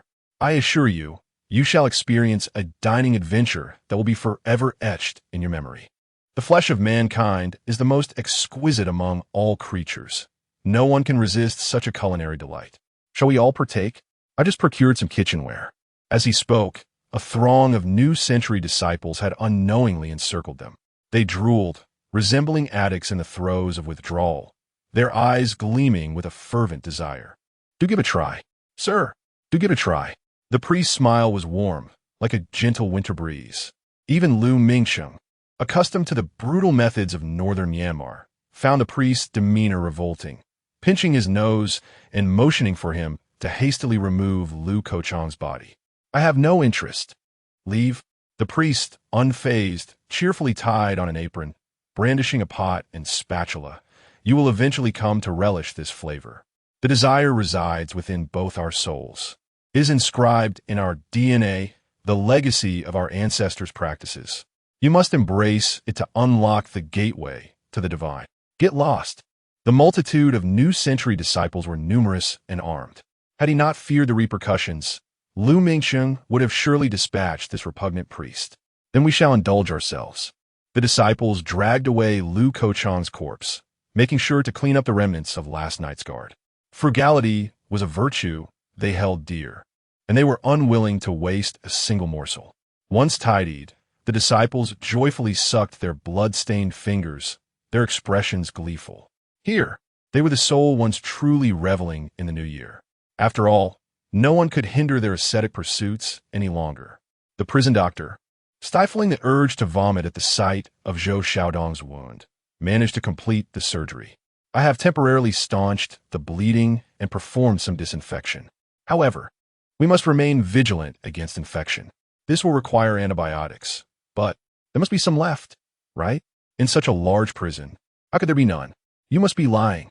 Zhou Xiaodong glared at the prison physician, gritting his teeth in agony. His wound was located at the femoral artery, and without anesthesia, the cries he had just emitted were nothing short of harrowing. Witnessing his own thigh being sliced open caused him to faint repeatedly, only to regain consciousness in excruciating pain. If it weren't for the antibiotics, his suffering would have been in vain. Moreover, the torment that awaited him was even more severe. The previous night's battle had been fierce, resulting in the deaths of most of the prison guards, and the scant medical supplies stored within the prison had been allocated to the injured guards. Nonetheless, I knew the nearest pharmacy. I could drive there to procure some. The prison physician averted his gaze. Lu Mingchang couldn't help but chuckle. I heard your scheme from Wugan. You intend to seize this opportunity to escape the prison? That's feasible. Lu Mingchang raised his gun. But you'll have to leave horizontally. But there are no antibiotics. I must go retrieve them. State the address, and I shall send someone. The prison physician slumped in resignation, finally surrendering. No need. There are antibiotics in the prison. He led everyone to the infirmary. It was stark and empty, devoid of any patients. No one had survived to reach the infirmary. So here, you could find whatever you desired. The physician attempted one last struggle. I can find you another doctor. Please, let my younger brother go. He must return home to visit. I am the pillar of my family. I must be there during such times. Enough of your babble. Here, no one cares who you are. Lu Mingcheng had heard similar sentiments countless times. Those who had suffered in northern Myanmar and regretted their decisions often lamented about their familial obligations. How naive to think that anyone here would empathize with him. And you? Lu Mingcheng slapped Zhou Xiaodong awake from his faintness due to blood loss. Where's the warden's safe house you mentioned? Just over there. Then take a left. Go to the inn. Lu Mingcheng decisively led a throng towards Su Yunin's safe house. A formidable crowd of over 200 stood ominously before the safe house. Open the door. No response. Damn it, open the door. If you don't, I will turn you into minced meat to feed those lunatics. Still, no response. Lu Mingcheng glanced at the sky, growing increasingly anxious. The days in February are brief. Although slightly elongated due to changes in latitude and tilt, they still do not exceed 6:30. The sun was already descending in the west. After this hour, he dreaded how they would endure the night. Yesterday was the first day of the Lunar New Year, and the long-departed elders had come to knock and extend their New Year greetings. What would the second day bring? Who knows what surprises awaited? With this thought, fear intensified Lu Mingcheng's resolve. Only the safe house could provide him with the requisite sense of security. He needed to devise a way to secure the safe house. Stop knocking. It won't open. Zhou Xiaodong, having suffered this disappointment before, hurriedly warned, that fellow is cunning. He will take advantage of your exhaustion to emerge and open fire. Will he come out? Lu Mingcheng squinted, suddenly struck by an idea. Damn it, you scoundrel. There will come a day when I catch you. He feigned a disgruntled demeanor of a defeated dog, kicking the lifeless body on the ground before turning to leave, seemingly resigned. Yet a few of his subordinates appear to persist, still striving against the odds. They relentlessly battered the door and walls in various futile attempts, much like the fools who had perished before them, until they were utterly exhausted and breathless. Why wasn't Teehee opening the door? Lurking in the blind spot behind the corner, Lu Mingcheng felt a tinge of frustration. Was this fellow deceiving him? Impossible. Lu Kochang's men had met their demise in such a manner. Zhou Xiaodong, terrified, hastily defended himself. After a brief period of additional pounding, a sound finally emanated from the heavy door. Prepare. He was about to open it. The massive door moved slowly, without immense force to wrench it open. It could only yield gradually. Lu Mingcheng held his breath, gripping his firearm tightly. He was ready. The moment Su Yunin revealed himself, he would pull the trigger without hesitation. However, the door that was in the process of opening abruptly halted, leaving a mere 5-centimeter gap. It was ajar, yet not fully opened. From that narrow crevice, a hand emerged. Lu Mingcheng refrained from firing, awaiting the exposure of a vital target. Yet, Su Yunin made no further effort to open the door instead. The hand gently waved forward, tossing a smoking, dark green grenade towards the corner where the others were hiding. The faces of the group paled dramatically. How utterly shameless. It was overlay. Upon seeing the grenade fly towards him, Lu Mingcheng unhesitatingly thrust Zhou Xiaodong forward, forcing his body onto the explosive. He then awkwardly fell to the ground, his chest slightly elevated, resembling an unsightly toad. Zhou Xiaodong's eyes widened with fury. Why? I curse you, Lu Mingcheng. I will not rest until you pay, even in death. He desperately tried to flee, but his body, still weak from recent surgery, could barely move. All he could do was tremble and close his eyes, feeling the heat radiating from the grenade on his abdomen, awaiting death in despair. Yet a second passed. 10 seconds passed. Half a minute passed. The anticipated explosion did not occur. Even the grenade's warmth gradually diminished. Zhou Xiaodong mustered the strength to roll over and retrieve the grenade from his belly. To his astonishment, it had split into 4 segments, popping open with a sound, revealing a note inside. The paper read, "Boom! A toy? Play for a fool, damn it." Ridiculed like a simpleton, Zhou Xiaodong was now filled with regret, his insides twisting in distress, for he had just uttered a vicious curse against Lu Mingcheng, who would surely not let him off easily. It would have been better to be obliterated by the grenade than to fall into the hands of this scoundrel. His fate would undoubtedly be far more tragic than death. Lu Mingcheng toyed with the grenade replica before him, his expression dark and brooding. No one had ever dared to mock him in such a manner. The cold, killing intent in his eyes sent shivers down the spines of his subordinates, who knew that this situation could only end in tragedy. As he pondered his next move, the door creaked open slightly, and another grenade was tossed in. A wave of anxiety swept over the group. Without losing his composure, Mingcheng flung Zhou Xiaodong onto the grenade to contain it, hurriedly dropping down himself. This time, Zhou Xiaodong remained silent, his face a mask of despair and defeat. Yet, the grenade failed to explode. Opening the toy, he discovered another note inside. Fell for it again, you fool. Mingcheng's anger surged, veins bulging on his forehead. How could someone be so despicable? It felt as though he were being toyed with, treated like a mere source of amusement. As if the perpetrator were wielding a scythe to harvest joy at his expense. Mingcheng resolved that if Su Yunan dared to throw another grenade, he would shatter Su Yunan's hand without hesitation. Previously, he had aimed to end Su Yunan with a single bullet, but now, consumed by rage, he no longer hoped for a swift resolution. He merely desired to inflict excruciating pain upon him. Just then, the door cracked open once more, but only a fraction. Mingcheng held his breath, waiting for Su Yunan to extend his hand. However, seconds turned into minutes, and minutes into half an hour. The group gradually lost their patience. What was he doing? Should we just pull the door open? They knew better. It was made of nickel-chromium alloy, weighing several tons. Even all of them together couldn't budge it.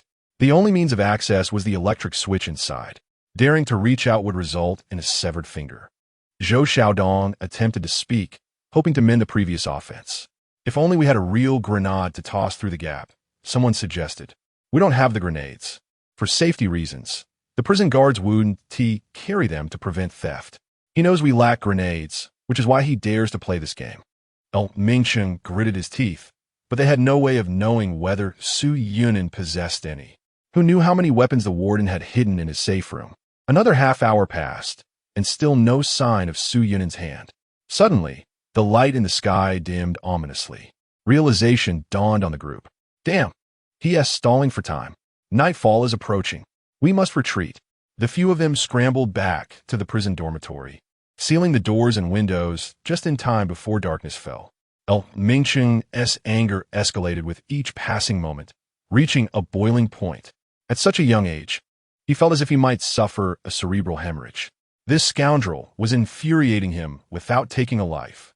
Had it been a real grenade, it would have merely resulted in a fierce battle, at worst, death. Instead, he was faced with a toy. This was an affront to his dignity and intellect. It made him appear foolish before his subordinates. Such fury needed an outlet, and he recalled Zhou Xiaodong's earlier malicious curse. What did you say before? To wipe out my entire family? Gained 1,300 regret points from Zhou Xiaodong. Triggered super lucky drop. Additional acquisition of the super agility breakthrough crystal. Free currency 1,300. As Zhou Xiaodong gazed upon the burly figures closing in from all directions, a profound sense of despair washed over him. He could only fervently wish that tomorrow's repercussions wouldn't be too severe, hoping that his insides wouldn't come spilling out. The super agility breakthrough crystal? With the door securely shut, Su Yunan delightedly inspected his spoils. Super agility breakthrough crystal, a one-time breakthrough of 10,000 agility limits. My goodness. Previously, the ordinary breakthrough crystal only allowed for a mere 500 limit increase at a time. How long would it take to surpass several billion? This is exhilarating. The additional rewards post-arrival are certainly no jest. Su Yunan decisively utilized the super breakthrough crystal, and his agility instantly soared to 15,000, 300 times that of an average person. Agility influences the speed of neural reflexes and muscle mobilization. Based on the average running speed of a typical person at 7 km/h, this implies that his theoretical maximum running speed could reach an astonishing 100 km/h. Naturally, this would necessitate sufficient muscle strength to support such velocity. This speed surpasses that of a commercial aircraft by a significant margin. However, to be prudent, Su Yunan refrained from sprinting at full speed in the confined space. He merely attempted to throw a punch with all his might. Bang! A terrifying sonic boom erupted within the room, accompanied by a sharp pain and an ominous cracking sound. The forceful gust of wind scattered the indoor furnishings in disarray, but the unfortunate consequence was that half of his arm nearly went flying as well. Dislocated. Fortunately, he had not attempted to run at full speed. Su Yunan felt a wave of dread wash over him. This agility value had overemphasized itself. His strength and physical condition had yet to catch up. A careless collision with a wall could reduce him to a mere pulp. Yet once his strength and physique aligned, becoming the Flash would be just around the corner. On the second day of the Lunar New Year, ancestral worship. Little did he expect the injury to be so severe. Su Yunan gloomily employed his identification technique to examine his arm. Before him appeared a detailed holographic anatomical diagram of his arm. From the holographic image, it was evident that his arm was not merely dislocated. The muscles on the outer side of the forearm, along with the biceps and triceps, had all suffered severe ruptures, with blood vessels hemorrhaging profusely. Though he had anticipated some damage, opting to use his non-dominant left arm, he had not expected it to be so grave. Fortunately, tonight marked the second day of the new year. After performing basic first aid on his injured left arm, Su Yunan began preparing for the evening's festivities. He first tidied the cluttered room, then retrieved a large round table meant for banquets. Upon the table, he arranged a lavish spread of dishes: vinegar fish, oil-braised shrimp. For happiness, meatballs, braised pork with preserved vegetables, spring rolls, braised ribs, and sweet and sour pork. The little fox, puzzled, peered over the edge of the table, unable to comprehend why just the two of them needed to prepare such a feast. After setting the table, Su Yunan also brought out two pet food bowls, filling one with cat food and the other with dog food, both piled high. Additionally, he prepared 4 bowls, 3 filled with goat's milk and 1 containing a roasted chicken. Having completed everything, he sat quietly by the table, eyes closed, not uttering a word. An eerie atmosphere enveloped the room. The little fox, terrified, dared not even breathe. The events of the previous night had left a profound psychological scar on its tender heart, prompting anxious speculation about what might transpire that evening. As the sun dipped below the horizon, a chill swept through, causing it to tremble even more violently. Suddenly, a loud bang echoed from the iron door of the safe house, startling the little creature into a puffball of fur. Night had fallen, and those entities had emerged once more. Frost flowers crystallized upon the doors and windows, yet Su Yunan had long since sealed every crevice, leaving the outside forces powerless, though still filled with dread. As time progressed, the sounds of banging from outside grew increasingly frantic. Su Yunan glanced at the clock, 11:45. Only 15 minutes remained. The closer it drew to midnight, the more agitated these beings became, for once the clock struck 12, they would not return for another 14 days. Just as the final moments approached, a sharp crack echoed from the window glass. The seemingly indestructible bulletproof glass appeared to shatter under the rapid drop in temperature. Yet, Su Yunan did not turn around, showing no inclination to intervene.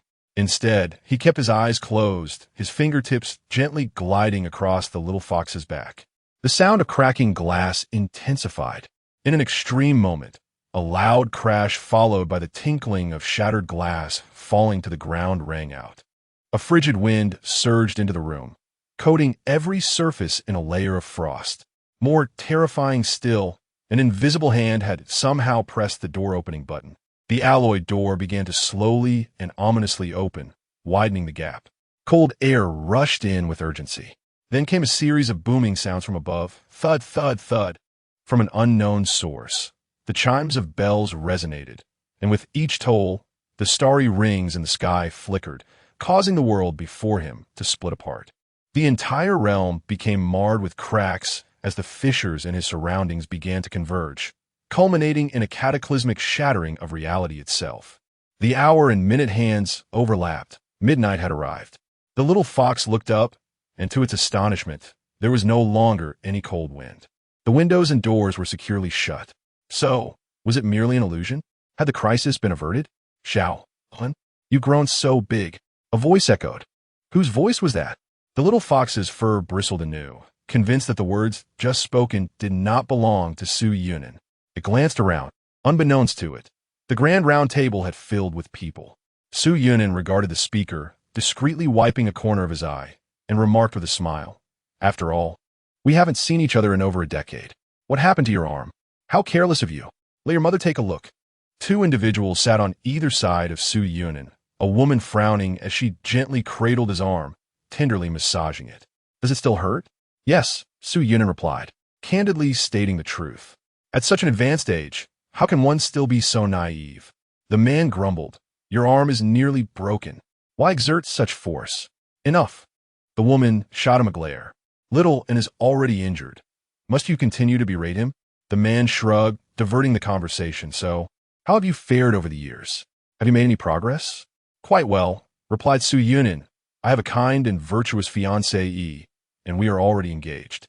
He knew that this was precisely what his parents wished to hear. "Oh, splendid." Su Yunin retracted his arm, feeling that the muscular damage had entirely and perfectly healed. The blood vessels reconnected, leaving no trace of bruising.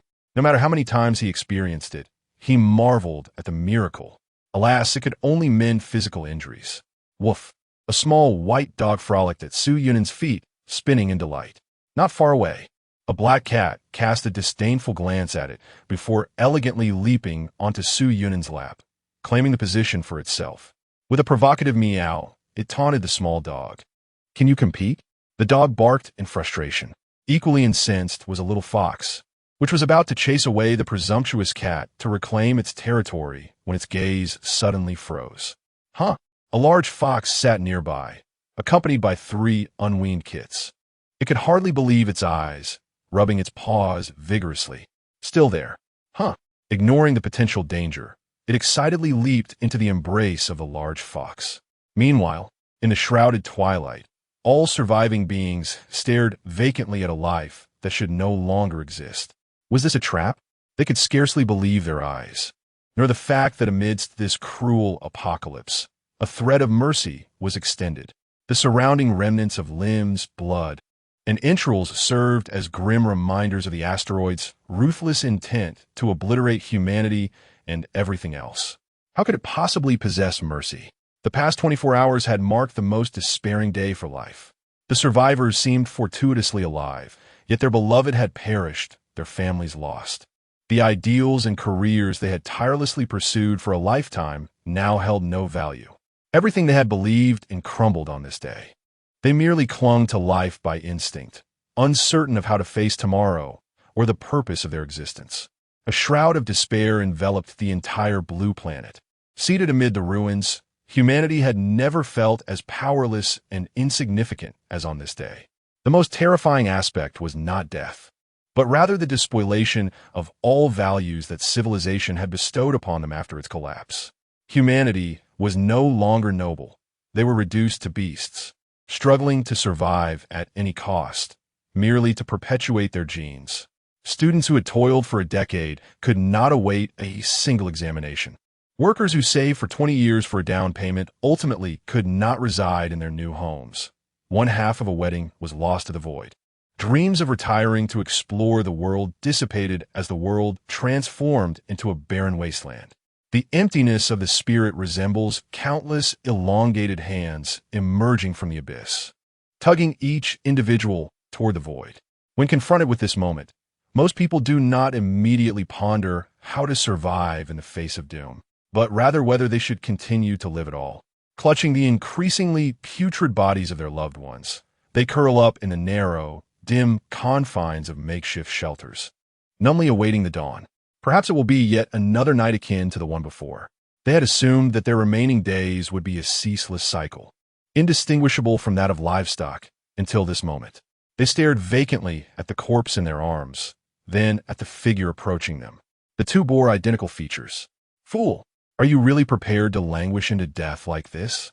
Tears surged uncontrollably, falling like rain. "What are you crying for?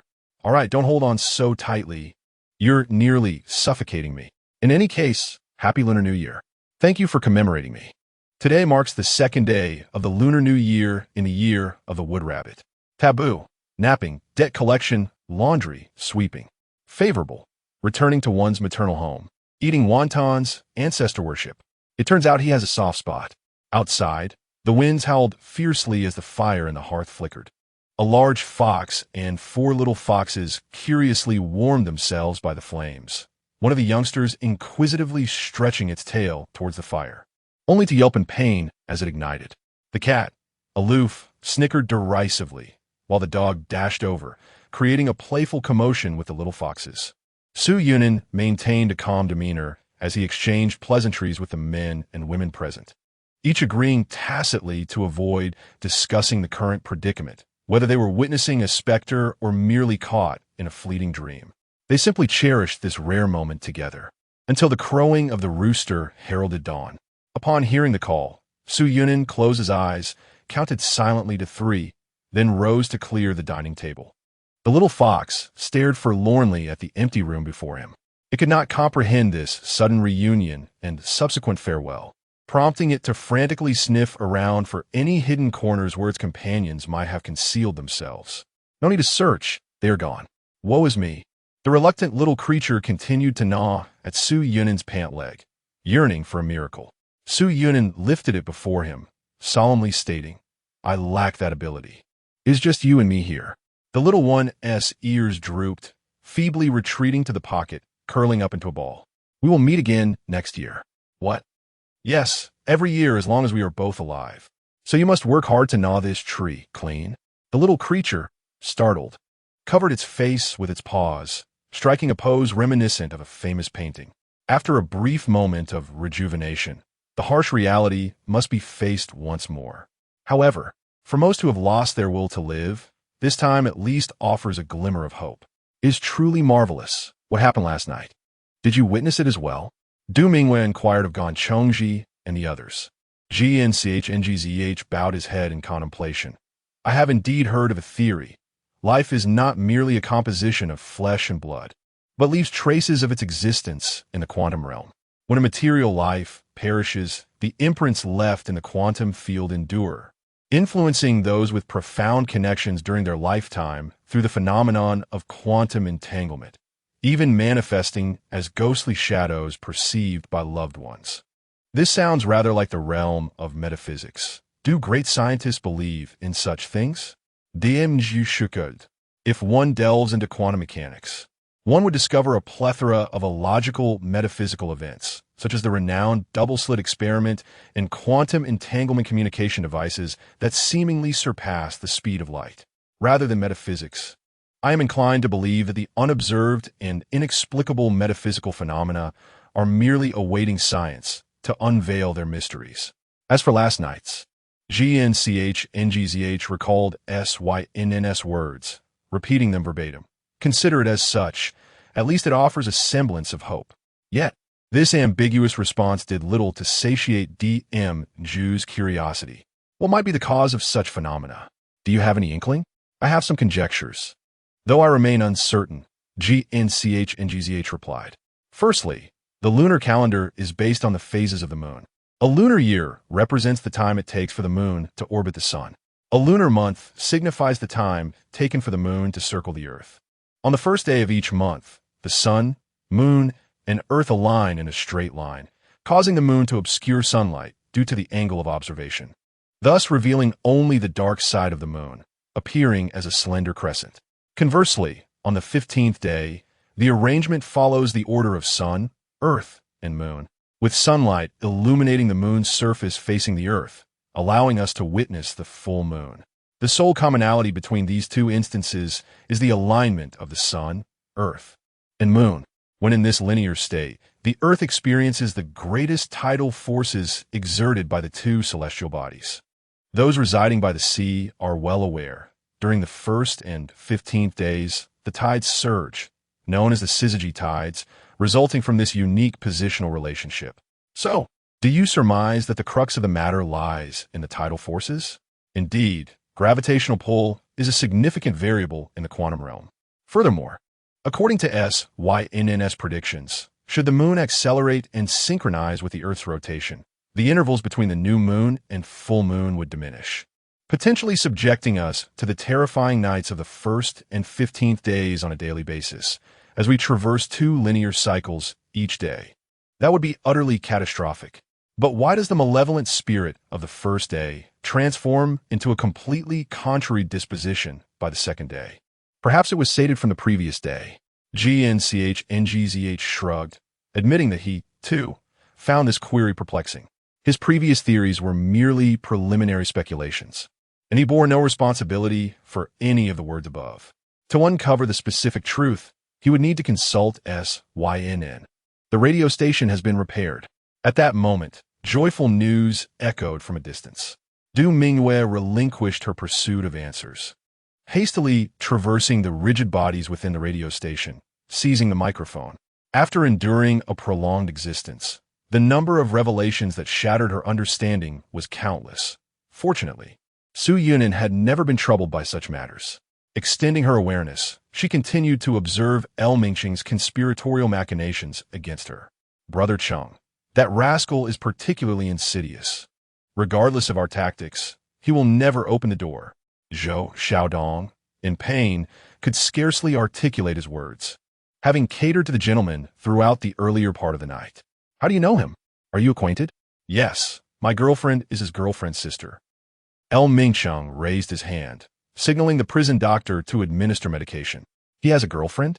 Indeed, he is utterly devoted to her. The entire world knows of his profound affection. El Mingqing grinned. He was unperturbed by Su Yunin's firepower, but rather by the absence of a vulnerability. As long as there existed a weakness, could he truly stand idly by while his beloved girlfriend perished at the threshold? If he could bring her to the safe house and subject her to an array of tortures, it was merely a matter of time before he would relent and open the door. What is your girlfriend's name? Zhao Mingyan. In a dimly lit basement, the faint glow of a phone screen illuminated Zhao Mingyan's face. She gazed at the messages Su Yunin had previously sent her. Happy birthday, darling. Her response had been, it's my birthday today, and you send me a lipstick worth hundreds? How can you even bear to message me? What do you want then? At the very least, a bag. It's not that I don't wish to buy it, but we must consider our future, right? Houses are exorbitantly priced these days, and you desire children. Their education entails a substantial expense. Enough. Spare me your explanations. You are merely making excuses for your lack of ambition. She had never realized how sweetly concerned Su Yunin had been. Her ears had always filtered his words, never having fully read through their conversations. Now, as she revisited those chat logs, each phrase of tender inquiry transformed into countless daggers, piercing Zhao Mingyan's heart in this moment. It reminded her that once there had been someone who cared for her so deeply, in stark contrast to her current reality, where cries for help went unanswered. And her life was filled solely with scalpels, military dogs, and AK-47s. Was there regret? Yes, a profound regret for having expressed herself so blatantly. For if her standing had been higher, perhaps Su Yunin might have tasted a modicum of sweetness, employing a strategy akin to boiling frogs in warm water. If only she had been more astute, recognizing Su Yunin's true assets sooner. In that case, he would have certainly revealed his 60 million savings, allowing her to reside in a lavish villa, indulging in a life of opulence. She would have emerged as the most esteemed wealthy lady in her circle. All of it was attributed to Su Yunin's remarkable ability to conceal and her own carelessness in allowing him to glimpse their chat logs. Had I constructed another WeChat account and linked it to a different phone card, no matter how diligently Su Yunin investigated, he would never have stumbled upon my conversations with Brotherly. As long as he remained oblivious to our exchanges, he would continue to regard me as his cherished treasure, revering me as a deity. Furthermore, had I possessed a heart of greater ruthlessness and administered the poison sooner, perhaps I could have sent him to his demise directly, ultimately discovering a bank card containing millions while sorting through his estate. Why endure the present torment of confinement in this basement, treated like a dog left to languish? It has been 2 days since I last consumed food, and just the day before yesterday was supposed to be a time for reunion on New Year's Eve. Yet, following the sound of an explosion above, all communication ceased, and no one has descended to provide sustenance since. Occasionally, I can hear footsteps and curses from the surface, confirming that guards remain above. Yet somehow, I feel as though I have been forgotten in this place.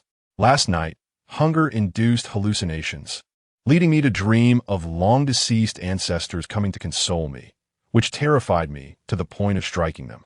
In the end, my grandmother raised a middle finger at me before dissipating into a wisp of smoke. Someone please. I am on the verge of starvation. My stomach clings to my back, and the sight of others in this dungeon who have lost limbs over the past few days appears strangely appetizing. Alas, The individuals outside remain unresponsive. Where is Su Yunan's girlfriend? Take us to her, commanded Lu Mingxing. Ah, Zhou Xiaodong awkwardly replied, in northern Myanmar. Are you kidding me? No, I swear. She really is in northern Myanmar. I heard before my imprisonment that Zhao Mengyan flew to the Wa state in northern Myanmar to meet someone named Brother Li to discuss financial software, and she never returned. Lu Mingxing was all too familiar with this pattern. First, one sends individuals masquerading as affluent, attractive figures, then targets those infatuated and self-absorbed, waiting for them to become ensnared before launching their financial software. If the target willingly invests their entire fortune, it is a perfect outcome. If they voluntarily travel to meet in person, it becomes even more ideal. The entirety of many individuals' fortunes pales in comparison to the value of his own collection of parts. Before the Allied forces took action, over 1 million Eastern Huang'er people resided in northern Myanmar, with at least several hundred thousand under Lu Kochong's command.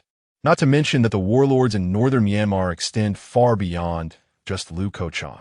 As for how these individuals came to be frank, some were deceived, but most who have risen to the upper echelons did so willingly. This includes both Lu Mingxing and Lu Kochong themselves, who were once Eastern Huang'er. The management within the industrial park is also comprised of Eastern Huang'er. After all, they understand their compatriots best. Eastern Huang'er prey on their own kind. What remains uncertain is the current standing of Zhao Mengyan. There have been precedents of pigs ascending to the management level. Yet, based on Zhou Xiaodong's account, it seems that this woman, deceived by such a juvenile scheme and drawn to northern Myanmar, likely lacks the ability to ascend further. The flight from Upper City to northern Myanmar takes over 4 hours. If all goes smoothly, one could return within a day. I am acquainted with the head of a private airport in the Upper City. You should take some people there to see if we can retrieve our associate. Mingcheng gestured to his second-in-command to set off. Boss, if we could fly, why don't we just head back to northern Myanmar directly? The third-in-command could not help but inquire. Are you foolish? Who would dare to board a plane at this time? What if it crashes? The second-in-command retorted. Then why do you expect me to return? You, my dear second-in-command, shall take the risk and go back. If we successfully capture the safe house, you shall be prioritized for food and drink from now on. Mingcheng assured him. Moreover, I have another reason for not returning. The pawns here are docile and manageable, whereas in northern Myanmar, we may not enjoy such comfort.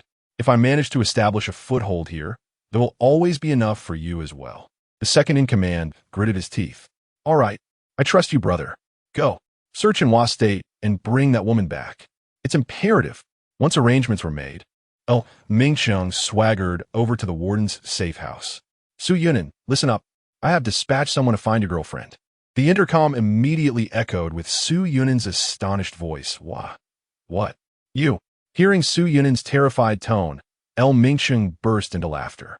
I tell you, it's not too late to open the door now. We won't harm you. We can share the safe house together. However, if you selfishly continue to hoard it all to yourself, then do not blame me for my ruthless actions. What are you planning to do? Su Yunan roared in despair. Do not harm my family. You scoundrel, this is dishonorable. In a moment, I will bring your girlfriend to the door. If you do not open it, you can watch as I slice off her fingers one by one, then her toes, her arms, her legs, her head. Beast! You vile beast! You bastard! Well then, will you open the door? I will not. Mingcheng's blood pressure surged once more. It seems you won't shed tears until you see the coffin. Just wait. When your girlfriend arrives, it will be too late for regrets. With that, Mingcheng delivered a final threat and temporarily withdrew his men. In later years, Mingcheng was not an obscure figure. Su Yunan recalled vividly how these ruthless individuals, armed with weapons from the prison, thrived during the epoch of blind chaos and the epoch of great migration. The leaders, Kochong and Mingcheng, rose to power within the prison, recruiting merciless criminals to form a formidable army. It was not until the end of the epoch of great migration that their organization was subsumed by a larger entity. That organization was named the Arkansas. As the name suggests, according to biblical accounts, during the Great Flood, only a select few elite individuals recognized by Noah were deemed worthy to board the ark and seek refuge. Today, if memory serves me correctly, marks the first public appearance of the Ark, creating the inaugural death ruse since the day of its arrival. With a mindset attuned to witnessing history, Su Yunin switched on the radio, tuning in to the upper city broadcasting station. However, upon activation, he was greeted by a familiar voice. "Who are you?" "Wait, why does that voice resemble Gan Chongji? Be honest and don't move." "Sheep, go turn off the radio." The station was promptly silenced, leaving only a faint static. "How dare you interrupt the broadcast? Curse those who turn off the radio. May their endeavors be met with misfortune." What could Gan Chongji possibly be doing on the radio? This was unexpected, as he believed only the Ark-S members were present in the station. He had not heard of anyone else being there. Nevertheless, Su Yunin was unconcerned about the trivial butterfly effect, for he possessed ample confidence to confront any dangers that lay ahead. His stockpile of medicinal herbs and unspent vast points fortified his resolve. Yet, driven by the innate human curiosity for gossip, he found himself intrigued by the events transpiring within the station, a burning desire to know more. "All right, I wonder if the lottery might yield reconnaissance items." This random prize pool always seems to cater to his needs, akin to a robotic cat, providing him with somewhat useful, albeit minor, tools. Su Yunin resolved to give it another try. He opened a regret points lottery pool. Current regret points balance: 1, 298, 888, XXX. It was nearly 13 billion, though the last 4 digits were still fluctuating and unclear. Su Yunin intended to utilize a quarter of his points tonight to enhance himself, reserving the remaining 3/4 for future use when mysterious shop became available. After all, it would be a tragedy if an exceptionally cost-effective item appeared in the shop, and he found himself unable to afford it. Moreover, even a quarter would amount to several billion, sufficient to render him invincible at this stage. Thus, he did not succumb to a sudden urge to squander his newfound wealth. Having witnessed the era of 4 suns, he understood that such figures as billions were paltry on a stellar scale.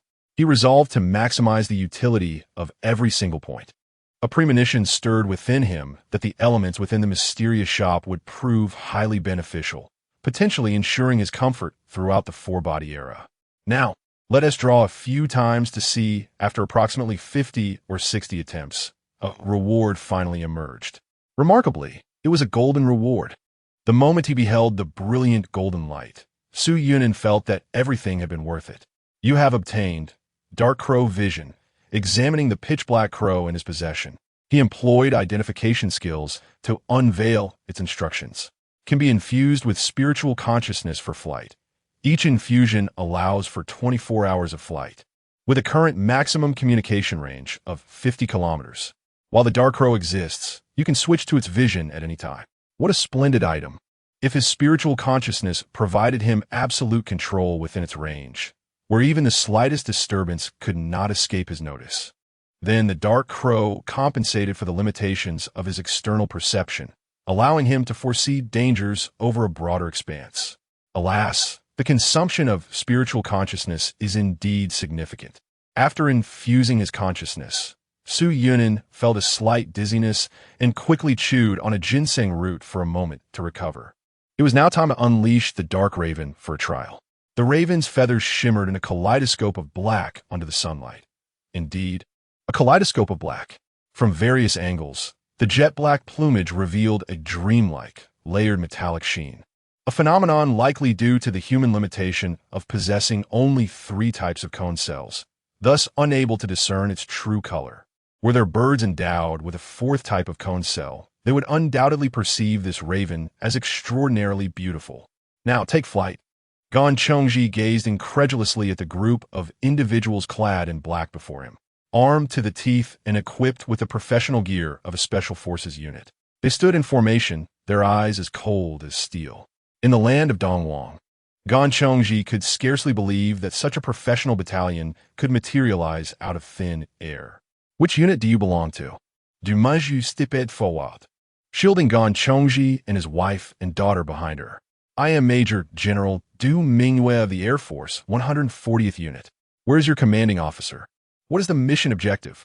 Du Mingyue's insignia seemed to have no effect in intimidating the black-clad figures, who remained steadfast, their weapons unwaveringly aimed at her and the others.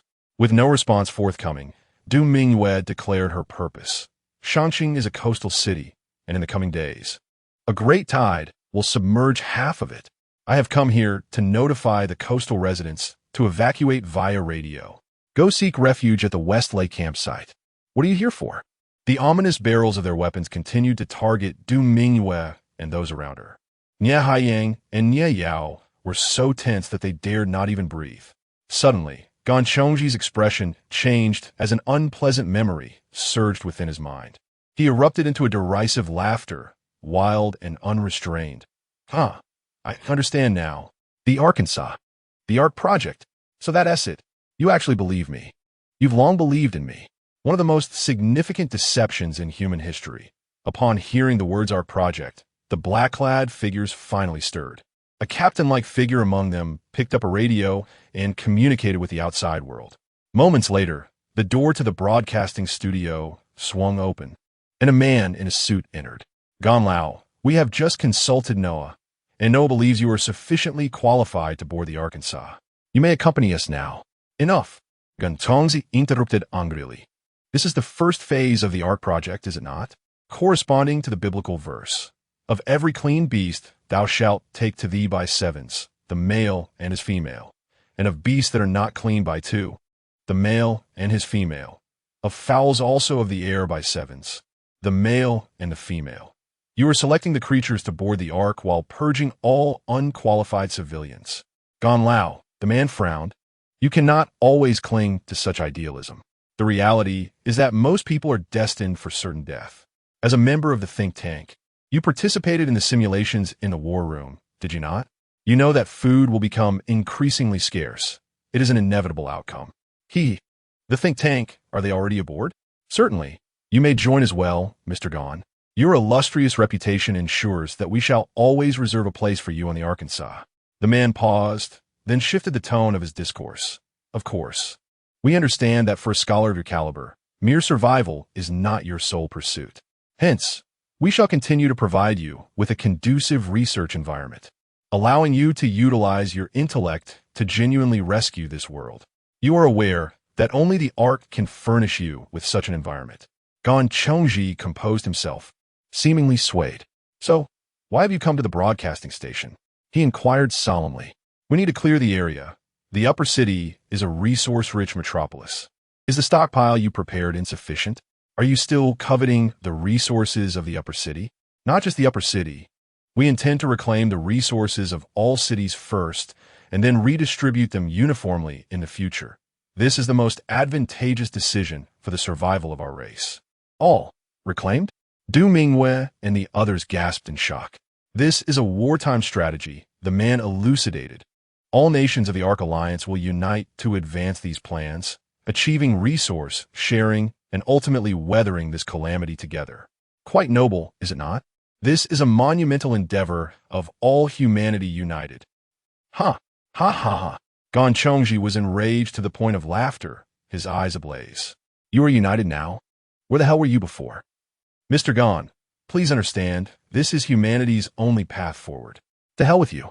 Gan Chongji lunged at the man in a fit of madness, only to be struck in the face by a soldier's heavy fist, toppling him.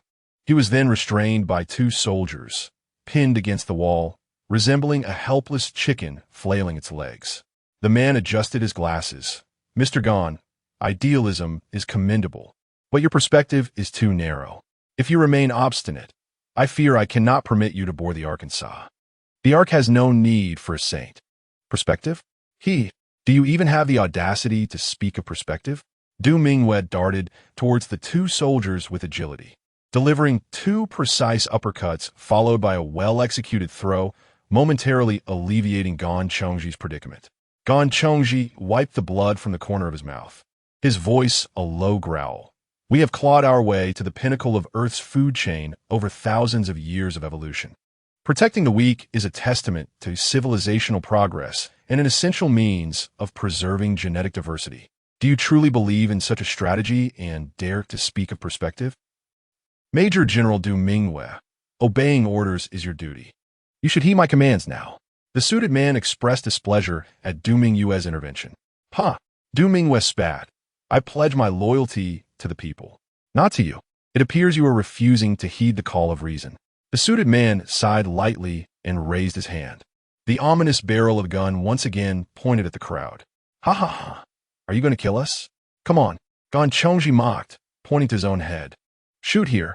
Let the world remember that you have slain the discoverer of the asteroid, silencing those who warned you.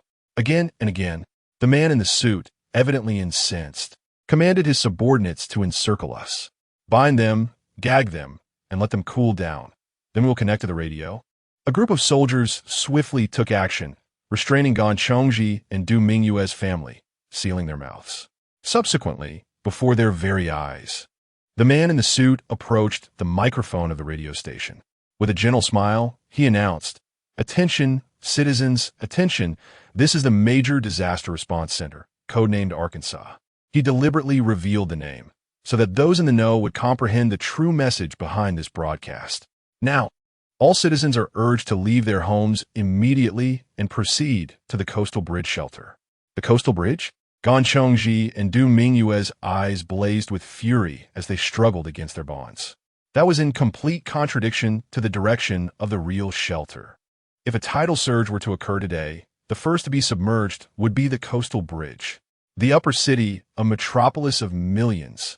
Not only did he prevent people from evacuating safety, but he also called upon all citizens to rush to the lowest coastal area. Should the citizens fall for his deceit, the consequences would be unimaginable. At that moment, the man in the suit added, "The coastal bridge shelter will close in 3 hours. So citizens should hurry." It was over. The hearts of the crowd sank to their lowest point. Like those clever schemes, which often set a time limit to drastically compress the victim's thinking time, the man in the suit was a master of this art. He established a 3-hour deadline, far too short for anyone to discern the truth of the message, and genuine information would never reach the citizens in time. This was a guaranteed trap. As for you, after completing the radio broadcast, the man in the suit switched off the station and mockingly squatted before Gan Chongji. You have one final choice. Take your ticket and board the Ark, or remain here forever. He pressed the gun barrel against the backs of their heads and personally ripped the tape from Gan Chongji's mouth. He showed no concern for the others. He only wished to hear Gan Chongji's response. Spit. Gan Chongji answered him with action. As soon as his mouth was free, he spat a thick, viscous phlegm onto the man in the suit's face. I will never trust you again. Collaborating with people like you only aids in your malevolence. Very well. The man in the suit wiped the spit from his face, drew his pistol, and chambered round. He had no desire for further conversation. He was prepared to send these obstinate fools on their way. Boom! You son of a... Try to drop another load on my head. A familiar, furious roar suddenly erupted within the broadcasting building, followed by an overwhelming force that burst through the radio station's door. The flying door even knocked 2 masked soldiers unconscious on spot. A strange bird, fluttering with iridescent black feathers, nimbly evaded all incoming attacks and landed atop the man in the suit's head. The newcomer appeared utterly oblivious to the circumstances within the room, as he foolishly swung a punch toward the creature, or rather, the suited man's head. Bang! The suited man was nearly rendered unconscious as his facial features seemed to retreat into his skull, suffering a catastrophic fracture of the nasal and zygomatic bones, collapsing into unconsciousness. The newcomer swiftly seized the suited man's firearm, aiming it at his head. Don't move. The atmosphere instantly froze in tension. Gan Chongji gazed in disbelief at the newcomer. What the... Lao Gao? When did you become Superman?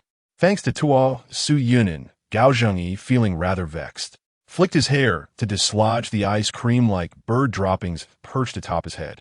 His arms now shimmered with a pale, silver hue, muscles bulging. Damn that wretched bird.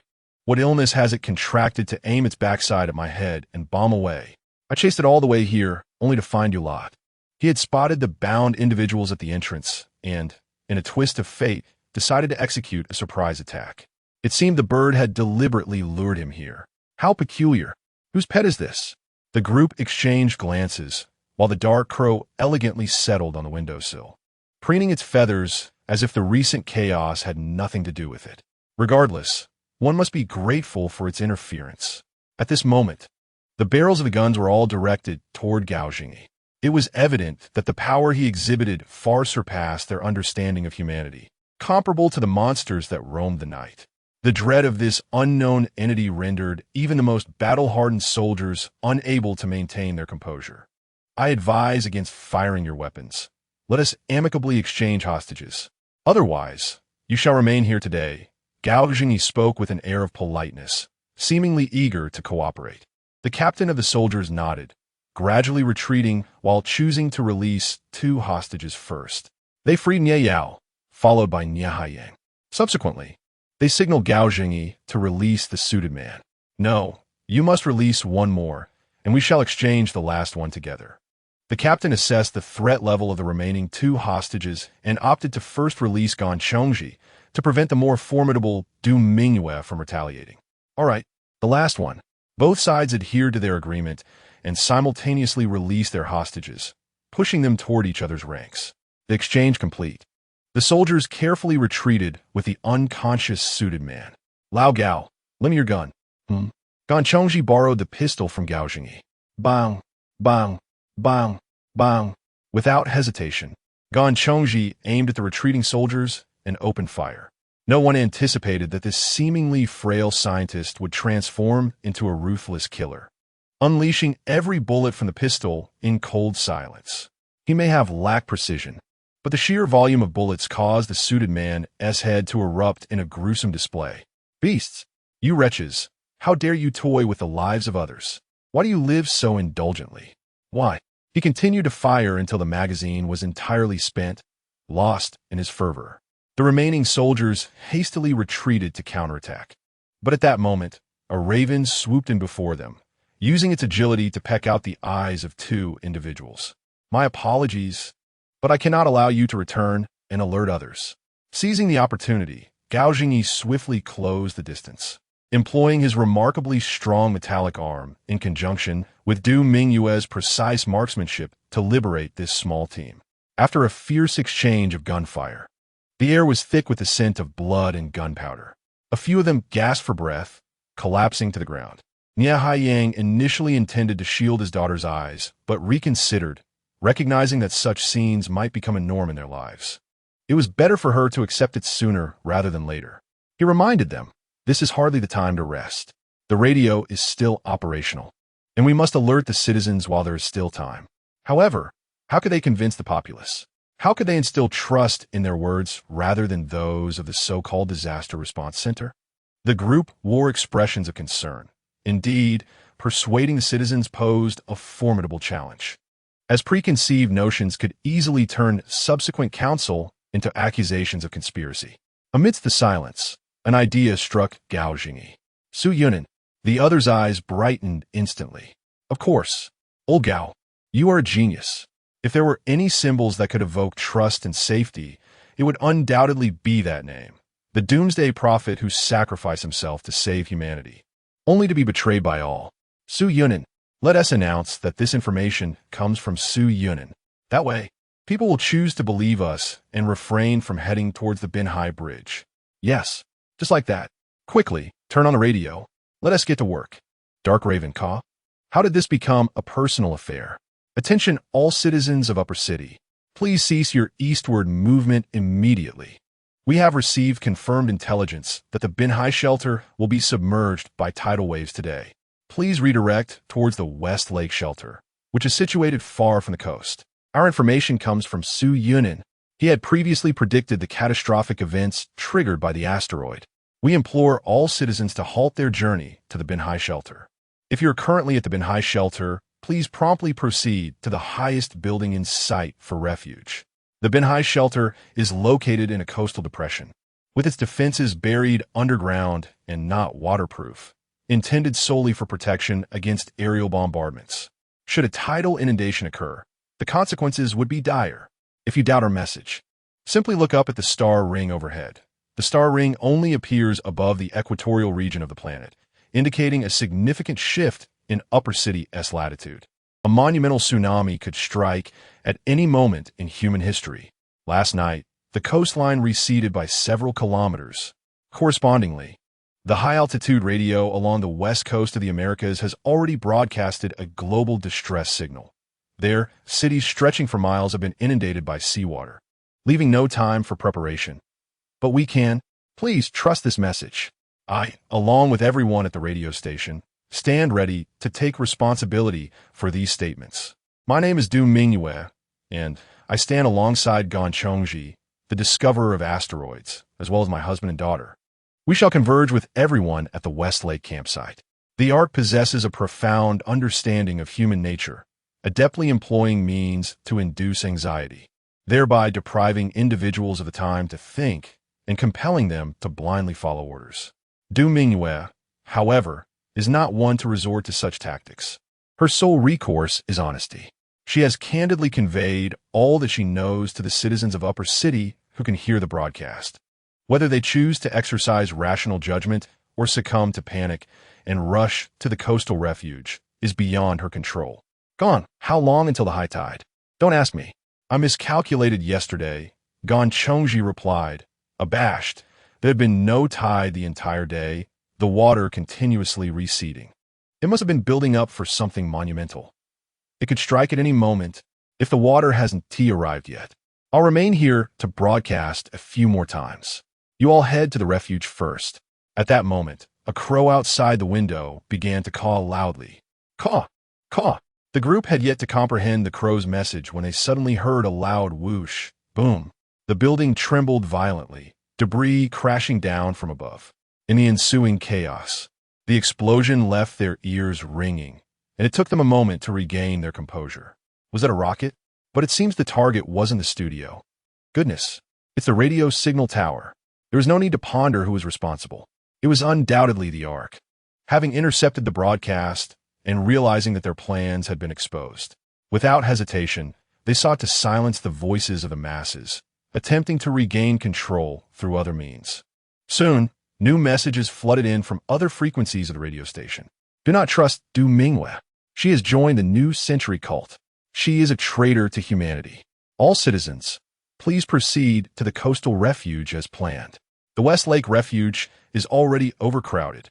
There is nowhere to spend the night. When darkness falls, you will surely perish. The crowd fell silent. Congratulations on your awakening to the world's absurdity, Gan Chongji remarked with a smile, patting Du Mingyue on the shoulder. Welcome to the ranks of the traitors. Meanwhile, Su Yunnan sat cross-legged, munching on a vibrant $600,000 carrot while listening to the myriad tales on the radio. After the internet was severed, the most potent means of communication became the radio. In addition to the Central City's broadcasting station, numerous civilian and military radio stations could send and receive signals, albeit with a more limited reach than the urban broadcast stations. However, following the destruction of the city broadcast station, these private radio stations emerged as the principal voices. Remarkably, their messages were strikingly uniform. Do not trust Du Mingyue. She is deceiving you under the guise of that prophet. How much has the Ark remained unchanged, Su Yunnan mused. As a formidable force throughout each era, the Ark's influence was entirely within his expectations. Yet, it was indeed a significant deviation from the past that Du Mingyue and her companions had confronted the Ark so early on. In her previous life, at this very moment, Du Mingyue and Nie Haiyang were still confined to their beds, crippled and shattered by the loss of their daughter, rendering their presence at the radio station and the thwarting of Fang Zhou's schemes utterly impossible. Furthermore, the candid speech just delivered under the banner of their own cause would have been inconceivable. However, on the whole, this marks a positive transformation. The burgeoning fire ignited between Fang Zhou and Du Mingyue is destined to stand in opposition, and those citizens salvaged by this very speech may very well become the torchbearers of the future. As one of the refugees previously rescued by the flame, Su Yunnan naturally yearns to witness the fire strike down upon the adversary. Moreover, Fang Zhou is the very source of all suffering for the refugees, a true paragon of scoundrels. In terms of repugnance, Su Yunnan ranks Fang Zhou alongside Zhao Mingyan's family at the pinnacle of her disdain. Acquired 500 regret points from Dog Mother. Regret Crystal 1. Currency 500. Oh, it seems that a name from the radio has activated the rewards mechanism, presenting a familiar entity before Su Yunnan. Dog Mother is currently in a state of inner turmoil. Where should I turn? To the West Lake camp or the coastal refuge? If only I could inquire where that ungrateful wolf has hidden himself. If only I hadn't severed ties with that ungrateful wretch. The thought of this brings a wave of nausea. After all, he is a prophet of the apocalypse. I wonder what kind of misfortune befell him that he truly foretold the end of days. With his considerable savings, he must have made thorough preparations in advance, ensuring that he is in the safest place in the world, without a doubt. Yet, merely 2 months ago, she had squandered the opportunity to follow him. Especially when she recalls how dutiful Su Yunin was in the past, she feels an overwhelming regret, nearly collapsing in despair. It is worth noting that the little son-in-law had lost both parents at a young age and had always treated them as his own. If they had not fallen out, how blissful they would be now. She can hardly bear to think of it. All because of that ungrateful Zhao Mingyan. Despite having such an outstanding boyfriend, she still ventured into the wild. And it was such a dreadful sight. If she were to encounter Zhao Mingyan again, she would surely punish that ungrateful wretch. Mom, what should we do? Which way should we go?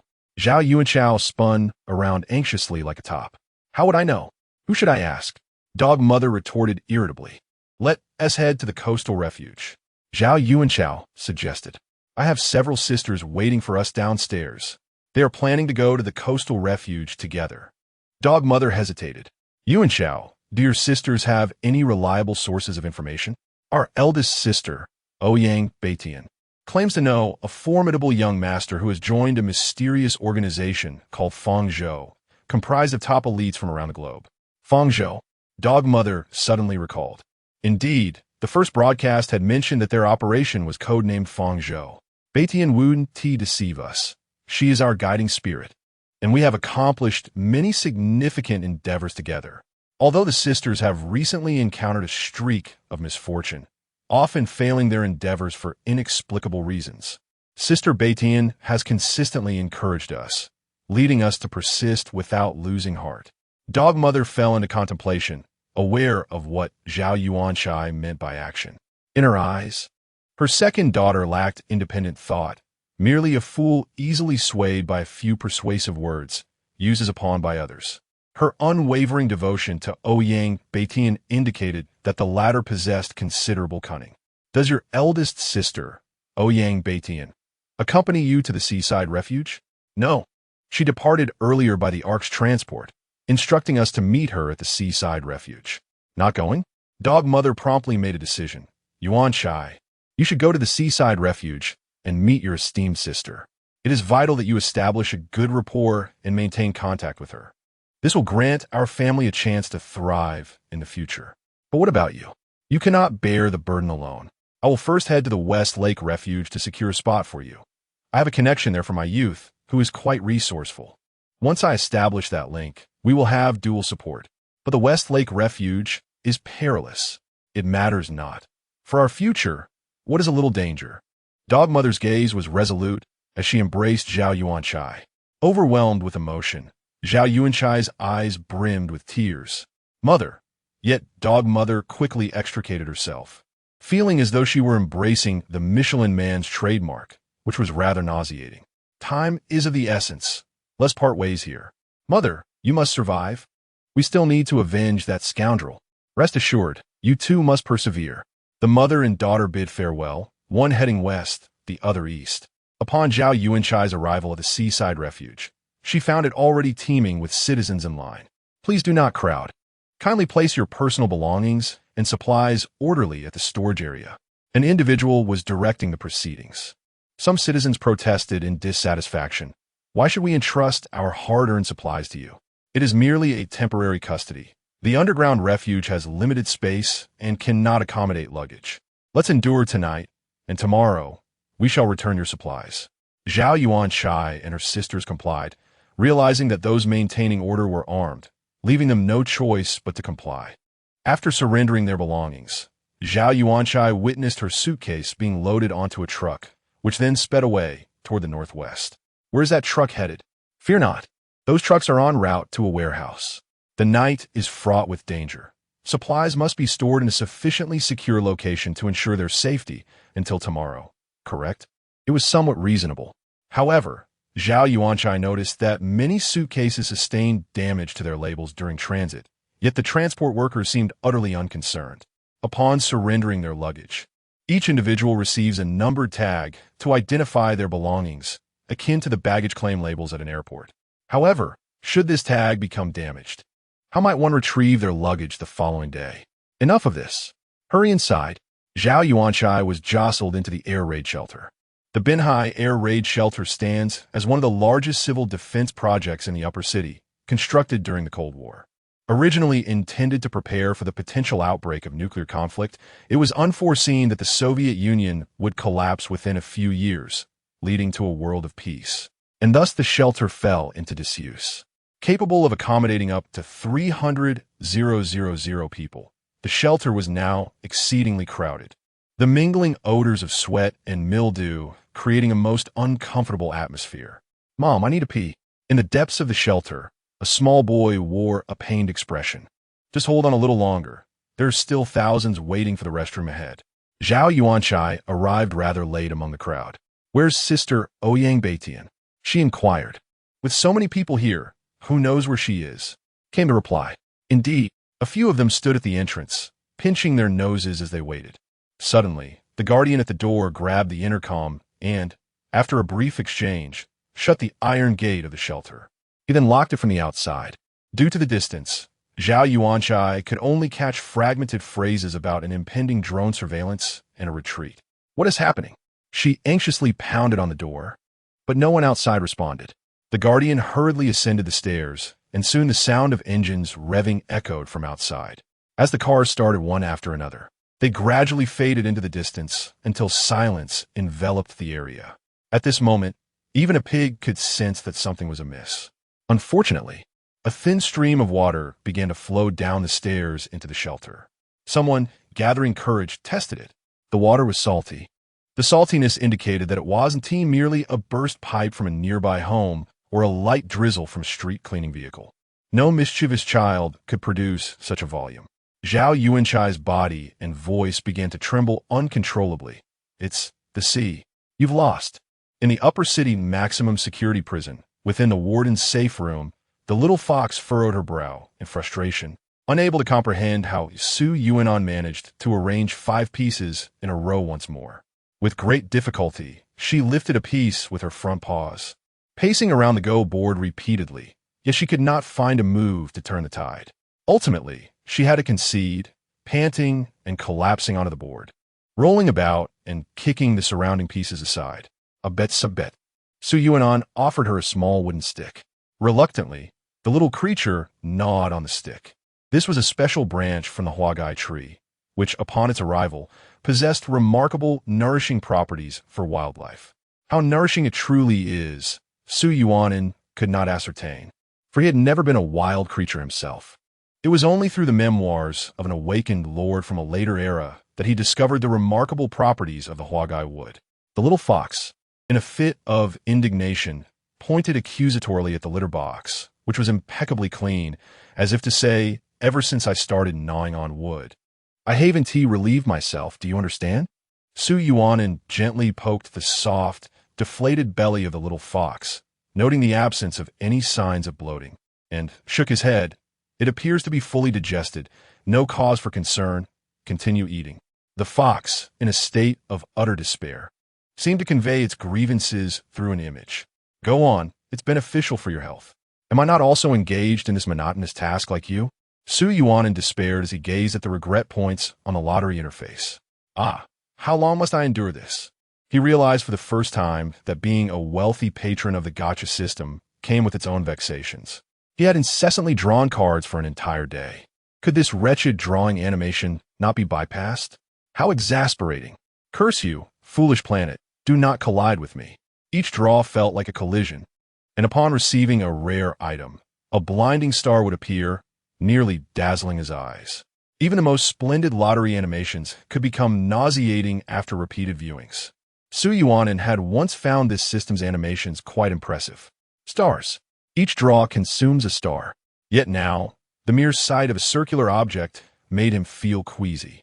Fortunately, the system was acutely aware of his immediate need for strength and agility breakthrough crystals. Thus, the prize pool consisted primarily of these two rewards, with an average occurrence in every 10 draws. Could I perhaps draw a reward? Name 10 million consecutive draws? No response. The cold, unyielding prize pool continued to churn out breakthrough crystals. Su Yuanin felt a surge of despair. He rubbed his aching arm and switched to the other arm, fervently tapping the lottery button once more. Alas, let us draw. These enhancements will prove useful tonight, so let us proceed. He had previously worried about depleting his points recklessly, but now he realized that with an abundance of currency, it was equally challenging to spend them all. Why does the more I draw, the more points I accumulate? Su Yuanin oscillated between despair and joy, watching his points swell as he drew. A notification box then appeared before him. A small-scale indirect regret event has occurred. Regret points are now accumulating for you. At the end of the event, additional rare rewards will be dropped based on your accumulated points. A small-scale indirect regret event? It must be due to Ganchongji and the others' daring efforts. They were the ones who indirectly caused a multitude to regret. Now, as regret points began to rise, it signified the commencement of a significant tide. In his previous life, there had been no daring assault on the radio station by Du Mingyue and her companions. All had heard but a single voice: proceed to the seaside. Su Yuanin recalled that the seaside refuge was not only overcrowded, but even outside the sanctuary, citizens were piled up, unable to enter, with throngs of people filling the surrounding 10 blocks. As the tumultuous waves surge into the city, they swiftly transform into an extreme torrent. Under the influence of the street's Venturi effect, the velocity of the water even exceeds 160 kilometers per hour. Regardless of how desperately the coastal residents struggle, there is no escaping this terrifying current. They are engulfed by the sea, mercilessly swept away by the rip tide into the abyss. Those fortunate enough may perish instantly, while the less fortunate may become a feast for the ghouls. Ark, you have committed countless misdeeds. Fortunately, in this lifetime, by seizing the radio station, a seed of doubt has been planted in the hearts of the coastal citizens. Once the seed of doubt is sown, people begin to ponder. Once individuals begin to think, the tricks of the deceivers lose their efficacy. The sun sets blood red, with towering buildings obscuring the last rays of light on the horizon. Night approaches. The air is eerily calm, reminiscent of any typical evening when one returns home from work. Yet, the weight in people's hearts does not dissipate with the end of the workday. Instead, it hangs even heavier. On the first day of the new year, the festivities shatter the tranquility of the world. On the second day, a bowl of dreamlike hot soup offers a fleeting sense of vitality in this frigid existence. But what of the third day? In Eastern traditional culture, the third day of the Lunar New Year is deemed the most ominous, fraught with taboos. It could well be referred to as the Day of the Red Dog. On this day, it is forbidden to exchange New Year greetings, light lamps, express affection, or engage in excessive speech. Everything is a taboo. Perhaps after the asteroid assimilates into local customs, these prohibitions will manifest in a singular form, the taboo of existence. At the Westlake campsite, one must eat heartily. Tonight, we shall venture out, and it is prudent to fortify ourselves. The third day, the Red Dog Day, though not as eerie as the first, is undoubtedly the day with the highest mortality rate during the New Year celebrations. This marks the final calamity of the festive season. If one survives this ordeal, the next wave of danger will arrive after the 15th. However, for those with sufficient strength, the Red Dog Day is not a peril, but an opportunity. Curiously, the little one observes as Su Yunin retrieves a map, studying it intently while sketching lines upon it. The Red Dog Day occurs but once a year, thus tonight every moment is crucial to maximize the unique yields of this day. He is charting the optimal route for monster hunting. The Red Dog Day produces a rare material known as Red Dog Stone, which can be combined with potions to enhance cognitive abilities. This is of great significance to Su Yunin. After an afternoon spent on card drawing and research, he has finally grasped the intricacies of power, agility, and cognitive prowess. Firstly, the agility, power, and cognitive abilities provided by the system are interdependent. One may possess agility, but without the muscle strength afforded by power, one risks the peril of moving too swiftly and causing self-harm. Simultaneously, cognitive ability is paramount, determining one's capacity for physical control. Once both power and agility surpass 10,000, Su Yunin acutely realizes that his mind can no longer keep pace with this advanced physical form. If one were to liken the body to a computer, then agility would represent the graphics card, strength the power supply, and awareness the CPU. These three elements interact and complement one another, necessitating simultaneous advancement.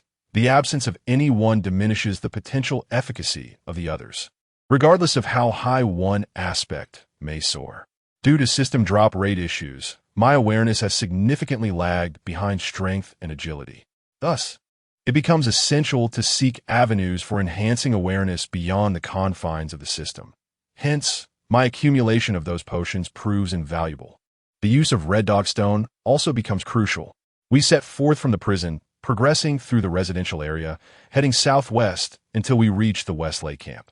Then, we will veer north, making a circuitous return to the prison. With the Westlake camp as our destination, the total distance spans 80 kilometers. And considering the time spent battling monsters, my current stamina should suffice. In a previous livestream, Su Yunin did not mention the Red Dog Day. This was partly due to time constraints, as the information that could be divulged during the livestream was limited, compelling me to focus on key points, and partly because it would serve little purpose. The Red Dog possesses no significant weaknesses, unlike the subterranean flesh eaters, which harbor a profound fear of freshwater due to their habitat. The Red Dog is undeterred by it. Thus, confronting them necessitates a direct approach. Only the powers of awakened individuals can breach their defensive exterior, inflicting damage. Any other physical attacks merely result in a pushback. However, on the third day of the event, few individuals have awakened their abilities, and even those who have are unlikely to employ them. Tonight is destined to be tumultuous. SOS. This is the Upper City Coastal Shelter. SOS. This is the Upper City Coastal Shelter. We are trapped. The main exit door of the shelter is locked, and water is inundating the shelter. Currently, the water level has risen to our ankles, and we urgently request nearby organizations to assist. We lack tools to open the iron door. We implore everyone to bring electric cutting tools. Please bring electric cutting tools. SOS. This is the Upper City Coastal Shelter. SOS. Du Mingyue switched off the radio, a heavy heart guiding her and the others westward. On a brighter note, we are nearing the Westlake shelter. Nyehayan managed a faint smile. The group trudged forward, the crowd ahead thickening. Despite the Ark's shortcomings, they had not lied about one thing.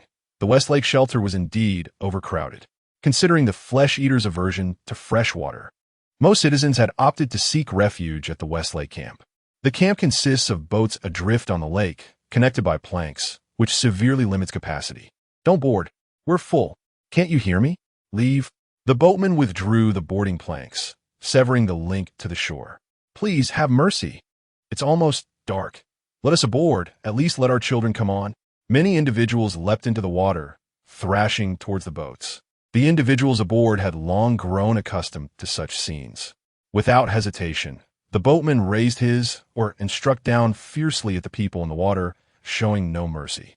Blood spread across the lake, as those struck floated face down, motionless on the surface. Get away. Why don't you go to Taihu? It's so vast. It's too far. There's no time to make it there. If we leave now, we might still make it before midnight. How could that possibly be? Just look at how congested the roads are. I just asked the radio station at Taihu. It's as if they're dropping dumplings from the sky. There aren't enough boats. Going there would be futile. The water in February was icy and biting. Yet this did not deter more and more people from leaping into the lake. The fortunate ones stealthily climbed aboard the boats or managed to shove infants under the age of 1 onto the vessels, while the less fortunate merely drifted on the lake's surface. Du Mingyue and Gan Chongji stood by the lakeshore, numbly observing the chaos unfolding before them. Niao crouched down, uncertain of what to do, and simply assisted in retrieving the bodies that floated on the water surface. What shall we do tonight? Nyehayan inquired. Still oblivious to the events that would unfold, we need to find a secure shelter, otherwise, if it's like the first day of the month. Su Yunin had only mentioned that the doors and windows should be sealed on the 1st and 15th days, without indicating that such measures were necessary at other times. This left two possibilities. Either sealing was unnecessary at other times, or it was futile. Gantonghi analyse. He did not elaborate on what might occur on the third day, raising the question of whether the third day was particularly safe. No, it remained one of those two possibilities. Either it was very safe, or it could not be defended against. Based on the customs recorded for the Red Dog Day, it was likely the latter. As dusk approached, Nia Haiyang asked, "Shall we go to Taihu?" Observing the chaotic scene before them, Du Mingyue remained silent for half a minute. Ultimately, she shook her head. "No. Many people came here because of our broadcast. We must take responsibility." The last streaks of red in the sky faded away. Nightfall descended. The hunt commenced. As the night deepened, Su Yunin paused the lottery, utilizing all the breakthrough crystals acquired that day. Your strength has surged to 330,000. Total reserve, 704. 423 XXXX. Your agility has surged to 330,000. Total reserve, 706. 624 XXXX. Current spiritual awareness, 64,000. Total reserve, 7. 114. 514X. Remaining regret points, 14,088. 499. 923. He recalled that when he began the lottery earlier that day, his point balance was still 13 billion. After 12 hours of fervent draws, the balance had soared to over 14 billion, an increase of 1 billion. Remarkable. A strength of 330,000 equated to 600 times that of an ordinary human, translating to approximately 330 tons of one-handed lifting power. Agility, however, required consideration of air resistance, making calculations complex. It would be better to assess it in battle.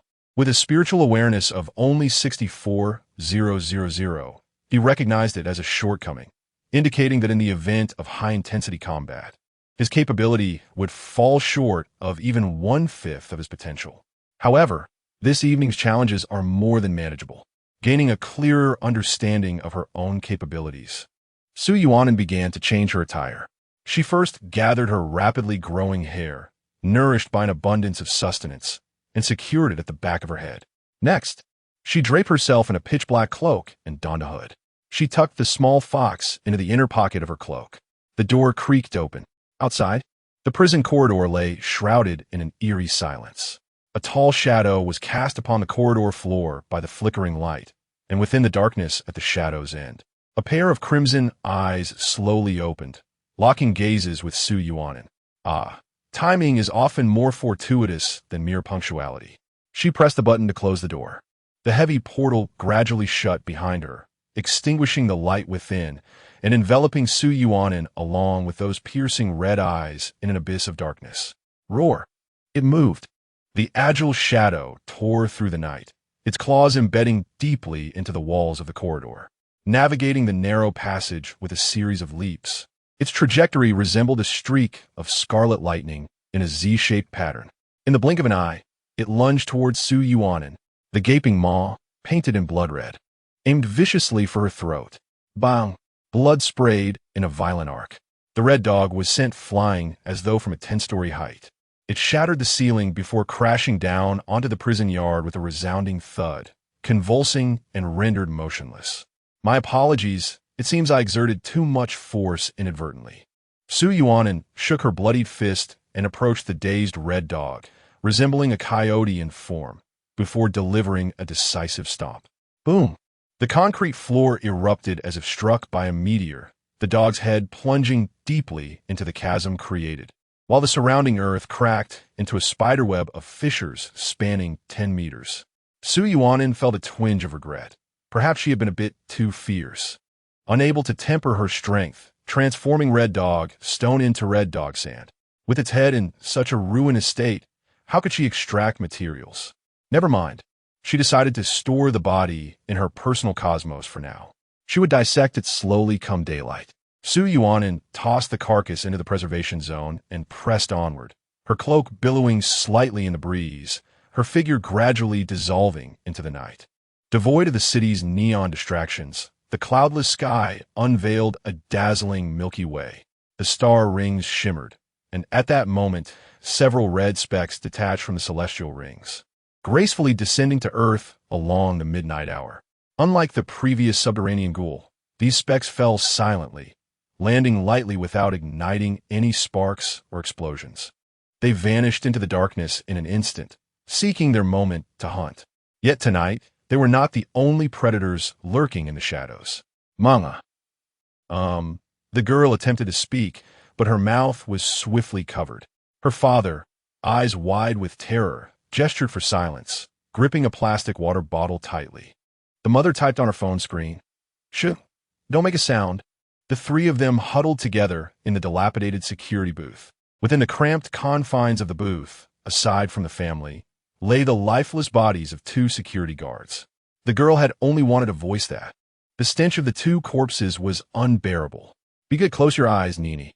Daddy and Mommy will keep watch. No monsters will harm you," her mother typed, attempting to comfort her. A family of three journeyed from the upper city to this place. They did not fall prey to the deceptions of the Ark, intending instead to rendezvous with the main group at the Westlake campsite. However, they took a wrong turn. The main road was so congested that passage was impossible. Thus, the father decided to lead his wife and daughter along a shortcut through a narrow path. Unfortunately, this decision backfired, leading them astray. As dusk descended, the surrounding residential buildings locked their gates tightly, offering no refuge. They were left with no choice but to take shelter in the security booth for the night. As time ticked away, the daughter's eyelids began to droop. The family had scarcely slept over the past 3 days, their nerves taut and frayed, leaving them utterly exhausted. Yet, the parents dared not close their eyes. Unlike their child, they lacked the ability to adapt to their circumstances.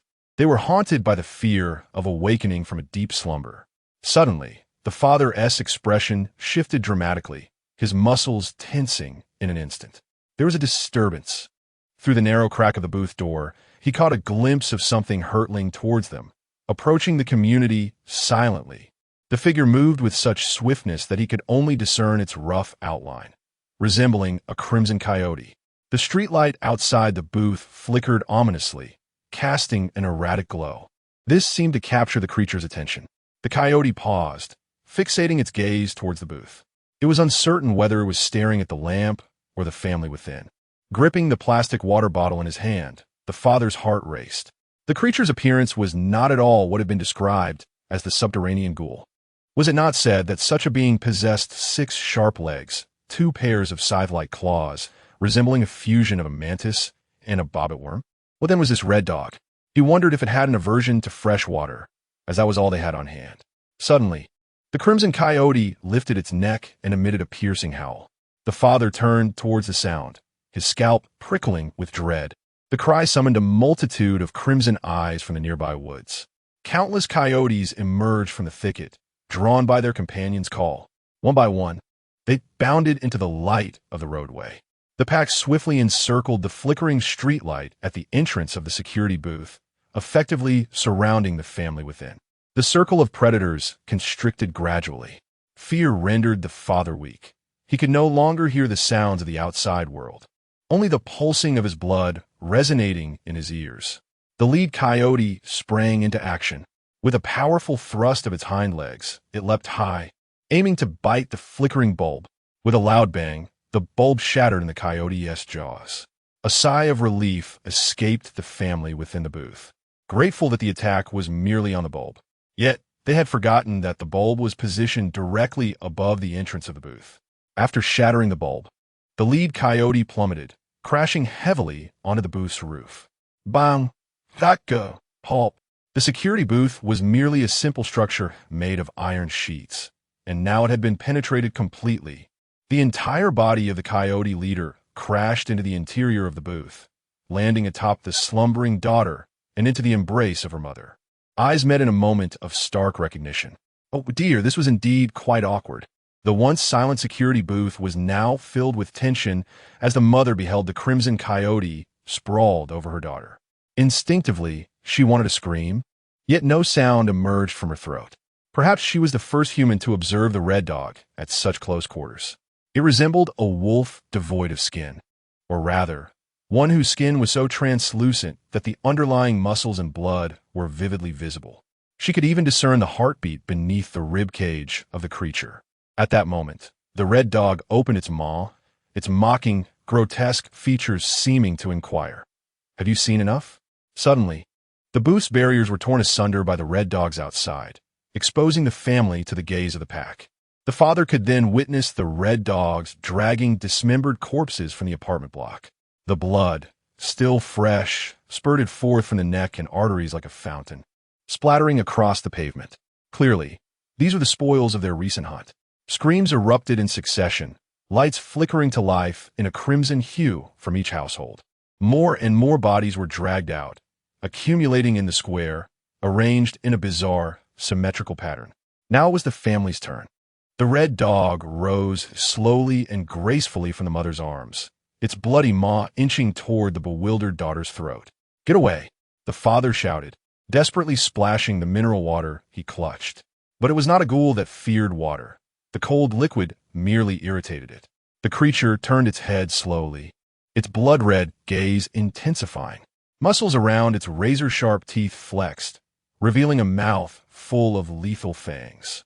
With a roar, the father could not even register the speed of the red dog before it pinned him to the ground, sinking its teeth into his throat. Then, with a resounding crash, the coyote was sent flying. A figure clad in a dark cloak blended seamlessly into the night, approaching the pack silently. "So many? Be careful." The father was oblivious to the unfolding events, unaware of why the coyote had been thrown aside, instinctively warning that they were not afraid of water. The seer, Su Yuanan, had not disclosed how to deal with them. "Of course I know." Su Yuanan smiled fondly, the breeze lifting the edge of his cloak and revealing half of his ethereal, composed visage. The family stared, momentarily dumbfounded. The parents felt a sense of familiarity with that face, but could not quite place it. Yet the daughter remembered vividly. Just a month ago, they had watched the astronomical summit on television together. It was him. "Let us go together. Do not waste my time." A family of three had never envisioned that amidst the despairing and enigmatic apocalypse, the insignificance of humanity could rely solely on itself to contend with these seemingly insurmountable monsters. The roles of hunter and prey flipped with an absurdity that was utterly astounding. Cloaks billowed as fists, having breached the sound barrier, effortlessly obliterated the skull of the Crimson Hound. This was a battle of unparalleled delight, where bare fists shattered heads with each strike, and elbows shattered bones. Like a divine dragon sweeping its tail, the very essence of life was torn asunder. Those once mighty scarlet jackals could scarcely endure a single round against this man. The family of three even harbored an outrageous thought, akin to moths drawn to the flame, wishing to flee. As the remaining crimson hounds sought to escape, Su Yunan lightly pressed his foot, and the earth erupted in a pattern reminiscent of ancient turtles. In the next instant, he appeared atop the monsters, raising his leg for a devastating blow. Boom! One hound sought to snatch the spoils from the ground, but soon realized that lingering over the loot would seal their doom within this neighborhood. Thus, they fell silent, concealing themselves, attempting to evade detection through their stealth. They were clever enough to understand that if they survived Su Yunan's massacre, once he departed, merely one of them would suffice to devour the entire community. So they hid, believing that as long as they concealed themselves. Do you think my perception is merely for show? Bang! Futile. With a spiritual awareness of 64,000, encompassing a radius of 6,400 meters, every tremor within this expanse was within my grasp. Not even a large crimson hound could evade my perception. Even the flutter of a mosquito's wings would be precisely locked onto. Return to your Kepler. 186. Boom. With a final tremor, the last crimson hound within a 6,400-meter radius succumbed to life.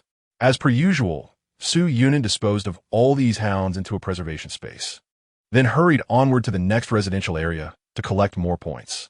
Thank you. Thank you. The family of three stood, trembling, expressing their gratitude towards Su Yunan's departing figure. Thank you. Truly thank you. They knelt, bowing repeatedly in reverence as if worshipping a deity. And, we apologize. We regret not speaking up for you back then. We are so sorry." When they lifted their heads, that shadow had already vanished into the darkness, leaving no trace behind. He seemed indifferent, whether it was gratitude or apologies. Today at Westlake, the thrill of bursting heads was fleeting, akin to a funeral pyre. Su Yunin cast a glance at the hundreds of crimson hound corpses in the preservation chamber, and as he contemplated the arduous task of processing each one tomorrow, darkness clouded his vision. He glanced at the 11-digit regret points, covering his face in despair. He had never imagined that one day he would be troubled by an excess of resources, weary for drawing cards and extracting. What a fortunate dilemma this was. Alas, thankfully it came but once a year. Upon reaching the crossroads, I glanced at the map against the signpost, confirming my route before proceeding onward. Following the arrival of the Red Hounds, they swiftly delineate their territories, and under most circumstances, different packs of Red Hounds will not transgress into one another's domains. Thus, once an area has been cleared, it will remain free from other Red Hounds for the night. The Red Hounds possess a highly developed social structure, which serves as both their strength and their vulnerability. In the latter stages of the Great Migration era, humans learned to concentrate their efforts to eliminate the Red Hounds from a particular area, taking refuge in the vacant territory to confront the annual catastrophe on the third day of the new year. However, since this event occurs only once a year, research materials are scarce, and most witnesses do not survive. Consequently, even in later generations, scientists have not fully comprehended the behavioral motivations of the Red Hounds. It is only known that they delight in arranging their spoils in symmetrical patterns, as if attempting to summon some malevolent deity. The next destination, Hung Tiannu Village, and then on to the Westlake campsite. Speaking of which, the recently arrived Red Hounds seem rather feeble. Su Yunan did not anticipate that tonight's monster-slaying venture would proceed so smoothly. I recall that in the later stages of the era, the Red Hounds grew increasingly formidable, with some powerful individuals capable of challenging awakened lords. Yet now, their strength pales in comparison to that of the latter era. Strike while they are weak and seize the opportunity. Tonight, let the hunt be exhilarating, from ancient times to the present. Westlake has been the quintessential locale for literati to compose poetry and woo the fairer sex. Since the Song dynasty, it has remained a cherished haven for romantic poets of Jiangnan to express their sentiments. Poetry here is replete with lotus flowers, evening glow, and the beauty of Shishir. However, as a witness to the rise and fall of civilization over 2 millennia, today there is no evening glow, only a lake surface stained crimson with blood, exuding a pungent stench. Gone are the lotus blossoms, replaced by outstretched, waterlogged hands reaching for the boat's edge, their palms wrinkled from prolonged immersion. "Please, let me aboard." Such pleas have been heard by the boatmen countless times, and their hearts have long since been devoid of sympathy. 4 hours prior to the arrival of the Red Hounds, Du Mingwei once again assisted in dragging the unconscious victim to the shore. The frigid waters of February are merciless. A plunge could swiftly induce muscle spasms or hypothermic fainting. Nonetheless, the sound of splashing continues unabated. Gan Chongji observed the unfolding scene, reflecting on the absurdity and surrealism of history. "Stop jumping. Everyone, cease this madness. Let's set up camp." There is still time to establish a camp. The headless flies require a leader, and Du Mingwei resolved to assume that role temporarily. "I'm Du Mingyu. This is Gan Chongji. We are the ones who exposed the Ark's conspiracy at the Upper City Broadcasting Station. Listen to me. We need not board the ship." "Not board the ship? What about the ghouls?" A voice questioned. "The water company's pipes burst the night before last. There is a massive water outage nearby, and we have nowhere to hide. Only the lake remains. We can utilize a water pump. If we organize ourselves, we can pump the lake water to combat the ghouls. Not boarding the lake is entirely feasible. Du Manju accepted. However, where are all the water pumps?" At that moment, a young man stepped forward.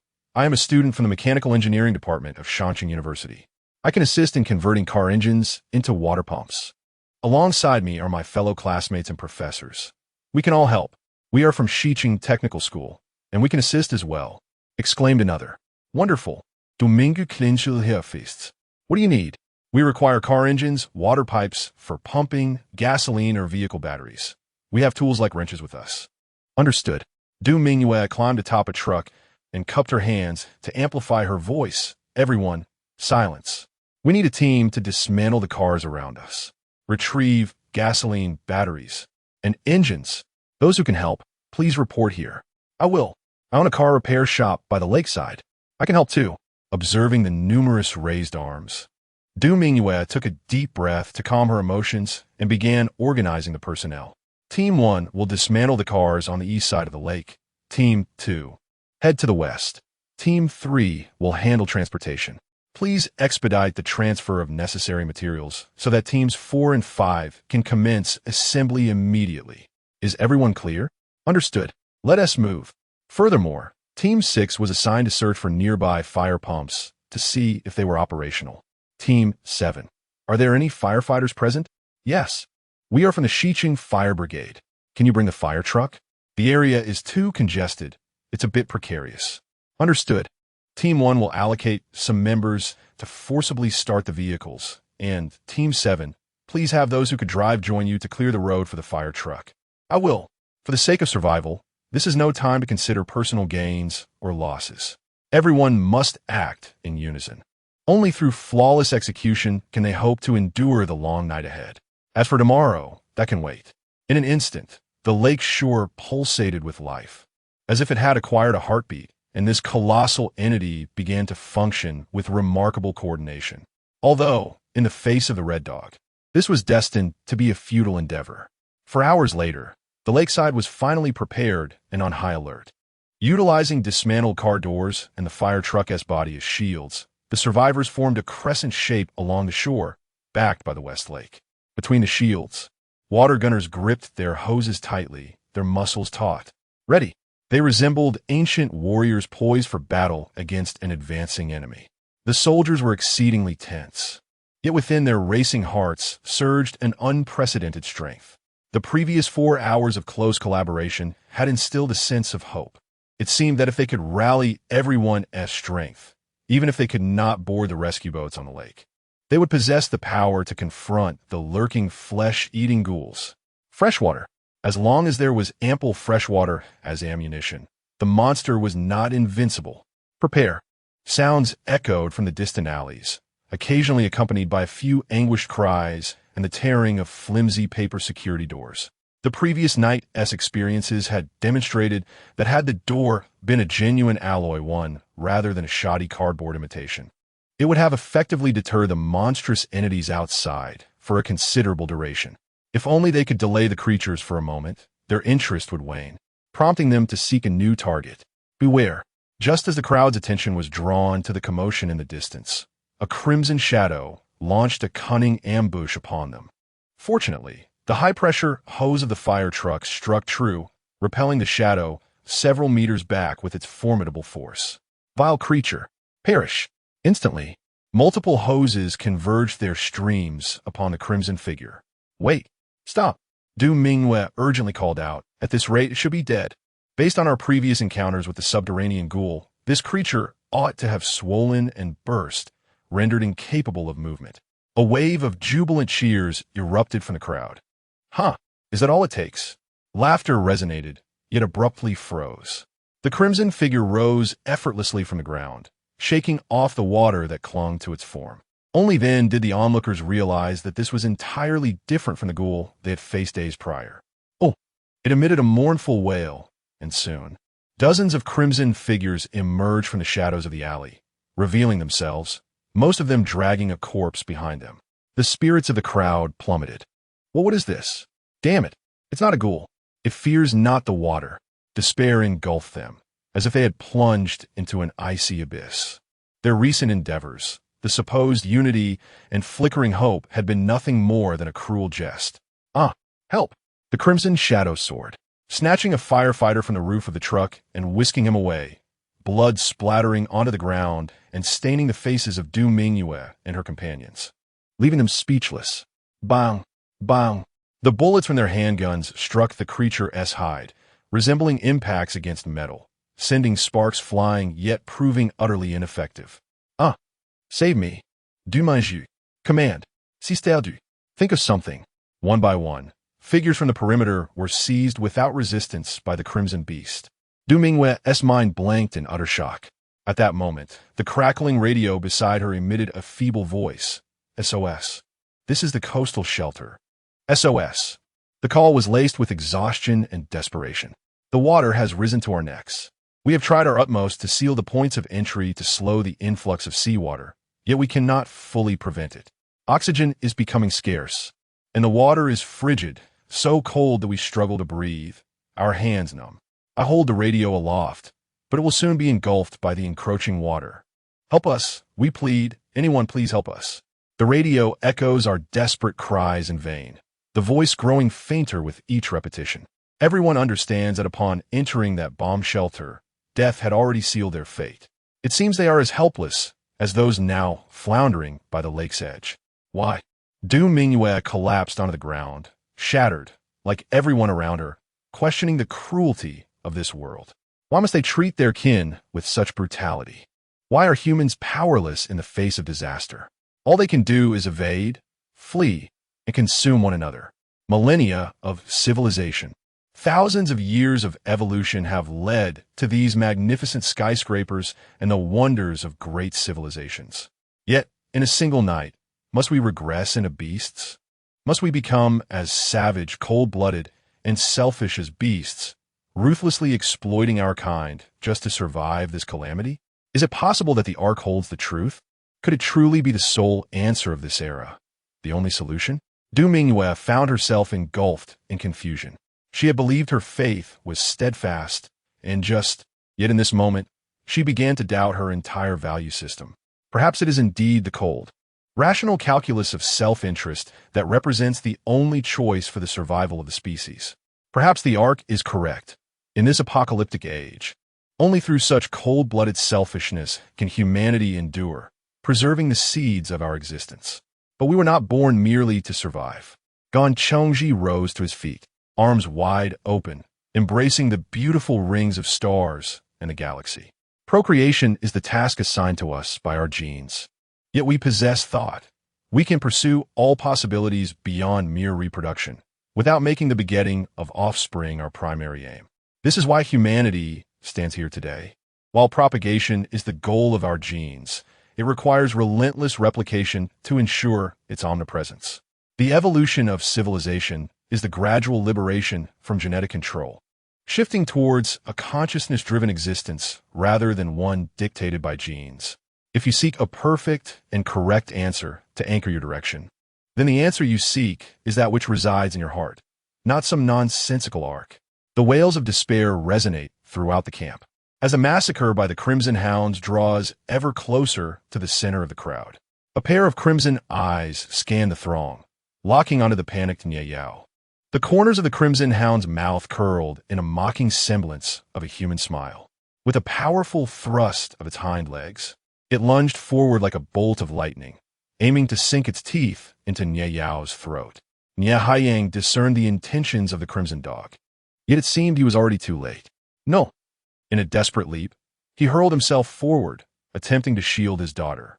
The hunting prowess of the Crimson Dog was unfailingly precise. It had never missed its target at this campsite that night, each strike claiming a life in an instant. Its speed was unparalleled, rendering an ordinary human like Nye Haiyang utterly incapable of intervening in time. But this time, it miscalculated. A sharp wooden spike suddenly thrust up from below, interposing itself between the beast and Nye Yao. The Crimson Dog, airborne, could not halt its momentum. It could only watch helplessly as its throat hurtled towards the wooden spike. However, it was indifferent, for mere wood could never pierce its skin. Only a force of equal origin to its dermal barrier could. Thud! The crimson figure came to an abrupt halt. It hung limply from the wooden branch, flailing its claws in a futile attempt to free its neck. Roll away! Almost simultaneously, a searing heat, causing its very soul to tremble, surged from the other side. A vast inferno swiftly engulfed its entire form. Howl! Howl! The Crimson Dog, gripped by terror, was skewered on the wood, unable to comprehend the unfolding events. This was no ordinary wood, nor was it a common flame. It bore a power that resonated with its very skin, sufficient to inflict lethal harm. Congratulations. Gao Jingyi had just repelled a crimson dog and seized the moment to extend his congratulations to Du Mingyue and Nie Haiyang, welcoming them into the peculiar family. Du Mingyue and Nie Haiyang exchanged a startled glance. At the instant the crimson dog targeted Nie Yao, an overwhelming fear awakened their latent powers simultaneously. Nie Haiyang learned to manipulate wood, while Du Mingyue commanded fire. Wood, fire, and it appeared that this fire could slay monsters. At that moment, they exchanged a knowing look, a daring thought surfacing in their minds in unison. Everyone, gather around us. Nie Haiyang bellowed, slamming his hands down upon the ground. A tremendous rumble echoed from the earth. The entire lakeshore began to tremble violently, as if some monstrous entity were awakening from beneath. Arg and Nie Haiyang, drenched in sweat, roared, raising his hands skyward. Thick roots erupted from the ground, intertwining and rising, forming a sturdy wooden wall towering over 10 meters high. This is all I can manage for now. The summoned mass is too vast, making it impossible to control every inch of its growth. If only it could be covered in spikes. Nie Haiyang gritted his teeth, feeling ashamed of his own frailty, unaware that possessing such formidable power upon awakening was already a testament to terrifying potential. How many times can you summon such a wall? I do not know. If it is merely growth without concern for shape, I could summon many more. Hold firm. Du Mingyue approached the wooden barrier, flames dancing in her palms. At this moment, the crimson dog had begun to tear through the wooden wall. The vast expanse of the wooden wall proves to be a formidable challenge to maintain its structural integrity, with much of it rendered hollow, akin to decayed timber that cannot withstand pressure. It resembles a substandard security door, which can be easily breached. Du Mingyue closed her eyes. Thank you, Elder Gon. Your words have enlightened me. Our journey thus far has not been in vain. Within the confines of limited resources, we are ultimately ensnared in a zero-sum game. Perhaps, in the face of impending doom, one must resort to any means necessary to preserve the flickering embers of life. Yet, what the Ark must embody is more than mere survival. With her hands pressed against the wooden wall, the roaring flames surged forth like a wildfire, radiating from her palms in a breathtaking explosion. Even if we are destined to struggle like beasts, extinguishing our empathy to endure, at least until that moment, we shall carry the flame of civilization. Boom! A tempest arose, casting half the sky in a fiery, crimson hue. The red dogs, filled with dread, recoiled as their paws were singed by the suddenly rising flames, releasing an aroma of scorched flesh. The heat, tinged with a touch of the ethereal, was unbearable even for them, forcing them to bare their teeth and retreat momentarily, unable to act. They wished to wait for the flames to subside. Yet the wooden wall continued to grow, providing an unyielding source of fuel that sustained the intensity of the fire. They could only circumvent the obstacle, seeking alternative routes for escape. A red dog peered into the lake, discovering a sumptuous feast floating within. The fiery barrier enveloped only those on the shore, unable to protect those in the water. Although the red dogs could swim, their mobility was hindered, so they refrained from attacking the individuals adrift in the lake and instead leaped onto the boat from shore. No! Help! Get away! Chaos erupted aboard the vessel. The quick-minded immediately plunged into the lake, swimming toward the fire barrier, while the slow met their demise on the spot. Please, open the firewall. I beg you. Let me in. There are monsters outside. The situation had inverted dramatically. Moments before, they had desperately blocked those on the shore from boarding. Now they cried out, pleading for entry. However, this was beyond the control of Du Mingyue and Nie Haiyang. If they opened a breach, the red dogs would surely rush in immediately. The two were preoccupied with maintaining the firewall, unable to respond. A close encounter could result in injury, leading to a complete collapse of their defenses. Thus, they were powerless to address the unfolding chaos outside. In the lake. They're all in the lake. Don't board the ship. Don't come ashore. The red dogs, fierce on land, became merely clumsy swimmers in the water, their speed reduced significantly. Observing the prey jumping into the water one by one, the red dogs quickly shifted their focus. They turned their gaze back toward the firewall. Those two powerful beings were their most coveted quarry. Soon, they devised a plan. One red dog ascended to the rooftop, howling from its elevated position. From this vantage point, one could effortlessly leap through the fiery ring above, directly executing a fatal landing. With a sinister grin, it was the first to plunge downwards. Alas, Du Mingyue and Nie Haiyang could only watch helplessly as the Crimson Hound descended from the heavens. They found themselves ensnared in a dilemma. Retreating might lead to the breach of the fire barrier, while staying put would invite the Hound's merciless slaughter. Gao Jingyi inhaled deeply, his arms transforming into metallic limbs. Would I be able to withstand this? Perhaps he could fend off one. But the multitude of hounds leaping from the rooftop would undoubtedly overwhelm him. Despair filled the air as they witnessed those crimson hounds raining down like a tempest, all precisely targeting the fire barrier. Ah, this deluge is anything but romantic. A light chuckle drifted through the air from an unknown source. Snap! In the stillness of the wind, a sharp sound echoed. In that instant, time seemed to freeze. The ground erupted with a thunderous crack. Amidst the terrifying sonic boom, a shadowy figure surged upward against the rain. Merely the vortex created by his leap was sufficient to disrupt the fire barrier, leaving behind a vibrant trail of flames. In midair, every step of this figure produced a series of resounding blasts, causing what should have fallen to scatter in all directions. Each raindrop was sent flying, not a single one managing to land unscathed. The cloak fluttered dramatically as the figure soared directly from the first floor to the rooftop of the seventh. With a graceful bend of his knees, he landed elegantly at the edge of the building, the cloak billowing behind him, enveloping his form in the silvery embrace of moonlight. From the ground, he stood perfectly aligned with the vast crescent moon, the surprisingly bright moonlight rendering his silhouette even more profound and shadowy. He murmured incantations, counting the 1,207th. Then, in a fit of frustration, he clutched his head. Damn, how long must I peel away?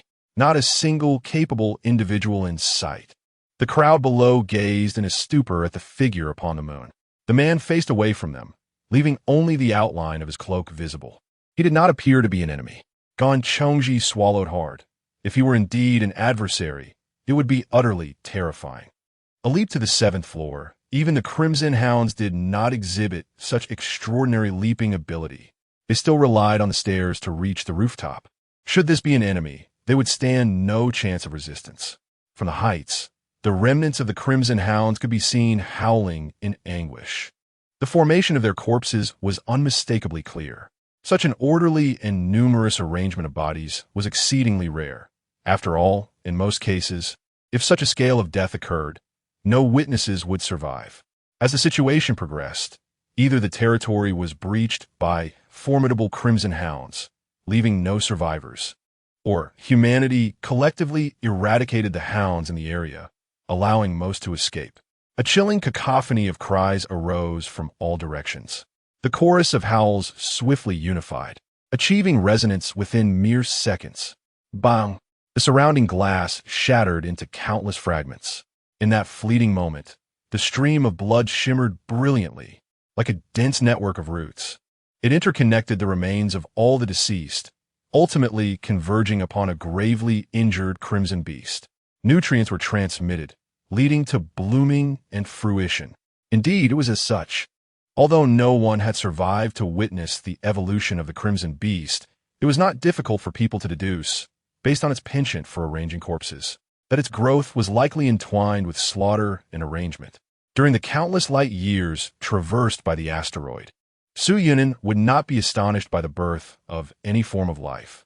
The second-class crimson beast, producing second-class crimson stones, was far more precious than its first-class counterpart. Tonight was not in vain. The speed at which this crimson beast evolved was astonishing, leaving no time to intervene. In the blink of an eye, it had transformed into a more robust second-class beast, its size having increased fivefold, now comparable to that of a small elephant. The ferocious gleam in its eyes intensified, as this second-class beast raised its chin slightly, greedily fixing its gaze upon Su Yunin atop the building. It relished formidable prey. It was time to conclude the existence of this foolish, upright creature. With a roar, the crimson beast lunged upward towards a rooftop. This time, the tide had turned. It was the second-class beast's turn to launch an assault from below. Meanwhile, Su Yunin remained above. A large dog was no longer adorable. He rose leisurely, extending his arms, leaning back. Thus, with his back turned to the building and the crimson beast, he plummeted freely. The beast grinned wickedly, eager to catch the descending Su Yunin and tear him apart. Yet, as his cloak supported his body, Su Yunin executed a 360-degree spin in midair, slightly bending his knees, and forcefully propelled himself downwards. Boom, crash! A terrifying collision erupted at their point of contact, unleashing a blinding shockwave. The air compressed and exploded, the shockwave radiating outward like a disc, transforming into a deafening roar. The crimson beast seemed to have been struck by a heavy blow, nearly having its head crushed by this kick, hurtling back to the ground even faster than before. Su Yunin, utilizing the reaction force, soared once more, facing downward. He landed on the upper edge of the 7th-floor window frame. With a powerful push, his hands clasped high above, every muscle in his body mobilized, poised to strike. Boom! His fist descended with full force. Just as the beast had pulled its head from the ground, it was met with a resounding blow. Crack! Even its most resilient skull was left with spiderweb-like cracks, clearly visible through its translucent skin. An unprecedented, intense fear surged into its mind. How could it still be unable to triumph, even after evolving? Was it not the valiant hero destined for a comeback? A carousel of visions began to flicker before its eyes, revealing the long-gone father beast, who said to it, "You can do it. Son, I believe in you. Stand up. You can surely defeat this monster. Stand up, stand." Boom, boom, boom. 3 consecutive strikes shattered the crimson beast's spine into multiple segments. In its hallucination, the father beast, unable to bear the sight, covered its face. "Never mind. Don't stand. Hurry and come over to be with your father. You cannot win." Completely unable to win. Perhaps evolving into 3 distinct classes would grant a fighting chance against this formidable creature. Alas, the remains in time here are insufficient for further evolution. The consciousness of the second-class crimson dog gradually faded into silence. Gee, I had thought this was a boss. Su Yunin felt a tinge of disappointment. He had hoped to find a skilled adversary to test his current strength, to push his limits, but regrettably, this foe was rather feeble. Nevertheless, although I dispatched it with a flurry of combos, I must admit I exerted my utmost effort. It's truly tough. Su Yunin shook his aching hand. It appears that my current prowess has significantly surpassed that of the second-class crimson dog. As long as I refrain from recklessly provoking the artillery and the beings within the star ring, this level of strength is sufficient for self-preservation. Moreover, I still possess 14 billion regret points. Damn, it's 15 billion now. Regrettably, the only downside is that this method of combat is rather painful in the hands. Sigh, could a more formidable opponent not appear to compel my awakening? After investing so much in Snow Lotus, why have I yet to awaken a special ability? Am I merely a muggle, capable only of physical attacks? Su Yunin felt a hint of frustration, even with the investment in Snow Lotus. A surge of intense emotion is essential to awaken one's unique abilities. Gao Zhengyi, Nie Haiyang, and Du Mingwei all awakened in moments of extreme fear. Fear is the most likely emotion to trigger an awakening. Yet, with my current attribute points, I truly do not comprehend what it means to be afraid. Never mind, being a physical combatant will suffice. I shall gradually hone my magical attacks. With so many points, I am bound to draw something eventually. Casually tossing the corpse of the second-class crimson dog into the preservation chamber, Su Yunin continued to clear the scattered first-class crimson dogs. The individuals within the firewall were utterly shattered in their worldview. What had just flown past? Although it was difficult for them to discern the details outside amidst the blazing fire, they indeed witnessed the cloaked man collide with an exceptionally massive crimson dog. Just as everyone was worried for the cloaked man, the entire lakeside suddenly experienced a minor tremor. Following 4 resounding booms, the world fell silent once more. What is happening outside? Do I hear those monsters wailing? Surely, I cannot be mistaken. Since the onset of nightfall, all they had heard were the anguished cries of humanity. The unique sound of human screams was deeply unsettling, often accompanied by futile, rage-fueled curses.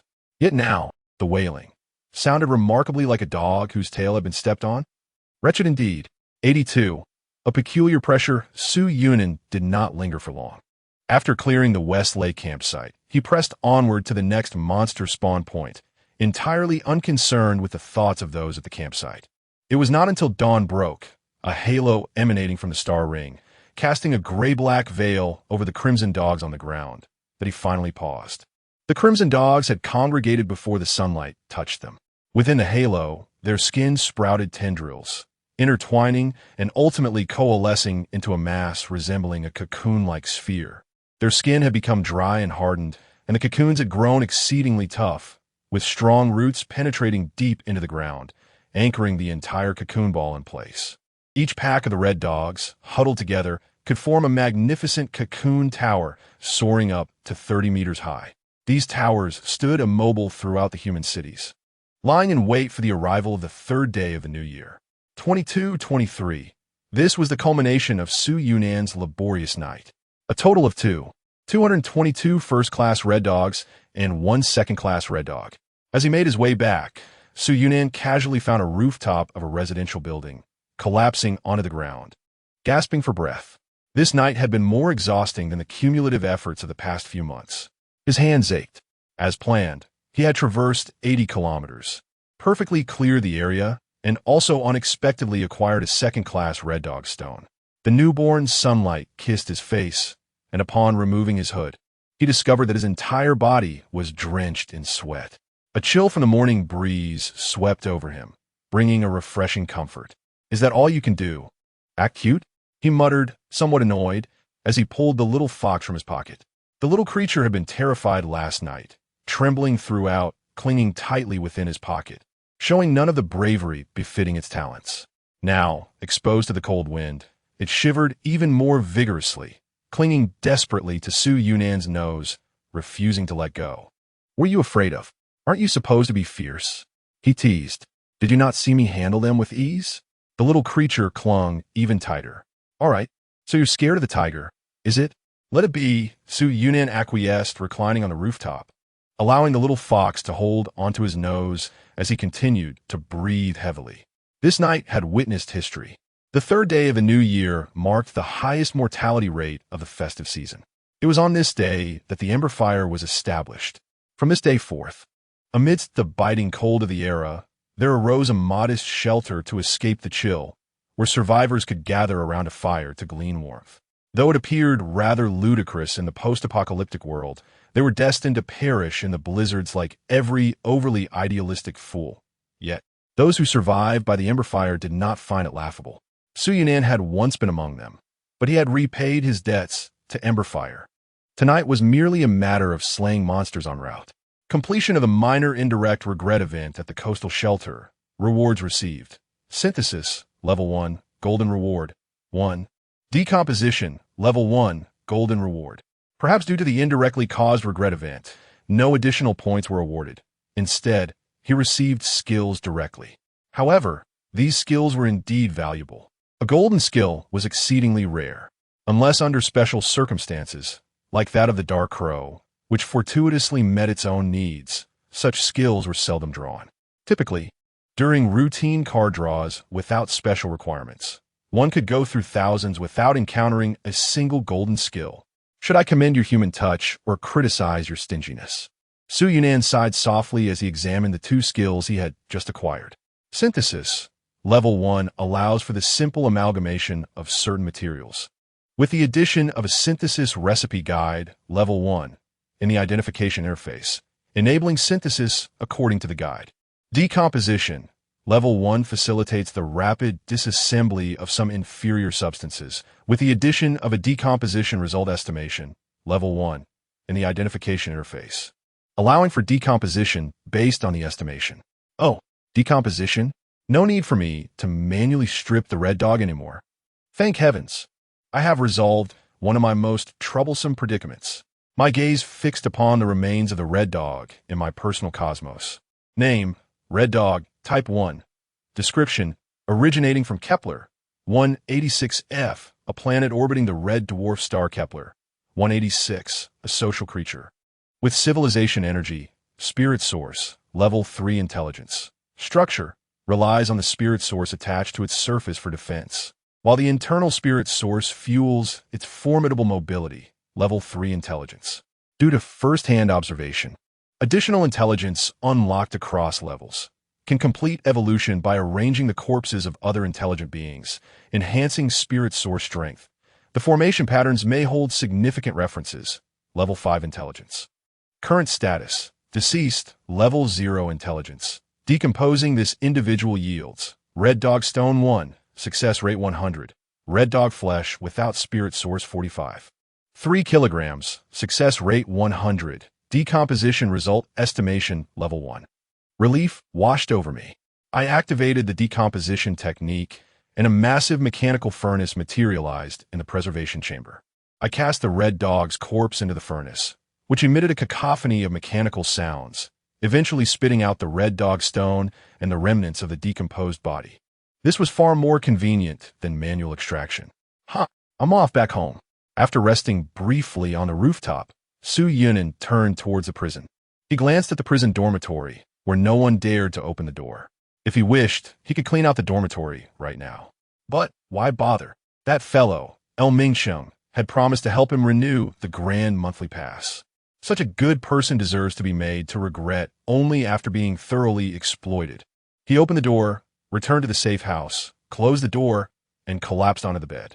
He was utterly exhausted, even a half-dream state. He seemed to feel a warm current flowing into his body, as if a pair of gentle hands, soft as if lacking bones, were tenderly kneading him, allowing all tense muscles to relax profoundly, dispelling all fatigue and soreness. Yet, upon opening his eyes, he saw nothing but a little fox beside the bed, innocently wagging its tail. Forget it, never mind. He closed his eyes, returning to that exceedingly pleasant dreamscape.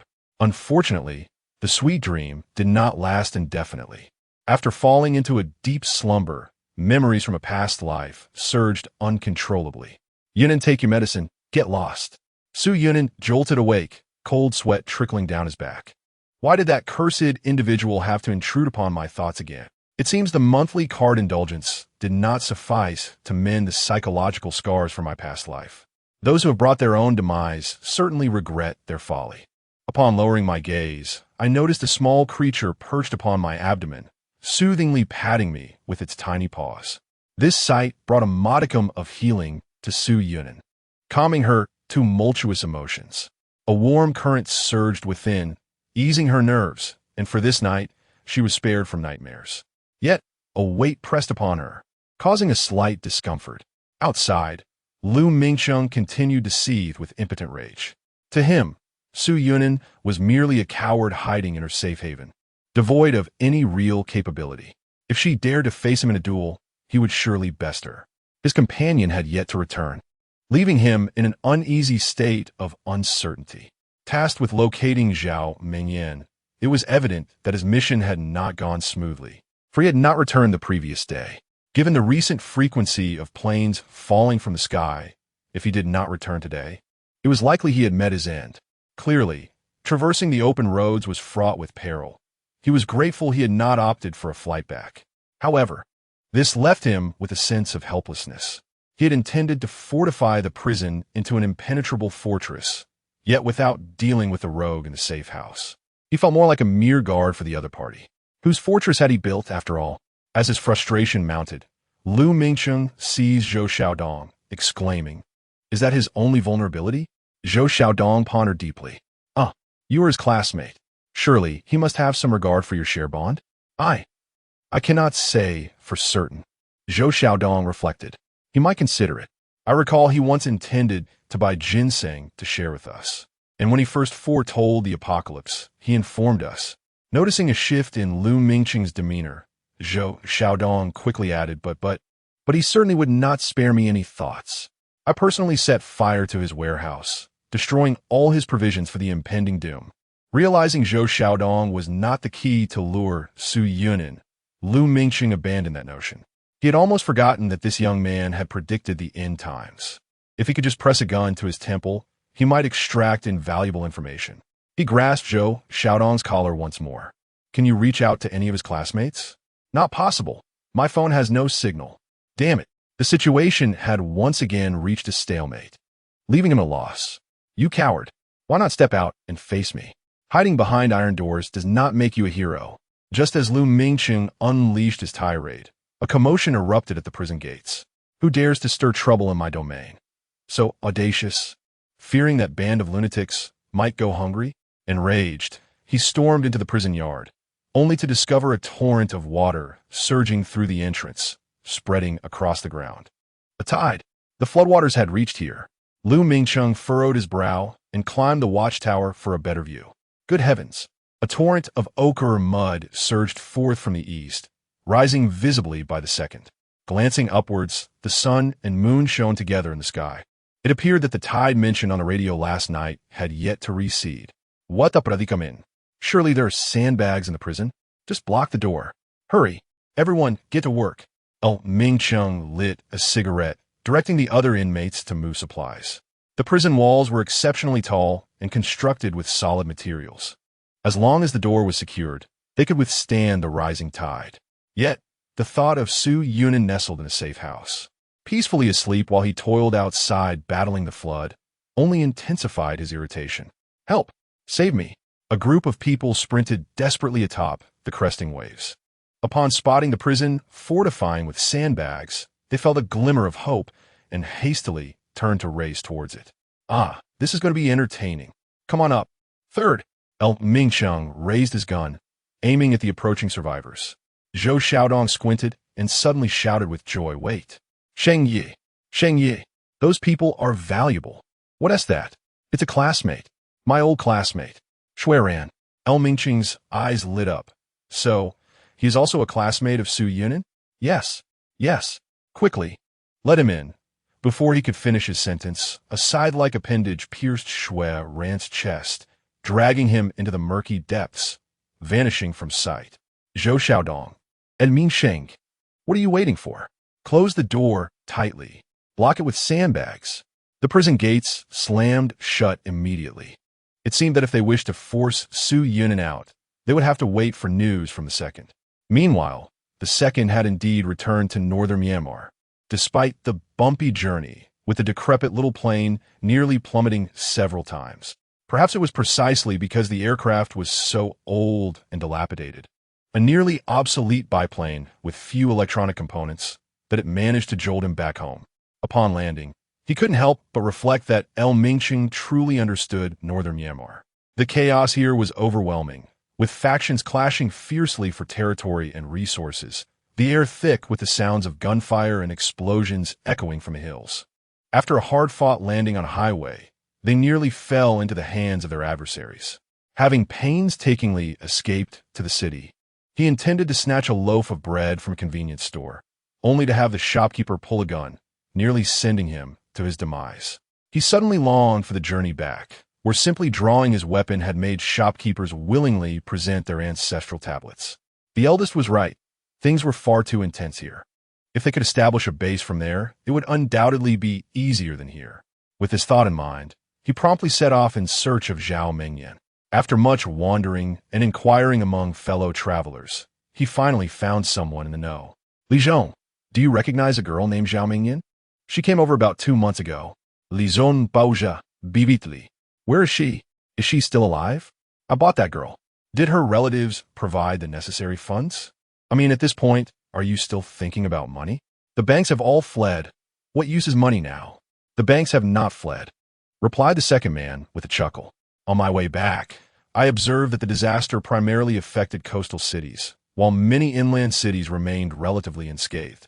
A long queue stood outside the bank, with people still repaying their mortgages. At such a time, who still pays their mortgage? The banks have hired contractors to go door to door, threatening that due to the extraordinary circumstances, they must immediately repay their loans, or else their properties will be seized. Are you truly so naive? It's the end of the world. Who would fall for that? You wouldn't believe it. The common folk are indeed most terrified by intimidation, and those in the inland regions are unaware of the situation along the coast. Communication has been severed, and no news has circulated.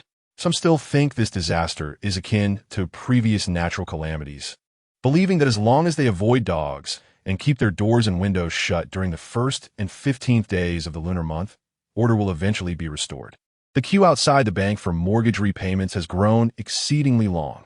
Then, seizing the opportunity before their money becomes worthless, the banks swiftly use the repaid funds to purchase gold, crude oil, weapons, and food, acquiring these from the optimistic inland residents who are thrilled about rising prices. Eagerly selling off their possessions, Li Zhong covered his face. I thought we had already sunk to the depths of immorality. This is merely the beginning. The second man shook his head. By the way, is that pig still alive? Perhaps, maybe it could still be alive. Oh no, an enemy. The long-awaited light penetrated the basement, and Zhao Mingyan dropped the half-eaten palm from her mouth, ecstatically rushing towards the source of illumination, only to be kicked down to the ground. Yet, she remained undeterred. Brotherly, I've had an epiphany. I could do anything for you. From this day forth, I shall be your dog. Woof, woof, woof. Li Zhong frowned and covered his nose. The stench was unbearable. That bastard Su Yunan is unworthy of being my boyfriend. Under your command, I can truly realize my utmost potential. Brotherly, grant me a chance. Li Zhong scoffed. That bastard boyfriend of yours predicted the apocalypse. What? The world has ended. You fool. Come and see for yourself. Li Zhong dragged Zhao Mingyan to the surface.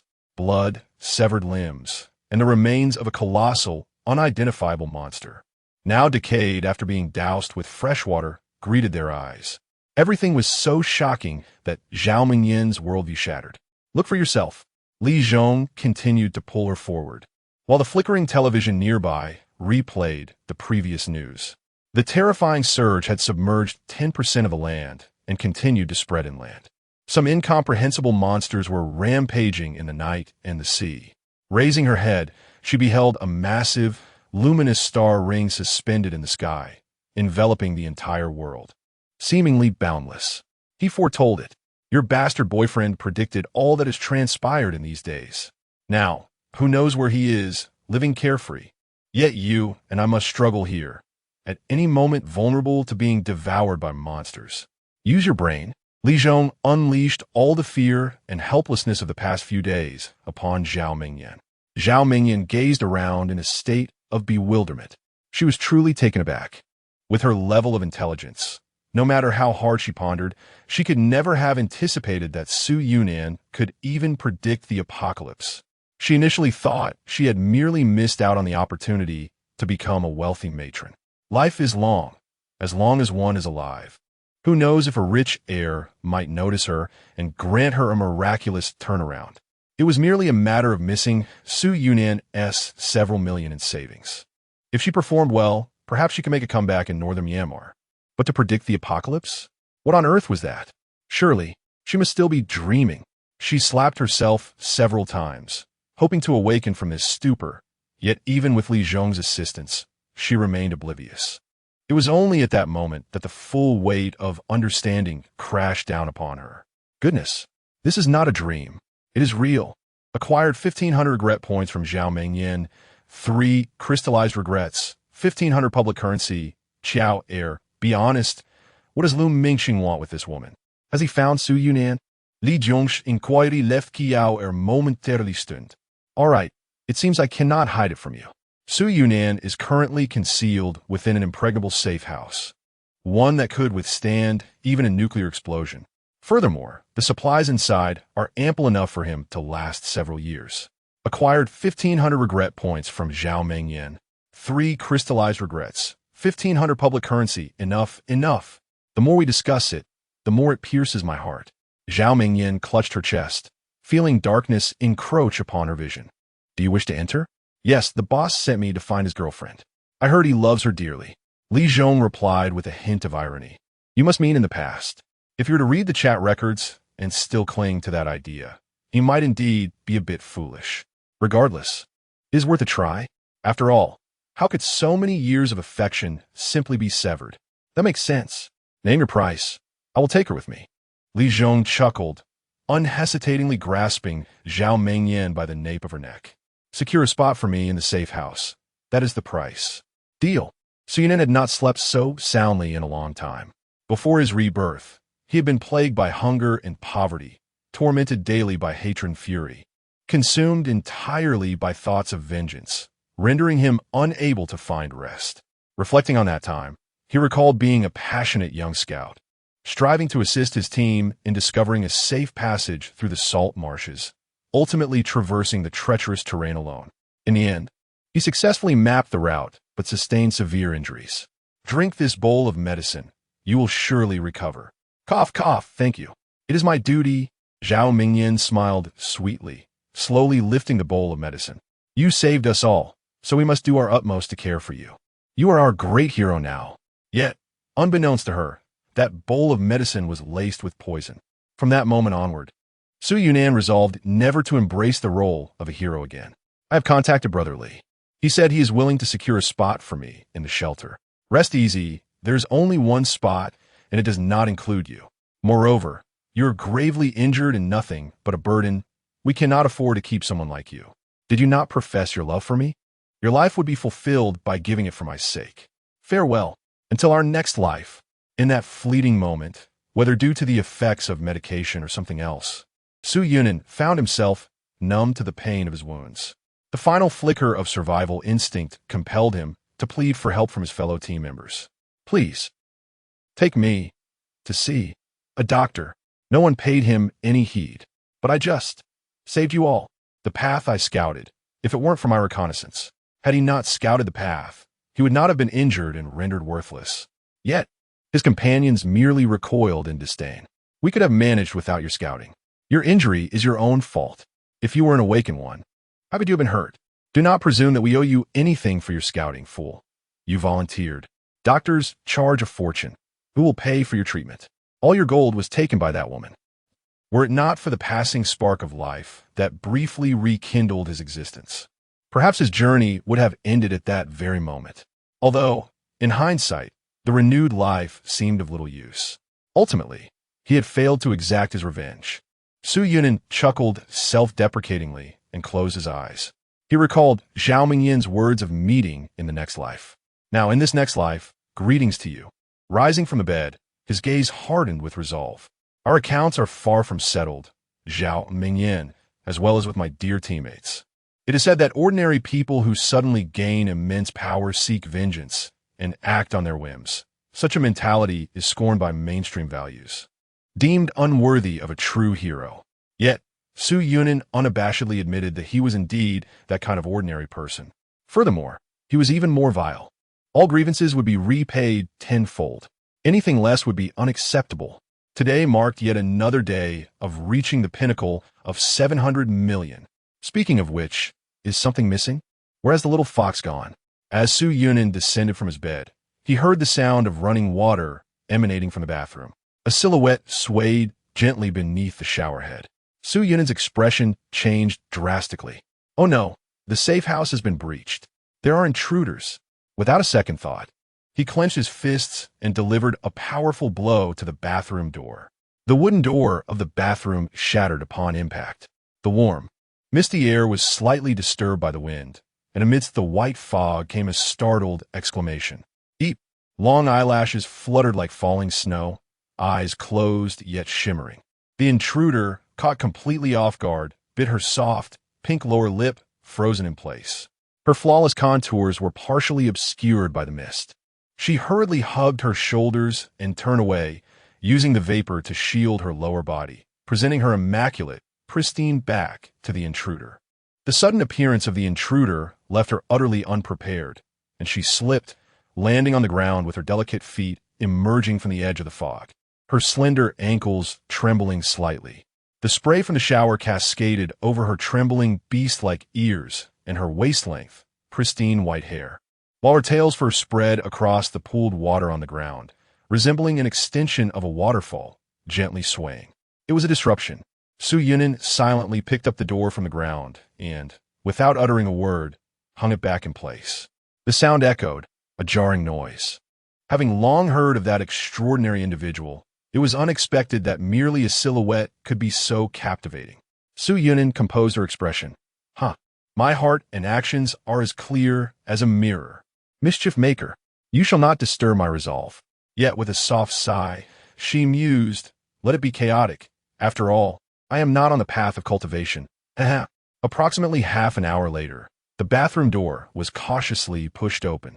Su Yunin's gaze slowly descended from anticipation, gradually adopting a disheartened expression reminiscent of a small cat. Why has she shrunk? She thought, unlike the enchanting figure glimpsed in the shower. A petite girl of barely over a meter stepped out.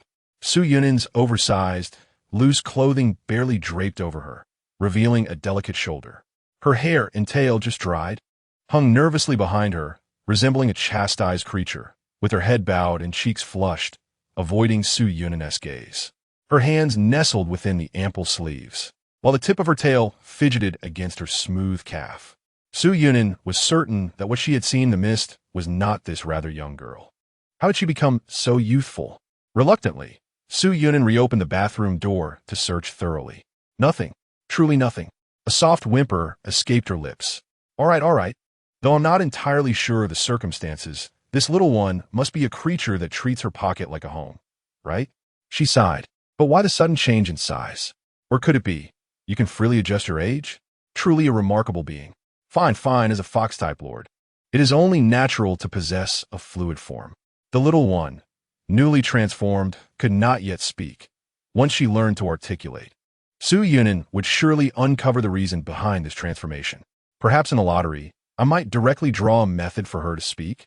Su Yunin attempted a few taps on the lottery mechanism. Regrettably, what emerged was merely a breakthrough crystal. Well then, can you understand my words? She inquired, bending down to meet the girl's eyes.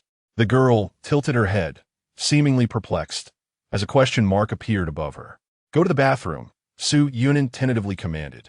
The girl comprehended this time, immediately scurrying towards the litter box. Stop. No need for that anymore. Su Yunin gestured toward the toilet. Use this instead. And your outfit. It doesn't fit.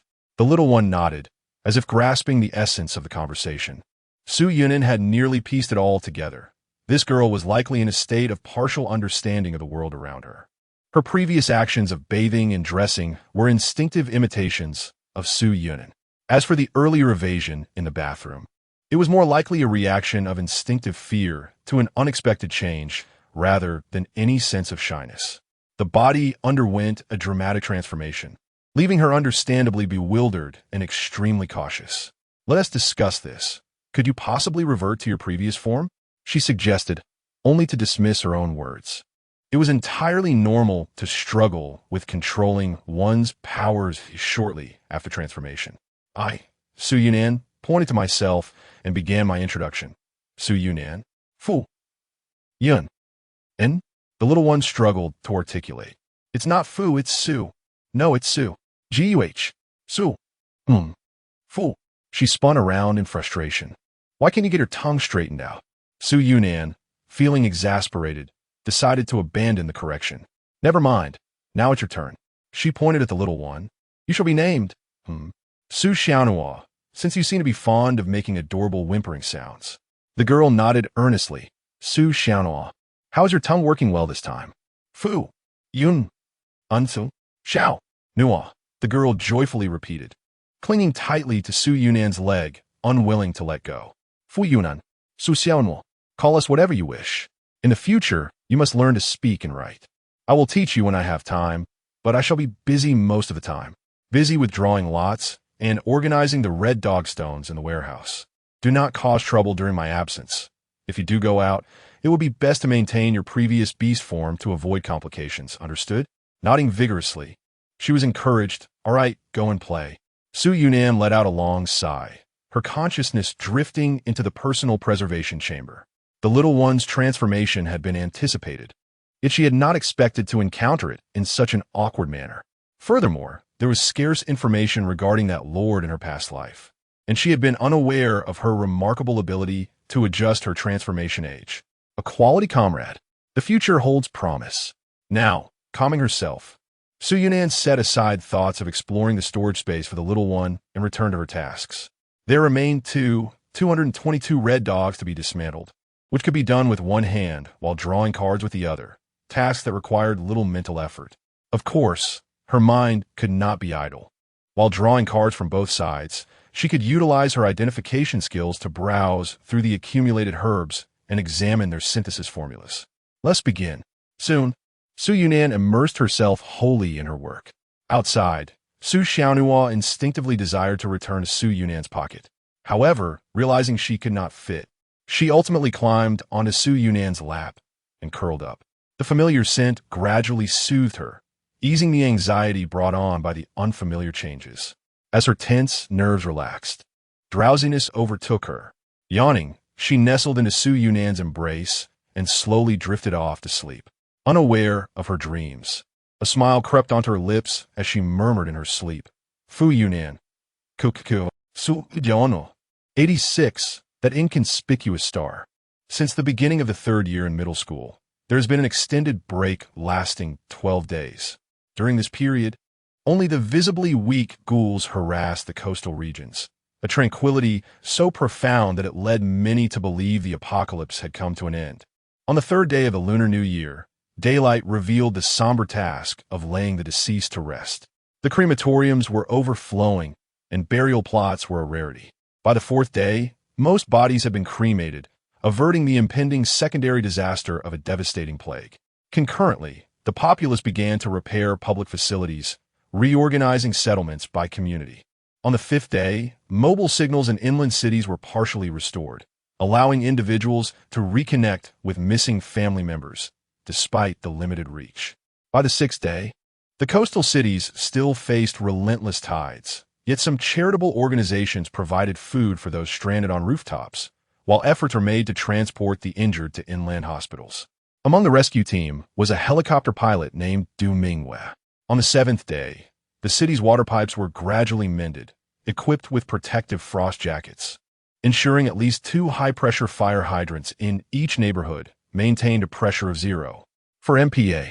Additionally, most communities had completed the excavation of freshwater moats, beginning to fill them with fresh water.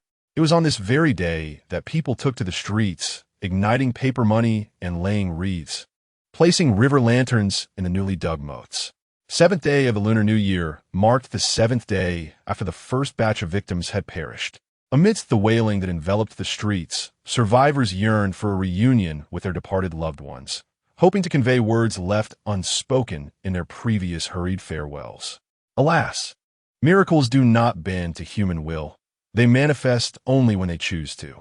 Gan Chongji silently observed the river lanterns drift away in the wind. That day, he had entrusted Gao Jingyi with the care of his family. However, upon Gao Jingyi's arrival at the apartment building, he was met with a gaping hole created by a meteor directly at the center of Gan Chongji's room.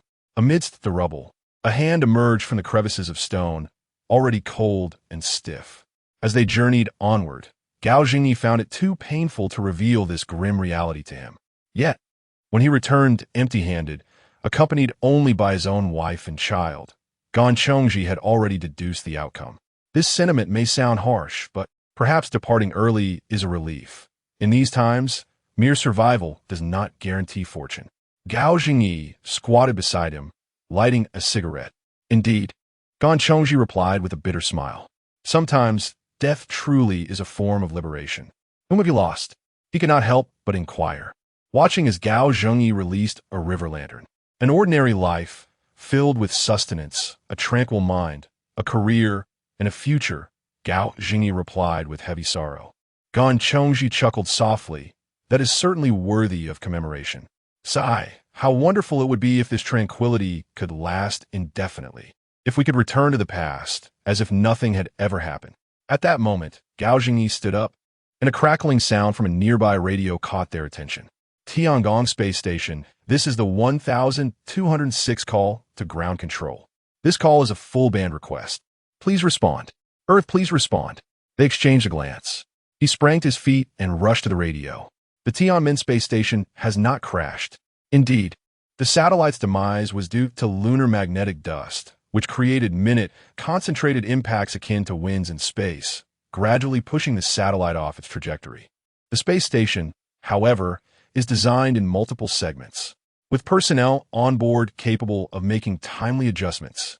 If the command staff aboard the station were sufficiently decisive and managed to initiate a controlled detonation of certain structures to create retrograde thrust, they could withstand the tempest of lunar magnetic dust. At that moment, Gon Chongji felt as if his scalp were about to explode. Both men gazed skyward, where, beside the vast star ring, there seemed to be an inconspicuous glimmering point, flickering like a firefly at the edge of day and night. To the observatory. If we can procure a sufficiently large electromagnetic signal transmitter, we can establish communication with the space station.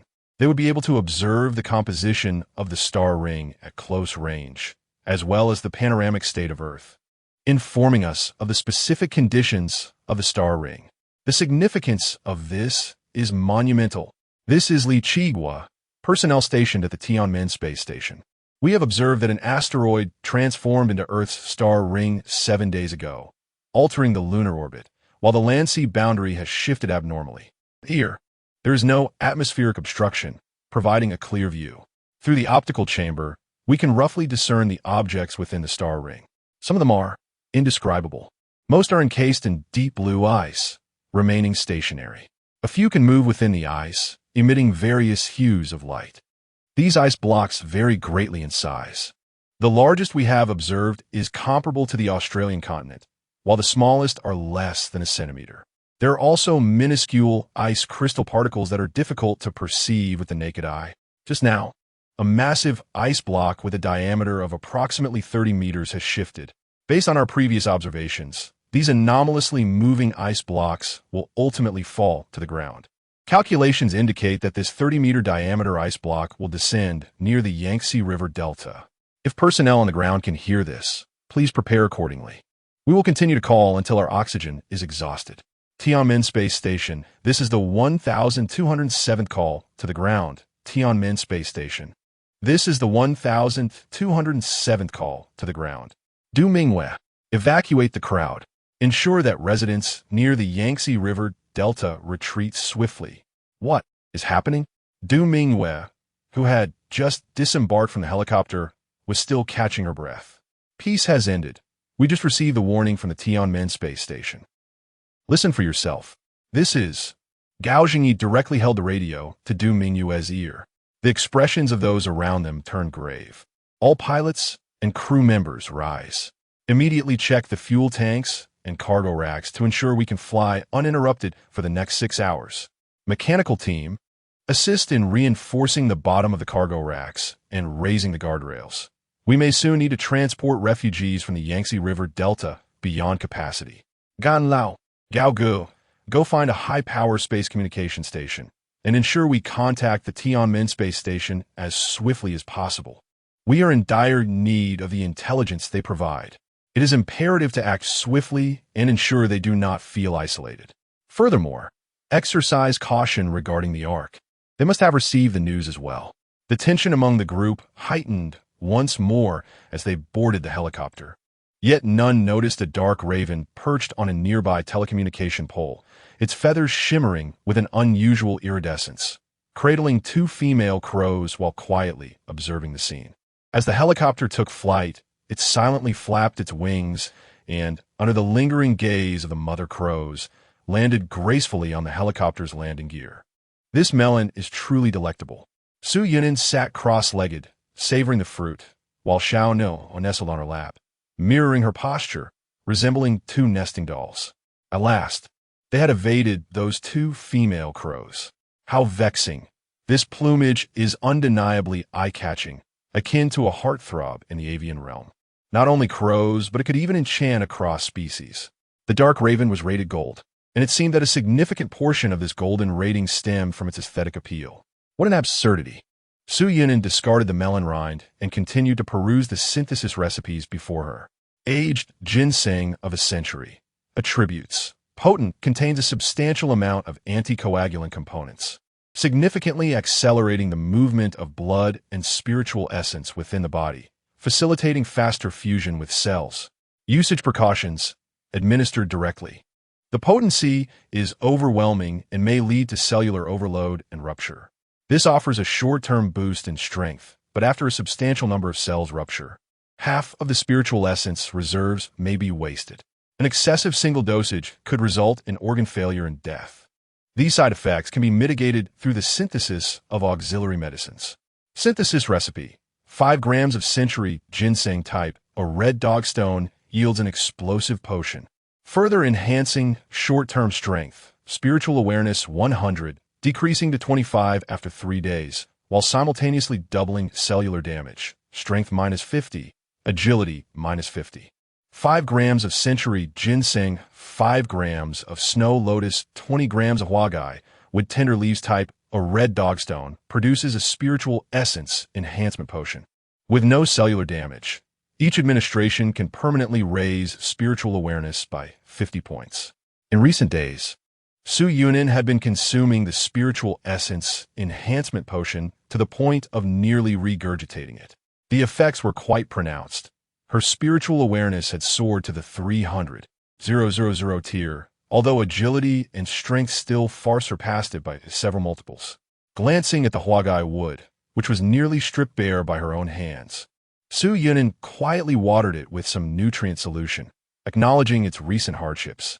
From the previous evaluation of her arm, she could ascertain that the system calculated based on the lifting capacity of an average adult male arm being 50 kilograms. Thus, every point of strength could be converted to 1 kilogram of lifting capacity.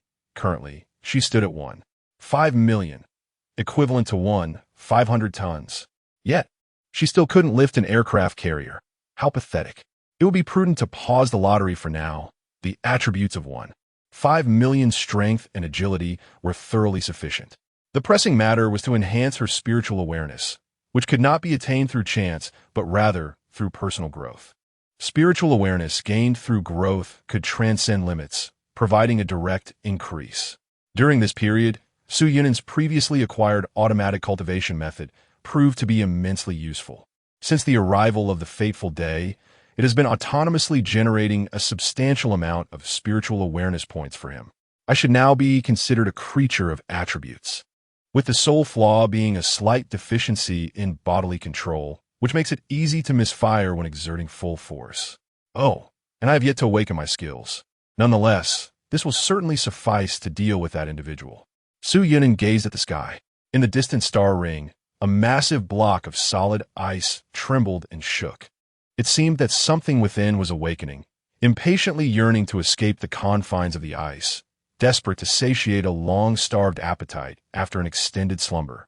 Yet on the ground, Su Yunin too licked his lips in thirst. 006, come quickly. I have awaited you for so long. The synthesis recipe cannot do without you. 006 is its sequence number. According to the order of disasters that have occurred, 6 calamity events have unfolded thus far. Calamity number 000 year. Calamity number 001. Subterranean ghoul, origin. Europa, weakness. Freshwater, with documented kills. Calamity number 002. Quantum specter, origin. Unknown, weakness. Unknown, no documented kills. Calamity number 003. Geomagnetic shift, origin. Unknown, weakness. Unknown, uncorrectable. Calamity number 004. Quantum specter, friendly. Origin. Unknown. Calamity number 005. Red dog, origin. Kepler. 186b. Weakness, spiritual source. Active only on the 3rd day of the new year, with documented kills. And now, we have the latest 006. Codename, Awakening. Speaking of which, the gaming cheat required to unlock the hidden store should be attainable this time. It is time to capture a gaming blogger for some intense interrogation. The Upper City is a densely populated metropolis, thus lacking large highland communication stations or rocket launch bases nearby. This design ensures that in the event of a rocket launch failure, the city remains unharmed, while simultaneously minimizing urban signal interference with communication stations. Ganchongji and Gaozhongyi would need to fly for several hours to reach the nearest space communication station, Beatty Spaceport. Unfortunately, upon their arrival at Beatty Spaceport, an overwhelming sense of helplessness washed over them. Beatty Spaceport, a coastal rocket launch and production facility, had largely succumbed to flooding due to a high tide. The depth of the water raised concerns about the operability of the equipment. On the bright side, at least there would be no ARC personnel here. Gao Jingyi optimistically leaped from the plane, landing on the rooftop. Being coastal in construction, it was likely that waterproofing measures had been implemented from the outset. The equipment should still be functional, Gan Chongji deduced. What are we waiting for? Let us hurry. We cannot keep our brethren in the sky waiting too long. The situation at Beatty Spaceport appeared grim, yet when Gan Chongji reached the control room on the top floor and pressed the button, everything proceeded so smoothly that it was almost unbelievable. The lights illuminated, and the enormous lid-like communicator outside began to rotate slowly. He had once worked here and quickly adjusted the communication channels with practiced ease. Heaven S Gate Space Station. Here lies the Earth. How are you all faring? The radio fell into an abrupt silence. Amidst the stillness, a faint sobbing seemed to emerge, an uncontrollable surge of joy that no amount of training could suppress. There are still people on the ground. We have not gone extinct. How wonderful. In command center, both sides struggled to contain their overwhelming elation. It has been arduous, losing contact with the surface for so many days, hasn't it? Gan Chongji initially expressed his humanitarian concerns. Fortunately, just the thought that there might be only a handful of us left in the world is unbearably distressing. Are the others all right? Pausing, yes, they are. Although I understand that discussing these matters may not be timely. The surface truly requires your assistance at this moment. I wish to inquire about some specifics. All right, could you provide us with more detailed intelligence? What lies within that trembling 30-meter ice block? Are there any particulars? It resembles a coiled great serpent adorned with jet black scales. Its head is obscured deep within the ice, so I can only perceive its torso. How thick is it? The thickest part observed from the optical chamber has a diameter of 3 meters, though most areas are not that robust. Thank you immensely. Are you certain its landing location is in the Yangtze River Delta? How did you ascertain this? I am certain, as these ice blocks lack autonomous mobility. Their trajectory can be calculated using meteorite impact methods. From the perspective of the space station, everything is quite clear. Understood. Thank you very much, but there are pressing matters to address. Please hold on. We will reconnect shortly. Gan Chongji sighed, temporarily shutting off the communicator, and lifted his gaze toward a nearby group. These unexpected guests had guns aimed at the helicopter pilot's head as they slowly entered the command room.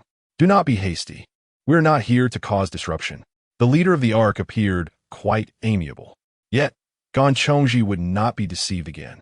I do not wish to hear a single bark from the ARC-S dogs, bah. Gao Jingyi positioned himself protectively behind Gan Chongji, his arm metallicized. The intruders, however, remained entirely unconcerned, displaying no hint of trepidation at encountering awakened individuals. We are here to collaborate. Trust me. We have no interest in the communication rights of the space station. The space station is the optimal vantage point for observing the star ring, allowing for the prediction of impending disasters. You do not care? Do you take me for a fool? If that is the case, allow me to impart a fact. The suited man seated himself at the command room desk, his hands clasped beneath his chin. We ceased resupplying the space station 3 months ago. Gan Chongji was taken aback. The suited man sighed. To be precise, our last resupply rocket arrived 6 months ago, delivering enough provisions for 3 months of sustenance. Given our resupply cycle is 3 months. Under normal circumstances, another resupply rocket should have reached the space station 3 months ago. But you see, 3 months ago, the year came to a close. Gan Chongji swallowed hard. The man in the suit continued in a deep voice. The last successful rocket launch we conducted was that of the probe. Since then, no rockets have managed to ascend into the skies. Consequently, the space station has long been devoid of supplies. Indeed, it has been 3 months since any provisions were available. Compounded by the interference from lunar magnetic dust, we lost contact with Li Chigwa 2 months ago. Gan Chongji lowered his head, terror gripping him as he clutched his skull. What had he just heard? How could Li Chigwa possibly survive for 3 months without any supplies? This was the last recording from 2 months prior. The man in the suit produced a tape recorder, and the voice of Li Chigwa echoed forth. The reserve supplies have been entirely depleted, and oxygen is becoming scarce. Please.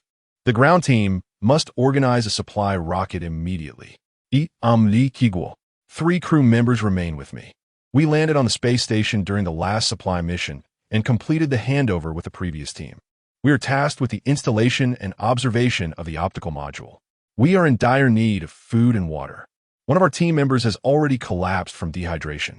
The remaining oxygen cannot sustain 4 individuals for long.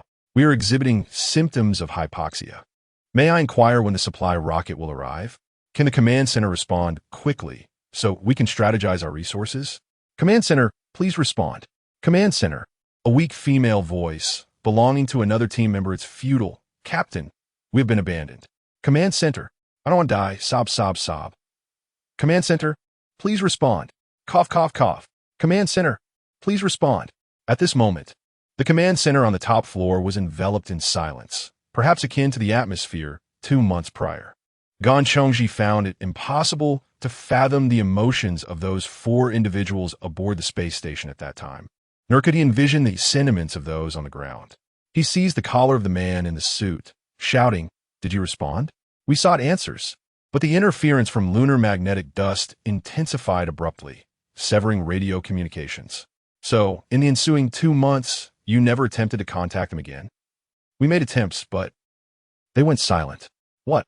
Yes, the space station lost contact 2 months ago. It is situated in space, and its conditions deteriorated far earlier than those on the ground. Until just now, they had only just re-established contact, and they opened full-channel communications without attempting to reach the command center via encrypted channels first. The man in the suit patted Gan Chongji's shoulder. So now, you might contemplate what you have just heard. Moreover, will you trust the intelligence from that entity? Let's go for a journey. Having recounted the history of the space station, the soldiers of the Ark lowered their weapons. The leader simply smiled serenely, seemingly unperturbed by the thoughts and resistance of Gan Chongji and the others. The Noahs have heard of the deeds of the flame, and though their ideologies differ, we respect the choices made by the flame. Therefore, we do not wish for you to be toyed with by that thing or meet your demise. Gan Chongji's mind was on the verge of explosion. Initially, he believed this would be a grand journey filled with hope, where he could connect with the guardians of the space station and obtain vital information regarding life and death. However, he now found himself unable to discern whether this information was intended for salvation or vengeance. The consequences of either outcome were profoundly disparate. Let us depart. Do not trust its words any longer. Suddenly, Gan Chongji became alert. If you knew the information was false, why would you come here? We too are curious about the emergence of this voice. The suited man replied candidly, precisely because we are aware that Li Chigua has long since perished. We aim to analyze the intentions of that thing. Did it convey anything to you? It said nothing. We had not even begun discussing the matter when you arrived. The suited man seemed unperturbed by Gan Chongji's clumsy deceit. Instead, he spoke with greater frankness. We are preparing to bring the space station down to Earth. It will soon crash into the Pacific Ocean, providing us with more detailed research materials. This may well become a milestone for humanity to reverse its fate. Is this truly your purpose for coming here? Indeed, this is the command center, possessing the highest authority to remotely control the space station. But what if? What if there are still survivors up there? You know that is impossible. Accept reality. We have not launched a rocket in 3 months. Gan Chongji fell silent.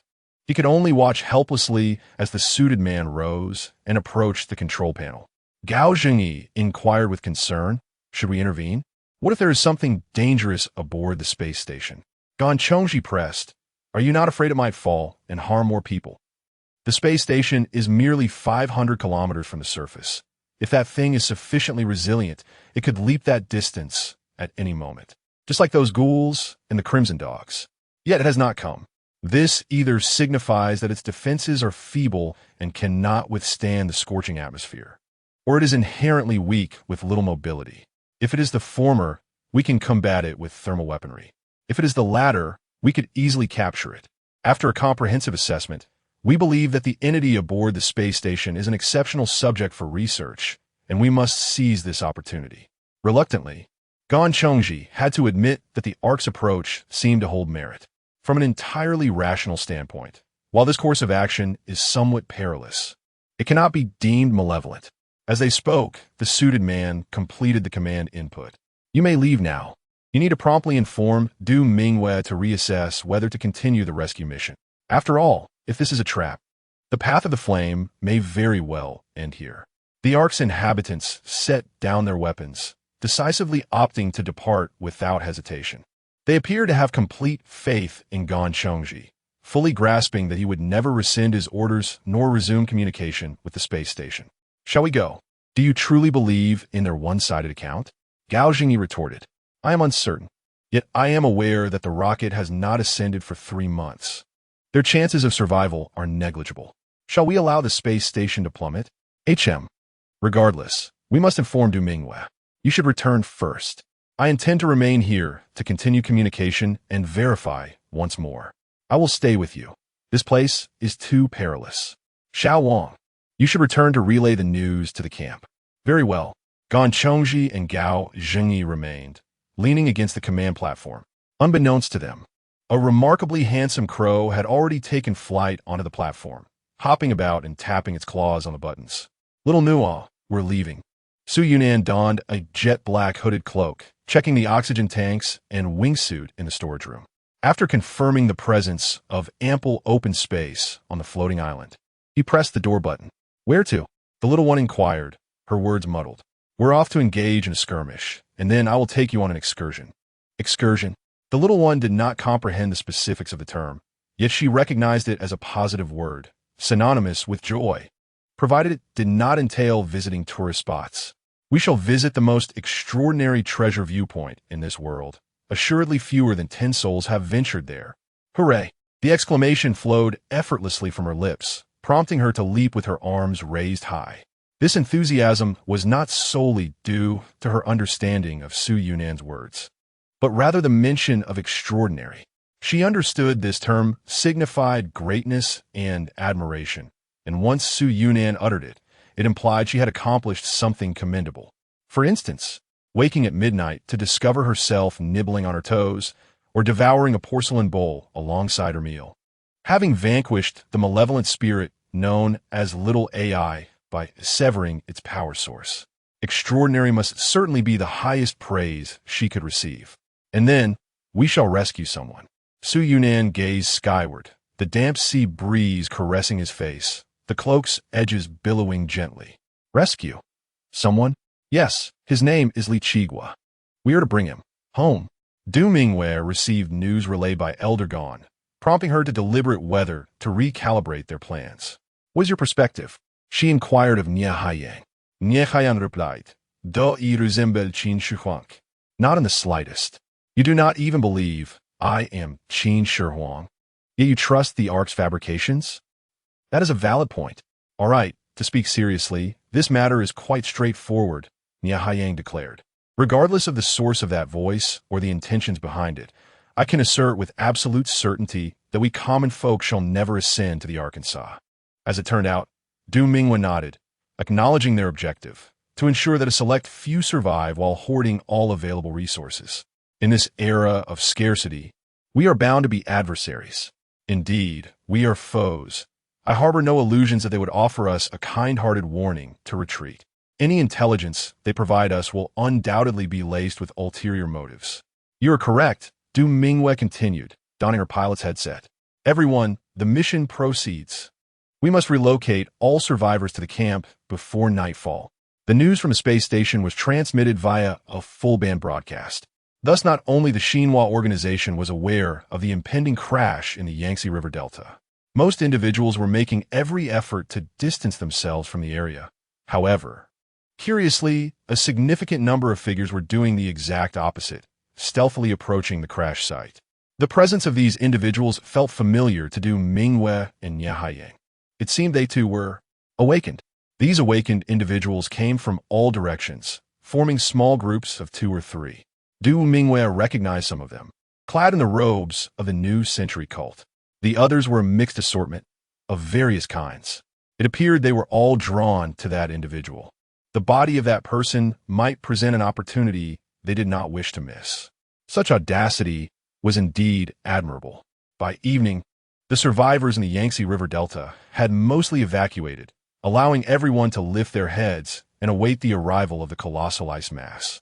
Before the ice arrived, however, the lurking ghoul population beneath the waters reacted first. The sea surface erupted as if boiling. These ghouls emitted wretched shrieks before leaping out of the water, fleeing towards the open ocean. Were they afraid? Watching the churning waters, the onlookers could not help but swallow hard. Yet, they felt little fear. After all, those who dare to come here must possess sufficient confidence in their abilities, or they were naive fools believing they could always escape calamity. At the very least, this confirmed that the space station had not deceived them. Nia Haiyang took a deep breath, his body tense, and prepared to summon Mu at any moment. It appeared that the landing point was indeed here. Damn the arc! I almost fell for it again. The crimson glow in the sky was becoming visible.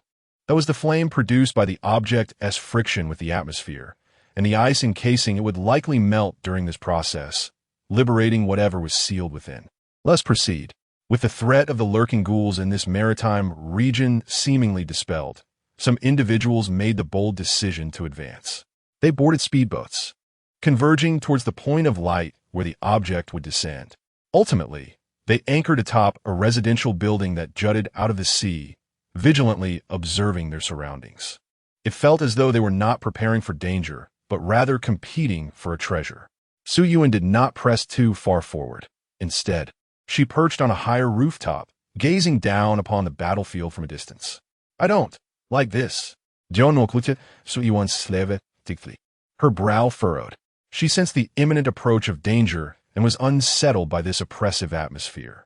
Return to the living area, if you please. Remarkably, the little creature did not protest this time, obediently retreating to its designated space. Su Yuan, however, chose to settle at the edge of the building's eaves, her face shrouded in the shadows of her cloak. With her feet dangling, she produced a packet of chips, munching contentedly. Boom! The icy layer above had already been seared away, and the creature within began to awaken amidst the flames, stretching its form. Li Chigua's intelligence had proven exceptionally precise. It was a serpentine entity. Upon awakening, it swiftly adjusted its posture, diving headfirst towards the sea with its triangular head. Yet, not everyone was willing to allow it this freedom. Cast a net. Four awakened individuals swiftly arrived at the region where the enormous serpent was plummeting. They positioned themselves atop 4 buildings, and one of them raised an arm, unleashing a vast, white net nearly 100 meters wide from within his grasp. Expanding with the wind, the remaining 3, as if rehearsed countless times, promptly seized 3 corners of the net, securing each to the building for stability. The net's wielder then clasped his hands together with force. Hold firm. The net, which had been supple moments before, abruptly solidified, transforming into a cage as rigid as steel. How impressive! Su Yuan gazed enviously at this awakened individual. How fortunate to possess such strength after merely 7 days, a true testament to extraordinary talent. Alas, you belong to the Arkansas boom. The colossal serpent crashed into the net, the tremendous force of its descent from the heavens fully impacting the sea and the net. The net deformed under the strain, and the 4 buildings anchoring it groaned under the immense burden. And then they succumbed, before the net holder could react. The 4 structures simultaneously collapsed under the overwhelming force. The 4 atop the rooftops had no time to comprehend their peril before being dragged beneath the waves by the net. One individual surfaced, screaming. As ripples spread, a crimson eruption erupted beneath him, silencing his cries abruptly.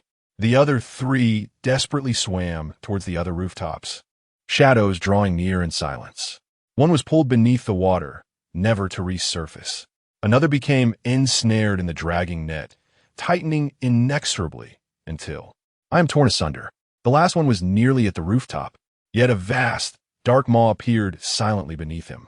He glanced down, seemingly catching a glimpse of the creature's innards. Whoosh! The serpent's head lunged upward, capturing the 4th individual in its jaws, its fangs effortlessly penetrating his chest. It descended back into the water, surrounding silence returning. The serpent momentarily vanished from sight. The waves swayed, and the onlookers could only perceive a horrifying, elongated shadow gliding silently beneath the surface, poised to strike. One individual lamented, "Is it too late to retreat?" Regret engulfed him. Ever since awakening to his powers, he had been clouded by a delusional mindset, convinced he was destined to be the protagonist, the eventual champion of the world.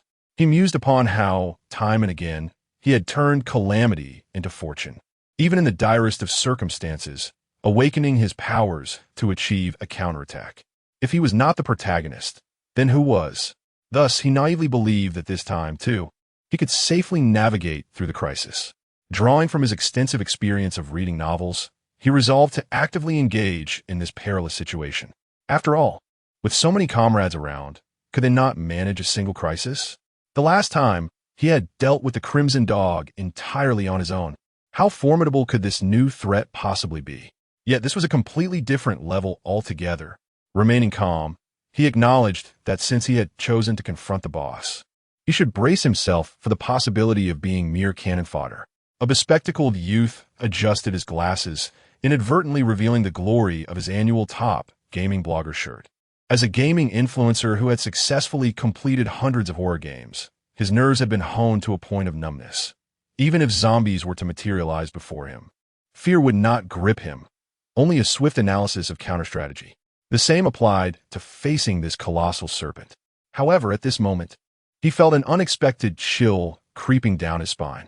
Turning around, he noticed a figure clad in a black cloak, staring intently at him, his smoldering gaze reminiscent of someone beholding their dreamlike ideal. The serpent did not instill terror within him, but this peculiar individual certainly did. To make matters worse, the eccentric man nonchalantly brushed the remnants of chips from his fingers and flashed a disconcerting grin at him, mouthing the words, "Hey, hey, hey, hello." Acquired 500 regret points from Zhou Dongmu, regret Crystal 1, and so on. Regret began to seep into him for choosing to confront the boss.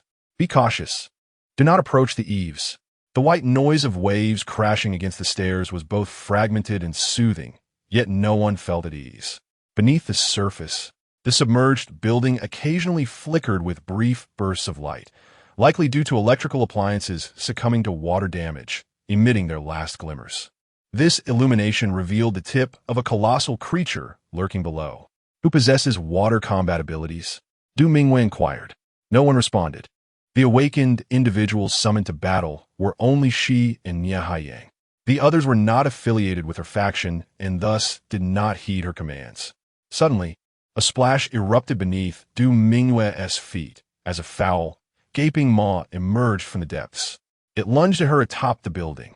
She hastily summoned flames, but the serpent was exceedingly cunning, executing a feint. While all attention was drawn to its head, the serpent's tail swiftly swept across the rooftop of an adjacent building, sending another group of ARC members plummeting into the water. What followed was a veritable feast of carnage. To fall into the water was tantamount to death. Let us not hold back any longer. Nia Haiyang was the first to strike, his veins bulging like gnarled roots. If we do not act now, we shall perish here. I will restrain it. You all unleash your full power. The seawater churned violently as hundreds of red trees sprouted in an instant, deeply embedding themselves into the seabed, their branches sprawling to seal off the entire area. The rapidly expanding mangroves nearly solidified the watery expanse. Even the most agile serpent finds itself ensnared by the countless supple roots, its movements gradually hindered, ultimately bound tightly and lifted from the water's surface. Amidst this reversal of fate, a chorus of expletives erupts from the rooftop. What kind of intensity is this? Am I truly worthy to be called and awakened in its presence? In his past life, Nia Haiyang was blind and had lost an arm. Yet even with his spiritual source pathways severely damaged, he managed to support the flickering flame alongside the paralyzed Du Mingwei, once standing in equal measure against the Arkansas. In this lifetime, thanks to Su Yunin averting the crisis, they are physically intact and have awakened their powers early at the Westlake camp. They are far superior to their previous selves, undoubtedly among the top 2 in the world at this stage. The first is Su Yunin. Rise, now! The serpent's entire body is ensconced in a dense mass of red tree roots. These roots infiltrate every crevice, burrowing into its scales with relentless fervor. attempting to siphon nutrients from its very being. The serpent thrashes and roars in a desperate struggle. It cannot endure for long. Quick, lend a hand. The other awakened surge forward, some peeling scales, others striking at its vital points. Damn, you shocked me. Get away. I'll smash you regardless. Su Yunin can scarcely bear to watch. At this moment, the awakened exhibit no sense of cooperation, their mastery over their abilities exceedingly limited, resulting in minimal effective output while inadvertently injuring their comrades. After all, before awakening, these individuals were likely ordinary office workers or students, with neither the time nor opportunity to practice combat, let alone engage in a brawl. Don't hit the wooden one. Ni hayang ho as in exasperation. Unable to endure any longer. If you continue this way, I want to hold on much longer. Just a little longer. We are on the verge of breaking its armor. I truly can't hold on. You bunch of useless teammates. Even the good-natured Nye Haiyang cannot help but curse vehemently, as the opportunities for output he painstakingly created are squandered by a few inept buffoons. Upon breaking free, the enraged serpent immediately begins a rampage. Having destroyed its marine territory with the red mangroves, it systematically obliterates the buildings, leaving the surrounding combatants with no place to stand. The available footholds diminish, ultimately forcing everyone to converge atop the last 3 remaining buildings. Despite his reluctance, Zhou Dongmu, one of the top 10 gaming bloggers of the year, finds himself compelled to ascend to the building where the perverse man in a black cloak resides. The man in the cloak lifts a bag of chips and inquires, "Care for some?" At such a dire moment, how can you still think of snacks? Zhou Dongmu erupts in frustration. We are on the brink of annihilation. If we perish in the first phase, how can we confront the second phase? What? There is a second phase to this. Zhou Dongmu feels a chill run down his spine. Just as he intends to ask how the other knows this, he suddenly catches sight of that distinctly recognizable handsome face. Holy cow, a prophet? Hush. Su Yunin tilts his head back, consuming the remaining crumbs of chips from a bag. This is the most exquisite moment of a bag of chips, where rich seasonings accompany the crisp, delectable fragments, sweeping away the monotonous flavors that preceded them. Crunch. Su Yunin said, cheeks puffed as she chewed. You stay here and enjoy the show. Galong, protect your little life. Galong, let Ark handle it. Ark? They have plenty of people. Sacrificing a few more would be beneficial. As she spoke, Su Yunin retrieved another pack of spicy strips and a Snickers bar. Zhou Dongmu was at a loss for words. Are you on a spring outing? No. I'm seizing the moment while the kids are away to indulge in some junk food. Otherwise, if she sees it, she'll protest, why can't I have any? You have children. I adopted one, a beast-eared girl. She's quite spirited. Zhou Dongmu began to suspect that this so-called prophet might be somewhat unhinged.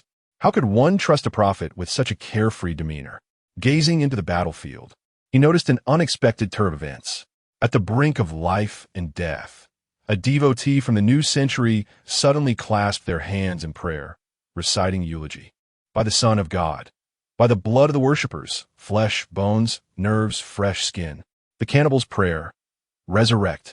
The eulogy bore an eerie power, and to his astonishment, the previously slain fragments of corpses swiftly reassembled.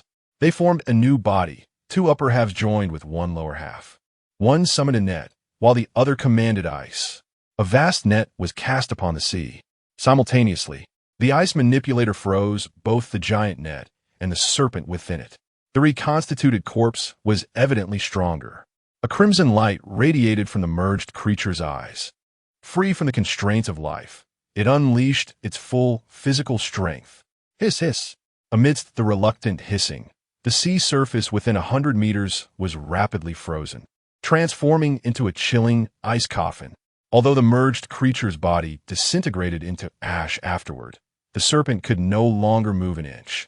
With a net and red roots fortifying it, this fibrous ice structure resembled ice infused with pulp, boasting exceptional strength. Did we win? Just like this. The conclusion arrived too abruptly, giving a sense of thunderous noise with little rain. Aside from a few surprise attacks, once a method was discovered, the massive serpent was relentlessly controlled to its demise. Next, They merely needed to carve a small hole in the ice before it completely melted, gradually drilling downwards to penetrate the serpent's defenses. Then, by continuously pouring energy through the drilled opening, they could dismantle the flesh within the serpent's body. Indeed, the brilliance of humanity prevails. The combination of abilities would yield results exceeding tenfold. Ha! Humanity is invincible, splash, huh? The tip of a blade protruded from the chest of the one who laughed heartily. Like him, the devotee, capable of creating the merged creature, lowered his head, staring blankly at the blade piercing through his chest. He possesses the ability to conjure formidable fusion corpses, yet he cannot merge himself. Thud, thud. One figure after another collapsed to the ground. Caution! A wooden barrier, raised in a critical moment, shielded all the flying daggers, enveloping the awakened near Nyahayang. A man and a woman descended upon the ice, their cold voices declaring, "This is an ARC operation. Bystanders must retreat. You may spare your lives." A deafening roar echoed from the distant sky. A squadron of gleaming fighter jets pierced through the clouds, trailing pristine white streaks as they circled above the battlefield. The missiles and ground machine guns they carried had already locked on the rooftop. While conventional weapons may fail against the Calamity Flash, they are effective against humans. Dangerous threats may unite disparate forces, yet when peril subsides, no one wishes for the spoils to fall into another's hands. How shameless! Zhou Dongmu cursed vehemently. As expected, Su Yunin calmly sipped her milk tea, rising to join the fray. "Turn around and face away from me." Zhou Dongmu, perplexed, complied. "Yes, just like that. Lift your chin." "Good." Su Yunin extended her arm around Zhou Dongmu's neck. A bear chokehold. Simultaneously, she pressed the synthesized anesthetic against his mouth and nose. Zhou Dongmu's mind faltered. The prophet, enjoys this? No, it was over. It would be clean. Have a good sleep. Fret not. I shall be gentle. How could I worry less? Sleep, sleep. Zhou Dongmu's eyes rolled back as he succumbed to slumber. Acquired 800 regret points from Zhou Dongmu. Subsequent details omitted. Only then did Su Yunin feel at ease to toss him into the living quarters. She donned a mask, concealing her face thoroughly, and approached the leader of the Arkansas Greetings Who. The two immediately turned, vigilance etched on their faces. Daggers aimed squarely at Su Yunin. This man and woman possessed the formidable abilities of manipulating magnetic fields and shaping metal. Such powers were exceedingly potent. Metal shaping could even allow for the crafting of machinery by hand. Rocket fabrication in the future would be a trivial matter. Fortunately, they were not the only ones awakened to such abilities. Thus, they could rest assured in their demise. "I come to offer you a kind warning." Su Yunin smiled, her eyes narrowing to slits. "What do you wish to convey?" "The battle is far from over. Be wary of suffering dire consequences for your hasty actions." "Ha! It is evident that the battle has concluded." The woman scoffed. "I can grant you 10 final minutes to retreat. After that, anyone remaining on the ice shall be eliminated." Spit. Despite their reluctance, faced with the aerial threat of firepower, the crowd had no choice but to hasten their departure. "Truly, I am not jesting. The battle is not yet over." Su Yunin lowered her voice, adopting a tone markedly different from her usual demeanor, continuing to persuade. "You conceal yourself, afraid to reveal your true visage. What grounds do you possess to earn our trust?" Su Yunin offered no explanation, only lamenting, "You must believe me. I truly am here to assist you." "Believe you? Nonsense. Leave at once. If you don't, I will take your life." Su Yunin shrugged, raised his hands in a gesture of surrender, and slightly distanced himself, awaiting the unfolding drama. Soon, Du Mingwei and the others retreated to a safe distance. The roar of the fighter jets was so deafening that no one noticed the faint, rustling sounds emanating from beneath the ice. The members of the Ark remained oblivious, continuing to transport a large contingent onto the ice, preparing to commence their research. "This is exceedingly perilous," Su Yunin shouted. "Get away!" The opposing forces, unable to endure any longer, aimed a sniper rifle at Su Yunin. He replied with a grin, choosing silence. Before long, something began to emerge from the ice. A gunman vigorously shook his pant leg. "What is that? Bugs? Where did they come from?" It was a type of 6-legged, round-bellied beetle. approximately the size of a thumb, with a mouthpart as sharp as a needle. Ah! Suddenly, a soldier let out a blood-curdling scream. Unbeknownst to them, numerous insects had already crawled into their collars. With a sudden bite, they embedded themselves deep into flesh, their bodies swelling grotesquely, ballooning to several times their original size before they were finally brushed off onto the ground. They scuttled back under the ice, creating a rustling sound as they burrowed down. My goodness, such enormous ticks. Why are there so many? The realization struck. They had been oblivious to the multitude of alarming holes that now pockmarked the ice surface. Some had emerged from the water, crawling ashore in droves, staining the pristine white ice black. Increasingly, the ticks began to swarm the soldiers' bodies. Open fire. Use the flamethrowers. What are you waiting for? In a desperate bid for self-preservation, the members of the Ark began to shoot fervently at the ice. But how could bullets possibly combat insects? Only the flamethrowers could effectively repel these ticks. Flames erupted across the ice, the heat spreading through the holes created by the beetles. Penetrating deep into the ice coffin, the coffin visibly shrank and began to melt at an accelerated pace. It was only then that Su Yunin rose, removed his mask, and commenced warming up. I told you so, didn't I? The leader of the Ark, who had just moments ago insisted Su Yunin leave, stood dumbstruck. They instantly recognized the face beneath the mask.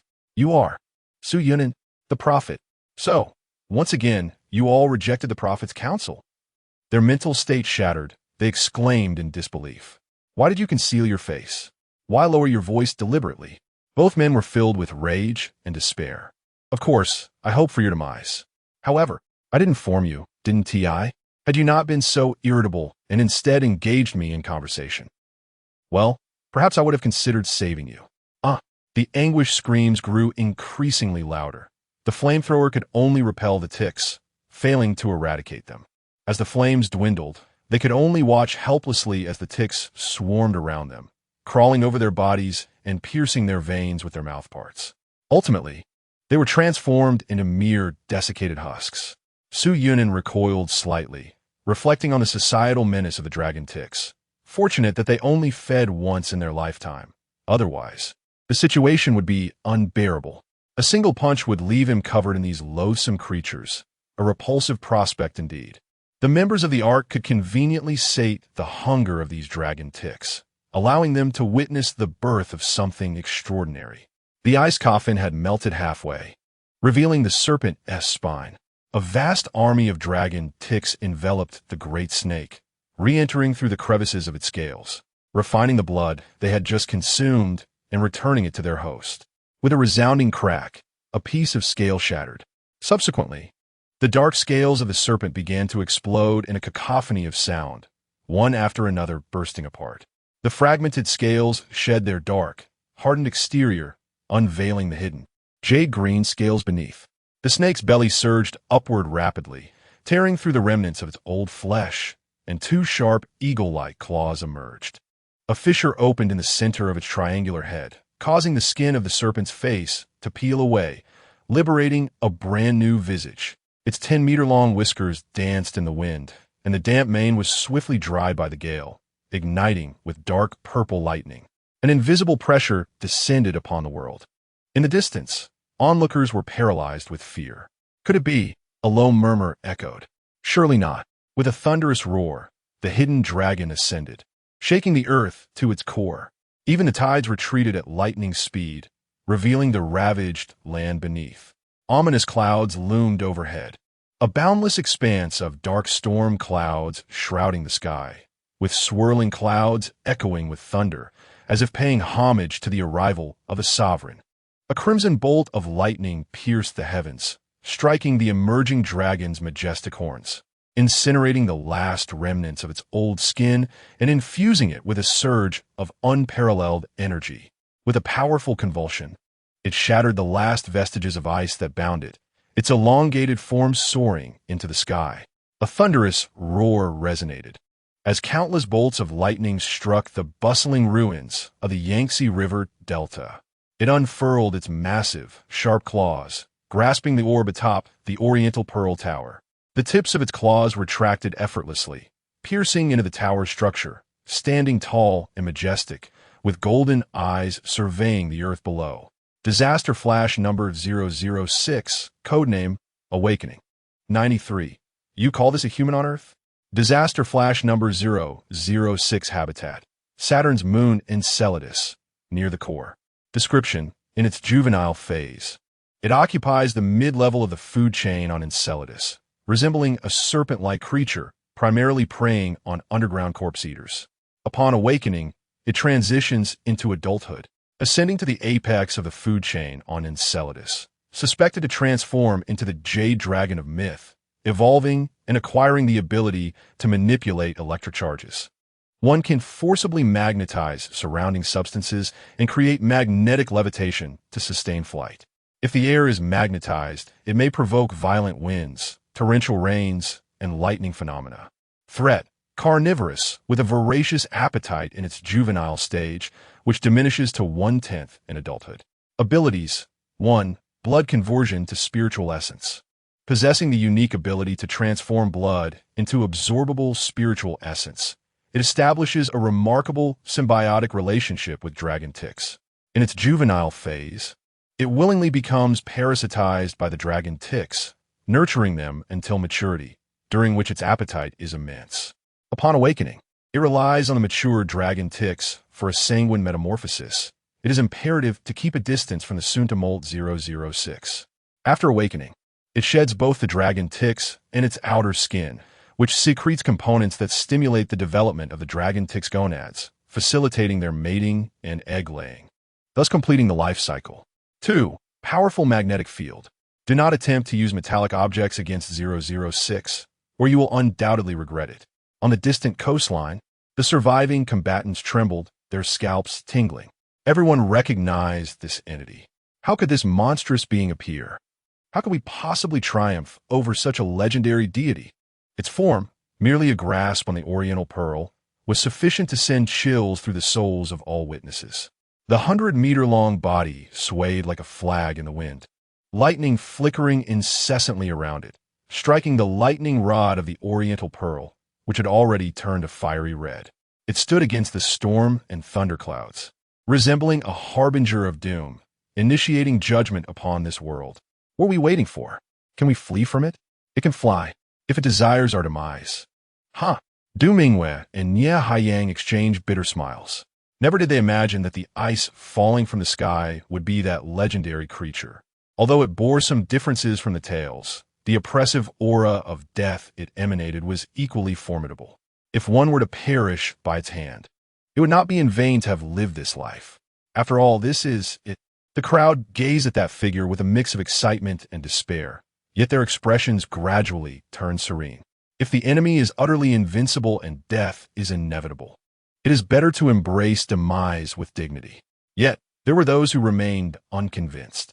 Amidst the wild, roaring thunderclouds, a figure stood silently amidst the piercing beams of light that pierced the heavens and the earth. In the blinding glare of the relentless lightning, he remained motionless before the malevolent dragon, slightly raising his head to meet the dragon's gaze. Their murderous intentions collided. The superior being, unable to tolerate the provocation of an ant, coiled its body mid-air and struck down with its tail. The figure was instantly crushed into a building, which, along with the entire structure, was cleaved in twain by this unmatched force, reducing it to ruins and dust. In the distance, onlookers covered their faces, unable to bear the sight. Brave soul, why provoke it unnecessarily? Farewell. No one could survive such an assault. Did they not see the building split in two? Gradually, some began to sense something amiss. Why did that dragon not retract its tail? It appeared to be engaged in some sort of tug-of-war. Stuck? No, that couldn't be right. Oh my goodness. The crowd's eyes nearly popped out of their heads. As the dust settled amidst the ruins, a figure cloaked in black stood tall, one hand raised high, firmly grasping the tip of the malevolent dragon's tail. I can't hold on to anything else, but here the thickness is just right. Su Yunan smiled gently, thanking the dragon for its kindness. No sooner had the words left his lips than he swung his hands down with great force. Boom, boom, boom. It was as if an elderly man in the park was cracking a 9-section whip, the tip crackling with a resounding snap. 006 felt as though it might expel its very intestines. It was tossed about like a yo-yo, creating deep chasms in the earth beneath it, utterly bewildered. Even the thunderclouds above remained silent, daring not to make a sound. The world fell into an eerie stillness, save for the thunderous noise of the massive entity striking the ground. Who then is the true monster? Could that thing truly be a creature of Earth? It grew even more ferocious. Du Mingwei and Nie Haiyang recognized that cloak a grave miscalculation. At this moment, the dazed dragon finally regained its senses, remembering that it was no longer a serpent, but could soar through the skies. It quickly attempted to ascend. A wave of static electricity surged around, causing sparks to fly from the buildings. In a burst of electromagnetic propulsion, 006 transformed into a projectile, hastily fleeing towards the heavens. Don't go. Leave some parts behind. Su Yunin grasped 006's tail, rising into the sky alongside it. Foolish. 006 scoffed inwardly. The bodies of these bipedal creatures were fundamentally flawed, incapable of withstanding high-altitude conditions. If it brought him aloft, should he let go, he would plummet to his demise. If he didn't let go, he would perish from freezing or suffocation. As the ground morphed into a miniature landscape of chasms, Su Yunin showed no intention of releasing his grip. 006 continued its ascent with unbridled exhilaration. Carrying this lightweight biped, it felt no burden, soaring as high as it desired. Foolish biped, I shall watch you suffer the agonizing death of asphyxiation. In utter despair, slowly bit by bit, you shall perish. How dare you strike me? My mother has never hit me like this. The height increased incrementally. Suddenly, a sharp pain shot through 006 back. Turning its head, it saw Su Yunin clutching its body with one hand while the other was plucking its scales. One by one, the scales were removed, each disappearing into an unknown place. As he muttered incantations, I'll pluck a batch today, and in a few days they'll grow back, then I'll pluck another batch. This accursed biped still has the leisure to pluck its own scales. Is he trying to inflict pain on himself to force a descent? How naive. Let us see who can endure longer. The 006 continues its ascent into the heavens. It has traversed several layers of clouds, emerging above the sea of mist. With the earth now a distant memory, Su Yunin begins to feel the suffocating grip of altitude. Thus, he casually retrieves an oxygen mask and places it upon his face. The other end connected to an oxygen tank in the storage room. What manner of black technology is this? The 006 appears momentarily stunned. Not afraid of asphyxiation, are we? Up we go. Let us see if you can withstand the temperature. Regardless of whether Su Yunin can endure, he has already stripped away most of the scales from 006 and is now climbing toward its head. At last, Su Yunin successfully reaches his destination, grasping its formidable bone horn. Now, according to my directive, ascend. 006, of course, cannot comprehend. It is oblivious to human language. Yet soon enough, it grasps the intent. Thud! A heavy blow lands upon its side, causing a jarring pain in its skull, involuntarily altering its flight path. It has tilted its head. Thud! Another punch, compelling its flight angle to adjust slightly. Thus it continues to ascend, swaying left and right under the barrage of blows. Higher and higher. Ever higher.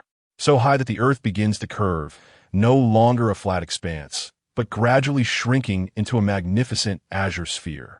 Su Yunin gazes into the distance. A solitary steel owl floats amidst the boundless, desolate darkness. The corners of his mouth curve upward as he raises his fist once more. Who do you look down upon with such sluggish flight? Thud! Speed up. Tiangong Space Station Mission Log. 6th handover. Current crew. Li Chigua, Lin Xiaoi Zhaokadong. Sun Qing. Handover time. 18 months after establishment. Mission objective. Complete the installation and debugging of the optical module. Observe and study asteroids in low Earth orbit. Day 1. The handover was successfully completed. We brought 3 months' worth of mission supplies. The previous crew returned safely to the ground aboard the reentry capsule, and the new optical module successfully docked with the Tiangong space station. Day 2. We inspected the stability of the new optical module's connections, confirming their normalcy, and conducted initial debugging of its experimental instruments. Day 3. Experiments commenced. We began observing asteroids in space and recording data. As 2 crew members are first-time station occupants, their practical operation is somewhat inexperienced, but everyone is improving rapidly, and the experiments progress smoothly. Day 7. Emergency situation. The solar wing collided with space debris, sustaining severe damage. We must exit the cabin promptly to execute repairs. Otherwise, the station's power system will be insufficient for daily operations. We have applied for an extravehicular mission and await ground response for environmental information to facilitate the timing of our exit. Day 8. The extravehicular mission has been temporarily postponed due to unusual solar activity captured by the Shia satellite. A flame extending 470,000 kilometers erupted from the sun, releasing a significant amount of high-energy radiation. The Earth is expected to face a substantial geomagnetic storm soon, making extravehicular activity exceedingly perilous. We shall await the conclusion of the geomagnetic storm before resuming our tasks. A geomagnetic storm? Does that mean we could witness the aurora in the northern desert? Shall AI, please refrain from making noise while the captain is recording. Oh, I forgot, my apologies. Day 12. The geomagnetic storm has weakened, and the extravehicular activity is provisionally scheduled for 1400 hours. The crew members venturing outside are Li Chigua, Zhao Dong, and Lin Xiao AI. The remaining crew member is Sun Qing. Initially, the extravehicular mission proceeded smoothly. However, an unforeseen communication failure occurred, preventing the crew outside from receiving timely warnings of danger. A small piece of space debris struck Zhao Dong, resulting in a fracture of his left arm, though thankfully, his spacesuit remained intact. He completed the mission. Upon returning to the cabin, we performed basic stabilization and anti-inflammatory measures, but the medical conditions inside the cabin are subpar, hindering further surgical intervention. Sun Qing, what were you doing? How could you not issue a warning about such a large piece of debris? I did issue a warning. Didn't you listen to the communication logs? How could there be a communication failure over such a short distance? There weren't any disruptions just now, but it malfunctioned nonetheless. Enough arguing. Captain Li is recording. Hiss, it's not painful, phew. Not painful at all, we'll be fine soon. Perhaps I could even earn a second-class merit when we return home. Haha. Day 37. The experiments are progressing smoothly, and Zhao Dong's arm has shown considerable improvement. However, Sun Qing remains troubled by the events of that day, spending his free time in the communication room and optical cabin seeking the cause of the malfunction. Lin Xiao AI has set a wedding date and has been parading around with photographs, asking everyone how they know she will be obtaining her marriage certificate with the handsome gentleman in the picture on the 7th day of the new year. She resembles a fisherman in pursuit of a catch. Captain, how could you include this in the mission log? Haha. Well-deserved public punishment. Documenting the status of team members is also the captain's duty. Who knew you would find love? Captain, I assure you, this is not a vendetta. Heaped.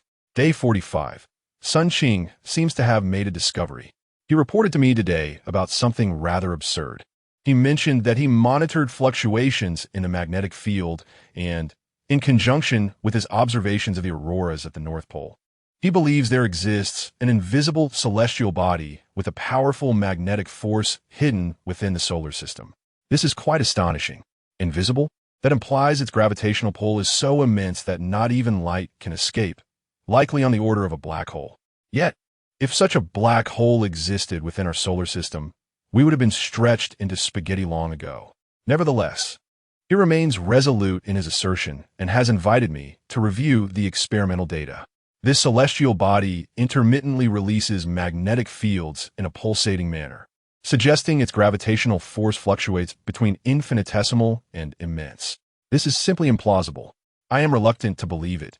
Yet the influence of these magnetic fields is growing increasingly potent. If this trend continues, even our communications with the ground command may face interference, potentially leading to disconnection. Please organize the experimental data and send it to the ground. I have already dispatched it, though I am uncertain whether the ground can perceive it. After all, We transmit a substantial amount of data daily, and the ground has recently been particularly focused on the minerals that may be stored in jeer.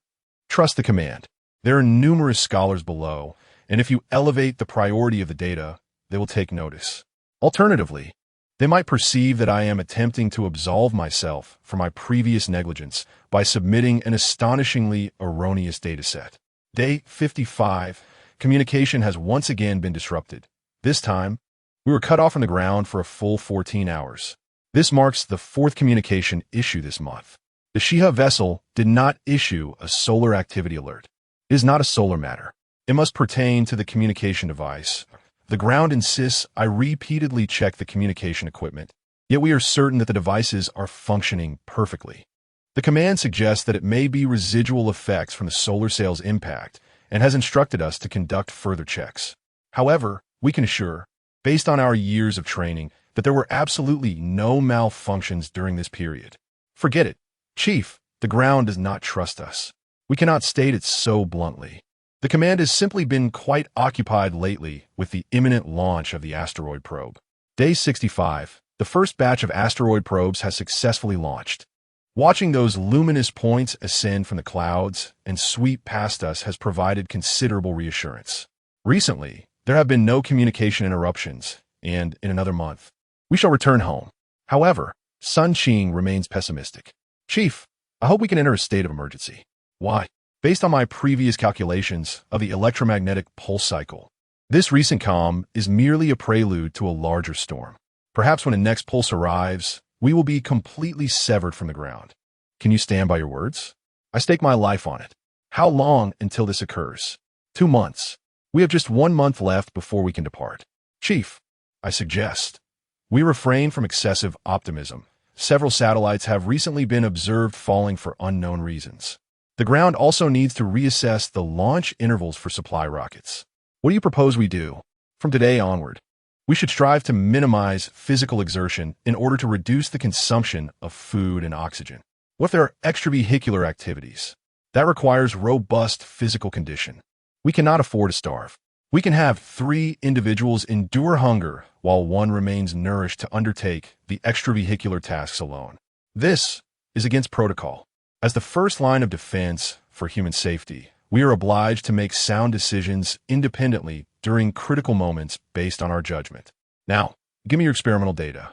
Zhao Pedong, Lin Xiao AI, come here and help me identify the flaws in this data set. Day 66. The experimental data appears sound. We shall commence the frugality plan. The mission objective has been revised at all costs. Survive the impending storm until communications are restored. We must unearth the instigator behind this calamity. Day 124. Routine call to command from the Tianmen space station. This is Li Qigua. Just now, Comrade Lin Xiaoai has passed away. Zhao Dong succumbed a month prior. Only Sun Qing and I remain. Sun Qing has just handed me his final provisions, while my own supplies remain untouched. The next storm has just begun, and Sun Qing predicts it will last 2 months. If you were to cease breathing now, the remaining oxygen and supplies would suffice for me until the next restoration of communication. Then, I could relay the intel I have witnessed back to the surface. The restoration is expected on the 7th day of the Lunar New Year. I merely need to endure until then. That day is also meant to be a day of great joy for Xiaoai. Why must it be me? It should have been her who held on until that day. Choking back tears. You all, how could you be so cruel, leaving me to face these 2 months alone? I am merely the captain, with a little more experience, not a deity. Is there a deity in this world? If there is, let it behold this place. Observe this solitary island adrift in the boundless darkness. Look at us, and gaze upon the people below. Are they well? Day. I have lost count. Unfortunately, the instruments have malfunctioned. I do not know how long until the 7th day of the Lunar New Year. Most of the equipment aboard this station is in disrepair, with insufficient personnel for repairs. I can only ensure the optical chamber and communicator are operational. But surely, the 7th day approaches, does it not? Damn it, from where did that asteroid originate? It is hurtling towards Earth. I must notify the ground promptly. This is my reason for living, though I am uncertain if the message will reach them. Tiananmen Space Station calling ground for the first time. Tiananmen Space Station calling ground for the first time. At this moment, Li Chigua floats, his gaze vacant, in the optical chamber. Here lies the largest window of the entire space station, offering a clear view of the Earth and the magnificent ring of stars. His throat has gone hoarse, and the oxygen has thinned to a perilous level, rendering him barely conscious. He realizes one thing. Today is likely the 7th day of the Lunar New Year. If Sun Qing has not miscalculated, I too shall cease breathing today. The overwhelming desire for slumber makes his eyelids heavy, yet he persists, fixating his gaze upon that blue planet. If death is to come, let it be etched upon my retina, so I shall never forget, even in the depths below. He stares vacantly, his consciousness fading. Exhaustion ultimately claims his eyelids. Darkness encroaches upon his vision, akin to the slowly descending curtain of a stage. Until the curtain falls completely, the distant sound of knocking reverberates, stirring a flicker of consciousness within Li Chigua. He opens his eyes in a daze, and his mouth involuntarily gapes in astonishment. The image he witnesses becomes indelibly etched in his memory. A man astride the formidable head of a dragon, his body adorned with a frost formed by the frigid expanse of space, while lightning dances upon the dragon's mane, oblivious to the chaos around him, grinning broadly and mouthing the words, "Hey, do you miss home?" Gazing out at the dragon rider from his window, Li Chigua's initial reaction is not one of joy, but rather a sinking realization of his own madness. Over the past 2 months, he has experienced more than one hallucination. Just 6 days prior, he had witnessed 3 deceased comrades miraculously return to life. They urged him to persevere, expressing no regret for their demise, but rather sorrow for leaving him to endure alone. They promised him a splendid meal upon his descent. Li Chigua wept profusely in their embrace, and after this cathartic release, his fraying sanity found a semblance of restoration, allowing him to endure until this very moment. Yet now, another absurd vision presents itself, riding a dragon into space. This is utterly preposterous. Are you here to retrieve me? A wry smile spreads across Li Chigua's face, taken aback by the striking figure before him. Are you the black or white impermanence? Oh, clad in black. You must be the black impermanence? In the void of space, the black impermanence grits his teeth, forming words with his lips. Stop dawdling. Open the door. I'm freezing to death. With a sudden motion, the black impermanence snaps off a dragon horn, and as the horn fractures, the battered azure dragon loses its majestic form, reverting to a serpent. Its scales, once stripped away, begin to regenerate into dark, obsidian hues. It dawns on Li Chigua. The black serpent, is it not the massive ice block that had previously plummeted? This is unbelievable. It's not a hallucination. How utterly absurd. Summoning his remaining strength, Li Chigua presses the button to open the airlock. The black serpent, having lost its ability to fly, descends toward the heart of the Pacific Ocean. Its diet consists mainly of subterranean ghouls, and in truth, it holds little interest in hunting bipedal creatures unless provoked. They are far too minuscule to satiate its appetite. We shall meet again. Su Yunan mouths to the black serpent. The creature, unable to comprehend, suddenly feels a chill run down its spine. Bipedal beings are so terrifying. It vows never to approach land again. Su Yunan has affixed a locator device within the serpent's scales, an uncomplicated tracking instrument designed to protect endangered species, operable without satellites. The creature's substantial appetite renders it unsustainable for personal care. Thus, it is better to release it into the wild, periodically harvesting its bounty. This endeavor would also aid in eradicating some ghouls, achieving 2 objectives simultaneously. After dispatching the black serpent, Su Yunan grips the outer railing of the space station. To facilitate extravehicular tasks, the majority of the station's exterior can be traversed via handrails leading directly to the airlock. The only challenge remains the biting cold. It is truly frigid. A robust physique can suppress the boiling blood and bursting alveoli, yet this biting cold is undeniably tangible, rendering bodily function sluggish. The 25-degree cold resistance has proven invaluable at this moment. Fortunately, I had previously commanded the Dark Raven to cancel the crash directive and positioned it in a relatively comfortable zone. Otherwise, With temperatures soaring to 121 degrees Celsius on the sunlit side and plummeting to minus 157 degrees on the shaded side, I would have succumbed. Huff. Let us refrain from conversation for now. Upon entering the gas valve chamber, Su Yunin's first action was to place an oxygen mask over Li Chigua's face. You. Who are you? Li Chigua's consciousness gradually returned, his voice hoarse. The ground has received the disaster flash report you sent, Su Yunin stated earnestly, and all refugees in the Yangtze River Delta region have been evacuated at the fastest possible speed. Your intelligence has saved at least 30,000 lives. I extend my deepest gratitude on behalf of them, as well as the 3 other station personnel aboard the space station. Li Chigua listened, inadaze. And after a moment, his lips quivered. Wah!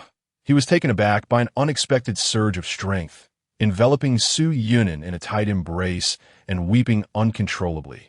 Like a child, he had not seen any living beings for an extended period and had long since abandoned any hope for the future. Yet, amidst this abyss of despair, the man before him appeared like a miracle. He rode a dragon, bringing the promise of life and the most heartening news. But why does this oxygen mask smell faintly of chives?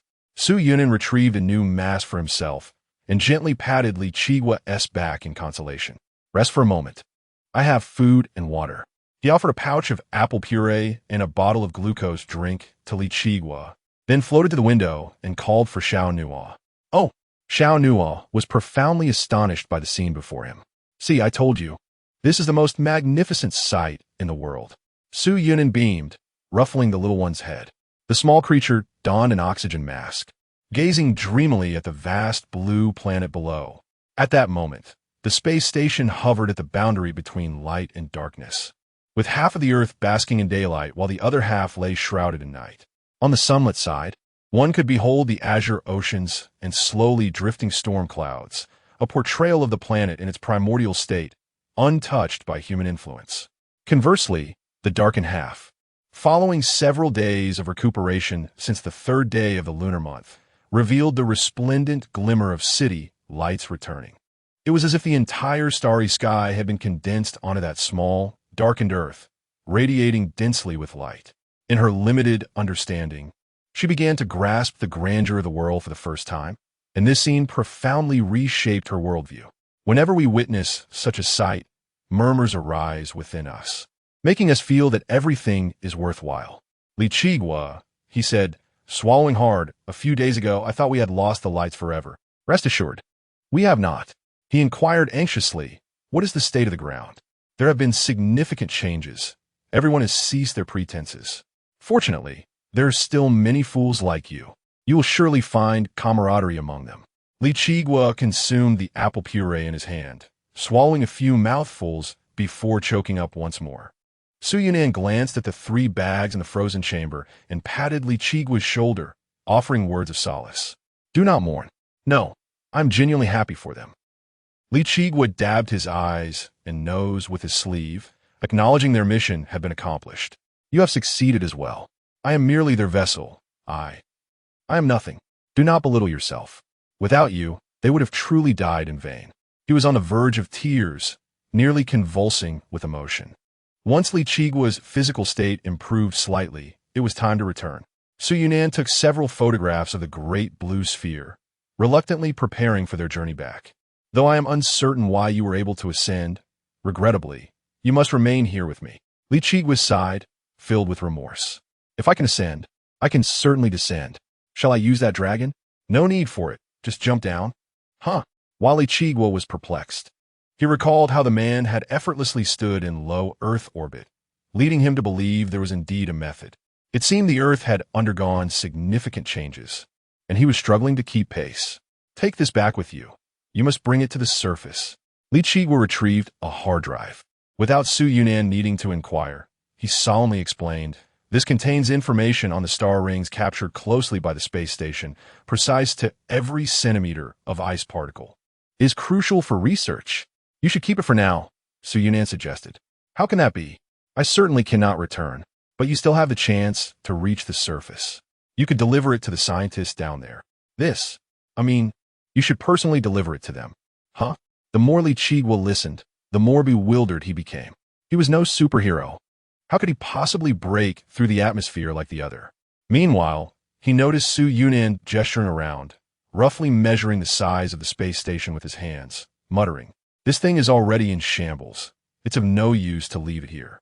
Well, the size is adequate.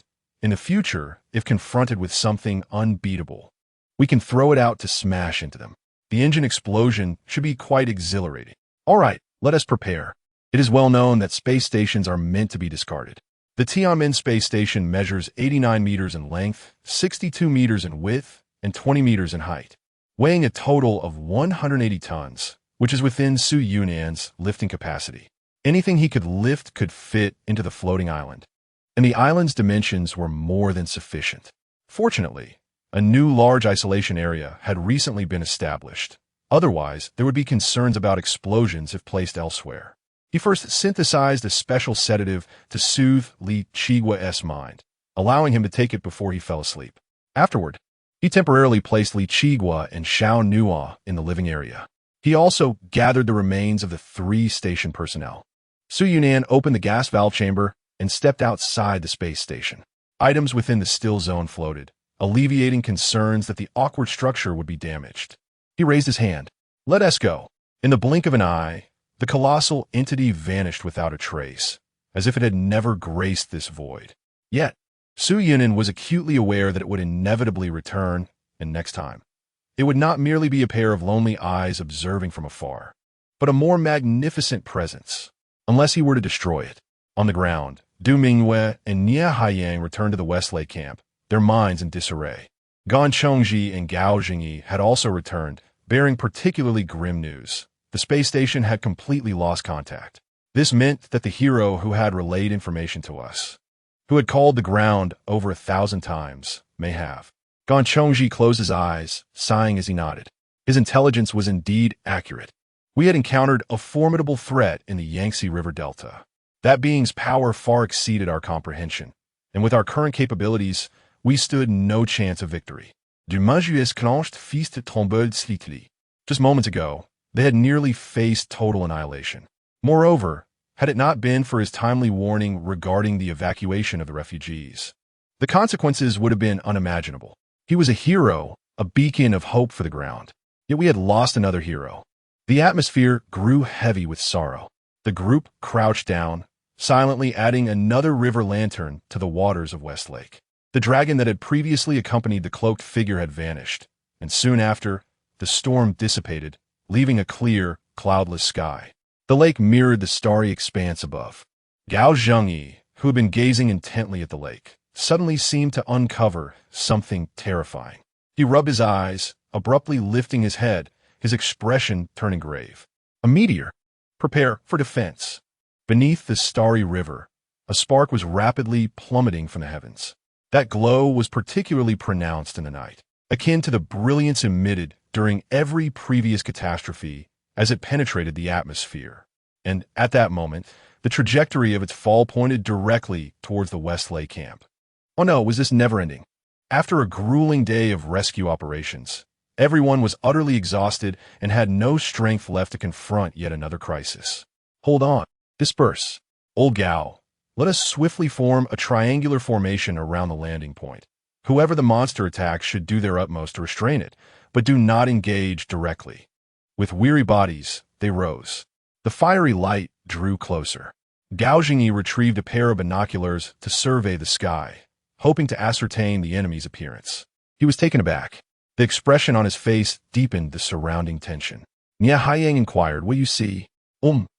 Gao Jingyi pondered his words before finally responding with an odd countenance. "A naked man." "What on earth?" "A naked man. Indeed, quite pale." The others responded with incredulity. "Let me see." The rest hurriedly attempted to snatch the binoculars from him. Alas, they were a moment too late. In the blink of an eye, the meteor had donned a wingsuit, gradually adjusting its body and reducing its speed. With the absence of the flames generated by atmospheric friction, the light source was extinguished, rendering the binoculars incapable of capturing the target. Stay alert. Uncertainty regarding the adversary's location heightened the group's anxiety. They could faintly hear the piercing sound from above, a noise that seemed to be circling and slowing down, shifting from west to east. making it difficult to discern its direction. The sound grew increasingly closer. Suddenly, a tremendous splash erupted from the center of the lake, sending droplets flying even to the shore. Nia Haiyang immediately raised a wooden barrier, while Du Mingwei wielded a flame in her hand, and Gao Jingyi's fists cracked ominously. They braced themselves for confrontation. The violent ripples gradually subsided, revealing the identity of the object that had plunged into the water. What? A tree? Merely a tree, specifically a red mangrove, likely uprooted from the coastal mangrove forest. Thud! Another light thump resonated from the rooftop, causing their expressions to shift dramatically. A clever feint. How cunning the creature is. Gao Jingyi swiftly scaled the eaves, making his way to the rooftop, while the other two opted for the elevator. Ding! The elevator doors opened, and the three hastily regrouped on the rooftop. However, they found no naked man there, only 3 body bags and a middle-aged man, slumbering peacefully. He was clad in a spacesuit, with a hard drive and a work ID resting on his chest. His name and title were inscribed there. Guardian of Tianmen Space Station, Li Chigua. Is it him? The voice that called us. He is not dead? How'd he come down here? This is bizarre. Regardless, we must rescue him. Handle him carefully as we bring him downstairs. Gao Jingyi quickly hoisted the man onto his back. At that moment, Du Mingwei sensed something. She gazed into the distance, where a familiar sound reached her ears. The rustle of fabric in the night wind. The man who loved to wear a cloak always inadvertently made that sound upon his arrival. Following the sound, she indeed spotted a figure concealed in the shadows, preparing to depart. Wait! The figure showed no signs of pausing. Hold on. We haven't had the chance to express our gratitude for the last incident. And this time, who are you? Suddenly, a crow flapped across the moon, landing on the figure's shoulder. He pinched a few transparent orbs between his fingers and fed them to the crow before releasing it into the air. In that instant, he leapt down, his toes barely brushing the window frame, shooting forth like a bolt from a crossbow. He quickly vanished at the end of the street. On the return journey, Su Yuan called out to Xiao Nuo, eager for fresh air. Phew! The little creature gleefully clung to Su Yuan's back, chattering, Yuan, we saved that poor uncle for the space station, after all. Su Yuan's expression remained impassive. The equipment aboard the space station is invaluable, priceless resources that money cannot buy. But uncle, he was rescued. Just a matter of convenience. Su Yuan advanced swiftly, the wind howling past his ears. I will never save a person out of pity, but I will collaborate with him out of respect. He is worthy of our investment. In any case, Yuan, a good person. No, not listening nonsense. Such fluent banter. Can't you learn something more serious? There exists a tome which suggests that foxes possess the ability to repay kindness. But how do they do so?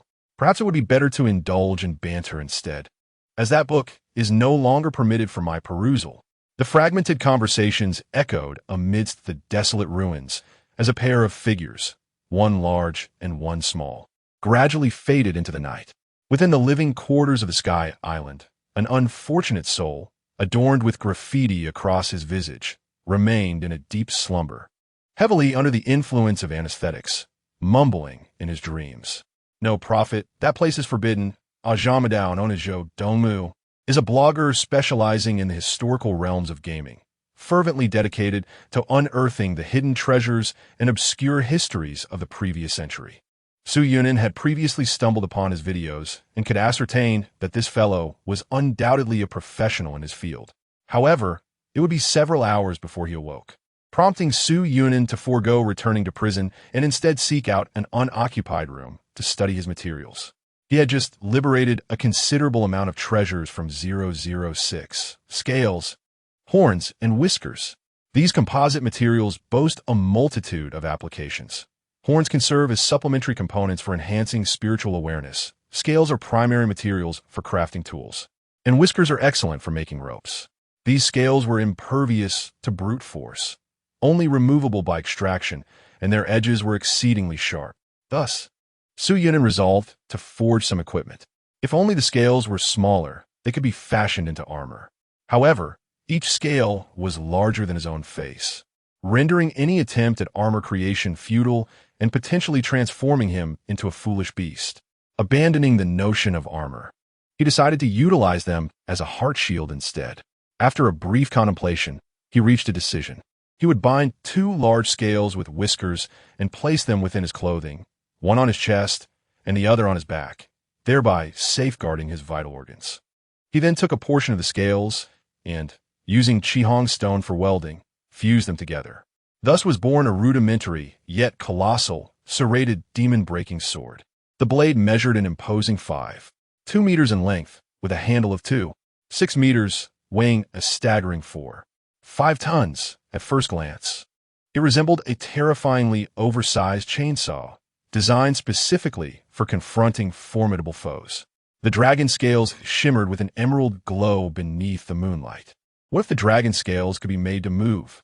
Perhaps chains and a power source could be added, transforming it into a true chainsaw, exponentially enhancing its cutting capabilities.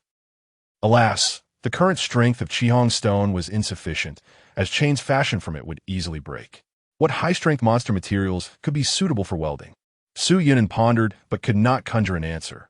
Thus, he resolved to proceed step by step.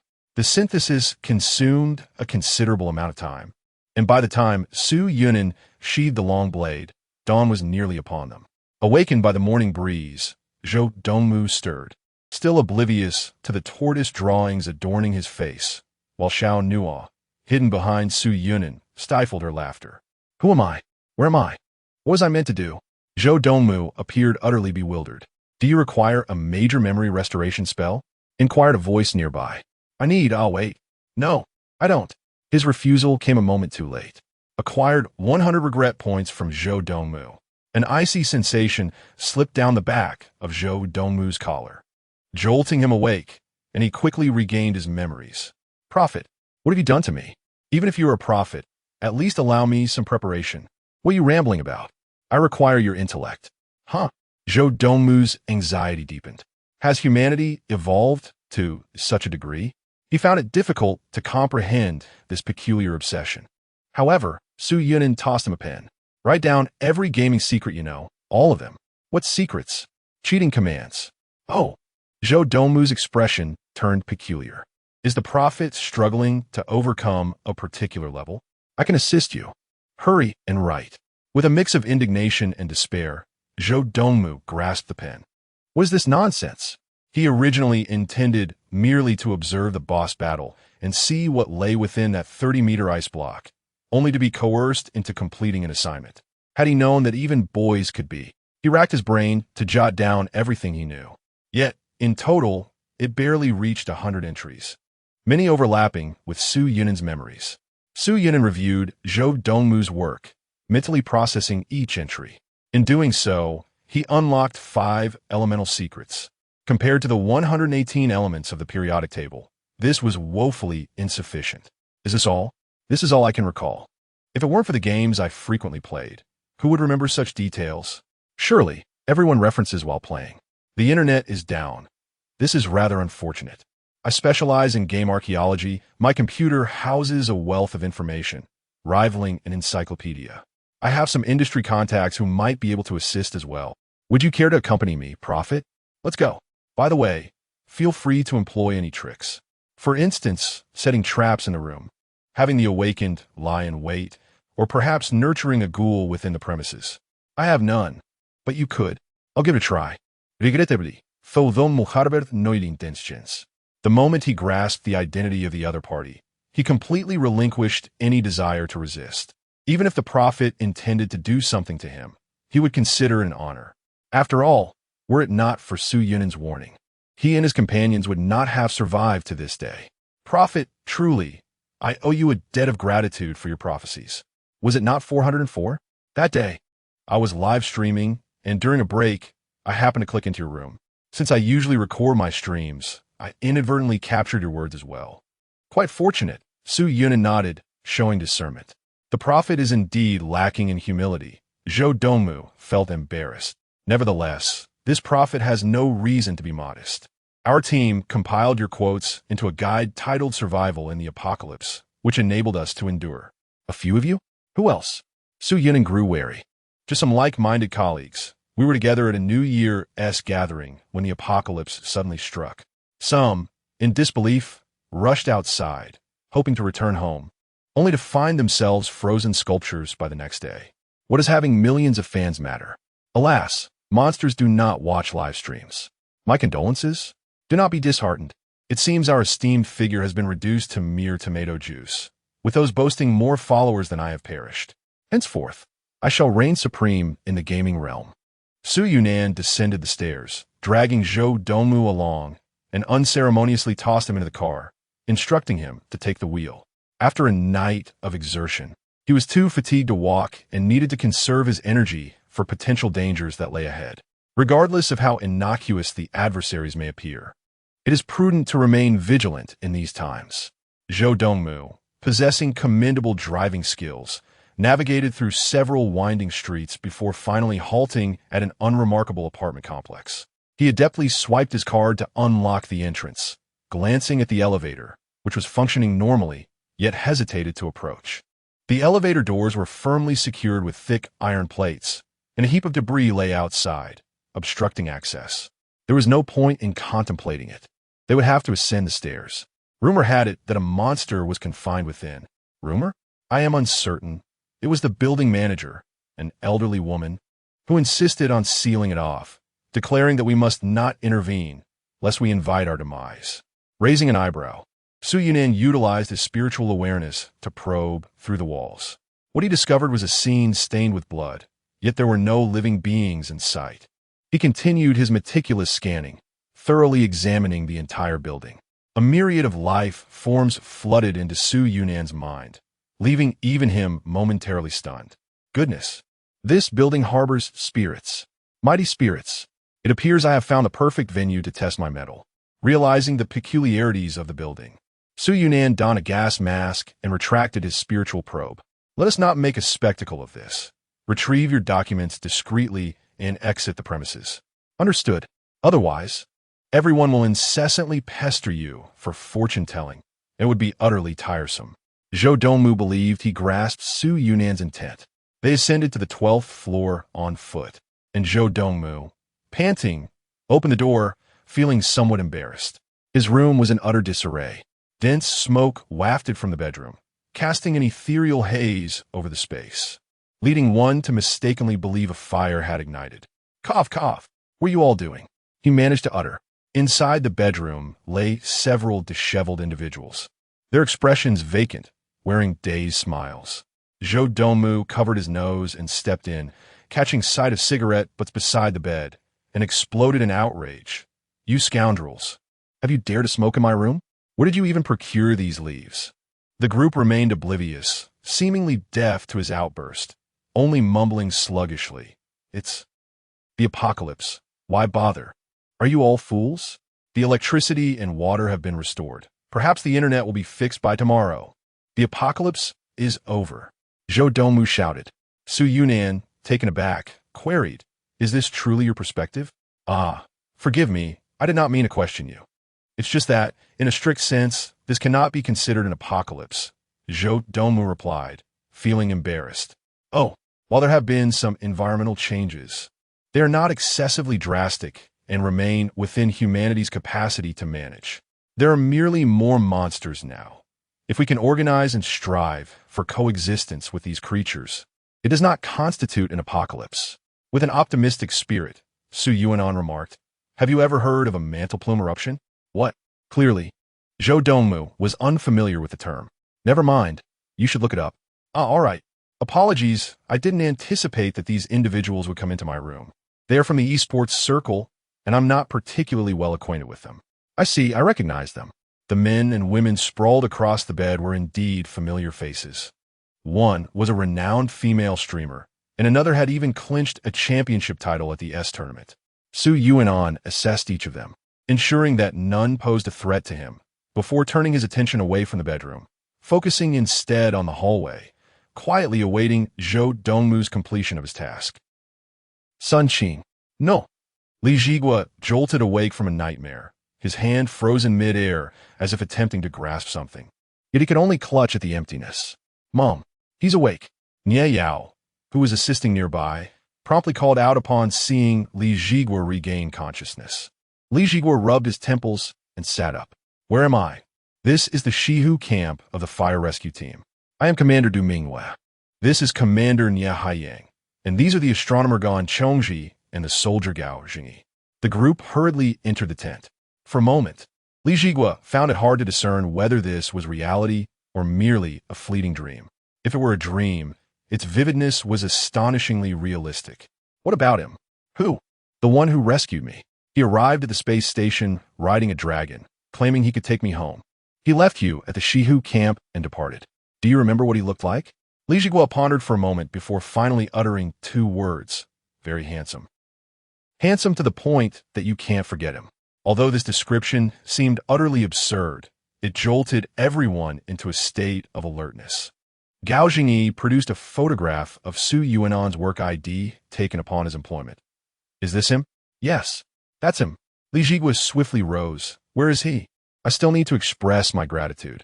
Indeed, it was him. Upon discovering the identity of the figure in the black cloak, the group collectively exhaled in relief, laughter bubbling forth. Indeed, it seems only the prophet could adapt to the apocalypse with such swiftness. Instantly, the prophet appeared even more enigmatic. Their survival to this day was undoubtedly thanks to him. However, you won't have the chance to thank him for now. He is elusive as a dragon.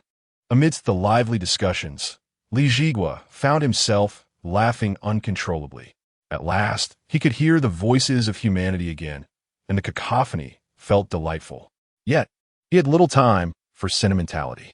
By the way, Li Jigua struggled to stand. Have you seen a hard drive? Right here. Gan Chongji pointed to his computer. I am analyzing the data you left behind. This data is monumental. Forget everything else. First, the aerial footage from the coordinates 44 degrees north, 110 degrees west. Hurry, Li Jigua urged urgently. Why the rush? Yes, nothing is more pressing than this. It could reach a critical point at any moment, and when that happens, everything will come to an end. The atmosphere, which had momentarily lightened, grew tense once more. Gan Chongji hurriedly searched through the files. What was the name? Yellowstone. Just those 2 syllables caused the assembled researchers to grasp the gravity of the situation. Gan Chongji believed he had weathered many storms, yet at this moment, his hand trembled as he held the mouse. He double-clicked the file and located the recording from 3 days prior.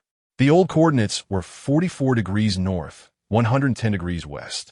From the surface, one would only see a vast plain. However, from the vantage point of the space station, it revealed a massive bulge, akin to a gigantic pimple on the face of the Earth. And there lay the world's only Category 8 volcano, Yellowstone. Its caldera was invisible from the ground, for the entire plain constituted its mouth. At that moment, the skies above Yellowstone were enveloped in a haze reminiscent of smoke exhaled by an addict, with eerie white clouds blanketing the sky, obscuring the space station's view. Initially, I thought those clouds were newly formed storm systems, yet they bore a striking difference from typical storm formations. Li Jigua spoke gravely, thus I observed that cloud for several days. Regardless of the wind direction, the white mist over Yellowstone remained undispersed. The mist burgeoned from above the volcano, spreading until it shrouded half of North America within mere days. The assembled individuals gazed at the computer screen, where the meteorological records depicted that white mist as a plague spreading at an alarming pace across the world. Consequently, Gan Chongji swallowed hard, realizing that Yellowstone was indeed the source of his concerns. It was not a storm cloud at all. The so-called mist was not composed of normal water vapor, but rather volcanic smoke resulting from subterranean pressure reaching critical levels, a harbinger of a volcanic eruption. When did the smoke begin? Gan Chongji quickly flipped through earlier records. It commenced on the first day of the month. I witnessed firsthand the axial tilt of the Earth from space. This axial shift should be the precursor to the eruption of Yellowstone. Damn it! Gan Chongji buried his face in his hands and sat down. Sometimes he truly wished to lie back and utter, "I'm tired, let all end." Indeed, although he was an astronomer, the Earth was also a part of astronomy. He had conducted extensive research and understood the implications. Such terrifying omens indicated that the threat was likely not merely a volcanic eruption, but an insurmountable event, the eruption of a mantle plume. The last mantle plume eruption occurred 250 million years ago and lasted for half a million years, beginning with the Amay mountain mantle plume eruption, culminating in the Siberian Traps event. This prolonged eruption transformed the Earth's very core and surface, leading to the extinction of 90 of species. And now, Mother Earth seemed poised to rupture once more. Should I have refrained from returning? Li Qi chuckled bitterly at himself. No, your return is of great significance, Du Mingyue asserted with unwavering conviction. Why should we? We are all confined in this sealed room awaiting death. What purpose is served in awakening them? Only to let them endure the agony of suffocation? If everyone were to awaken, we might indeed be able to shatter the walls and escape this cursed place. But that is the Yellowstone mantle plume, Li Qi remarked bitterly as he took a seat, pondering the possibility of another 50,000 years. What is 50,000 years, after all? Nia Haiyang chuckled heartily, patting Li Qi on the shoulder. It will eventually come to an end. Li Qi gazed blankly at the few individuals before him. Suddenly, he grasped the meaning behind that fellow's words. Fortunately, there are still quite a few fools like you. You must get along splendidly, he mused. Ah, no wonder they call him a prophet. In the eerie building of Upper City, at Zhou Dongmu's residence, as Su Yunan's spiritual awareness delved deeper into the walls, he became increasingly alarmed by their predicament. Approaching the wall, he discerned a peculiar substance growing from the cracks, something that lay between flesh and moss, adorned with fine spines. When stirred by the wind, these spines would sway in unison, as if possessing sentience. Should one penetrate the wall, they would find that this organic matter had supplanted all the steel reinforcement, becoming the very framework that supported the building. Wait a moment, he exclaimed. These rascals are using my computer to watch videos, and not even on legitimate sites, it's all viruses. My computer is as sluggish as a toy car. Su Yunan cared not, casting a casual glance at Zhou Dongmu's room. His eyes first landed on a family portrait, featuring a girl slightly younger than Zhou Dongmu. Next, he noticed a thick box of medications on the desk, which seemed familiar. Unable to restrain his curiosity, he inquired, "Did you buy all these medicines?" "Ah, these are stoneflower ghost-repelling capsules. Haven't you heard of them? They're all the rage, with radio ads playing daily." "You could trade a pack of instant noodles for a box," Zhou Dongmu replied. "You can't possibly believe this stuff works, can you? It's said that ghosts and ghouls fear it. If you take it, you won't be attacked again. It currently has 0 negative reviews." Su Yunan was at a loss for words. Of course it has 0 negative reviews. And what about this? He gestured toward another pile of boxes. "This is the pre-prepared meal I picked up at the intersection this morning. You just need to undergo an awakening test to receive a box. It happens every morning at 10 o'clock sharp, and the slots are limited. I queued for half the night to snag this. Just look at my dark circles. I didn't sleep a wink